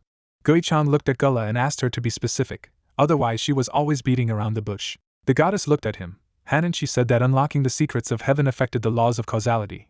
And they were always true, even if the scales could be tilted to one side for a while. In the end, everything would fall into place. That was the law of causality. The warrior wondered if he could achieve something, then the opponent would have a similar result. Moreover, it was likely that everything he had worked for could return to the starting point. Gui-chan nodded. Gula couldn't help but say that there was no way out. She had to be patient and focus on her growth. In the name of Gula, from that time on, the hero was appointed a magical spearman of the 3rd level. Now she expected great feats from him. The guy clenched his fists. It was all too much. He didn't like the name of his class. He thought about the fact that this goddess didn't understand names. A sensitive person would have seen how Gula shuddered. From such audacity, she brought a storm to the temple. Meanwhile, Maldong was resting at the hotel. He straightened his tie. A suit lay beside him, and he was thinking about the person about whom all the latest rumors had been circulating. The man put on a suit. There was a knock on the door. An old man entered the room and asked if there was an Earthman named Gui-chan here. The master looked at him and told him that the young man had gone out for a while, and he could wait here. Fragrant tea was poured.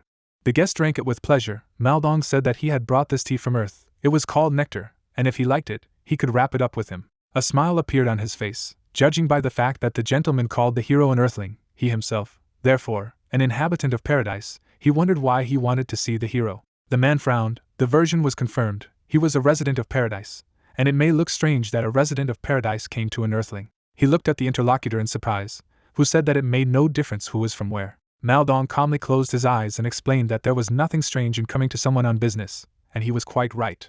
The gentleman bowed, at which moment a spearman entered the room, and the guest introduced himself as the elder of a small village called Raman.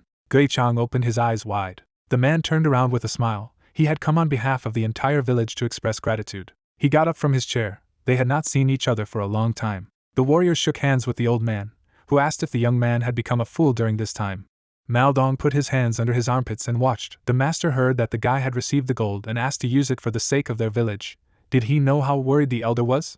Guichang wrinkled his neck in embarrassment. It was not easy for the king to make this decision either. He had no choice but to tell him that he owed him, and besides, he did not like to be in debt, such was his character. The old man smiled and noticed that he covered his debt very generously. Then the guy looked at the master. I pointed to it and wanted to introduce it. Maldong got up and leaned on his cane, introducing himself as a simple old man from the village. The elder looked at him in amazement and asked, Is he by any chance not the same martial arts teacher from Haramiga? The men shook hands once more. The elder introduced himself as Arbor. He was well aware of how much the master had done for paradise. He pointed to the young man with a smile and remarked that he did not seem to be like the others. He thanked the teacher once more, and thanks to him, many people in the village of Ramman were saved. After saying that the master had an amazing student, and was even envied, the teacher's eyes widened. He took out an unknown paper. Arbor handed it to the young man and explained that it was a map showing the shelters inside the mountain. The master frowned, not understanding why he was talking about that rocky mountain. The elder smiled and explained that there was nothing special there. There were some tools and books scattered inside. The hero just needed to bring them to him. It looked easy, and the reward would be the items and potions that were in these hideouts. If he didn't want anything, he could get money. Guichang smiled and agreed to make an arrangement. He was a famous magus, so it was unlikely that there were any simple items there. The old man went outside and said goodbye. The disciple looked at the teacher, who asked what this elder was doing. He was a hermit and at one time was quite a famous wizard in the Delphinian kingdom. The master smiled and noted that he was an important person. Then he laughed. The old man laughed at him. It was clear that he would cope. But why call this a task? He slapped the young man on the shoulder. He looked at him in surprise and heard a thank you. Maldong was smiling. The door immediately opened. The old man shivered. A friend came to him and invited him for a drink. Night fell. The lamp illuminated the tavern sign. The sorcerer smiled and asked him to think again, because his strength was still needed in Haramiga. The master put the mug on the table and asked if he was tired. His friend smiled and asked if he didn't know why he was not lagging behind him. The old man looked into the mug and said that he saw that he still had hope, that Maldong he knew how to cut off at once, but his visits to paradise showed that he still had some hope here. He did not believe that the unification of prisoners, the rebellion and the murder of innocent inhabitants of paradise was his fault. The old man frowned. He understood that it was not his fault, but he thought that there was a mistake in what he had done. He could not just use force. He never doubted his business and did not regret the skills he had spent decades on, as he did then. He looked away. He had no reason to stay in paradise anymore. Suddenly he froze. His friend was talking about his student. He smiled, because he believed that the changes had already begun. The hero was able to accomplish those things that seemed impossible. When it turns out once or twice, it can still be taken as luck.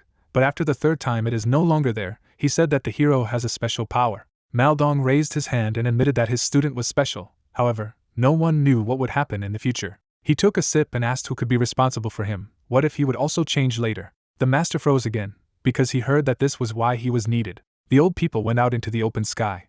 Maldong handed the drunkard over to a servant, and told him to throw him away somewhere in the street. Then he straightened his hat and went back home. The old man walked leisurely. The words of his friend sounded in his head. They had both already failed, especially since they had aged a lot. He did not ask him to do anything or interfere in any way. But if the dream that they both had was still alive, but in words everything was easy. A house appeared ahead. Gui-chan was sitting in the training hall. He looked thoughtfully at the low performance, and learned new types of techniques. I didn't understand anything and decided that I would just train. He froze. The teacher entered the hall and said that he wanted to ask him something. He twisted his face and asked why the guy had come to heaven. Here the spearman froze in embarrassment. He looked down and explained what he liked here. The old man looked at him sternly and asked him not to be abstract, and told him to say concretely, money or fame, at worst, some kind of benefit or freedom, some of this. The young man straightened his hair and said that this was the place where he should be, and that was where his life began again. The master was silent. The disciple looked at him questioningly. If Rai disappeared, he would be really sad, he suggested, and the hero agreed. Maldong turned around in displeasure, and called the guy an idiot. The disciple scratched his face in embarrassment, not understanding what he had done wrong. The old man stomped loudly in the corridor. He began to go down to the lower floors, thinking that his student was really excellent. Because he knows that he still has hope. The hat with the suit fell to the floor. There were iron lockers in front. The master put on his usual clothes and corrected himself that he had just got them. After a while, he saw how his friends were happy that the hero was staying here. Chohan couldn't believe her ears. She asked, "Is it really true?" Maldong looked at her. He didn't say he wasn't retiring, but he was the one who created the team, whether they like it or not. But it's obvious that at this rate the team will soon fall apart, and he can't pass by. The girl fell on the sofa to her friends. She looked at the hero and promised that he would surely regret his decision. The master sat down at the table, and since they had touched on the subject, he would say something else. How many times had he told them to learn how to assess the situation correctly? What was the point if they raised their level? After all, they could not do anything else but fight. But Chohan was only embarrassed by what he had told them about raising her level. The comrades looked at their friend in surprise. She smiled contentedly and began to boast that she had been the first to get up. Gui-chan looked at her and asked how she did it. Chakhan held up 2 fingers, smiled mischievously, and said, "Knight of the Temple." It sounded cool, and someone had a stupid name like a magical spearman. The hero decided that next time he would definitely choose Lysiria as his goddess. Then he came to his senses. He got up and ran, asking the girl to wait a little. She looked in surprise at what he handed her. His comrade was holding a huge mace in his hands. It was called Steel Spike, and was made of a single meteorite. Chakhan silently accepted such a gift. Lightning pierced her body. A shiver went through her entire body. Hugo sat on the sidelines, frustrated. Chakhan handed the hero sandbags for training. Word of Muldong's return spread in a short time, and Haramaga's communities and teams immediately wanted to meet him as soon as they heard the rumors. Kazuki bowed and said that this was the will of the head. The old man looked at him in surprise. He knew that the Federation would be the first to try to contact him when they heard the news. The Japanese Business Federation. Yuki was the head of a large Japanese business federation. Like the Triad, they had great influence in Paradise, including one of the best Haramaga teams, Yumitsubame. The archer looked at the floor. He congratulated the master on his return and, if possible, the leader of their federation expressed a desire to support their team. She wanted to send them one capable archer, and he could be used as they wanted. He relayed Madame's question as to whether only one person could have the honor of adopting his method of acupuncture. Maldong looked at him sternly and said that he refused. He leaned on his cane. Kazuki must have guessed it himself, but he didn't plan to deal with needles anymore. He asked if that was all she asked her to pass on to him. The archer looked at the floor and said that in anticipation of his refusal, they had prepared other proposals. If only he would allow them, their leader would like to meet him in person.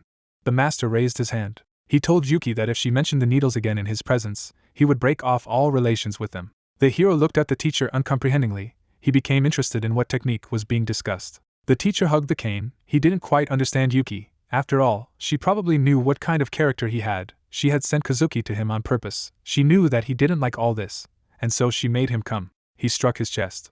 He raised his head. Now he, as the leader of Yumitsubama, wants to clarify his position. He suggested that the heroes team in connection with the upcoming banquet. The warriors looked at each other. Chakhan forgot that it was time for the banquet. The old man folded his hands. If you think about it, it was about the same time of year. It seemed that even after that disaster, a banquet was planned. The archer replied that it was unbelievable, but there were already those who had begun to act. Gui-chan boredly watched the conversation about the intricacies of the event. He noted how many unknown things he had heard. The master looked at Kazuki and asked why he was suddenly proposing to merge. He had heard that Yumitsubama, that is, the Federation, already owned 2 gates. He replied that the state of affairs of his organization was not the best lately. The head of the Federation had selected half of his team, excluding him, to create an elite group and send them to the banquet.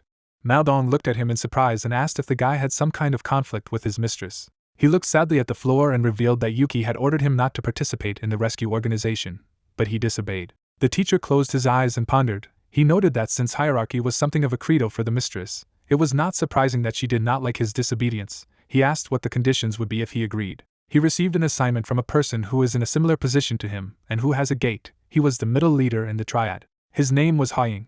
Gui-chan turned around with interest. Maldong heard that the Triad had lost its leading role due to internal squabbles in Sicily. The young man looked at him intently and told him that the Triad's leadership wanted to resolve the internal conflict and regain their former glory. So they put Haiying in the forefront to reunite their forces. The old man rubbed his hands, realizing that the archer wanted to go to the banquet to prove his abilities. He said that he needed to think about it, and he would give him his answer soon. Kazuki bowed and said that he would go. A new day came. Hugo clenched his fist and said that such a chance comes once every 2 years. It will certainly come. Jianga looked at him with displeasure and objected that they had a lot of their own business. They had better look for an archer. While the hero was thinking, the friends began to destroy everything around. The teacher looked at him attentively and asked for his opinion. The guy thought for a moment and said that if you look only from the point of view of their team, then participating in the banquet will be beneficial. He believed that at the moment the value of their team has greatly lost ground. They lost the team symbol. Maldong thought about it. It was true, however. If you think like that, isn't finding new blood the primary task now? It was also important, but not everyone is suitable for them. He didn't think that they had a blood type similar to the first blood type. Rather, they had a negative RH factor. Would they even be able to find someone who wanted to be part of their difficult team? The teacher asked if the hero really wanted to say that at the moment their team is the one that no one wants to go to. he explained that there is a need to ask such a question. As he understood, the banquet is an event in which the whole paradise is interested. He decided that it would be a good idea to take such a chance to prove his worth. Maldong looked at the student with satisfaction, noticing that he understood people. He called out to Chohan, who was strangling Hugo. He smiled and told them to go to Yumitsubama. The teacher left the table, put his hand on Gekana's shoulder, and announced that they would take part in the banquet. There were still 6 weeks left, but the master had such a temper that they immediately began to prepare. The old man began to show everything on the blackboard. Thus they began their thorough preparation. But suddenly they are already shouting at the hero, asking if the banquet is really a joke for him. The teacher poked at him with a stick and shouted that everyone else had been to the banquet twice, but had never made it to the 3rd level, and if the guy wanted to participate in the banquet, he would have to go there as an archer if he focused on training with the magic spear. The hero could not stand it and said no. Everyone looked at him dumbfounded. Gui-chan lowered his gaze and said that the old man meant him to stand behind and throw spears with mana, and if things went wrong, he would just run away. But what was the big deal? The horrors of the past ran through his head, then he begged for help and save him. He was so desperate, he looked so pathetic. He shook his head and said that he was not training to run away later. Maldong looked at the student indignantly. The young man turned away and gloomily asked him to participate as a warrior. He asked to change the teacher's decision. He struck with his cane, grinned and said that the impudent boy could do nothing, but wanted a lot. He gritted his teeth. He struck the cane again and shouted that if the boy did not understand in words, then he should make sure that he felt everything on his own skin. He told Hugo to pack his things. The guy looked at him uncomprehendingly. The teacher shouted that they were going to a high rocky mountain.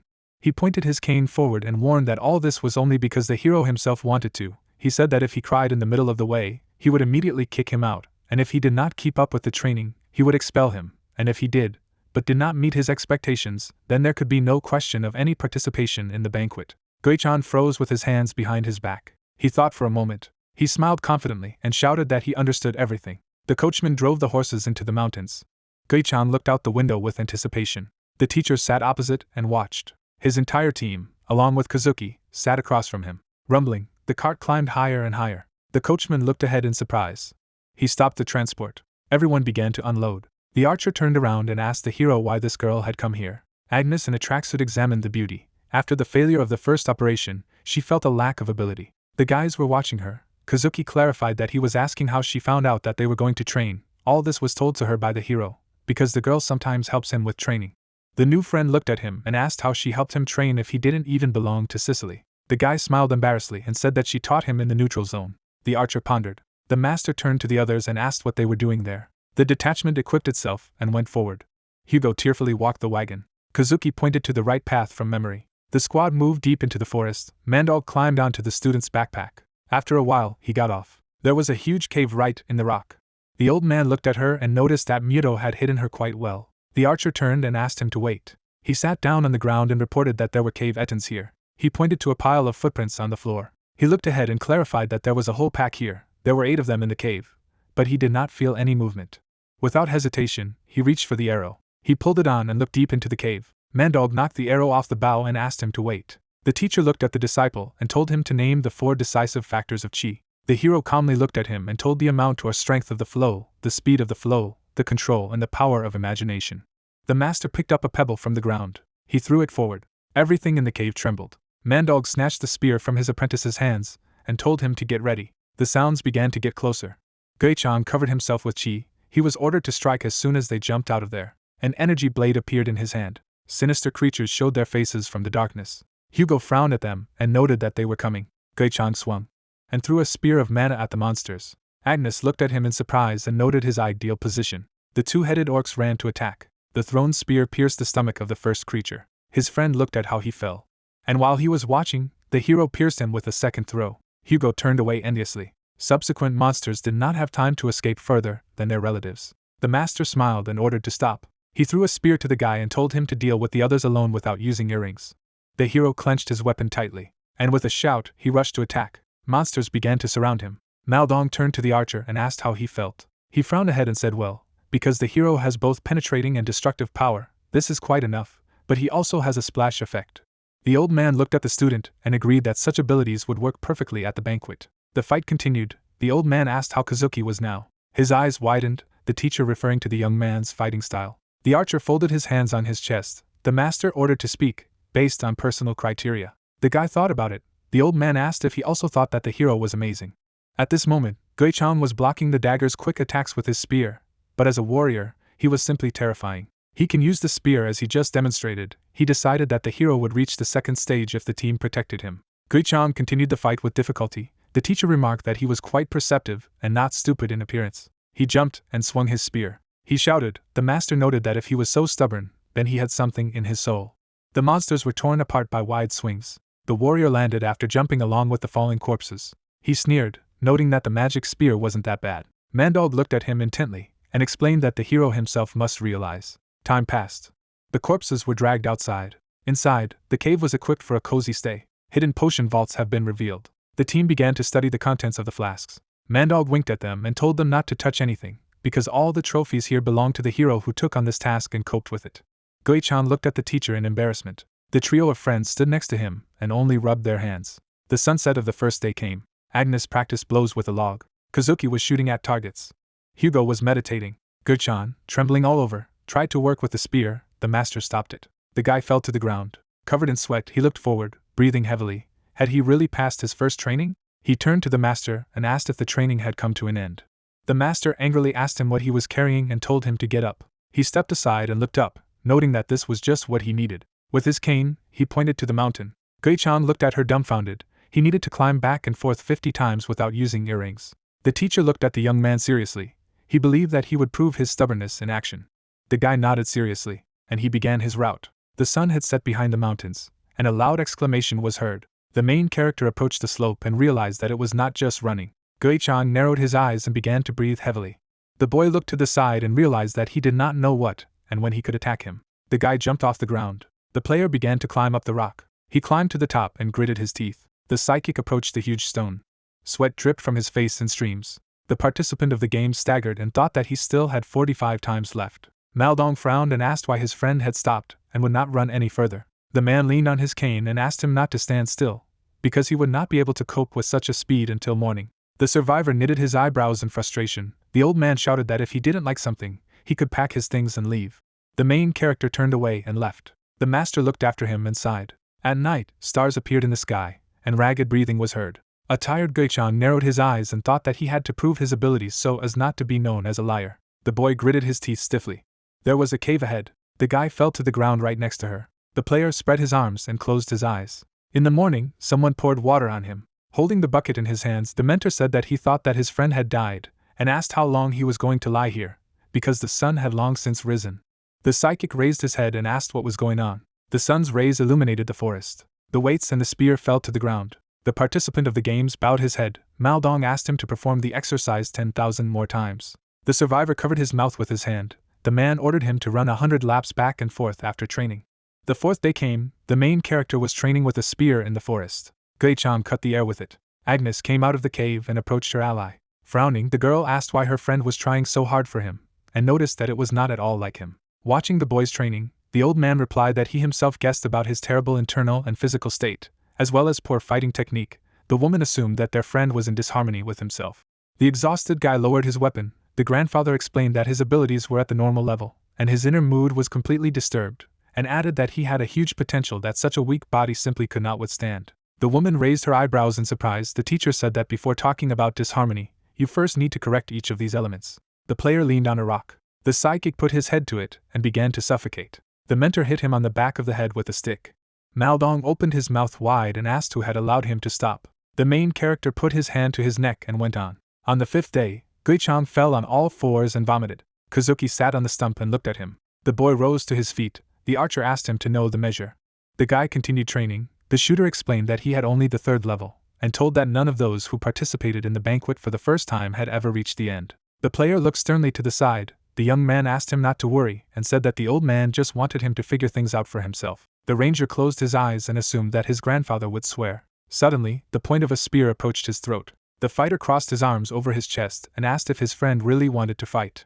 The psychic opened his mouth wide and asked his friend not to touch him. Frowning, Kazuki said that he did not understand him, and asked what was wrong with a spearman throwing spears. Suddenly, a bundle of energy rushed past him. Holding the weapon in front of him, the protagonist threatened to throw it, and asked what would happen if the magic spear did not work. The young man sternly knitted his eyebrows and reminded them that it was no coincidence that they worked in a team, so they could be trusted with such moments. Gui-chang smirked and said that there were a lot of inaccuracies at the banquet. The archer looked at him from under his brow, and the boy asked if his companion was sure of his words. The boy closed his eyes and asked what was wrong with preparing for unexpected situations. The spear fell to the ground. The guy ran away. Maldong approached the ally and asked where his apprentice was. The ranger replied that he had gone for a run. Getting to his feet, the shooter said that his emotions were already at the limit, and suggested that today could be a critical moment. The man smiled and was surprised that his friend was holding on for so long. There was a long path in the forest. The player opened his mouth wide and wondered what circle it was. The psychic rolled his eyes and decided that he had already run 40 laps. A shadow hung over the ground. The main character thought that he should lie down. A lot of memories flashed through his mind when Gui-chang wanted to calm down. The boy's eyes widened. The guy lifted his head and shouted loudly, deciding that he had to overcome it. The old man looked to the side when he heard someone's footsteps. The player walked forward, bowed his head. The teacher looked around in surprise. The psychic pursed his lips and trembled. The mentor gritted his teeth and wondered what was going on. Maldong opened his mouth furiously and ordered him to get up at once. The participant of the games took a step forward. The man asked if his friend would give up when he was almost at the goal. The survivor collapsed to the ground. Standing next to him, the old man said that it was the first time he had seen such a person, and asked why he was trying for a banquet. The main character shed tears and talked about how he almost died in the neutral zone, because he did not think about training at all. The teacher leaned over to him and understood what he needed. The waiter fell to the ground. The mentor concluded that it was all about competence. Turning around, Maldong asked the student to drink a bottle of water before starting the training and explained that it would be more difficult from tomorrow. Looking around, the man said that the most important thing was that he managed to hold out for another day, and warned that he would pack his things and leave if his comrade hesitated even a little. The old man turned away. Gui-chang rose from the ground. Blue notifications have appeared around it. The boy looked at the system window and read that he had formed willpower, and patience had developed into self-control. 1 month later, the carriage was driving along a mountain path. Chakhan looked out the window. The girl put her hand to her chest and was glad that she managed to free herself from training as a deputy leader. The woman looked at the mountains. Hugo looked back when he heard her voice. The holy fighter got out of the carriage and declared that the Messiah had appeared who would pull them out of this pit. The man crossed his arms over his chest and said that she could have come earlier. The warrior reminded her that this mountain was full of dangers and demons. The heroes went down the road. The thug concluded that his ally cared only about herself in the first place. The knight decided that, judging by his words, the training was not so hard. The guys went further. Chakhan noticed the dead tree and realized that her grandfather had once again arranged strange training. Master frowned and saw that they had come. The girl approached him and asked if he wouldn't even look at her. The mentor replied that it was already clear from her voice that she was fine. Closing her eyes, the woman asked him not to even think about starting to train her, and stated that she needed to go back because she had a lot of things to do. Maldong crossed his arms over his chest and nodded to the side. The holy fighter's eyes widened in surprise. The main character chopped down trees with a spear. The warrior asked if his grandfather had already begun to teach him this. A huge log rushed forward. Gui-chang closed his eyes and felt him. The boy jumped to the side and dodged the blow. The guy clutched the weapon in his hands. The player hit the air several times. Another log flew past him. The psychic ducked and dodged him. The knight opened her mouth in amazement and asked how long this had been going on. The participant of the games rushed around the training ground. The man replied that this was the 100th time. The logs approached the survivor from both sides. One of them flew forward at great speed. It crashed into the shoulder of the main character. Gui-chang fell to the ground. Smiling, the old man said that he had managed to dodge more than 300 times, and added that this was a record. The boy scratched behind his ear and said that it was all thanks to him. The teacher looked to the side as Chohan was surprised that her friend had managed to achieve such a result during the first practice. The mentor turned around and asked how she was doing. The girl replied that she had another big business. Maldong frowned and asked her to tell her everything. The woman ran away and shouted that she would explain everything on the way, because the cabman must already be worried. The man frowned and concluded that his granddaughter was afraid that she would be forced to train. The holy fighter approached the carriage and called her friends. The guy walked behind everyone else. Suddenly a shiver struck him. The player looked around and remembered that the old man wanted to make him run until he was exhausted until they came back. Standing in front of him in the cave, the teacher said that his friend had crossed the threshold and could try to check if his level had changed. The psychic was walking along the road. The mentor decided that it would be a good idea to try to reach the 3rd level at the banquet.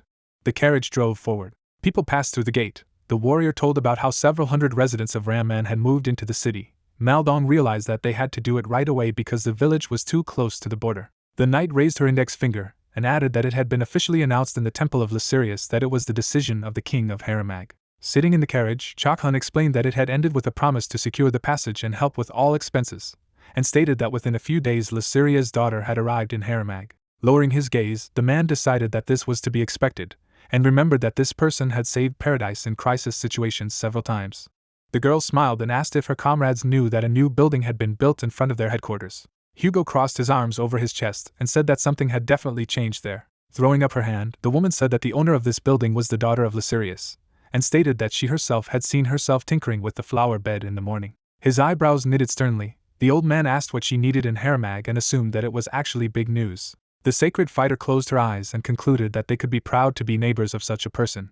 Leaning on his cane, the teacher asked if there was any news from Kazuki, and remembered how the young man had left when he received a message during training. Throwing back her hair, the warrior realized that it was not so easy to find the priest, and decided that someone had interfered in his affairs. The mentor stared at the floor and assumed that it was a Japanese business federation. The carriage drove up to the gate, and Maldong suggested that we return home first, and then think about it. The sun was shining over the city.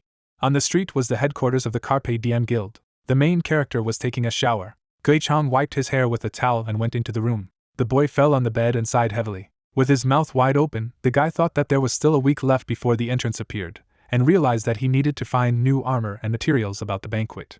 Suddenly the player raised his head. Hannah put her feet on the table and was surprised that her friend started calling her first. The psychic scratched his head and grinned. A disgruntled exclamation was heard even outside the house, when the girl suggested that her friend had either forgotten about the banquet or was not going to participate in it at all. The sun's rays illuminated the library.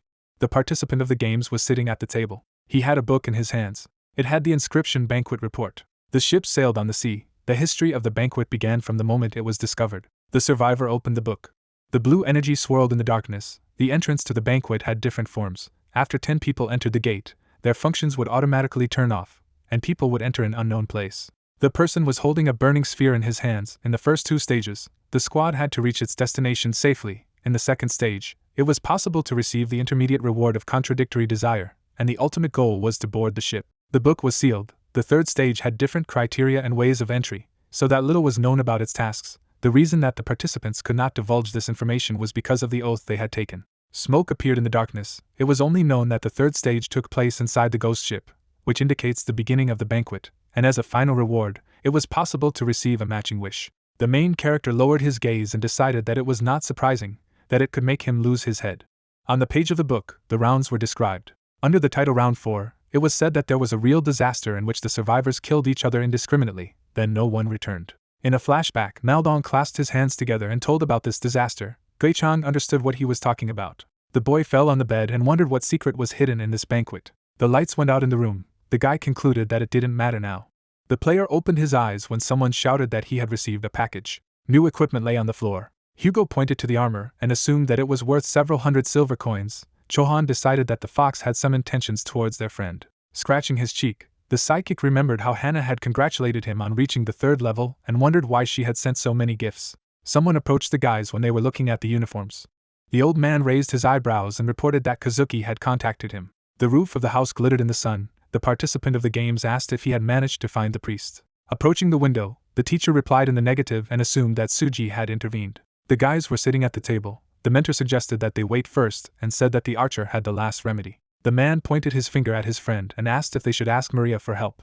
The main character rounded his eyes and imagined her. Maldong looked around and said that she was quite kind and capable. Gui-chang scratched his chin and said he would talk to her, but warned her that he could not guarantee a positive response. Suddenly, the boy raised his eyebrows in shock and asked if the old man had just called her kind. Someone's loud sneeze rang out over the temple. The girl scratched her nose and complained of the terrible cold. The sunset sky turned orange. The guy was walking along the street of the city. The guide closed her eyes and asked him to leave her alone. The player handed her a bag of coins.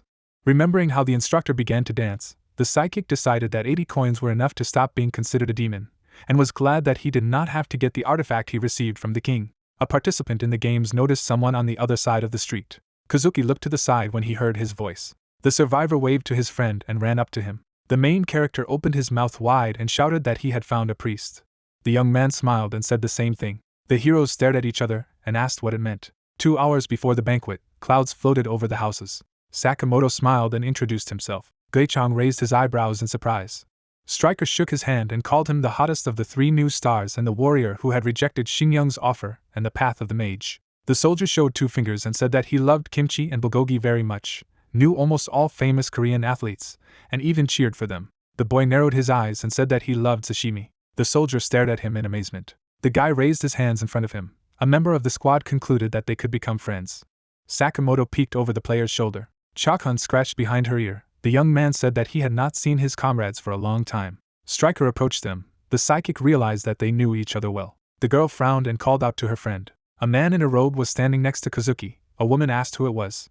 The soldier closed his eyes and replied that he did not know her. The sacred fighter asked if he had invited her here. Closing his eyes, the archer explained that he had personal circumstances, and said that he could vouch for her abilities, and they did not need to know the rest. With her mouth wide open, the warrior asked what it was all about, and said that whoever came to their team should at least show his face. Pointing at the stranger, the knight suggested that she forget about her image as a fanatic of a dark cult, and take off her hood, and explained that such tricks do not work in Haramag. The ranger asked her to watch her words. Chehan frowned and asked if he really thought she would have to entrust her life to someone whose face she had never seen. The girl gritted her teeth angrily. Someone asked her to stop. Frowning, Maldong explained that a banquet was a different matter from a military campaign, and agreed with his ally's words. The shooter looked down tensely. The soldier lowered the corners of his lips and told him that Yunhee had introduced him to this man. The woman's eyes widened in surprise. Maria raised her eyebrows in puzzlement. Kazuki explained that she could be trusted, and asked his friends to understand that he had personal circumstances why he couldn't reveal her identity. The protagonist stared at him in amazement, and remembered that Yunhee was the healer who saved him when they got out of the lab. Closing his eyes, the old man wished to at least hear her voice and asked the stranger to name her level. The guys looked at each other in silence. The priest bowed her head. The mage raised her hand and spread her fingers. The woman's eyes turned white with shock. The holy fighter made an indecent gesture and shouted that she also had fingers. The archer shook his head in disappointment. The teacher grabbed his granddaughter and dragged her with him. Gui-chan smiled and introduced himself to her. The sorceress tilted her head, the boy assuming that she did not understand his words. The sun was shining in the sky. The guy offered to move on to the meeting, so the preparation for the banquet was completed. The heroes worked out in the gym. On the eve of the event they held a light workout on the advice of Maldong. In the morning, a bright light lit up the city. Standing at the door, the old man asked his comrades to be careful. The members of the detachment were in full combat readiness. The guys went forward along the road. The banquet began. From afar, a lot of carriages appeared. Gui-chan turned around and wondered who it was and when they had come here.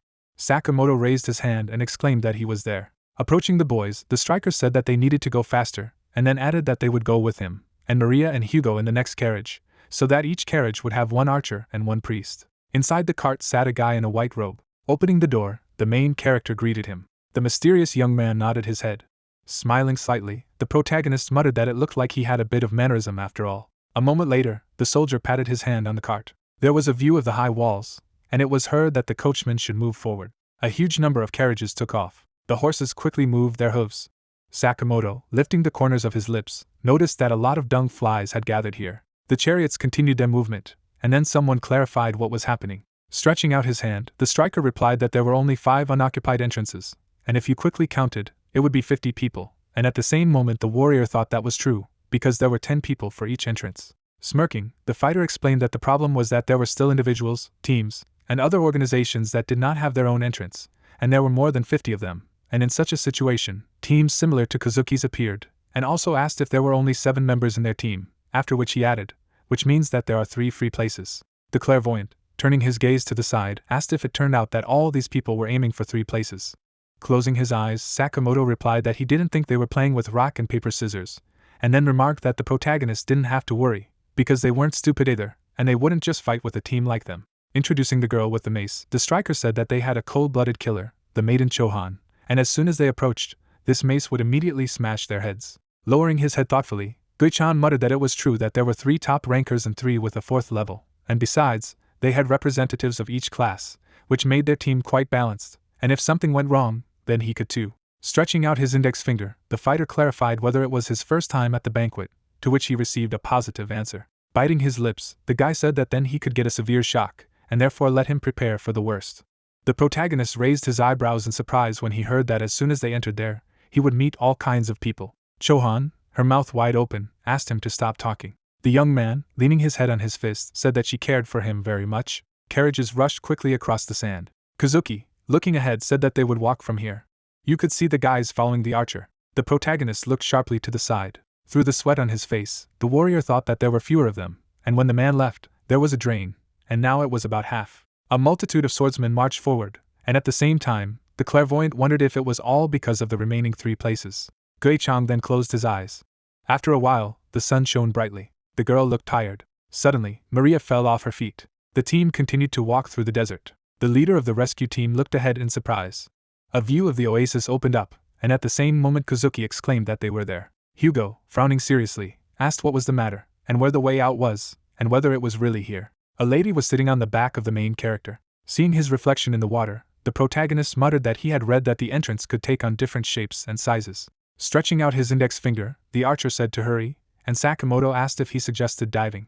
Suddenly, human silhouettes appeared, and it was heard that there was nothing good below. The leader of the rescue group, parting his lips, clarified whether he was from the same team. In a second, the guy grabbed the cross. A magical barrier appeared over the oasis. Opening her jaw, Maria was surprised by such a powerful pendant without any spell. Kazuki, lowering his eyebrows, said that he needed to move forward. Turning around, Chohan exclaimed that the protagonist's path was faster. Gui-chan abruptly turned his gaze to the side. The guys suddenly jumped into the water, and one of them shouted that he would go first, and they would meet at an unknown place. Strong waves reached the sacred fighter. The girl, rushing from her place, called them bastards. A powerful splash appeared. Kazuki, looking ahead, noticed that they would get wet anyway, so let them go faster. The guys went under the water with their heads, and then the main character thought that it did not look so deep. But judging by the fact that they all disappeared, then this is really the entrance. Suddenly, the mysterious young man put his hand on him.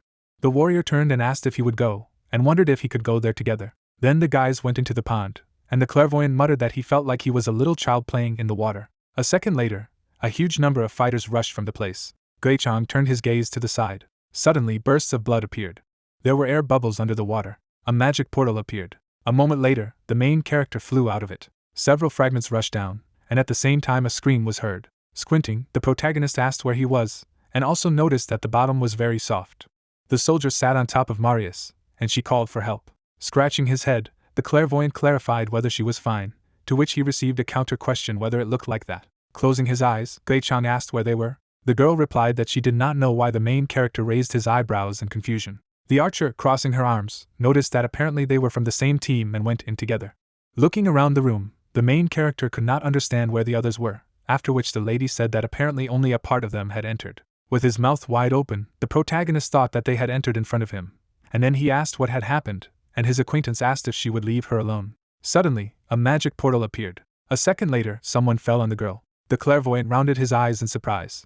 Then the knight appeared, and the warrior muttered that it could not be. The swordswoman clenched her jaw in pain. The shooter's expression was serious, and at the same moment, Gui-chan wondered if the banquet rules had changed. The lady opened her jaw and shouted sharply. Scratching his head, the knight apologized to her.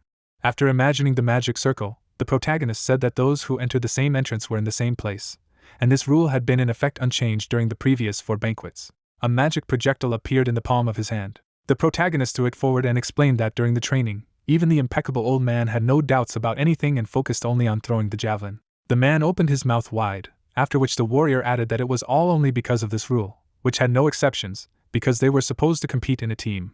But this absolute rule no longer exists. Lowering his eyebrows, the clairvoyant decided that he needed to concentrate.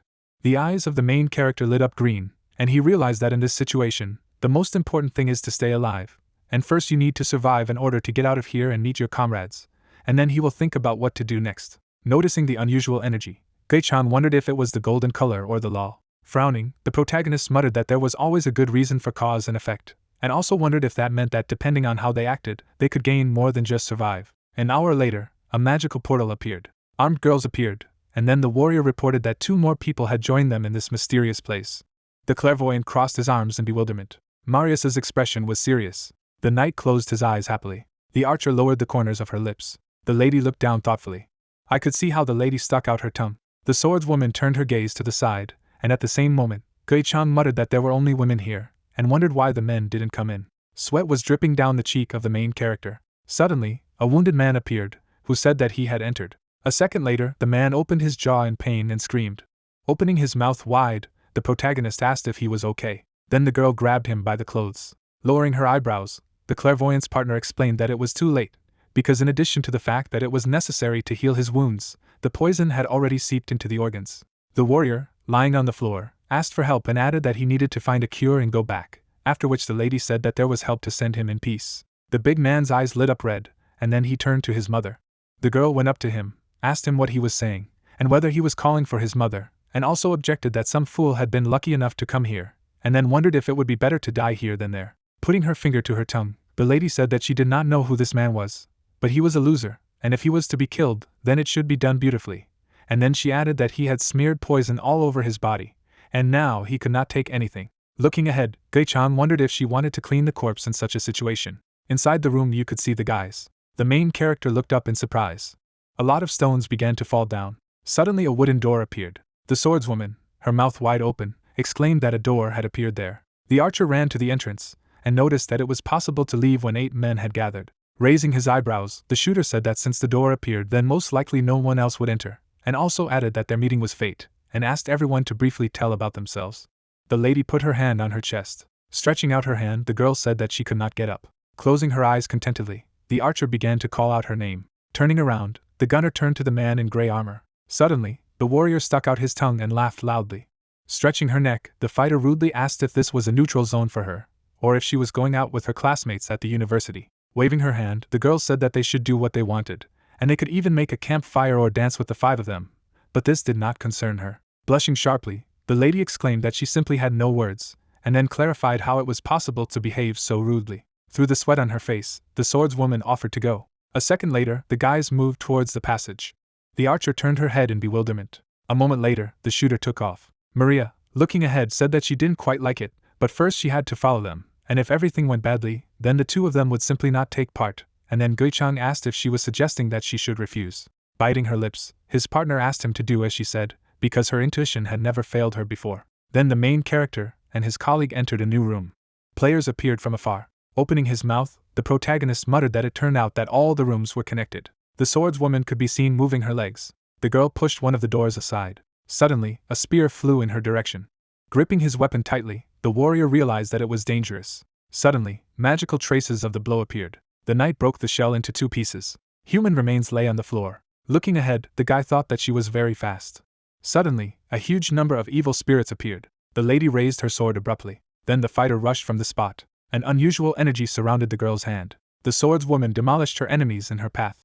A bright force hovered in the air. A moment later, the warrior laid down his weapons. Through the sweat on his face, Gui-chan muttered that she had a terribly fast sword. The bully, keeping his hands at his sides, noticed that she was still in shape. Grinning, the player asked what her name was, and also added that she thought she had heard a couple of times. After a moment, the girl turned her gaze to the side. The user sighed heavily. Holding the back of her head, the lady said that there was still something ahead. A wooden door appeared, after which the soldier said that there was one standing right in front of the door. Suddenly, the warrior's sword burned brightly. The knight stuck his weapon in the barricade. Deep cracks appeared. After a second, the swordsman left a wide hole in the door. Green eyes were visible. The girl asked if she was right, and then the main character, looking at the player, thought that it was amazing. Rushing from the spot, the protagonist realized that he had to help her. Raising the corners of her lips, the lady said that the only man decided to help, and also called the guy a good man. A moment later, the warrior's head appeared. The young man bit his lips in bewilderment. The knight, looking sideways, said that it would be better if he did not interfere. His eyes widened in surprise, and the clairvoyant muttered that he could not read her expression. The swordswoman's gaze was stern, and at the same time, Gui-chan wondered what she had to experience since there was no emotion left on her face. Parting her lips, the girl explained that she understood him, but she would not allow anyone to stand behind her. The protagonist's spear appeared. His earring shone brightly, and he replied that he would not interfere. Smiling, the protagonist asked to trust him once. The lady lowered her eyebrows thoughtfully. Then the warrior turned to the door, and the boy couldn't tell if she had allowed it. Writing something down in a notebook, the bully noticed that there were just 2 people waiting behind the door, and 8 more were running inside. Suddenly the knight stretched out his hand. The terrible monsters quickly moved their legs. The guys were demolished on their way by the enemy. The player parted his lips in bewilderment. The young man furiously opened his jaw, and at the same time, the user wondered if this high-ranking idiot was also a high-ranking idiot. Frowning in confusion, the girl thought that there must be those who have a high level of magical powers at the 4th level. The clairvoyant's body was surrounded by blue energy. Gui-chan brandished his spear. The knight walked towards the entrance to another room. Through the sweat on his face, the protagonist wondered if she could admit him, because he continued to cover for her. A wooden door appeared, and at the same time the lady announced that there were 3 people at the entrance, and 5 more near them. Frowning seriously, the protagonist revealed that thanks to the girl's accurate information that looked like a snake, the attack continued without much emotion. The warriors quickly coped with the enemies. The guy continued to swing his spear, after which he explained that the problem was that there was no end to them. An unusual force swirled in the air, and then the young man added that he did not know what she was thinking, but the expression on her face spoke of a desire to move forward. Lowering his eyebrows, The clairvoyant wondered if she could get out of here faster, and how much they had already walked. The player, bringing a pencil to his mouth, was at a loss. A team could be seen from afar, and then the user noticed that there were no doors ahead. Crossing his arms, the soldier asked where they would go, namely to the right or to the left. Suddenly someone stepped on the button. A huge trap appeared on the side of Marius. A huge number of arrows appeared. In seconds, the shells quickly rushed down. The partner of the main character created a protective shell. Ammunition fell to the floor. The girl frowned in bewilderment. The trap was empty. A slight haze appeared. Shaking her head, the lady muttered that everything had happened too quickly, and did not have time to think about the leading group. Maria looked in the direction of the thick fog. Magic rings were visible, and then Gui-chan asked his partner if she was okay. The girl rounded her eyes in surprise. The protagonist clenched his fist tightly. The lady wiped the sweat from her forehead. Suddenly, the swordswoman put her palms on the guy. The young man turned his gaze to the side. Frowning menacingly, the warrior clarified who she was. The archer opened her jaw and asked what she had said, and whether it was too rude. The knight objected that she almost died because of some idiot, and also asked how else she could express herself, after which the archer exclaimed what she was talking about, because they did not even move. Raising the corners of his lips, the fighter said that not only was she behaving stupidly, but she was also impudent. With her mouth wide open, the girl replied that she was doing what she pleased, and then thanked her for clearing the way, and then added that they had helped her. Grinning, the knight called her amusing, and asked if he had asked me to follow her, and if it was so that they had followed them from the beginning. Placing her hand on her chest, the lady said that she understood that she was quite strong, but they were not weaklings either, and at the same moment she heard that it was true, and they could act together, but she did not think about it. The warrior, looking ahead, explained that if she really wanted to help, then she had to follow, not lagging behind, like her and him, and like this little one. The archer frowned maliciously and remarked that she could have told her level or class from the start, as well as shared information. Standing in front of her interlocutor, the swordswoman asked if she could not do anything if she was not told, after which she added that she looked like an archer of about the 3rd level, and it seemed to her that she could already guess that she was an archer from her equipment alone. The shooter's body shook sharply, and at the same time the fighter said that he was breaking through with great difficulty, and this was the first time that she was also reprimanded for this. Sadly lowering her gaze, the girl apologized and explained that she had not thought. Raising his hand, the knight said that it was good that she had quickly admitted that she was wrong, but that she was already disgusted, and then asked what to do now. Looking at the bully, the warrior asked how many doors she had punched, to which she countered with the question of how she could know, and at the same moment the lady said that she was aware that she was drawing a map. Licking his finger, the player said that he pretended that he did not care, and she thought about it, after which she called the number 40. Looking at the archer, the fighter said that this was excellent, and since there was a gap in the levels, let him break through 20 more doors, and it didn't matter which way he went, but let him just open the doors and clear everything there, as they had done before. The shooter's eyes widened in surprise when he heard that he should not hope for help, but act on his own. Grinning, the swordswoman asked if she would like to, and then said that she could wash her hands of it then, but in return, let him not follow her again. Parting her lips, the girl replied that if she broke through 20 doors, she would tell about herself, and they would work as a team. After a moment, the lady turned her gaze to the side. The sacred maiden appeared, and then the archer realized that she was flying by. The player could be seen with his eyes closed, and the shooter thought that only she and the warrior with the shield remained. Through the sweat on her face, the girl muttered that the warrior and the archer could unite, and at the same moment asked if she would help her. After shaking hands, Sophia revealed that she was a 3rd-level covering swordswoman, and also gave her name, after which Lara introduced herself and added that she was a 3rd-level ranger. Frowning seriously, Gui-chan whispered that since this was the case, then he could only support the two of them. Suddenly, the warrior rushed from her place, and the main character explained that, however, reality is not always beautiful. Monsters struck the shield. The archer dodged the attacks, and then the protagonist added that reducing the attack speed was the second issue, and it wasn't long before they got lost. Sweat was dripping down the shooter's cheek, and at the same time, the guy said that she was more focused on combat skills, and therefore the ability to find a path practically did not develop. Closing her eyes contentedly, the ranger asked the sacred maiden if she could make a protective dome before opening the door, to which she apologized and said that her spells were restricted. The bully, holding her hands at her sides, asked why she was so slow, and as soon as she decided to participate in the banquet at all with such abilities, and also noticed that it seemed that her whole team was like that. Suddenly the knight put his hand on Lara's shoulder. Sophia, smiling, offered to go. The girl looked happily to the side. After a moment, the archer grabbed the door handle. The creepy skeleton opened its mouth wide. Suddenly, the warrior was wounded, causing her to scream loudly. The shooter abruptly closed the passage. Opening his jaw, the ranger asked if she was okay. Mary, healing the shield-bearer's hand, asked him not to move. Lara looked thoughtfully ahead, and at the same time the question was heard whether it was easy. The warrior twisted her hair and asked what to do, for they hadn't opened half of the doors, only 8, but if she asked her properly, she might help her. Sweat ran down the girl's cheek, and she asked the knight again. The swordswoman called to her with her index finger. Raising the corners of his lips, the soldier said that he should crawl towards her. Looking ahead, the lady added that she should do it diligently. Standing in front of the players, the knight said that he should crawl here herself. The warrior's expression was serious. Frowning angrily, Gui-chan wondered if she liked it, and what to do, since he didn't want to stay here. Hearing the laughter, the main character turned his gaze to the side. Noticing the priestess sitting on the floor, the protagonist wondered if she was laughing in such a situation. The sacred virgin covered her mouth with her palms. Then the healer waved her hand. Biting his lips, the guy muttered that he hadn't noticed, but now she didn't look the same as when they first met. Closing her eyes contentedly, the girl said that she thought they had misunderstood, and then added that she had laughed, but it was not a mockery of them or of the sight.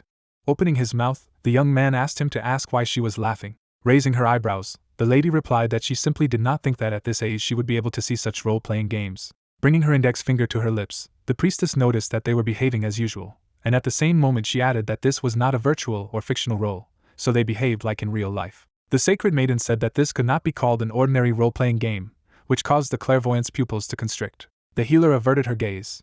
At the same time, Mary was healing the shield-bearer's wound, and it was heard that it was likely that this situation was deliberate, and conflict was inevitable. Through the sweat on his face, Gui-chan thought that this was the fourth dimension and didn't understand what she was talking about. The girl suggested what would happen if she were a selfless person, when suddenly the main character looked at her dubiously, and she said that, by the way, she was very kind.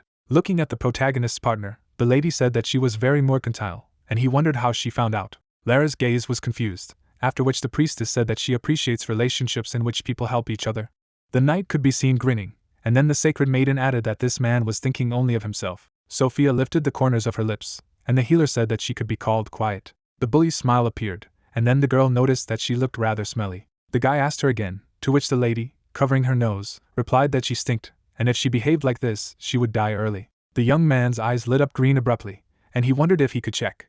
A system notification appeared near the player, which said that her feature is a stench, and she has an arrogant and malicious heart. Looking at the artificial intelligence screens, the clairvoyant muttered that the others were also exactly as she had said. The priestess, looking at him, said that he should think for himself that there were people who were like water and oil, and therefore there could be no conflict. Lowering his gaze in surprise, Gui-chan wondered if it meant that the people here were not gathered by chance, but by someone's will. Holding his chin, the main character reflected on himself.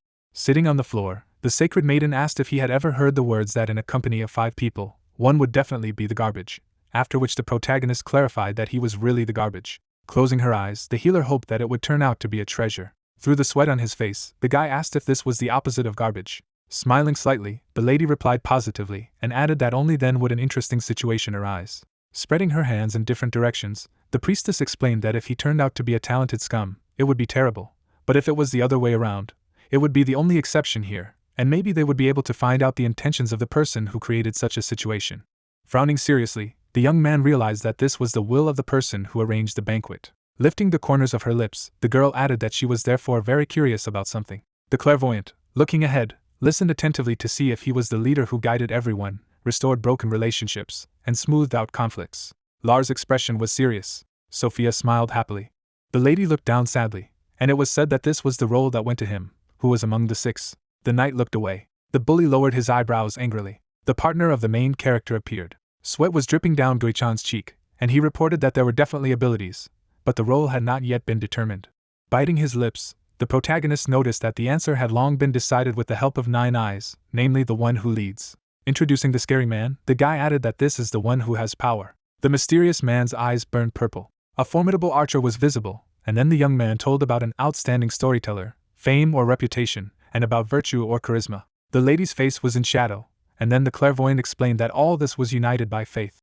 Closing his eyes, Gui-chan wondered if he could handle it. The elder of the village appeared, and at the same moment the main character said that the times were such that it was pointless to think about good and evil in the face of death, and the just, evil, sacred maidens like angels, and witches like demons, confronted with one heart, but despite this, not holding out even for 5 years, they lost and died. In the past, the protagonist sat unconscious on the ground, and he thought about defeat and destruction, after which he realized that this is an unknown tingling feeling that is beyond memory. Frowning seriously, the guide decided to give it a try. Maria, sighing heavily, announced that she had finished the healing, and to prevent shock, it would be better to drink a healing potion, if there was any, to which Sophia thanked her.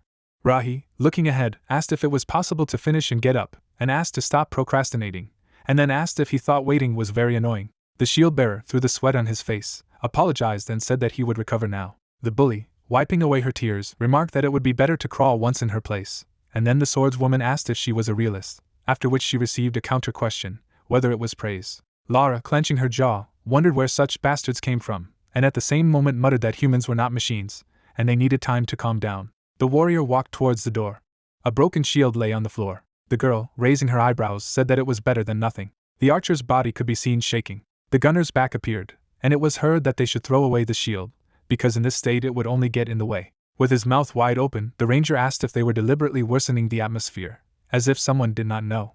Suddenly, Gui-chan, approaching her, called her a young man and added that now he would be in front. With her eyes widened, Lara realized that the situation had changed. The knight, parting his lips, said that she thought he was a realist, but turned out to be quite emotional, after which the bully clarified whether the prince had finally appeared on a white horse. The main character moved towards the swordswoman. Looking ahead, the protagonist said that he had one request, and then asked if they could look after the keeper. Frowning in bewilderment, the warrior countered with the question of whether he wanted her to protect the priestess. Looking at the girl, the guy asked to look after the tail, and then she clarified whether he was asking her, to which she received the answer that the traps could appear again, and therefore asked her to look after the situation from behind. Blushing sharply, the lady noticed that their prince turned out to be quite voracious, because he wanted to bite off a piece there, and also added that this was not surprising, because he was alone surrounded by ladies. Closing his eyes, the young man explained that perhaps it was gluttony, because this world did not turn the way they wanted, and at the same moment he added that it was better to call it gluttony, and wanted to see if he could fit everyone into his cup, after which he said that it seemed that they had misunderstood something. Holding a spear in his hand, the clairvoyant said that he was worried that there might be a time limit in the first stage. The knight frowned seriously. The player bit his lips in bewilderment. The swordswoman opened her mouth and wondered how she could know. Looking forward, Gui-chan said that considering the first and second stages of past banquets, there were only 2 time-limited stages, and then muttered that it was 25% probability, and such a figure couldn't be ignored at a banquet where everything was very inaccurate. The main character added that even if there are no restrictions here, there is nothing wrong with clearing this stage as quickly as possible, and then it will be possible to look around in advance at the second stage, and then asked if they would help, which caused the warrior's pupils to narrow sharply. Smiling, the fighter answered positively and clarified what to do. Standing in front of the protagonist, the girl said that she really wanted everything to be peaceful, but she had the feeling that she had been betrayed, and he remarked that he would then like to calm her down, and at the same moment the lady asked if he was only talking about it. The guy, through the sweat on his face, asked how many doors would suit her, and also thought that he wanted to make a straight face, but something was worried. Noticing the knight's confident gaze, the young man could not understand how she could keep it on a motionless face. The swordswoman stretched out her palm, after which the clairvoyant agreed with the number 40. Sophia parted her lips and asked if that would really be enough. After a moment, Gui-chan frowned seriously. The shield-bearer took hold of the doorknob. Then the warrior tried to unlock it. Suddenly, a terrible skeleton appeared. Sweat ran sharply down the cheek of the covering swordswoman. An unusual force shattered the body of the evil spirits. Holding a spear in his hand, the main character said that this was the first one. Raising his eyebrows, the protagonist added that it was necessary to resume the attack. A magic projectile appeared near the palm of the guy's hand. A lot of monsters rushed from the spot. A bright arrow pierced the monster. The cartridge reached the second enemy. Parting her lips, the girl muttered that this was a great technique. The young man ran towards the enemy. Opening his jaw, the clairvoyant shouted loudly. Gui-chan drew his weapon. Looking ahead, the main character said that the next door was needed, which made the lady very surprised. Sophia quickly shuffled her arms and legs. Creepy creatures were visible, and at the same time, the protagonist explained that they quickly attacked. Magic arrows collided with monsters. With their mouths wide open, the monsters screamed. The guy rushed to meet them, and at the same moment he said that on the one hand, it was the result of training on a huge rock. The undead were surrounded by bright energy. The young man quickly jumped in different directions. Smiling, the clairvoyant thanked his partner. Magic seals appeared near Maria's palms, and Gui-chan added that on the other hand, it was possible thanks to her support throughout the battle. The girl, lifting the corners of her lips, thought that when it was all over, he would surely thank her with another money bag. The shield-bearer could be seen waving his arms, after which the main character said that in this way they overcame 40 doors without a break, and at some point their number reached a 3-digit figure. Suddenly the door opened. Biting his lips, the protagonist whispered that he thought it was the 120th. Turning around, the warrior said that it was empty. The boy's magic projectile vanished into thin air. Then the young man went into the room. A clairvoyant and Sophia appeared from afar. As he inspected the walls, Gui-chan muttered that there were no doors in front or on the right. Holding his chin, the main character remembered that in the 40th room there was only the right door, and then he wondered if there was a reason for such a difference in the number of doors. Maria, looking ahead, offered to rest and have a snack here. Turning his head, the protagonist replied that he was fine, and he could work a little more, and his partner objected that she was not okay. The guy abruptly turned his gaze to the side.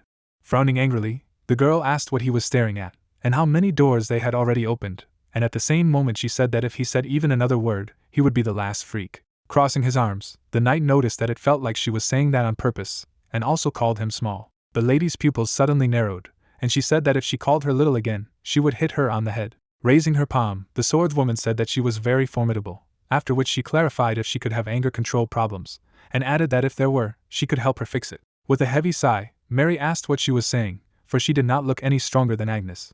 Clenching his jaw, the warrior asked again about the instructor. The fighter then began to draw his sword. Abruptly closing his eyes, Gui-chang asked to stop. Stretching out his arms, the main character announced that they would take a break. His partner could be seen nibbling on food. The knight's expression was serious. At the same time, the protagonist was sitting next to his comrade. The guy looked ahead carefully. A wooden door appeared, and the young man noticed that for the first time the choice of direction was gone. Examining the empty walls, the clairvoyant muttered that when the front and right walls are closed, it feels as if he is looking into a corner.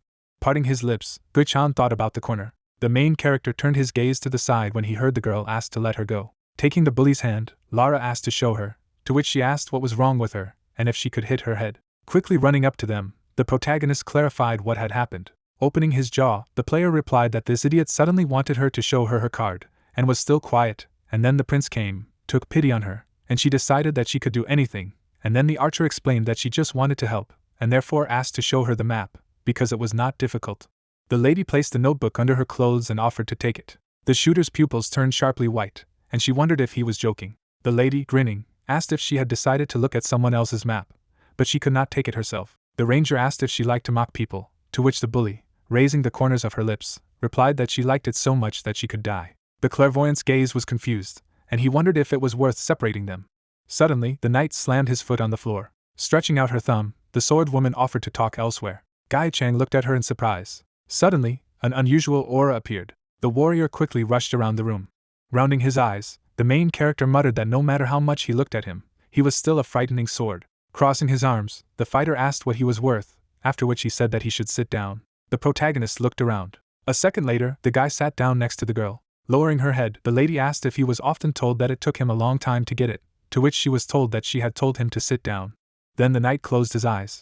Parting her lips, the swordswoman said that she thought that there seemed to be truth in his words. After all, this was still the first stage, and it would be better to pass it as soon as possible. Turning his gaze to the side, the warrior suggested that only 3 of them go further, namely the young man, she and the bully, and also added that she could take Maria with her, and although she was infuriating, she was doing well. Frowning, the clairvoyant asked if she was proposing to leave the others here. The fighter, looking at him, replied that if he didn't like it, he could take another priestess, and although she was useless now, it wouldn't hurt just in case. And then Gui-chan noticed that if he thought like that, then so would Lala and Sophia, and she said that he himself knew that these 2 were of no use. Closing her eyes, the girl said that she realized that he was capable, and therefore agreed to help him, and if he acted at full strength, then they would cope faster, and let him not think too much about it. Through the sweat on his face, the main character was surprised by her character, and did not understand how to convince her, because he could not say that he saw the golden law. The protagonist asked if she knew that this banquet was different from the previous ones, after which the lady, turning her head, said that it was because they got here separately from their team, and also clarified what was wrong with it. Parting his lips, the young man asked if it didn't seem too easy for the first stage, and then explained that they had passed 160 doors and had never met a serious opponent yet, and they were all the same. Looking sideways, the knight replied that since the teams were separated, the difficulty level was lower, and then he asked if such a thing was possible. Lowering his eyebrows, the young man said that everything was too close. In the past, a huge monster attacked people, and the young man said that if you look at the recordings of past banquets, the first and second stages encouraged the cooperation of the participants, and it was possible to pass them only if all the team members joined forces, and then added that if the difficulty level dropped drastically, that it was not even necessary to combine the efforts of the team.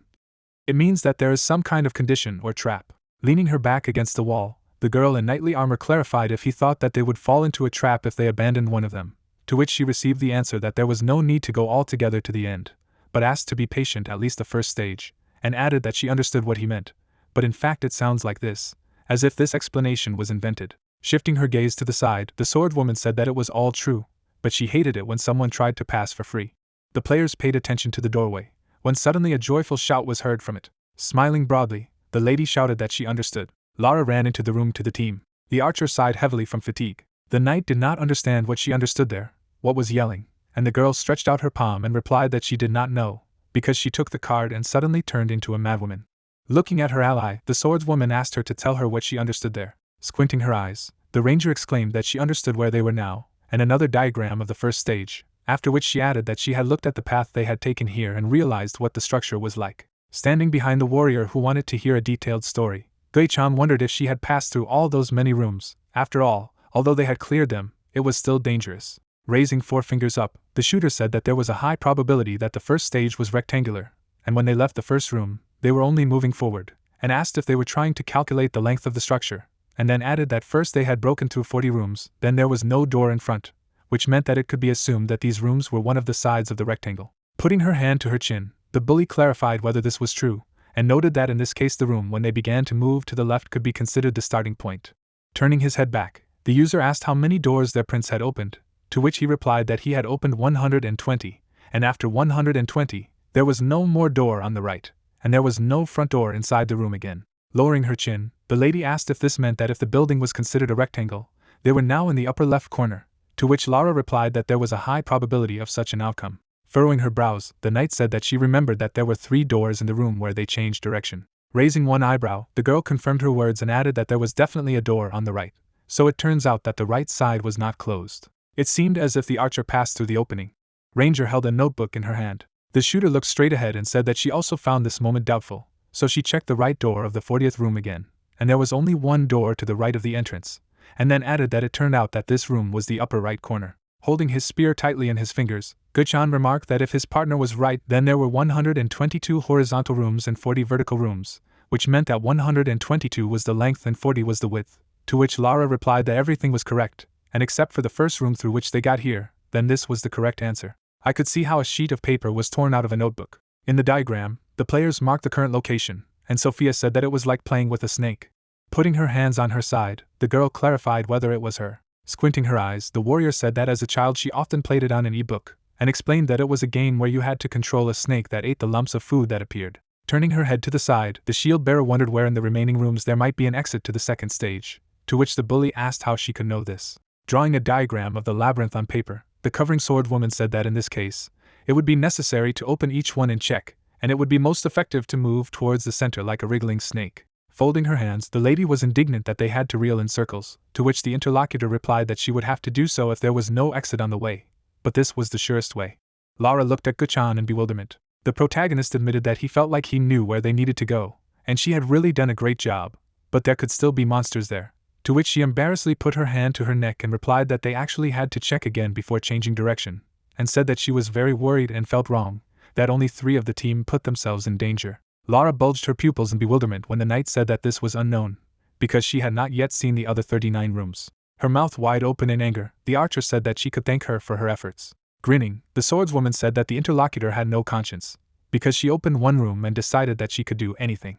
Putting his palm to his head, Gui-chan realized that this would never end. Reaching for the hilt of the sword with her fingers, the player said that she would go with her. The girl pointed her finger at her face and clarified whether it was her. Furrowing her brows angrily, the fighter explained that they needed to check 80 rooms, so they would tear them apart. Smiling, the main character said that this is great, and in this case they will change later.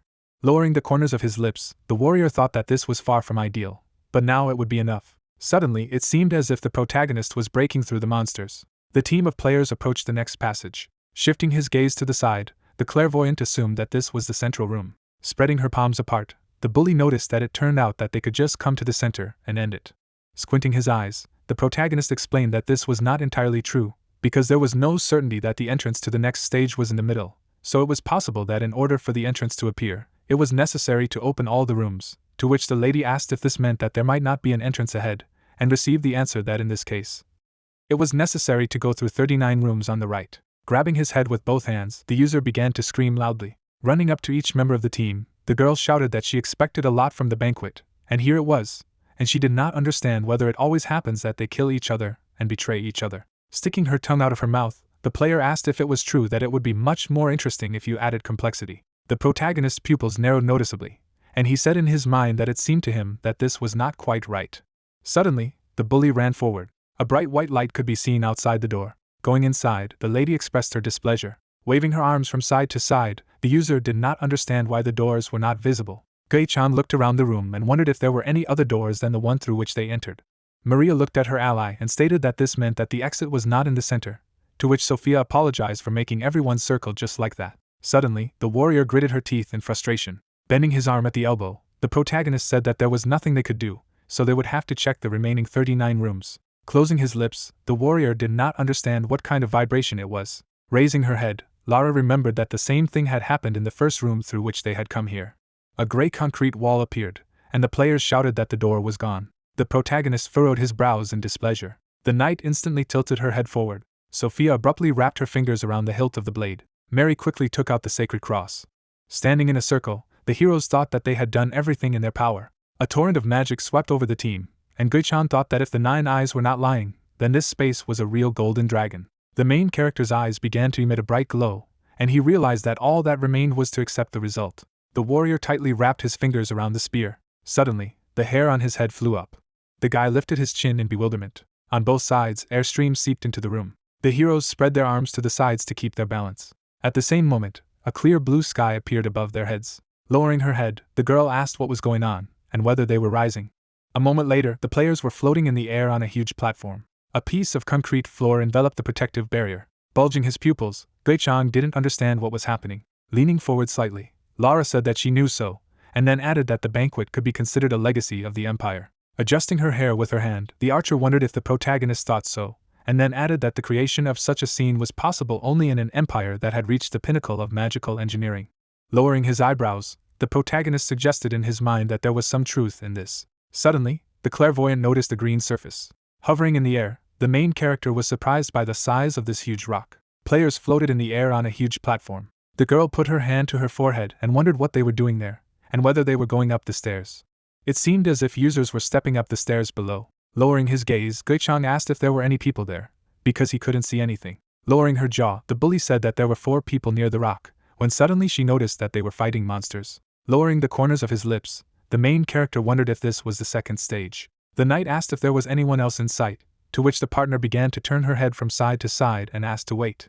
Gritting her teeth in alarm, the lady asked if she had seen him appear suddenly. Lara looked away and muttered what she saw. Folding her hands in displeasure, the swordswoman told them to describe everything they saw, to which she was told that there were 2 on this side, and they were at the very beginning of the mountain. It seemed as if an orc with large knives jumped out to meet the people, and the rude woman said that they were climbing the stairs, when suddenly a monster appeared, and it appeared as if out of thin air. With her eyes rounded in bewilderment, the warrior was interested in 2 people.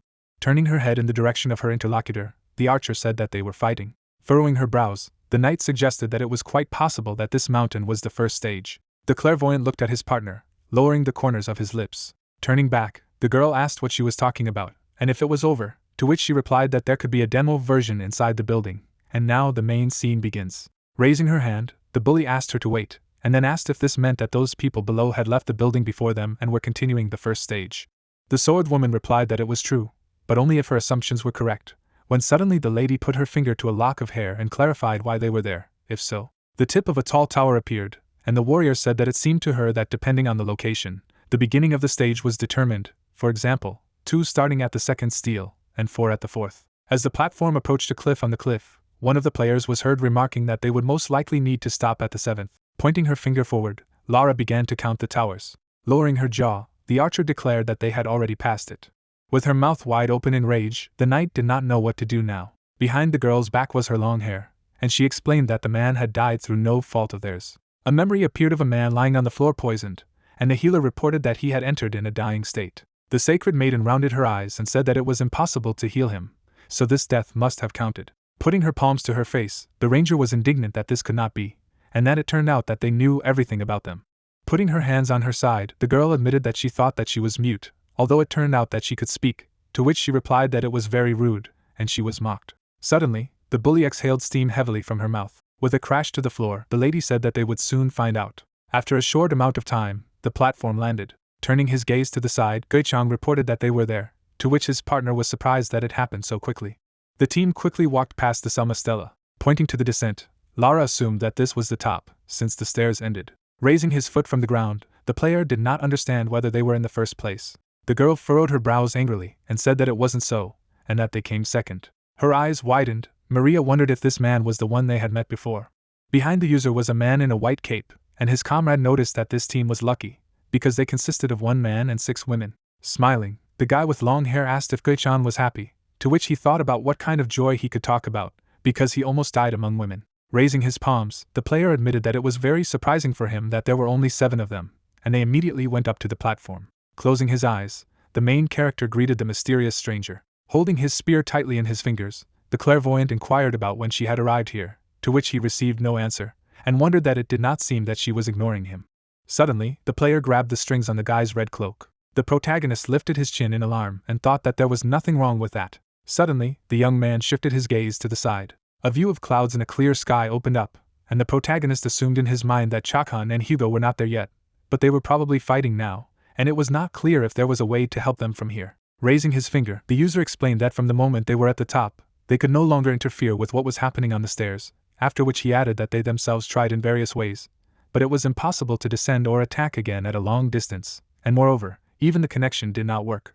Stretching out his hand to the side, the long-haired guy said that this man was saying that the top of the mountain and the stairs were separated, and Lara was asking if they were stuck here, when suddenly someone said that all that remained was to wait. The player took step by step up the stairs. In the forest clearing, Gui-chan noticed a team of users passing by. Closing his lips, the main character realized that other teams had begun to rise. Turning her head back, the girl said goodbye to everyone. The warrior bowed and thanked for her help, and Lara said that she would go, because her team had come. Closing his eyes, the clairvoyant thought that for some reason his soul became lighter, and that girl with the headband left, and did not even say anything. Suddenly, a man in knightly armor approached him from the side. Bending her arm at the elbow, the lady asked what his name was. Lowering his chin, the guy introduced himself. Looking straight ahead, the warrior asked if he had come from Haramiga. With his pupils bulging in alarm, the protagonist gave a positive answer. Closing her eyes, the swordswoman realized who it was, and then asked a question about how his grandfather was doing, to which he asked her again. Putting her hand on her side, the girl noticed that in general everything was not bad. Grinning evilly, the player admitted that she didn't really like bringing some jerks here, but when she looked down from above, her mood improved a little. Gui-chan raised his eyebrows in surprise and suggested in his mind that she might be a sadist, namely someone who was more suited to a whip than a sword. A memory of how the knight fought with opponents appeared, and the main character remembered that she definitely has exactly the top-level abilities that his grandfather told him about. Suddenly, his eyes lit up brightly, and he realized that the 9 eyes didn't show color, so he thought there was nothing wrong with making friends with her, when he suddenly asked what her name was. Putting her fingers to her hair, the lady was indignant that he was so unceremoniously asking the girl her name, after which she introduced herself, to which he remarked that it was a beautiful name. Rahi stood next to the interlocutor, and said that her name was exactly that, to which he clarified her surname, and received an answer that he also did not give his, but thought that she was finding fault over strange trifles. A smile appeared on the knight's face, and she said that it would not be easy for him to get her phone number, since he had already begun to complain. Waving goodbye, the swordswoman advised him to use all his talents. Pursing his lips, Gui-chan thought that he already knew this. The girl's cloak fluttered in the wind, and the main character said in the mslaya that they would see the colorless Miss Rocky again. An endless blue sky could be seen above the players. Chakhan opened her mouth wide in exhaustion. Lowering her jaw, the lady confessed that she thought she was going to die. Throwing the mace over her shoulder, the holy warrior shouted that these idiots only knew how to talk, and that they were nothing, and then added that she had endured so many times not to finish them off herself. Suddenly, the guy turned back. Hugo put his hand to his face and muttered that 4 people had entered with him, but 2 had died, and had been injured in the laboratory. At the same moment, the barbarian collapsed to the ground with a crash. After a while, the man woke up and jumped on Maria, and it turned out that all the members of Carpe Diem had passed the first stage. Behind a large mountain I could see the rising sun. Kazuki stared intently ahead and noticed that this was where he was. Wrapping his hand around the spear, Gui-chan asked when he had come and if anything had happened since he had a strange expression on his face, to which he replied that he had come an hour ago and that he had learned something here, after which he added that he had to sweat because he was unlucky with the crew. Lowering his chin, the guy asked if he had seen Sakamoto by chance. His eyes widened in alarm, and he asked if he had come out again. Lowering his eyebrows, the archer said that as far as he understood, there were 40 stairs, and if there were 8 people for each building, then a maximum of 320 people could participate, and then added that at the moment, 36 teams had climbed, which made a total of 288 people, but if you count the remaining, it still didn't add up, after all. Only 165 people rose. A drop of sweat was dripping down the protagonist's cheek, and he wondered if this could mean that in the first stage, about half of them either died or did not pass. Looking down, the shooter noticed that there were still 4 teams left, so he hoped they were on the list of those who didn't make it. The man dragged a bloody braid down the stairs. In the shadows there was a crowd of people who said that he had risen alone. The player lowered his jaw wearily, and the others noticed that he looked terrible, and just like some kind of demon. The stranger's face was not visible in the shadows. At the same moment, the young man slid his foot on the ground. The stone at the top of the steel was enveloped in magical streams. Each of the towers lit up, forming a circle. A moment later, the crystal at the top released an energy beam. Another steel directed the stream of light downwards. People watched a bright flash in the sky. A blue aura spread in the air, and no one understood what it was. A magic portal appeared, when suddenly all the players were very surprised by this. Turning his gaze towards the magical passage, Kazuki stated that the first stage was over. The crowd of players quietly moved forward. Gui-chan walked out of the portal. Suddenly, the main character lowered the corners of his lips. Above the users, an endless blue sky with clouds could be seen. Behind a large hourglass, 2 holes were dug in the ground. Turning his head from side to side, the warrior was surprised by the large number of people. Turning back, the protagonist noticed the comrades and realized that he felt relieved that this time they had not separated. Cunningly bringing his hands to his chest, the clairvoyant decided that he needed to scare her. At the same moment, the young man began to take quiet steps forward. Sharply putting his palms in front of his face, the main character shouted loudly. While the warrior scratched his head, Maria asked him to stand still. Looking back, the manager noticed that there was something strange here. Drops of sweat dripped down the faces of several men. Clutching their heads with both hands, they exclaimed that it was possible to go mad, and that these were idiotic conditions. With his eyes rounded in surprise, the protagonist did not understand what was happening. Suddenly, the guy wanted to get information, when suddenly blue holograms automatically appeared around him, one of which said that there was a square of victims on the left, a square of unfulfilled hopes on the right, and something else. At the same moment, Gui-chan put his palm to his head and thought about the words he saw.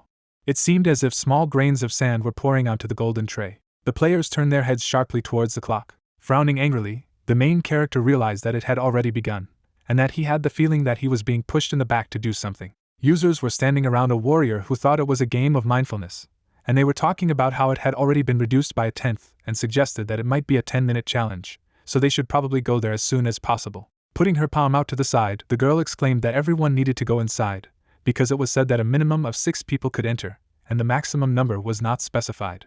The man looked away in confusion and tried to object. The man with the mustache lowered his jaw and wondered why everyone should come in if only 6 could do it, because it would be better if 6 went to the square of victims. With her mouth wide open in anger, the lady did not understand how he would manage to choose this number of players, after which she added that there was also a condition about the same level of difficulty, but it was not said what level it would be, the 1st or the 100th, so they would find out when they went inside, but if there were no volunteers, then they would have to go all together. Turning his head to the side, the man said nothing. Walking through the clearing, the player began to speak. She clenched her teeth tightly in anger when someone said they wouldn't go. Pointing her finger back, the girl asked if they could see the clock there, and then shouted that they needed to hurry. The big man put his hands on his side and clarified why they should go and if there was no reason to do so, after which he added that the 3 of them had planned to reach only the 2nd stage from the very beginning. With a wink of one eye, the fighter said that they would return immediately after they received the unfulfilled hope, so the rest should figure it out on their own, and unite those who are interested. Suddenly he turned his head back when asked what kind of nonsense he was talking about, because he was flaunting stupidity. Crossing her arms, Rahi noticed that he had seen a condition that said that when entering through a red portal, the player would enter either heaven or the 3rd stage. Gui-chan was confused when he saw the girl he had previously knew. Taking a step forward on the grass, the knight wondered how such an idiot was able to pass the 1st stage, which he was very indignant about. Furrowing his brows angrily, the big man told her to close her mouth. At the same moment, the swordswoman wrapped her fingers around his mouth. Raising his hand up, the guy began to scream in pain. Lowering her jaw, the warrior was indignant at his insults. The player was approached from behind by his allies, who shouted that the fool should take his hands off and not dare to touch their boss's face. The lady's pupils noticeably increased in size. A moment later, bright traces of powerful blows appeared in the air. It seemed as if the pieces of the boys' swords crashed to the ground. Putting her hand forward, Rahi stated that their hands would be next. The user bulged his pupils in fright from lack of air and tried to scream. Lifting her foot from the grass, the lady explained that if they wanted to show off their skills, they had to do it quietly. Otherwise they were too arrogant in the open, and it was annoying. The swordswoman lifted the young man off the ground and told them to go in first and wait there obediently. Shifting his gaze to the side, the big man began to moo loudly. Grinning maliciously, the girl noticed that he was good at making dog sounds. Lowering the corners of his lips, Gui-chan thought about the fact that no one interfered because they didn't want to get from her, or they felt the same way, although it seemed to him that this situation was deliberately caused. The players abruptly turned their heads back when someone said they had to stop it. A lady in glasses appeared announcing it, and the people exclaimed that it was Evangeline, who was a great discoverer and of the highest rank. Putting her hand on her side, the girl asked Rahi to let him go, because her team wanted to go first, after which she added that they would not just go there. Looking ahead, the Great Discoverer announced that 12 people from their team would go there, and asked 2 people behind her to be allowed to go to the Square of Unfulfilled Hopes. Lifting her chin, the swordswoman clarified what would happen if they got to the 3rd stage. The holder of the highest rank gritted her teeth and explained that only 10 people could go to the 3rd stage, but nothing was said about the order of the queue, and then noticed that it wasn't even 6 people, so there was no need to pay attention to 2 or 4 more. After all, they volunteered themselves. Shifting her gaze to the side, the soldier said thoughtfully that she had imperceptibly become 2 more.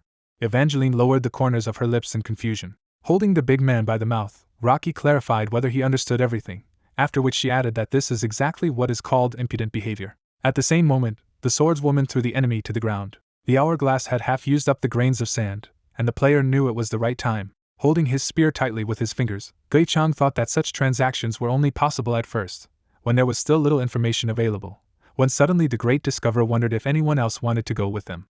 Some users in the crowd raised their hands, and it turned out that 10 more people joined them on the same terms. The man resolutely jumped into the pit, and it was said that one squad under the command of the holder of the highest rank went to the Square of Victims. The hole in the ground closed, and someone said that a few seconds had passed, but no one else had followed, and the doors had slammed shut, probably because the system had assumed that the entrance had been completed. The metal bolt of the other hole began to open, and it became clear that the Square of Unfulfilled Hopes opened up after that. 3 people approached a tunnel in the ground, and it was said that the promised number of participants disappeared under the watchful gaze. Standing in the crowd of players, the protagonist mused that nothing should happen to the 20 participants, given that there are high-level warriors. Flaming streams of magic appeared on the surface of the metal lid, and the young man thought about the golden dragon. After a while, the door to the tunnel almost completely opened. There was a view of the dark space behind the iron bars, and everyone began to wonder what it was opening up. Nothing could be seen in the dark hole, and no one understood what was going on, and why nothing came out. Suddenly, the guy pointed his finger forward and shouted loudly. The player flew high into the clouds with great speed. At the same second, his body began to fall down. The girl's head rolled on the ground. The young man took a step forward in the direction of his blonde hair. Gui-chang rounded his eyes in alarm. Evangeline's bloody head lay in the grass. Suddenly, the participants noticed how the hourglass began to turn over. Grains of sand fell on the golden tray, and it became clear that the 2nd stage had begun according to the worst-case scenario. From the falling sand behind the glass, it was clear that the countdown had begun, and the participants shouted that there was a corpse. The decapitated bodies lay on the ground, and the players screamed that there was another corpse on the other side, and that they were all dead, even though there were high-ranking players there. Gui-chan didn't understand what had happened, while Kazuki put his knee on the ground and explained that it was the work of the devourer. Looking at Evangeline's bloodied face, the protagonist asked him again. A huge green beast appeared, and the guy said that it was a rather strong monster that was especially obsessed with living flesh, after which he added that judging by the way the body was disfigured, it was most likely him. Leaning forward, the archer noticed that for such a monster, and the limit of only 6 people, this was a real trap. The heroes turned back when someone asked what would happen if it was a lich. Raising his head, the young man explained that the lich also hunts for living flesh, but the probability is low. Lowering her chin, Rahi said thoughtfully that his words made sense. Suddenly, the players looked away in disbelief when they heard a loud scream. The girl held the blade in her hands and said that they were definitely high-ranking players, and she did not dare to dream of such a thing because of the high price, and then noticed that they had the right equipment.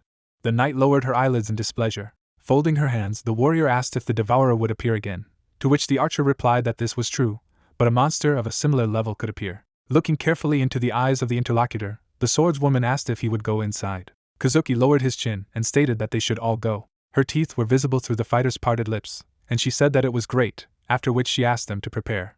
At the same moment, the girl in knightly armor began to walk away. Gui-chan abruptly shifted his gaze to the palm on his shoulder. Approaching the ear of the main character, the guy told him to listen carefully, and then added that very soon all the remaining participants would go to the victim square, and he should not go first in any case, so he should squeeze in the middle, and also not dare to lag behind his companions either inside or outside. A drop of sweat ran down the warrior's cheek, and he agreed with his comrade. Turning his back on the protagonist, the archer said that it was excellent, and decided to go after him, and asked the others to bring the rest of their crews.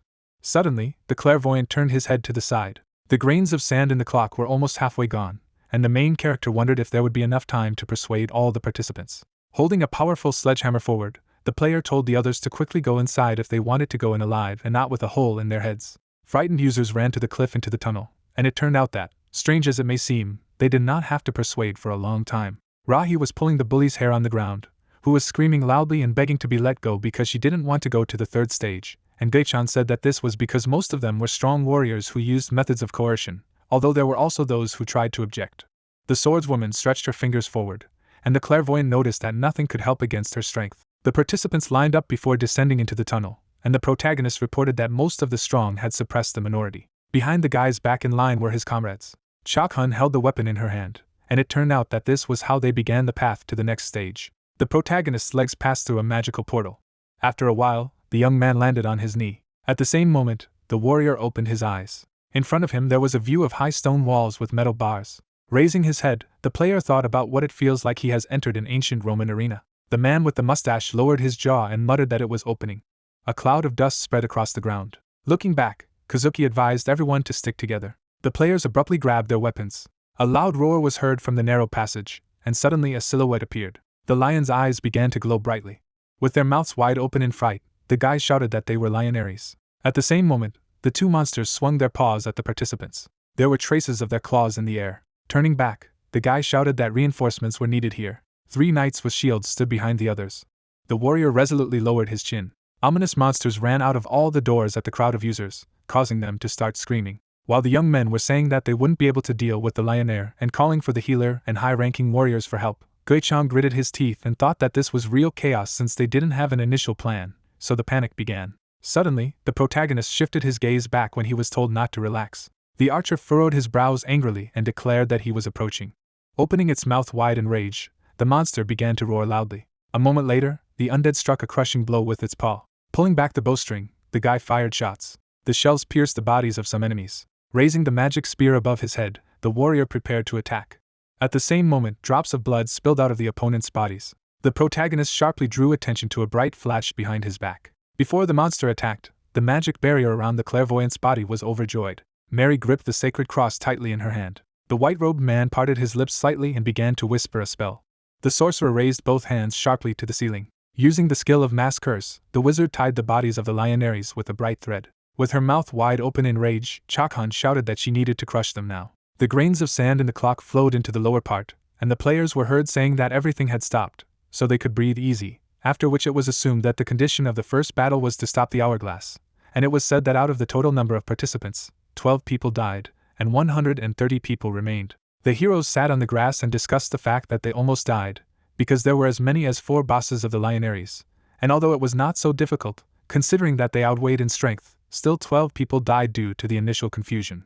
Kazuki lowered his head down, and Gui-chan said that it was a great relief that their team was unharmed. Rounding his eyes in surprise, the main character asked if something had happened. Putting his fingers to his chin, the guy suggested that he could worry in vain, but there are always a few selfish people. The participant lowered his chin and began to count those present, when suddenly he noticed that 2 were missing. Users began to look at each other with an evil look. Gritting her teeth tightly, Rahi muttered that they were bastards when the system reported that out of the total number of dead there were 12 and 2 fugitives, so 128 remained. The guy looked at the wounded bodies on the grass and did not understand how this could happen. The soldier lowered his jaw in exhaustion. The girl behind him pressed her head to her knees and cried loudly. Sitting on the grass, Indivaya said that it was all because of her. A drop of sweat ran down the protagonist's cheek from confusion, and he wondered how this could have happened. The swordswoman clenched her teeth furiously and said that they were bastards. The participants stood in a circle, and it turned out that immediately after the end of the battle, those who wanted to focus on the second stage gathered and held a meeting in the victim's square, and in order to prevent the appearance of new fugitives, it was necessary to introduce rules. A member of the minority faction clenched his hand into a fist and asked if they offered to go there, and if it was too much. Looking down, the young man explained that since the fugitives had appeared, the best way would be to enter together, and then added that the battle was not that difficult. Lowering his chin, the player was indignant at his words, and then exclaimed that he pretended not to know him in battle. The back of the soldier appeared, and he said that this was not the case, because his guys were there, so he could not pay attention to them, to which they cried out that they did not have such a strong rear as they had, because most of them fought every man for himself. The man with the mustache furrowed his brows angrily when he heard that someone was disgusted to look at this knot. Putting her hand on her side, Rocky clarified who was to blame for the fact that he came here, although he could not take care of himself. Raising his hands, the player explained that this is why he says that he wants to go back. Clutching the hilt of her weapon with her fingers, the knight declared that they needed to be told many times that they could not return. Dropping his hands, the fighter sighed heavily and agreed to do so. Looking at the interlocutor, the user asked if it was true that they were afraid that there would be no places left in the third stage if they entered the square of unfulfilled hopes. after which he added that in this case, they would not go to the square of victims instead and would go to the square of unfulfilled hopes last. The swordswoman looked up, and at the same time she was asked if they were going to sit and do nothing while they worked here, and besides, no one could know if they would sneak into the square of unfulfilled hopes while they cleared the place. Turning his head to the side, the man with the mustache remarked that if she was so disturbed, he could assign a warden to them, to which she said that it would take 20 people to keep an eye on everyone, and asked if he was suggesting that he should do so when everyone counted. Lowering his chin, the player asked if there were any better suggestions. The girl furrowed her brows angrily and asked if he thought they lacked strength, and because of this, they were stuck here, to which the interlocutor agreed to try. Suddenly, the guy spread his arms wide to the sides and exclaimed that they should stop, because it is good to defend a point of view, but it is better not to be rude to each other. Closing his eyes, the user admitted that he believes that it is necessary to act together, and not to put pressure on others with your strength, and asked a question about what if misfortune happens again, as at the fourth banquet, because even a worm will wriggle when stepped on. Imagining this man driving young players into the tunnel, Gui-chan thought that he performed the most when the minority was oppressed. Kazuki looked ahead and assumed that they were both on edge, and suggested that they rest and calm down for a while, and Hugo remarked that this was true, since they had been coming here without rest since the very first stage. Rahi turned away from her interlocutor. The main character followed the members of his team. The guy in knightly armor waved goodbye to them. Squeezing his eyes shut, the user said that he had a conversation. Turning his head in his direction, the warrior remained silent, and Chak-hun offered his comrades food. On a dark night, a view of a halt with tents opened up. The moon illuminated the archer sitting on the hill. Suddenly, the young man turned back when someone said that if you look from here, it feels like you've come to a festival. Putting his hands on his feet, the shooter said that it was a tragedy up close, and a comedy from afar, after which he asked how he felt for the first banquet. The protagonist narrowed his eyes and replied that from the very beginning he did not expect anything funny, but still, when he personally experienced, he felt a little sad. Lowering his eyelids, the young man admitted that he did not know who had called it a banquet, but he did have unusual inclinations. A drop of sweat ran down Gui-chan's cheek, and he turned to his interlocutor. Kazuki looked at his comrade in bewilderment. In the past, the main character pointed the tip of a spear right at the guy's face, and now he said that he was late asking for forgiveness for what happened. Closing his lips, Gui-chan explained that he was not himself at the time and missed the moment to apologize. Smiling broadly, Kazuki began to laugh loudly. Suddenly, the pupils of the main character noticeably decreased in size. Turning his head in the direction of the interlocutor, the archer said that he liked it, on the contrary, and thought that it was his true character, because he showed himself without any masks, after which he clarified whether that image of a man was close to the real him. The warrior sadly lowered the corners of his lips and thought about his words when he exclaimed that he could not in his right mind agree to the old man's training.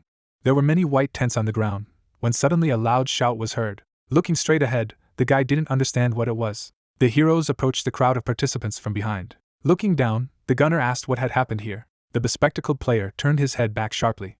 The wounded bodies of people were lying on the grass, and he said that someone had done something wrong, because corpses began to appear from the pit. Putting his fingers to his chin, the knight suggested that someone was forcibly trying to send them to the square of victims. The user took a confident step forward. Bowing, the young man said that 6 were not visible, including the gray-haired one. With his mouth wide open, the player exclaimed that he had seen him trying to ingratiate himself with them, so they must have conspired. The member of the minority faction put his finger forward and was indignant that they had abandoned these people and fled, so as soon as the chance arose, they would sacrifice them as they had planned from the beginning. The man in sunglasses lowered his eyebrows in bewilderment, and did not understand what he was talking about. The strikers raised their fists and shouted that the only way for them to survive was to unite, and offered to put their tents in one place and protect each other, and it was said that out of 128 people, 116 remained. Pursing his lips, Gui-chan thought that it would be even better, because if they united, then no one would dare to touch them. The two camps were separated by a black fence, and it turned out that this incident proved that there was another way to get out of the second stage by sacrificing the weak by the strong. But the minority forces united and fought back sharply, so that the two camps came into confrontation with each other. Suddenly, streams of pink magic spread through the air. The participants dragged the body of their partner to a dark tunnel. The lone soldier hung unconscious above the ground, and the others said that if this big man woke up, it would be difficult for them to deal with him. But someone asked not to worry, because he had seen how badly he was wounded by a lioness in that battle, and besides, he was stupefied, so he would not be able to collect his thoughts immediately. Squinting his eyes, the old man exclaimed that he had to throw him off as soon as possible before anyone noticed. The guys dragged the warrior's body across the grass. At the same moment, Indivaya opened her eyes. The sacred maiden's gaze was fixed on the strongest player. After a moment, the healer's eyes noticeably increased in size. Hanging on the villain's shoulder, the lady began to shout that they had put him to sleep. The young man quickly decided to cover her mouth with his palm. Drops of sweat from anxiety ran down the priestess's face. Suddenly, the man crashed into a long tunnel. The villain struck Indivaya sharply in the stomach with his fist. From the applied force, the girl fell to the ground. Turning his head to the side, the member of the minority faction noticed that the others were becoming suspicious, to which his ally replied that there was no need to be afraid, because once they threw that fool here, they would be able to get out of here. At the same moment, blood splashes flew from the old man's head in different directions. The player looked sharply to the side. The big man held his weapon tightly in his hand. Lying on the ground, the sacred virgin quietly called to her brother. Gritting his teeth in rage, the lone warrior called them damn scum.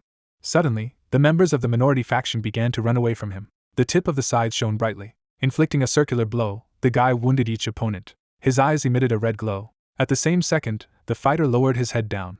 Bulging his pupils in bewilderment, Gui-chan did not understand what was happening there again. There were wounded bodies in the grass, and there was a question about what was going on, and why they were fighting among themselves, after which someone explained that they were all equally important, and the presence of power did not matter. A moment later, the main character turned his head to the side when he heard crying. The clairvoyant noticed that the girl with the headband pressed her head to her knees. Running closer, the protagonist wondered what was wrong with her, and if something had happened. Indivisa's face was not visible behind her hair, and she said that today her brother tried to save her and was badly injured, and those people decided to throw them into a pit. The sacred virgin noticed her brother falling. The young man's eyes reflected bright glints of light. Blood was flowing from the old man's nose, and the main character remembered that this person was the leader of a minor faction. Closing his eyes, the warrior did not understand how it happened, and why it happened. Lowering the corners of his lips, the protagonist realized that not all the strong must necessarily be evil, and not all the weak must be good, although he realized this only after the death of many people. Putting her palms together, the girl clarified whether everything would be all right with her brother. Tears welled up in the priestess's eyes, and she muttered that it was all her fault because he was trying to protect her. Recalling how the guy fought with the lioness, the lady said that if not for this, then this would not have happened to him. Raising his eyebrows happily, Gui-chan asked her not to worry, because he would soon recover and a high-ranking priest would cure him. The main character pushed the fabric passage into the tent. Looking down, the warrior thought that he couldn't do anything again, and if even the tall rankers couldn't just intervene, then what could he do with the third level? Pressing his hands to his legs, the protagonist realized that he could not just stand and watch, because this would happen again and again, when suddenly Kazuki asked if he was being treated. A bright glow could be seen near the holes in the ground, and the clairvoyant turned to the golden dragon and said in his mind that as long as the golden rules shone in the second stage, the result did not depend on his behavior. Lowering the corners of his lips, the young man remembered what he had already experienced during the first stage, how it all happened, and he could not just move on like this. Suddenly, Gui-chan turned to the archer, to which the archer turned his head in his direction and responded, but he did not understand what he was thinking, that he did not even answer. A torch could be seen behind the guy's back, and the main character asked what he was going to do. Squinting his eyes, the shooter admitted that he did not even know, but thought that first it was worth convening another meeting, to which he was asked if there would be any result. The warrior looked forward. With his pupils bulging, the player asked if his friend had any ideas, and he thought that his expression was quite anxious. Squinting his eyes, the protagonist said that good ideas had already run out, to which the interlocutor noted that this was true, and did not understand what method of solution would suit this situation. Kazuki put his finger to his chin, when suddenly the clairvoyant announced that there was only one left. Furrowing his brows angrily, the young man explained that this was the appropriate way. A torch stood near the white tent. The shadows of people were reflected on the walls of the room, and the archer asked if they needed to unite, and then added that it was unusual, because he thought he would say that they should go ahead.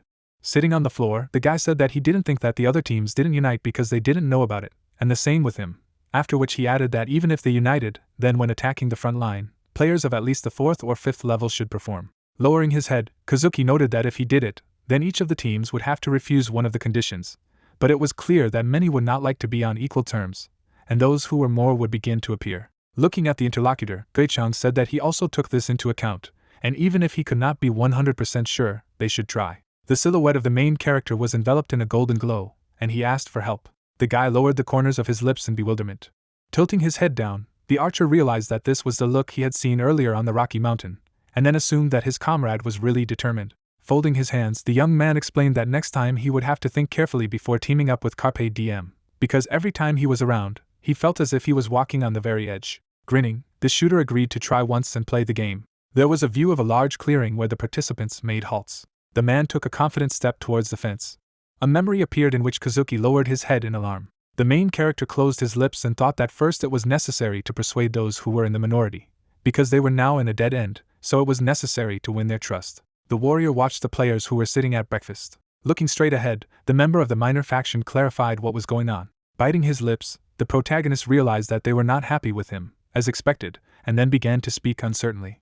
Holding the bucket in her hands, Lara noticed the prince. Putting his palms in front of him, the clairvoyant asked not to call him that, to which she asked for forgiveness and explained that she had simply said it without thinking. Gui-chang admitted that he did not think that she was in this camp, but that she believed that she was with her comrades, to which the girl looked down and said that when she got to the second stage, she did not find her allies. Scratching his head, the main character apologized for asking this question in vain. Looking at the interlocutor, the ranger replied that there was nothing wrong with it, because they could simply not pass, after which she clarified how he ended up here. The lady's pupils bulged in alarm as the warrior announced that he had come to offer something. Turning her head to the side, Lara agreed to come to his camp in such a case. Putting his fist to his mouth, the protagonist objected to what he would say here. Standing behind the fence, the clairvoyant explained that he would not hide anything from them, after which he said that he needed their help, so he asked them to participate together in clearing the area of the victims. The players lowered their jaws in bewilderment, and said that they knew it and that it was to be expected, and he probably didn't take them seriously. Gui-chan looked at the interlocutor in fright when she said that she knew that they had no right to choose. Lara turned her back on him and explained that she understood what he wanted to tell them, and that it was basically true. A drop of sweat was dripping down the ranger's cheek, and she wondered if they could trust them. Biting his lips, the main character remained silent. The boy's pupils noticeably decreased in size when the warrior stated that he was not asking them to trust him. The two knights turned their heads sharply in his direction. Putting his fingers to his chest, the protagonist admitted that he just wanted them to give him a chance. Clenching his jaw, the clairvoyant swore by his name, and asked for a chance to gain their trust. The participants surrounded Kazuki, who initiated a meeting attended by 110 people. Spreading his palms to the sides, the guy reported information to the players. Suddenly, Rahi stepped up from the side and asked if he could get to the point already. The archer looked away in confusion. The young man began to closely observe the members of his team who were sitting on the ground. Lowering her jaw, Chohan advised Gui-chan not to be afraid, because he had comrades behind him. With a thumbs up, Hugo echoed the girl's words. Getting up from his seat, the main character thought about what he needed to try. Users looked ahead and did not understand who else he was. Turning back, Rahi told the man to close his mouth, to which the man was indignant, and then noticed her and muttered that he should know who he was. Putting a finger to her chin, the warrior said thoughtfully that this was a kind of person from her amiga. The warrior took one step at a time forward, and people were surprised that he was a member of the Carpe Diem group. Suddenly, the protagonist slammed his spear on the ground. Lowering his jaw, the clairvoyant reported that 32 people who did not want to participate in the cleansing of the victim area agreed to go with them, after which he added that this was why he would like to assemble new teams of 110 people, and since there were only 7 doors in the victim square, they would be divided into 7 teams. Sitting next to the participants, Rahi thought about the fact that there would be 15 or 16 people in one team, and this was enough for one door, when suddenly she clarified what to do with the square of unfulfilled hopes. Gripping the weapon tightly with his fingers, Gui-chan explained that they would send 6 people there after each cleanup, and then added that the more they cleared, the fewer participants there were. Looking away, the main character said that for this it is necessary to find a way to replenish strength, so everyone needs to get to the square of unfulfilled hopes. Rahi paid attention to the warrior and did not understand what this had to do with their forces. 3 types of magical weapons appeared, and the protagonist said that it would be necessary to receive a reward there and return back. Clenching his hand into a fist, the clairvoyant noticed that if at least some of them could get good weapons, potion, spell books, then they would be able to replenish their strength. Furrowing her brows angrily, the swordswoman wondered if there was a guarantee that they would be able to return, to which she received the answer that these 6 would be chosen by the team leaders, after which she resented the fact that a maximum of 6 people could enter there, and if they had 7 teams, it would be impossible to select people. Gui-chan lowered his chin and explained that it would not be necessary to choose by commands, but by a certain principle, so that there were 4 from the majority camp and 2 from the minority camp, only they should not be related. Stretching his palm forward, the protagonist said that in this case, those 4 who have a similar skill level will be able to restrain each other, and if someone changes their mind, they will still have to return from behind the team that was stuck in the second stage, and then added that the other 2 will watch over them so that they do not do anything. Suddenly, the warrior turned his head back when someone said that he was listening to him, and was speechless. Folding her hands, the girl asked if he was doing everything as he wanted. Passing by the protagonist, the bully admitted that she did not understand at all why they suddenly changed their minds, because they did not agree to any, and now they gave in to the prince. Squinting her eyes, the player noticed that they were not some kind of bedbugs, which Lara was not happy with. Putting her hand on the clairvoyant's shoulder, the lady did not understand what kind of association it was, because he was simply asking them to protect these bastards, after which she added that to be honest, then each team would have to take on 5 or 6 more people, and she herself did not intend to volunteer. Lowering his eyebrows in bewilderment, the guy asked what she wanted to say by this. Sticking her tongue out of her mouth, the girl noticed that he was very smart. With a smirk, the bully declared that they should give them all 32 unfulfilled hopes they would receive. With his pupils bulging in alarm, Gui-chang didn't understand what this meant. The participants behind the protagonist smiled broadly, and the girl replied that everything was correct, because they would have to sweat, so this was a fair price for the fact that they would take on the attack, but they were not obliged to share the reward. Glancing at Lara, the warrior realized that he could not allow this to happen. Putting his palm out in front of him, the protagonist shouted that this was not allowed, and that they would attack all together, so they would not be able to give hope. The clairvoyant lowered the corners of his lips when he heard loud laughter. The player put her hand to her hair. Licking her lips with her tongue, the bully said that this freak thought so. Suddenly, the main character narrowed his eyes. Smirking, the lady did not understand what he was staring at. Wrapping his fingers around the spear, the warrior explained that 78 people and 32 people were dependent on each other, and if either side left the game, they would not be able to carry out the operation. Frowning, the player admitted that she did not even know if this was really the case. With alarmed rounded eyes, the protagonist realized that this was not the case. Putting her hands on her side, the fighter said that tomorrow morning they would find out. A drop of sweat ran down Lara's cheek. Indivaya covered her mouth with her fist in confusion. Looking up, Gui-chang thought that she had said it after all. But if one understood why everyone had been summoned, then one should not say such a thing even as a joke, especially in front of a minority group that had been gathered with great difficulty. Looking at the girl who laughs and smiles loudly, the main character did not understand whether she really thought so, or whether she knew everything, but said so on purpose. It was a memory of the bully sticking her tongue out of her mouth and asking if it was always the case to kill and betray each other, and if it wouldn't be much more interesting if you added hardcore. With a sly grin, the player wondered if he was scared, to which he realized that both were possible. Adjusting her glasses with her fingers, Hannah said that even if he did nothing, there would be those who would be dissatisfied with him, and when he became famous, there would be ill-wishers, and there would even be those who would hate him, after which she added that it would not only be this, because there would be many who would try to use him for their own purposes, and the fighter realized that, as the manager said, not everything in the world is so simple and clear. There was a view of an hourglass in the middle of the clearing, and the protagonist thought that despite this, he thought it was worth it to try to lead them at least once, and when you give one thing, it does not necessarily have to return to him, and when you take two, you do not necessarily have to return the same amount. The sacred virgin rounded her eyes enthusiastically, and the clairvoyant said that there were people who gratefully responded to help. The bloodied face of a member of the minor faction appeared, and Gui-chan noticed that there were also those who were using their power. Rahi turned her head back, and the main character realized that there are those who understand the words of others. The bully scratched his ear with his finger, and the fighter reported that there were those who did not try to listen even out of the corner of their ears. But if everything in the world could be exchanged in equal quantities, then he would turn golden. Putting her hand to her forehead, the girl asked what he would do, and whether their prince was very angry.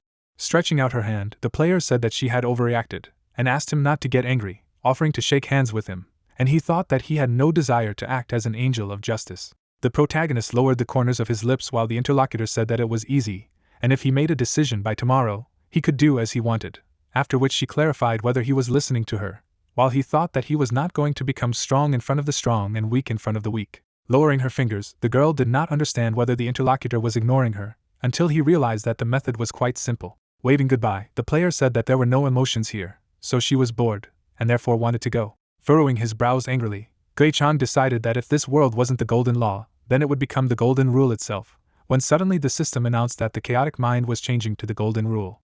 Tightly grasping the spear with his fingers, the main character told her to sit down. The bully began to walk away. Suddenly, she turned her head back. Squinting his eyes, the warrior said that he had not finished yet, so she needed to sit down. With a sly grin, the lady did not know what was wrong with his gaze, or whether he wanted to hit her. The user bit her lip, and the interlocutor said that he would not repeat it for the third time, and again told her to sit down. Squinting her eyes, the girl said that she wanted to close her eyes, but this idiot seemed to be completely crazy, after which she asked who he was to tell her. The protagonist sharply hit the interlocutor in the face with his fist. The guys jumped up from the ground and were indignant at the behavior of this freak. Chakhan slung a huge mace over her shoulder.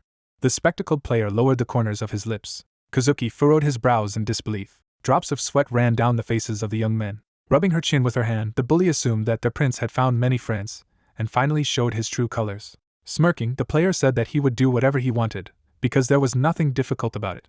Leaning forward, the lady asked what she had to do. The user licked her lip with her tongue and clarified whether it was true that people like her, who were in the minority, should be ready for such a thing in order to survive, and then asked the question of whether he was not enough, and whether he was satisfied. The girl's pupils noticeably narrowed with anger when the interlocutor said that it was not bad, and she could try again. Looking straight ahead, Gui-chan repeated that he was telling her to make dog sounds, after which he added that since she was going to do it, she should do it properly, and suggested that she defecate in this position with one leg raised. Opening her mouth wide with anger, the girl began to be indignant, and the main character noticed that she herself began to behave like a dog, and he only offered to make the sounds characteristic of this animal.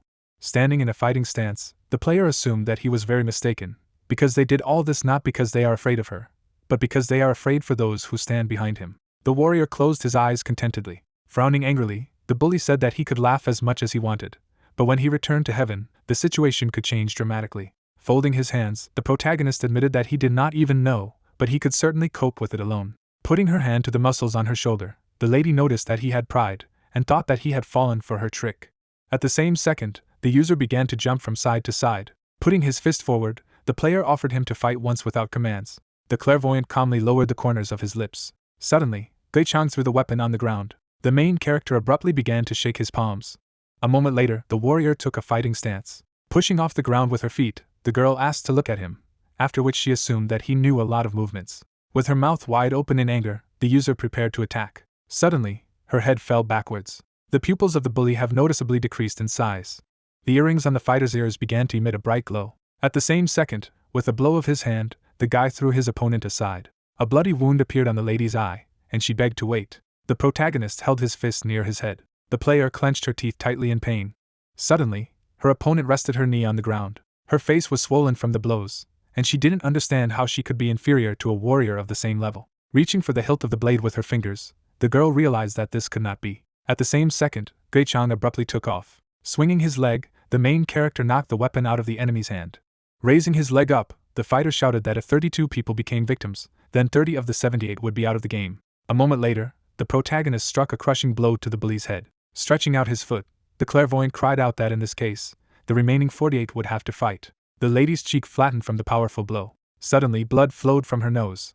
Tightly clenching his hand into a fist, the main character clarified whether they would find out tomorrow morning. His mouth wide open with rage, the warrior did not understand what nonsense she was saying. The girl collapsed to the ground with a crash. Lying in the grass, the wounded heroine sighed heavily. Taking a step forward, Gui-chang told his opponent to stand up.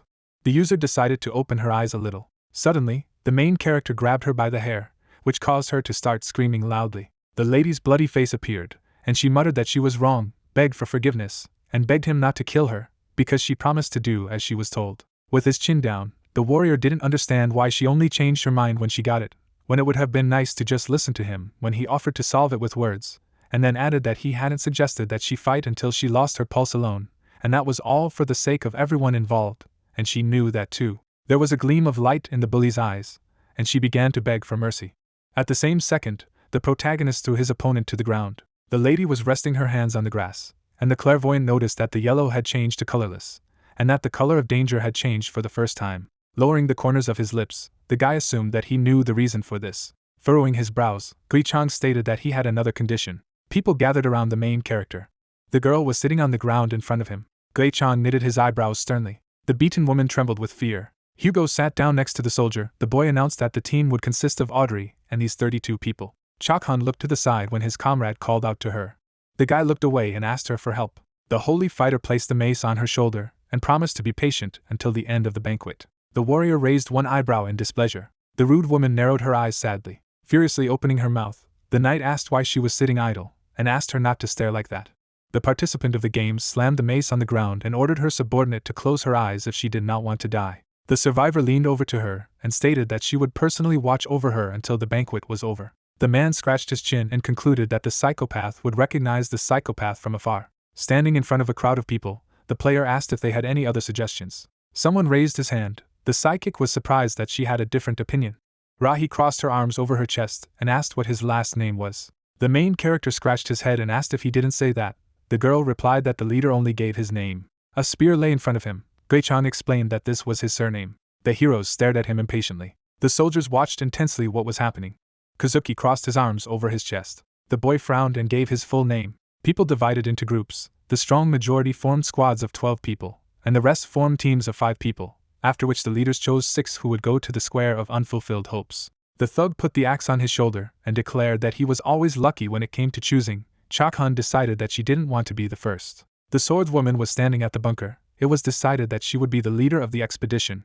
Next to the underground passages there was a giant hourglass, Everything was ready. Standing in line, the guy thought about the fact that clearing the square should cost minimal casualties and that everyone should return safe and sound, and realized that otherwise they would not be able to clear the second stage due to the lack of people. The player imagined terrible monsters and realized that in the worst case, the hourglass will be activated, and then the irreparable will happen. The psychic came to the edge of the cliff. The main character frowned and concluded that the dice had already been rolled.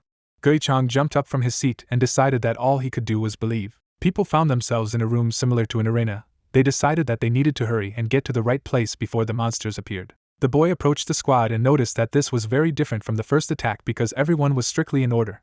Kazuki assumed that it was all because of the rule. The young man looked around and apologized for underestimating the commander. The guy replied that everything was fine. Besides, they did not have any results yet. Chehan put her hand on his shoulder and asked if her friend was worried. The player replied that he wasn't.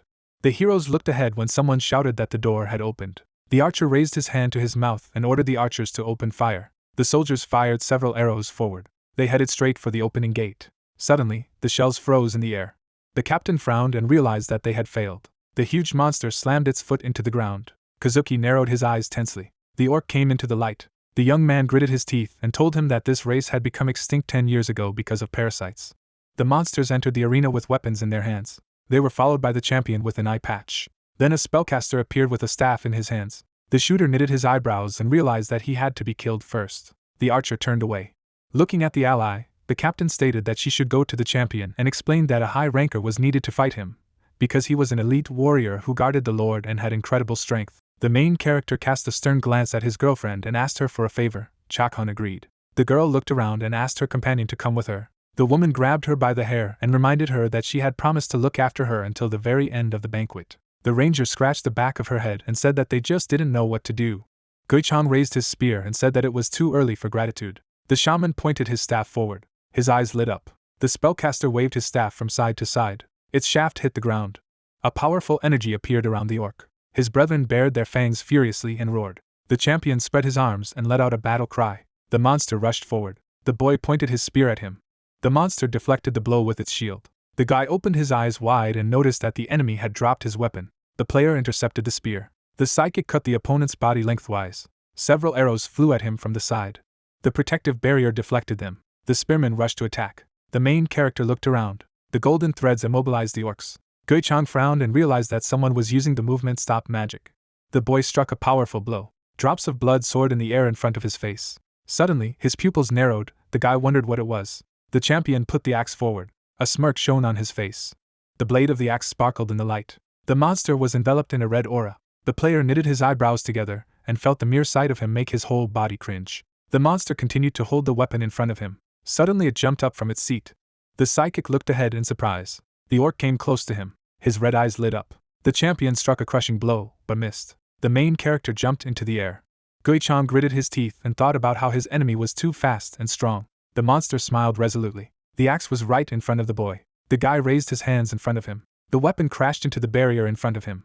The player landed on his feet. The monster swung his axe. The psychic opened his mouth in amazement. The enemy made a dash towards him. The participant of the games raised the spear and held back the blow.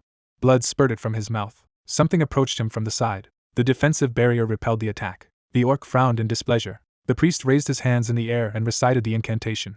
The champion looked to the side and noticed him. The survivor jumped back. The monster gave him a menacing look. Trembling, the protagonist suggested that he shouldn't have sent Chakhun there, and wondered where Kazuki was. The monster twisted the axes in his hands. Gui-chang asked himself how he could fight it alone. The orc raised one weapon. Then he picked up the second one. The champion threw them forward. The boy's eyes widened. The shield saved him from the blow. The guy slowly raised his head. The monster ran straight towards him. A strong blow threw the player back. The psychic opened his mouth in horror. Suddenly, a bright aura enveloped him. Kazuki leaned over him and asked if everything was okay. Some time ago, the young man was able to decapitate the spellcaster thanks to the fact that his comrade attracted the attention of the champion, so the situation improved a lot in their direction. The participant of the games looked to the side and asked what was happening now. Several soldiers fought the orc. The archer handed his friend his spear. The gunner frowned and asked if he could go any further. The survivor trembled in fear and wondered if he would have to fight that monster again. The priest put her hand to her chest. The ranger raised his eyebrows and explained that his ally had every right to be eliminated from the game if he was struggling. The main character lowered his head and called out to him. Gui-chang took up his weapon and thought that he had dragged 110 people into this matter. Frowning resolutely, the boy declared that he must finish off the enemy at one blow, and realized that he needed to thank all these people for their trust in him. Kazuki nodded confidently. The fighters fought the monster. The young man assumed that his friend was going to use the best technique to win immediately. The guy confirmed this and asked if they could arrange an opportune moment for the decisive blow. The archer took an arrow from his quiver and replied that they had only one try. A purple aura enveloped the tip, and the shooter explained that he had no more ammunition left. The arrow flew forward. The champion fell to his knees and bowed his head. The shell fell down. The orc jumped back and dodged the attack. Suddenly, the arrow changed its trajectory and rushed towards him. At that moment, the ranger approached the opponent from behind. A projectile pierced the monster's leg. Kazuki swung his sword. A smile appeared on his face. The monster looked around furiously. The young man's eyes widened in surprise and wondered how this was possible. The player made a dash forward. The archer opened his mouth wide and asked him not to do this, because the enemy had guessed their plan. The orc landed on his feet. The champion rushed forward. The main character put a spear in front of him. The monster dodged and swung his axe. Goichang looked at its blade in horror and realized that this was the end. The boy closed his eyes. In a flashback, the illuminated teacher said that the real training was a battle. The axe approached the guy. The player resolutely knitted his eyebrows. The psychic dodged the blow at the last moment. The monster's eyes widened in shock. The participant of the games continued to dodge all his attacks. Watching him from the sidelines, the surprised shooter wondered if his comrade was using his intuition. The orc delivered a powerful cutting blow, but missed. The survivor noticed that the enemy had opened up to stab in the neck. Shrouded in a blue aura, the protagonist decided that it was more like a full-body technique than a leg technique. His eyes sparkled. The champion looked down at him, puzzled. Guichang made a sharp dash forward. The boy opened his mouth furiously and screamed. The monster grinned angrily and stuck out its tongue. His severed head fell to the ground. The monsters looked tensely ahead. The soldiers opened their mouths in amazement. The guy was covered with sweat and began to breathe heavily. Kazuki grabbed his arm. The young man picked it up and announced that the Carpe Diem member had defeated the champion orc. Chohan looked around and wondered how it could have happened so quickly. The heroes began to rejoice, while some monsters decided to hide. The archer smiled. The player stared at him intensely. People returned to the camp. The psychic scratched his chin thoughtfully. The girl approached him and asked why the others were still missing. The main character replied that they were delayed, and asked where the priests were. Maria showed the wounded man a potion and asked if he had heard of a new miracle drug called Balmosa. Guichan looked down and decided that they should thank the healers because everyone would have died without their protective domes. The woman asked if he was okay and stated that her comrade was rumored to have fought the champion orc almost to the death. The boy scratched his head and said that the priest had healed him during the fight, so everything was fine. The sacred fighter was annoyed that her friend was constantly talking about it. The guys shuddered when a crash was heard. The second detachment returned from the battlefield and looked drooping. The heroes approached their ally. The archer asked what had happened to them. The warrior was surprised that even such a cheerful man looked gloomy. Hugo was holding a bundle in his hands. The guy assumed that it was a reward. Some time ago, the team was in a dungeon. The corridor that led to the reward was quite long, and there were many rooms. The man gritted his teeth and told them that it was very difficult to find the right room and that they separated, trying to keep an eye on each other, but still almost died. The knight asked what they managed to find. The thug clutched the bundle and asked her not to ask questions, because it was already hard for him. Chakhun smiled and wanted to know what was there. The player rounded his eyes in surprise. The girl stated that this weapon was more like a toothpick. Rahi turned away and left, despite the fact that the crew members tried to shout to her. The swordswoman frowned menacingly and looked around. The commander cast a stern glance at her ally and asked what he wanted. The captain raised one eyebrow and asked what had happened. The psychic pointed down and asked if it was possible to see what reward she got. The axe was enveloped in a blue aura. The main character smiled and offered him and Hugo to exchange awards. The leader opened her mouth in displeasure and asked what this meant. The man was holding a short sword in his hands. Rahi knitted her eyebrows. The thug stared at her in amazement. The girl rounded her eyes in shock and asked how her comrade had come up with such a thing. Guichan was amazed that they hadn't checked it right away. The heroes took the weapon that suited them best. The other members of the squad looked around in surprise. They approached each other and showed great interest in their award. The soldiers scratched their heads and asked who would go next. A smile lit up the boy's face. The swordswoman destroyed the monsters in one dash. This only accelerated the process of clearing the victim area. The commander jumped and swung her blade. On the second attempt, the operation under her leadership was much easier. The captain sliced through the air with her sword. His blade was covered in blood. The guy thought that these were not always pure and simple intentions. A strong blow cut through the orc's helmet. That day they managed to clear the dungeon 4 times. The next day the team went through it about 6 times. A fire was burning on the ground, and half of the 20 agreed attacks were carried out in just 2 days. Sitting by the fire, Kazuki said that he could not even imagine something like this. Looking away, the young man stated that it had never occurred to him to exchange objects, and asked how his friend had come up with the idea. Looking down, the player explained that this challenge is called a banquet for a reason and that it should be a fun event, and suggested that unfulfilled hopes were given to them so that they would socialize and grow closer to each other. The archer knitted his eyebrows sadly. The psychic smiled and asked what he came across. The shooter asked the same question. The main character put his hands on his hips and replied that he got the competence. The ranger asked if hope should not be unfulfilled. Clouds were floating in the sky. Gui-chung said that he gave it to another person anyway. Kazuki said that it was hard to believe. The young man looked up and reminded that the second stage would end tomorrow. The boy looked at him in surprise. Then the guy fixed his gaze on the sky and confirmed it. The next day, the monster collapsed to the ground. The orc fell on his back. The player frowned and thought that the remaining 4 clears ended pretty quickly. There was an hourglass on the field. The second stage came to an end. The activation of the square of unfulfilled hopes began. Looking around, the archer asked the others to gather their belongings and said that they would meet at the portal. The psychic confidently knitted his eyebrows and agreed. In the center of the room was a red gate. The shooter approached them and explained that they would either go to the third stage or where it all began, and that it depended on pure luck. The protagonist looked ahead carefully. The ranger asked them not to worry and stated that those who could not make it to the third stage would wait for the others outside. Kazuki entered the portal. Gui-chung followed him with his gaze and mentally wished him good luck. The young man disappeared into the burning gates. Waves appeared in the darkness. The water was beating against the ship. The ship with torn sails sailed on the sea. Bubbles appeared under the water. The archer swam to the surface.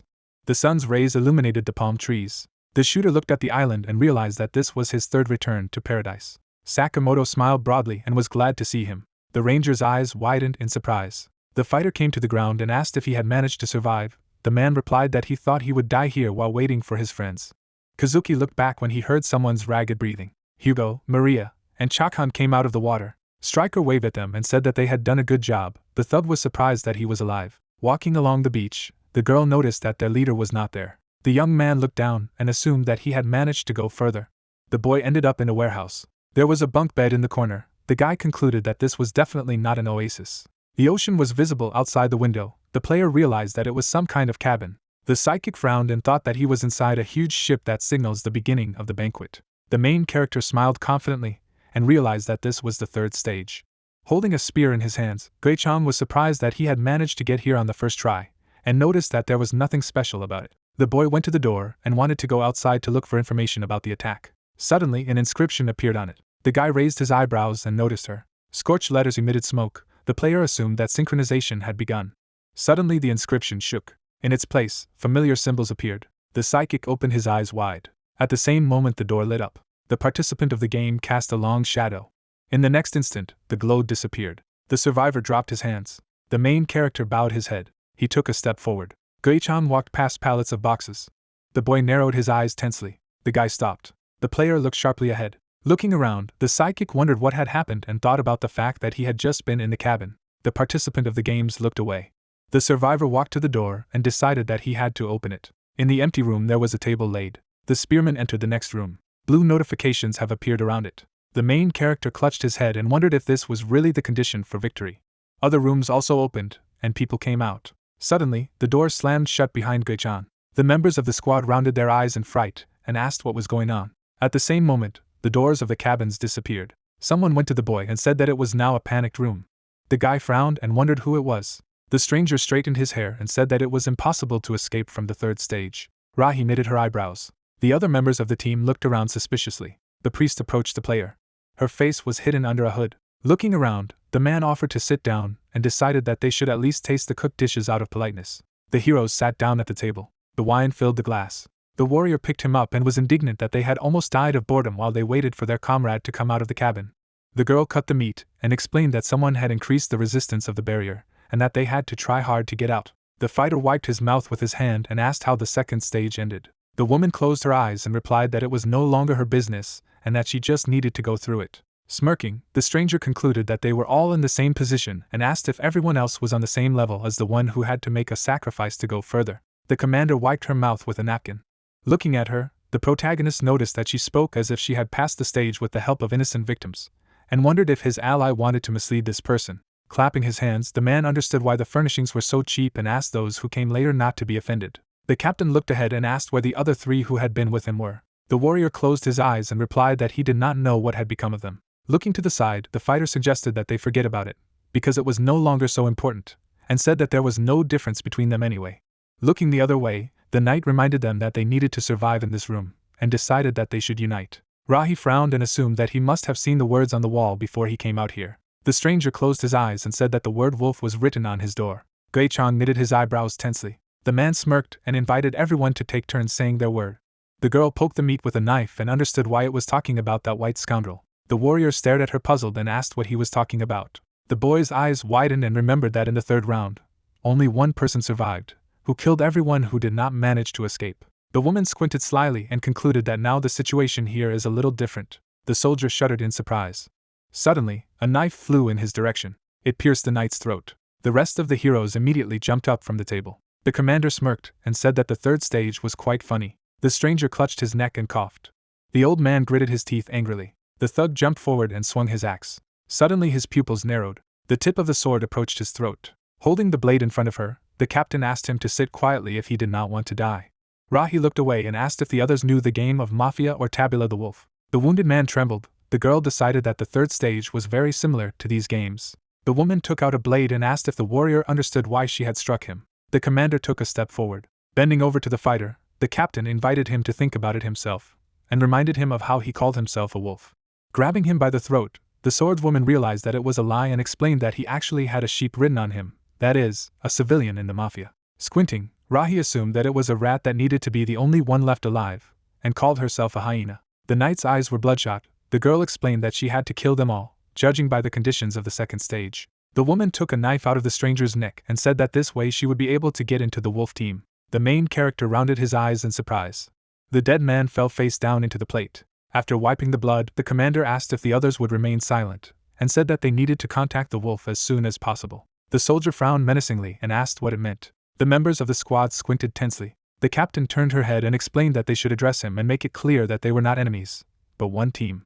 Taking out the kuzurigama, the warrior said that he didn't understand a word and assumed that they just needed to kill the bad guys. The heroes shuddered in fright. The old man's eyes widened and asked him to stop. The sickle immediately struck him in the stomach and threw him back. The young man looked away in horror.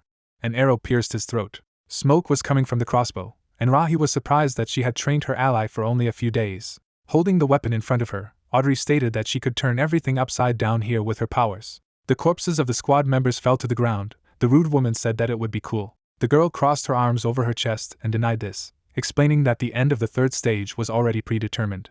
The priest summoned shields around the protagonists. The woman asked how they could win if these people had already united in the wolf team. The commander looked at the dead soldier. 2 other corpses lay nearby. The guys shuddered when the captain realized that this was not the end of the stage. The heroes opened their mouths wide and shouted that they would fight to the end. Rahi smiled and asked them to name their words. The members of the squad looked at each other in fright. Gui-chan was still sitting at the table. His green eyes lit up. A system window appeared in front of him, and the boy realized that these were thoughts about the future. A drop of sweat rolled down his cheek. The guy thought that this could not be. The guys looked around when some noise was heard. Audrey leaned over and smelled the obvious smell of blood. The rude woman smirked and asked who they had killed. The stranger did not understand what they were talking about. The bully put her hand to her chin and decided that they had come here as soon as they got to the third stage. The man confirmed it. The warrior pursed his lips as the girl deduced that they had come here last. The soldier smiled and said that she was also the last to enter. The woman squinted slyly and said that she had lied. The commander waved her hand and said the same thing. Frowning, Audrey explained that they had not left the square of unfulfilled hopes at once, and assumed that there was a reason for that. The fighter opened her mouth in shock and shouted that she had no evidence anyway. Looking at her from under her brow, the rude woman decided that she should search her, and asked what would happen if she found 3 unfulfilled hopes. The knight broke out in a cold sweat. The heroes turned around when some noise was heard again. The man turned his head tensely. The main character grabbed his spear and trembled. A blue aura enveloped him. Gui-chan got to his feet and walked towards the other members of the team. The tip of the spear touched the floor. The guys shook with horror. They stepped back and pressed themselves against the wall. The boy's shadow loomed over them. The guy raised his weapon and called them scoundrels. In a flashback, the girl tried to run away. The guys chased her. The archer sat down on her knees and began to pray. The warrior swung his sword. The fighter killed his ally and took the potion in his hands. Gritting his teeth, the player asked why they committed the murder and thought about how these people had not only ruined the entire banquet, but also killed the man who begged to be allowed to live. The psychic swung his spear and asked why they had killed Lara. The main character frowned menacingly and loudly repeated his question. The heroes rounded their eyes in fright and said that he misunderstood everything. The spear soared into the air. The members of the squad began to beg for mercy. The knight covered his head with his hands and shouted that they had killed not the girl, but the young man. Gui-chan stopped and asked what it meant. The woman covered her friend's mouth with her hand. The stranger pouted her lips and sighed heavily. Suddenly she spat out a poisonous needle. The protective barrier saved the boy from this attack. A lot of shields appeared around him. Rahi twisted a strand of hair and realized that her words meant a lot. A bright aura enveloped the priest. The guy closed his eyes. The guys shed tears and begged for mercy. The player immediately cut them into pieces. Blood sprinkled his face. The psychic realized that there were only 5 of them left. The severed head soared into the air above him. Frowning, the main character was surprised that he was so calm in his soul, and assumed that this was due to the system of the game. Blood dripping from the tip of the spear, Gui-chang thought about the fact that he clearly felt himself cutting flesh and cutting bones, so it didn't feel like a game. The healer put her hands to her chest. The participants of the game stood on different sides of the table. The game was not over yet. Audrey frowned in displeasure and asked what was wrong. Rahi smiled and reminded her that it was her team. The boy's eyes lit up. The guy turned his head and looked at the man. The stranger narrowed his eyes suspiciously. The player knitted his eyebrows tensely. At the same moment, a system window opened in front of him. During the first stage, the warrior took out a scythe. He killed all his comrades with one blow. The soldier stood in front of the corpses and smiled. The psychic looked away contemptuously. The main character came to the table and asked why he alone managed to survive the first stage. The knight frowned and replied that he had a reason for killing. Gui-chang opened his mouth wide and asked how this was possible. The participant of the game bowed his head and explained that those people had united against him and another member of the team, and that he had to respond. The boy's eyes widened and asked what had happened when they went upstairs. Standing in front of him, the man replied that his friend had died at the hands of a monster, and asked if he could be responsible for someone who did not have the strength to defend himself. The guy decided that this seemed to be true. The player remembered how the young man shouted that they did not kill the girl, and suggested that the vision was inaccurate this time as well. The stranger gave him a stern look and asked if he wasn't going to kill him. The psychic realized that he was not allowed to make hasty decisions. In a flashback, Indivaya put her hand to her chest and said that her brother had tried to save her and had been injured. The main character gritted his teeth and trembled with anger. The spear fell to the floor. Everyone shuddered in surprise when Gui-chang bowed his head and stated that he was tired of all this. The boy frowned menacingly.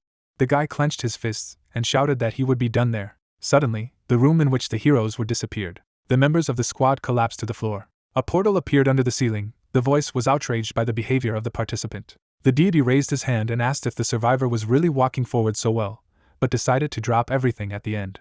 A ghostly hand covered the player. His body was covered in lightning. The psychic narrowed his eyes when the man claimed to have helped him and asked why he had made such a choice. In the past, the protagonist found himself in the same room with Maria in the first stage. It was very similar to providing minimal security. In the second stage, the priest protected him with barriers and looked more like a personal guard. Looking up, Gui-chang thought about what it looked like someone's plan and decided that it was like a stab in the back. The portal above his head lit up. The voice said that he was even offended, and explained that he had even allowed Lysiria's daughter to protect him. Red energy enveloped the boy. The god told him that they were summoning earthlings to save this world, which was on the verge of destruction. The gates began to shine, and it turned out that at first everything was fine and the participants were focused on destroying the parasites. But so they wanted a profit and staged a riot, making the inhabitants of paradise their slaves. A whirlwind swirled under the ceiling, a voice explaining that their primary goal was to save those who failed to climb to the top and cultivate courageous and capable players, and asked if their ordeal was really that difficult. The psychic frowned and understood why the death toll began to rise sharply after the third banquet. The man wondered if the survivors really thought that they would silently watch their behavior. Skeletons and lions appeared in the memory. The main character realized that in the first and second stages, those who resisted the will of paradise were selected. God frowned and declared that in paradise there is no need for those who maintain chaos and disorder. Gui-chang pursed his lips and decided that the third stage was in for a verdict. The word wolf was written on the door. According to the terms of the third stage, the user had to decide the fate of 8 people, with the exception of the priest. The warrior's body rose into the air. The boy realized that he was the executioner of the 5th banquet. The voice said that there was only one person left to kill for this horrible banquet to finally end. The guy looked up and replied that he was not going to do it. The supreme being raised his eyebrows in amazement. Frowning, the girl said that she had developed an interest in this man, and decided to listen to him. Observers gathered at the portal. The woman explained that this participant adheres to neutrality, and wants to lead both the good and the bad, so she looks even more special. Blue energy swirled around the player. The man said that it was not like him at all. A ghostly hook grabbed the psychic by the throat. The main character turned away and tried to escape. There were corpses lying on the floor. The god concluded that the survivor would not kill them if he actually remained neutral. Gui-chang replied that they had ruined the entire banquet that had been created with such difficulty. The soldier bowed his head. The boy said that he, on the contrary, was faithful to the banquet. The guy squinted tensely, the voice suggesting that at first he simply did not like the night, and then the participant helped him, and the player gave up. The psychic frowned and told me that his present was different from his visions of the future because it had already changed because of him. Grinning, the Supreme Being was amazed at his cleverness, and stated that the girl had not killed Lara, but someone else. The shackles around the survivor's neck were gone. The man explained that every person is born with a star of unique destiny whose movement almost never changes, and that woman only killed someone because the star that had deviated from its path was trying to return to its original orbit. The spear soared into the air. The god said that this person was actually a ghost who had a destroyer aura and would kill several thousand people in the future. The main character took the weapon in his hand. The Supreme Being warned him that among these victims could be his comrades. Gui-chan grabbed the flagpole. The man asked if his words did not sound convincing. The boy narrowed his eyes contemptuously. The knight was unconscious. The god opened his mouth wide and shouted that it was a destroyer. The killer was standing on a mountain of corpses. The guy thought about the fact that each outcome has its own reason, even for the murder of several thousand people. The player threw a spear and realized that if the reason changed, then the result would also change. Laughter came from the burning portal. The psychic closed one eye and wondered what made them laugh. A bubble appeared around him. The Supreme Being said that there was almost no difference between temper and courage, and decided that the participants simply did not understand what he was talking about. The council members widened their eyes when someone ordered them to be silent. Gullah looked ahead and declared that she would no longer allow them to use their child. The man frowned and asked if she really wanted to save the destroyer. The girl turned her head and reminded him that they themselves gave him the right to finish this stage, so he made a choice of his own free will. God pursed his lips in displeasure. Raising his eyebrows, the Supreme Being agreed to retreat and added that they should give him something since the banquet was over. The woman looked away. The main character covered his chest with his hands. The villain offered to look at his desire. The man held out his hand. Gullah explained that the survivor was not yet ready to accept it because he did not have a high enough level. A powerful gust of wind hit the Gui-chan. The god decided that his colleague was protecting him too much, and concluded that they should respect both his choice and his wishes. The girl raised her eyebrows and asked if it was necessary. The Supreme Being smiled and stated that there were many reasons for this. A bright light lit up the boy's face. Raising his hand over him, the scoundrel wondered if he could bear the weight of his own words, and said that he was very curious to know it. The guy gritted his teeth and frowned tensely. A giant eye opened above his head. The player opened his mouth wide. The system unlocked new skills of innate ability. The man asked him to never forget about the choice he made today. The knight approached the throne. A flash flashed in the sky. The woman watched as a new star was born. The guard shrugged as he stood aside. The goddess frowned sternly and asked him to prepare for battle. A huge army headed for the fortress.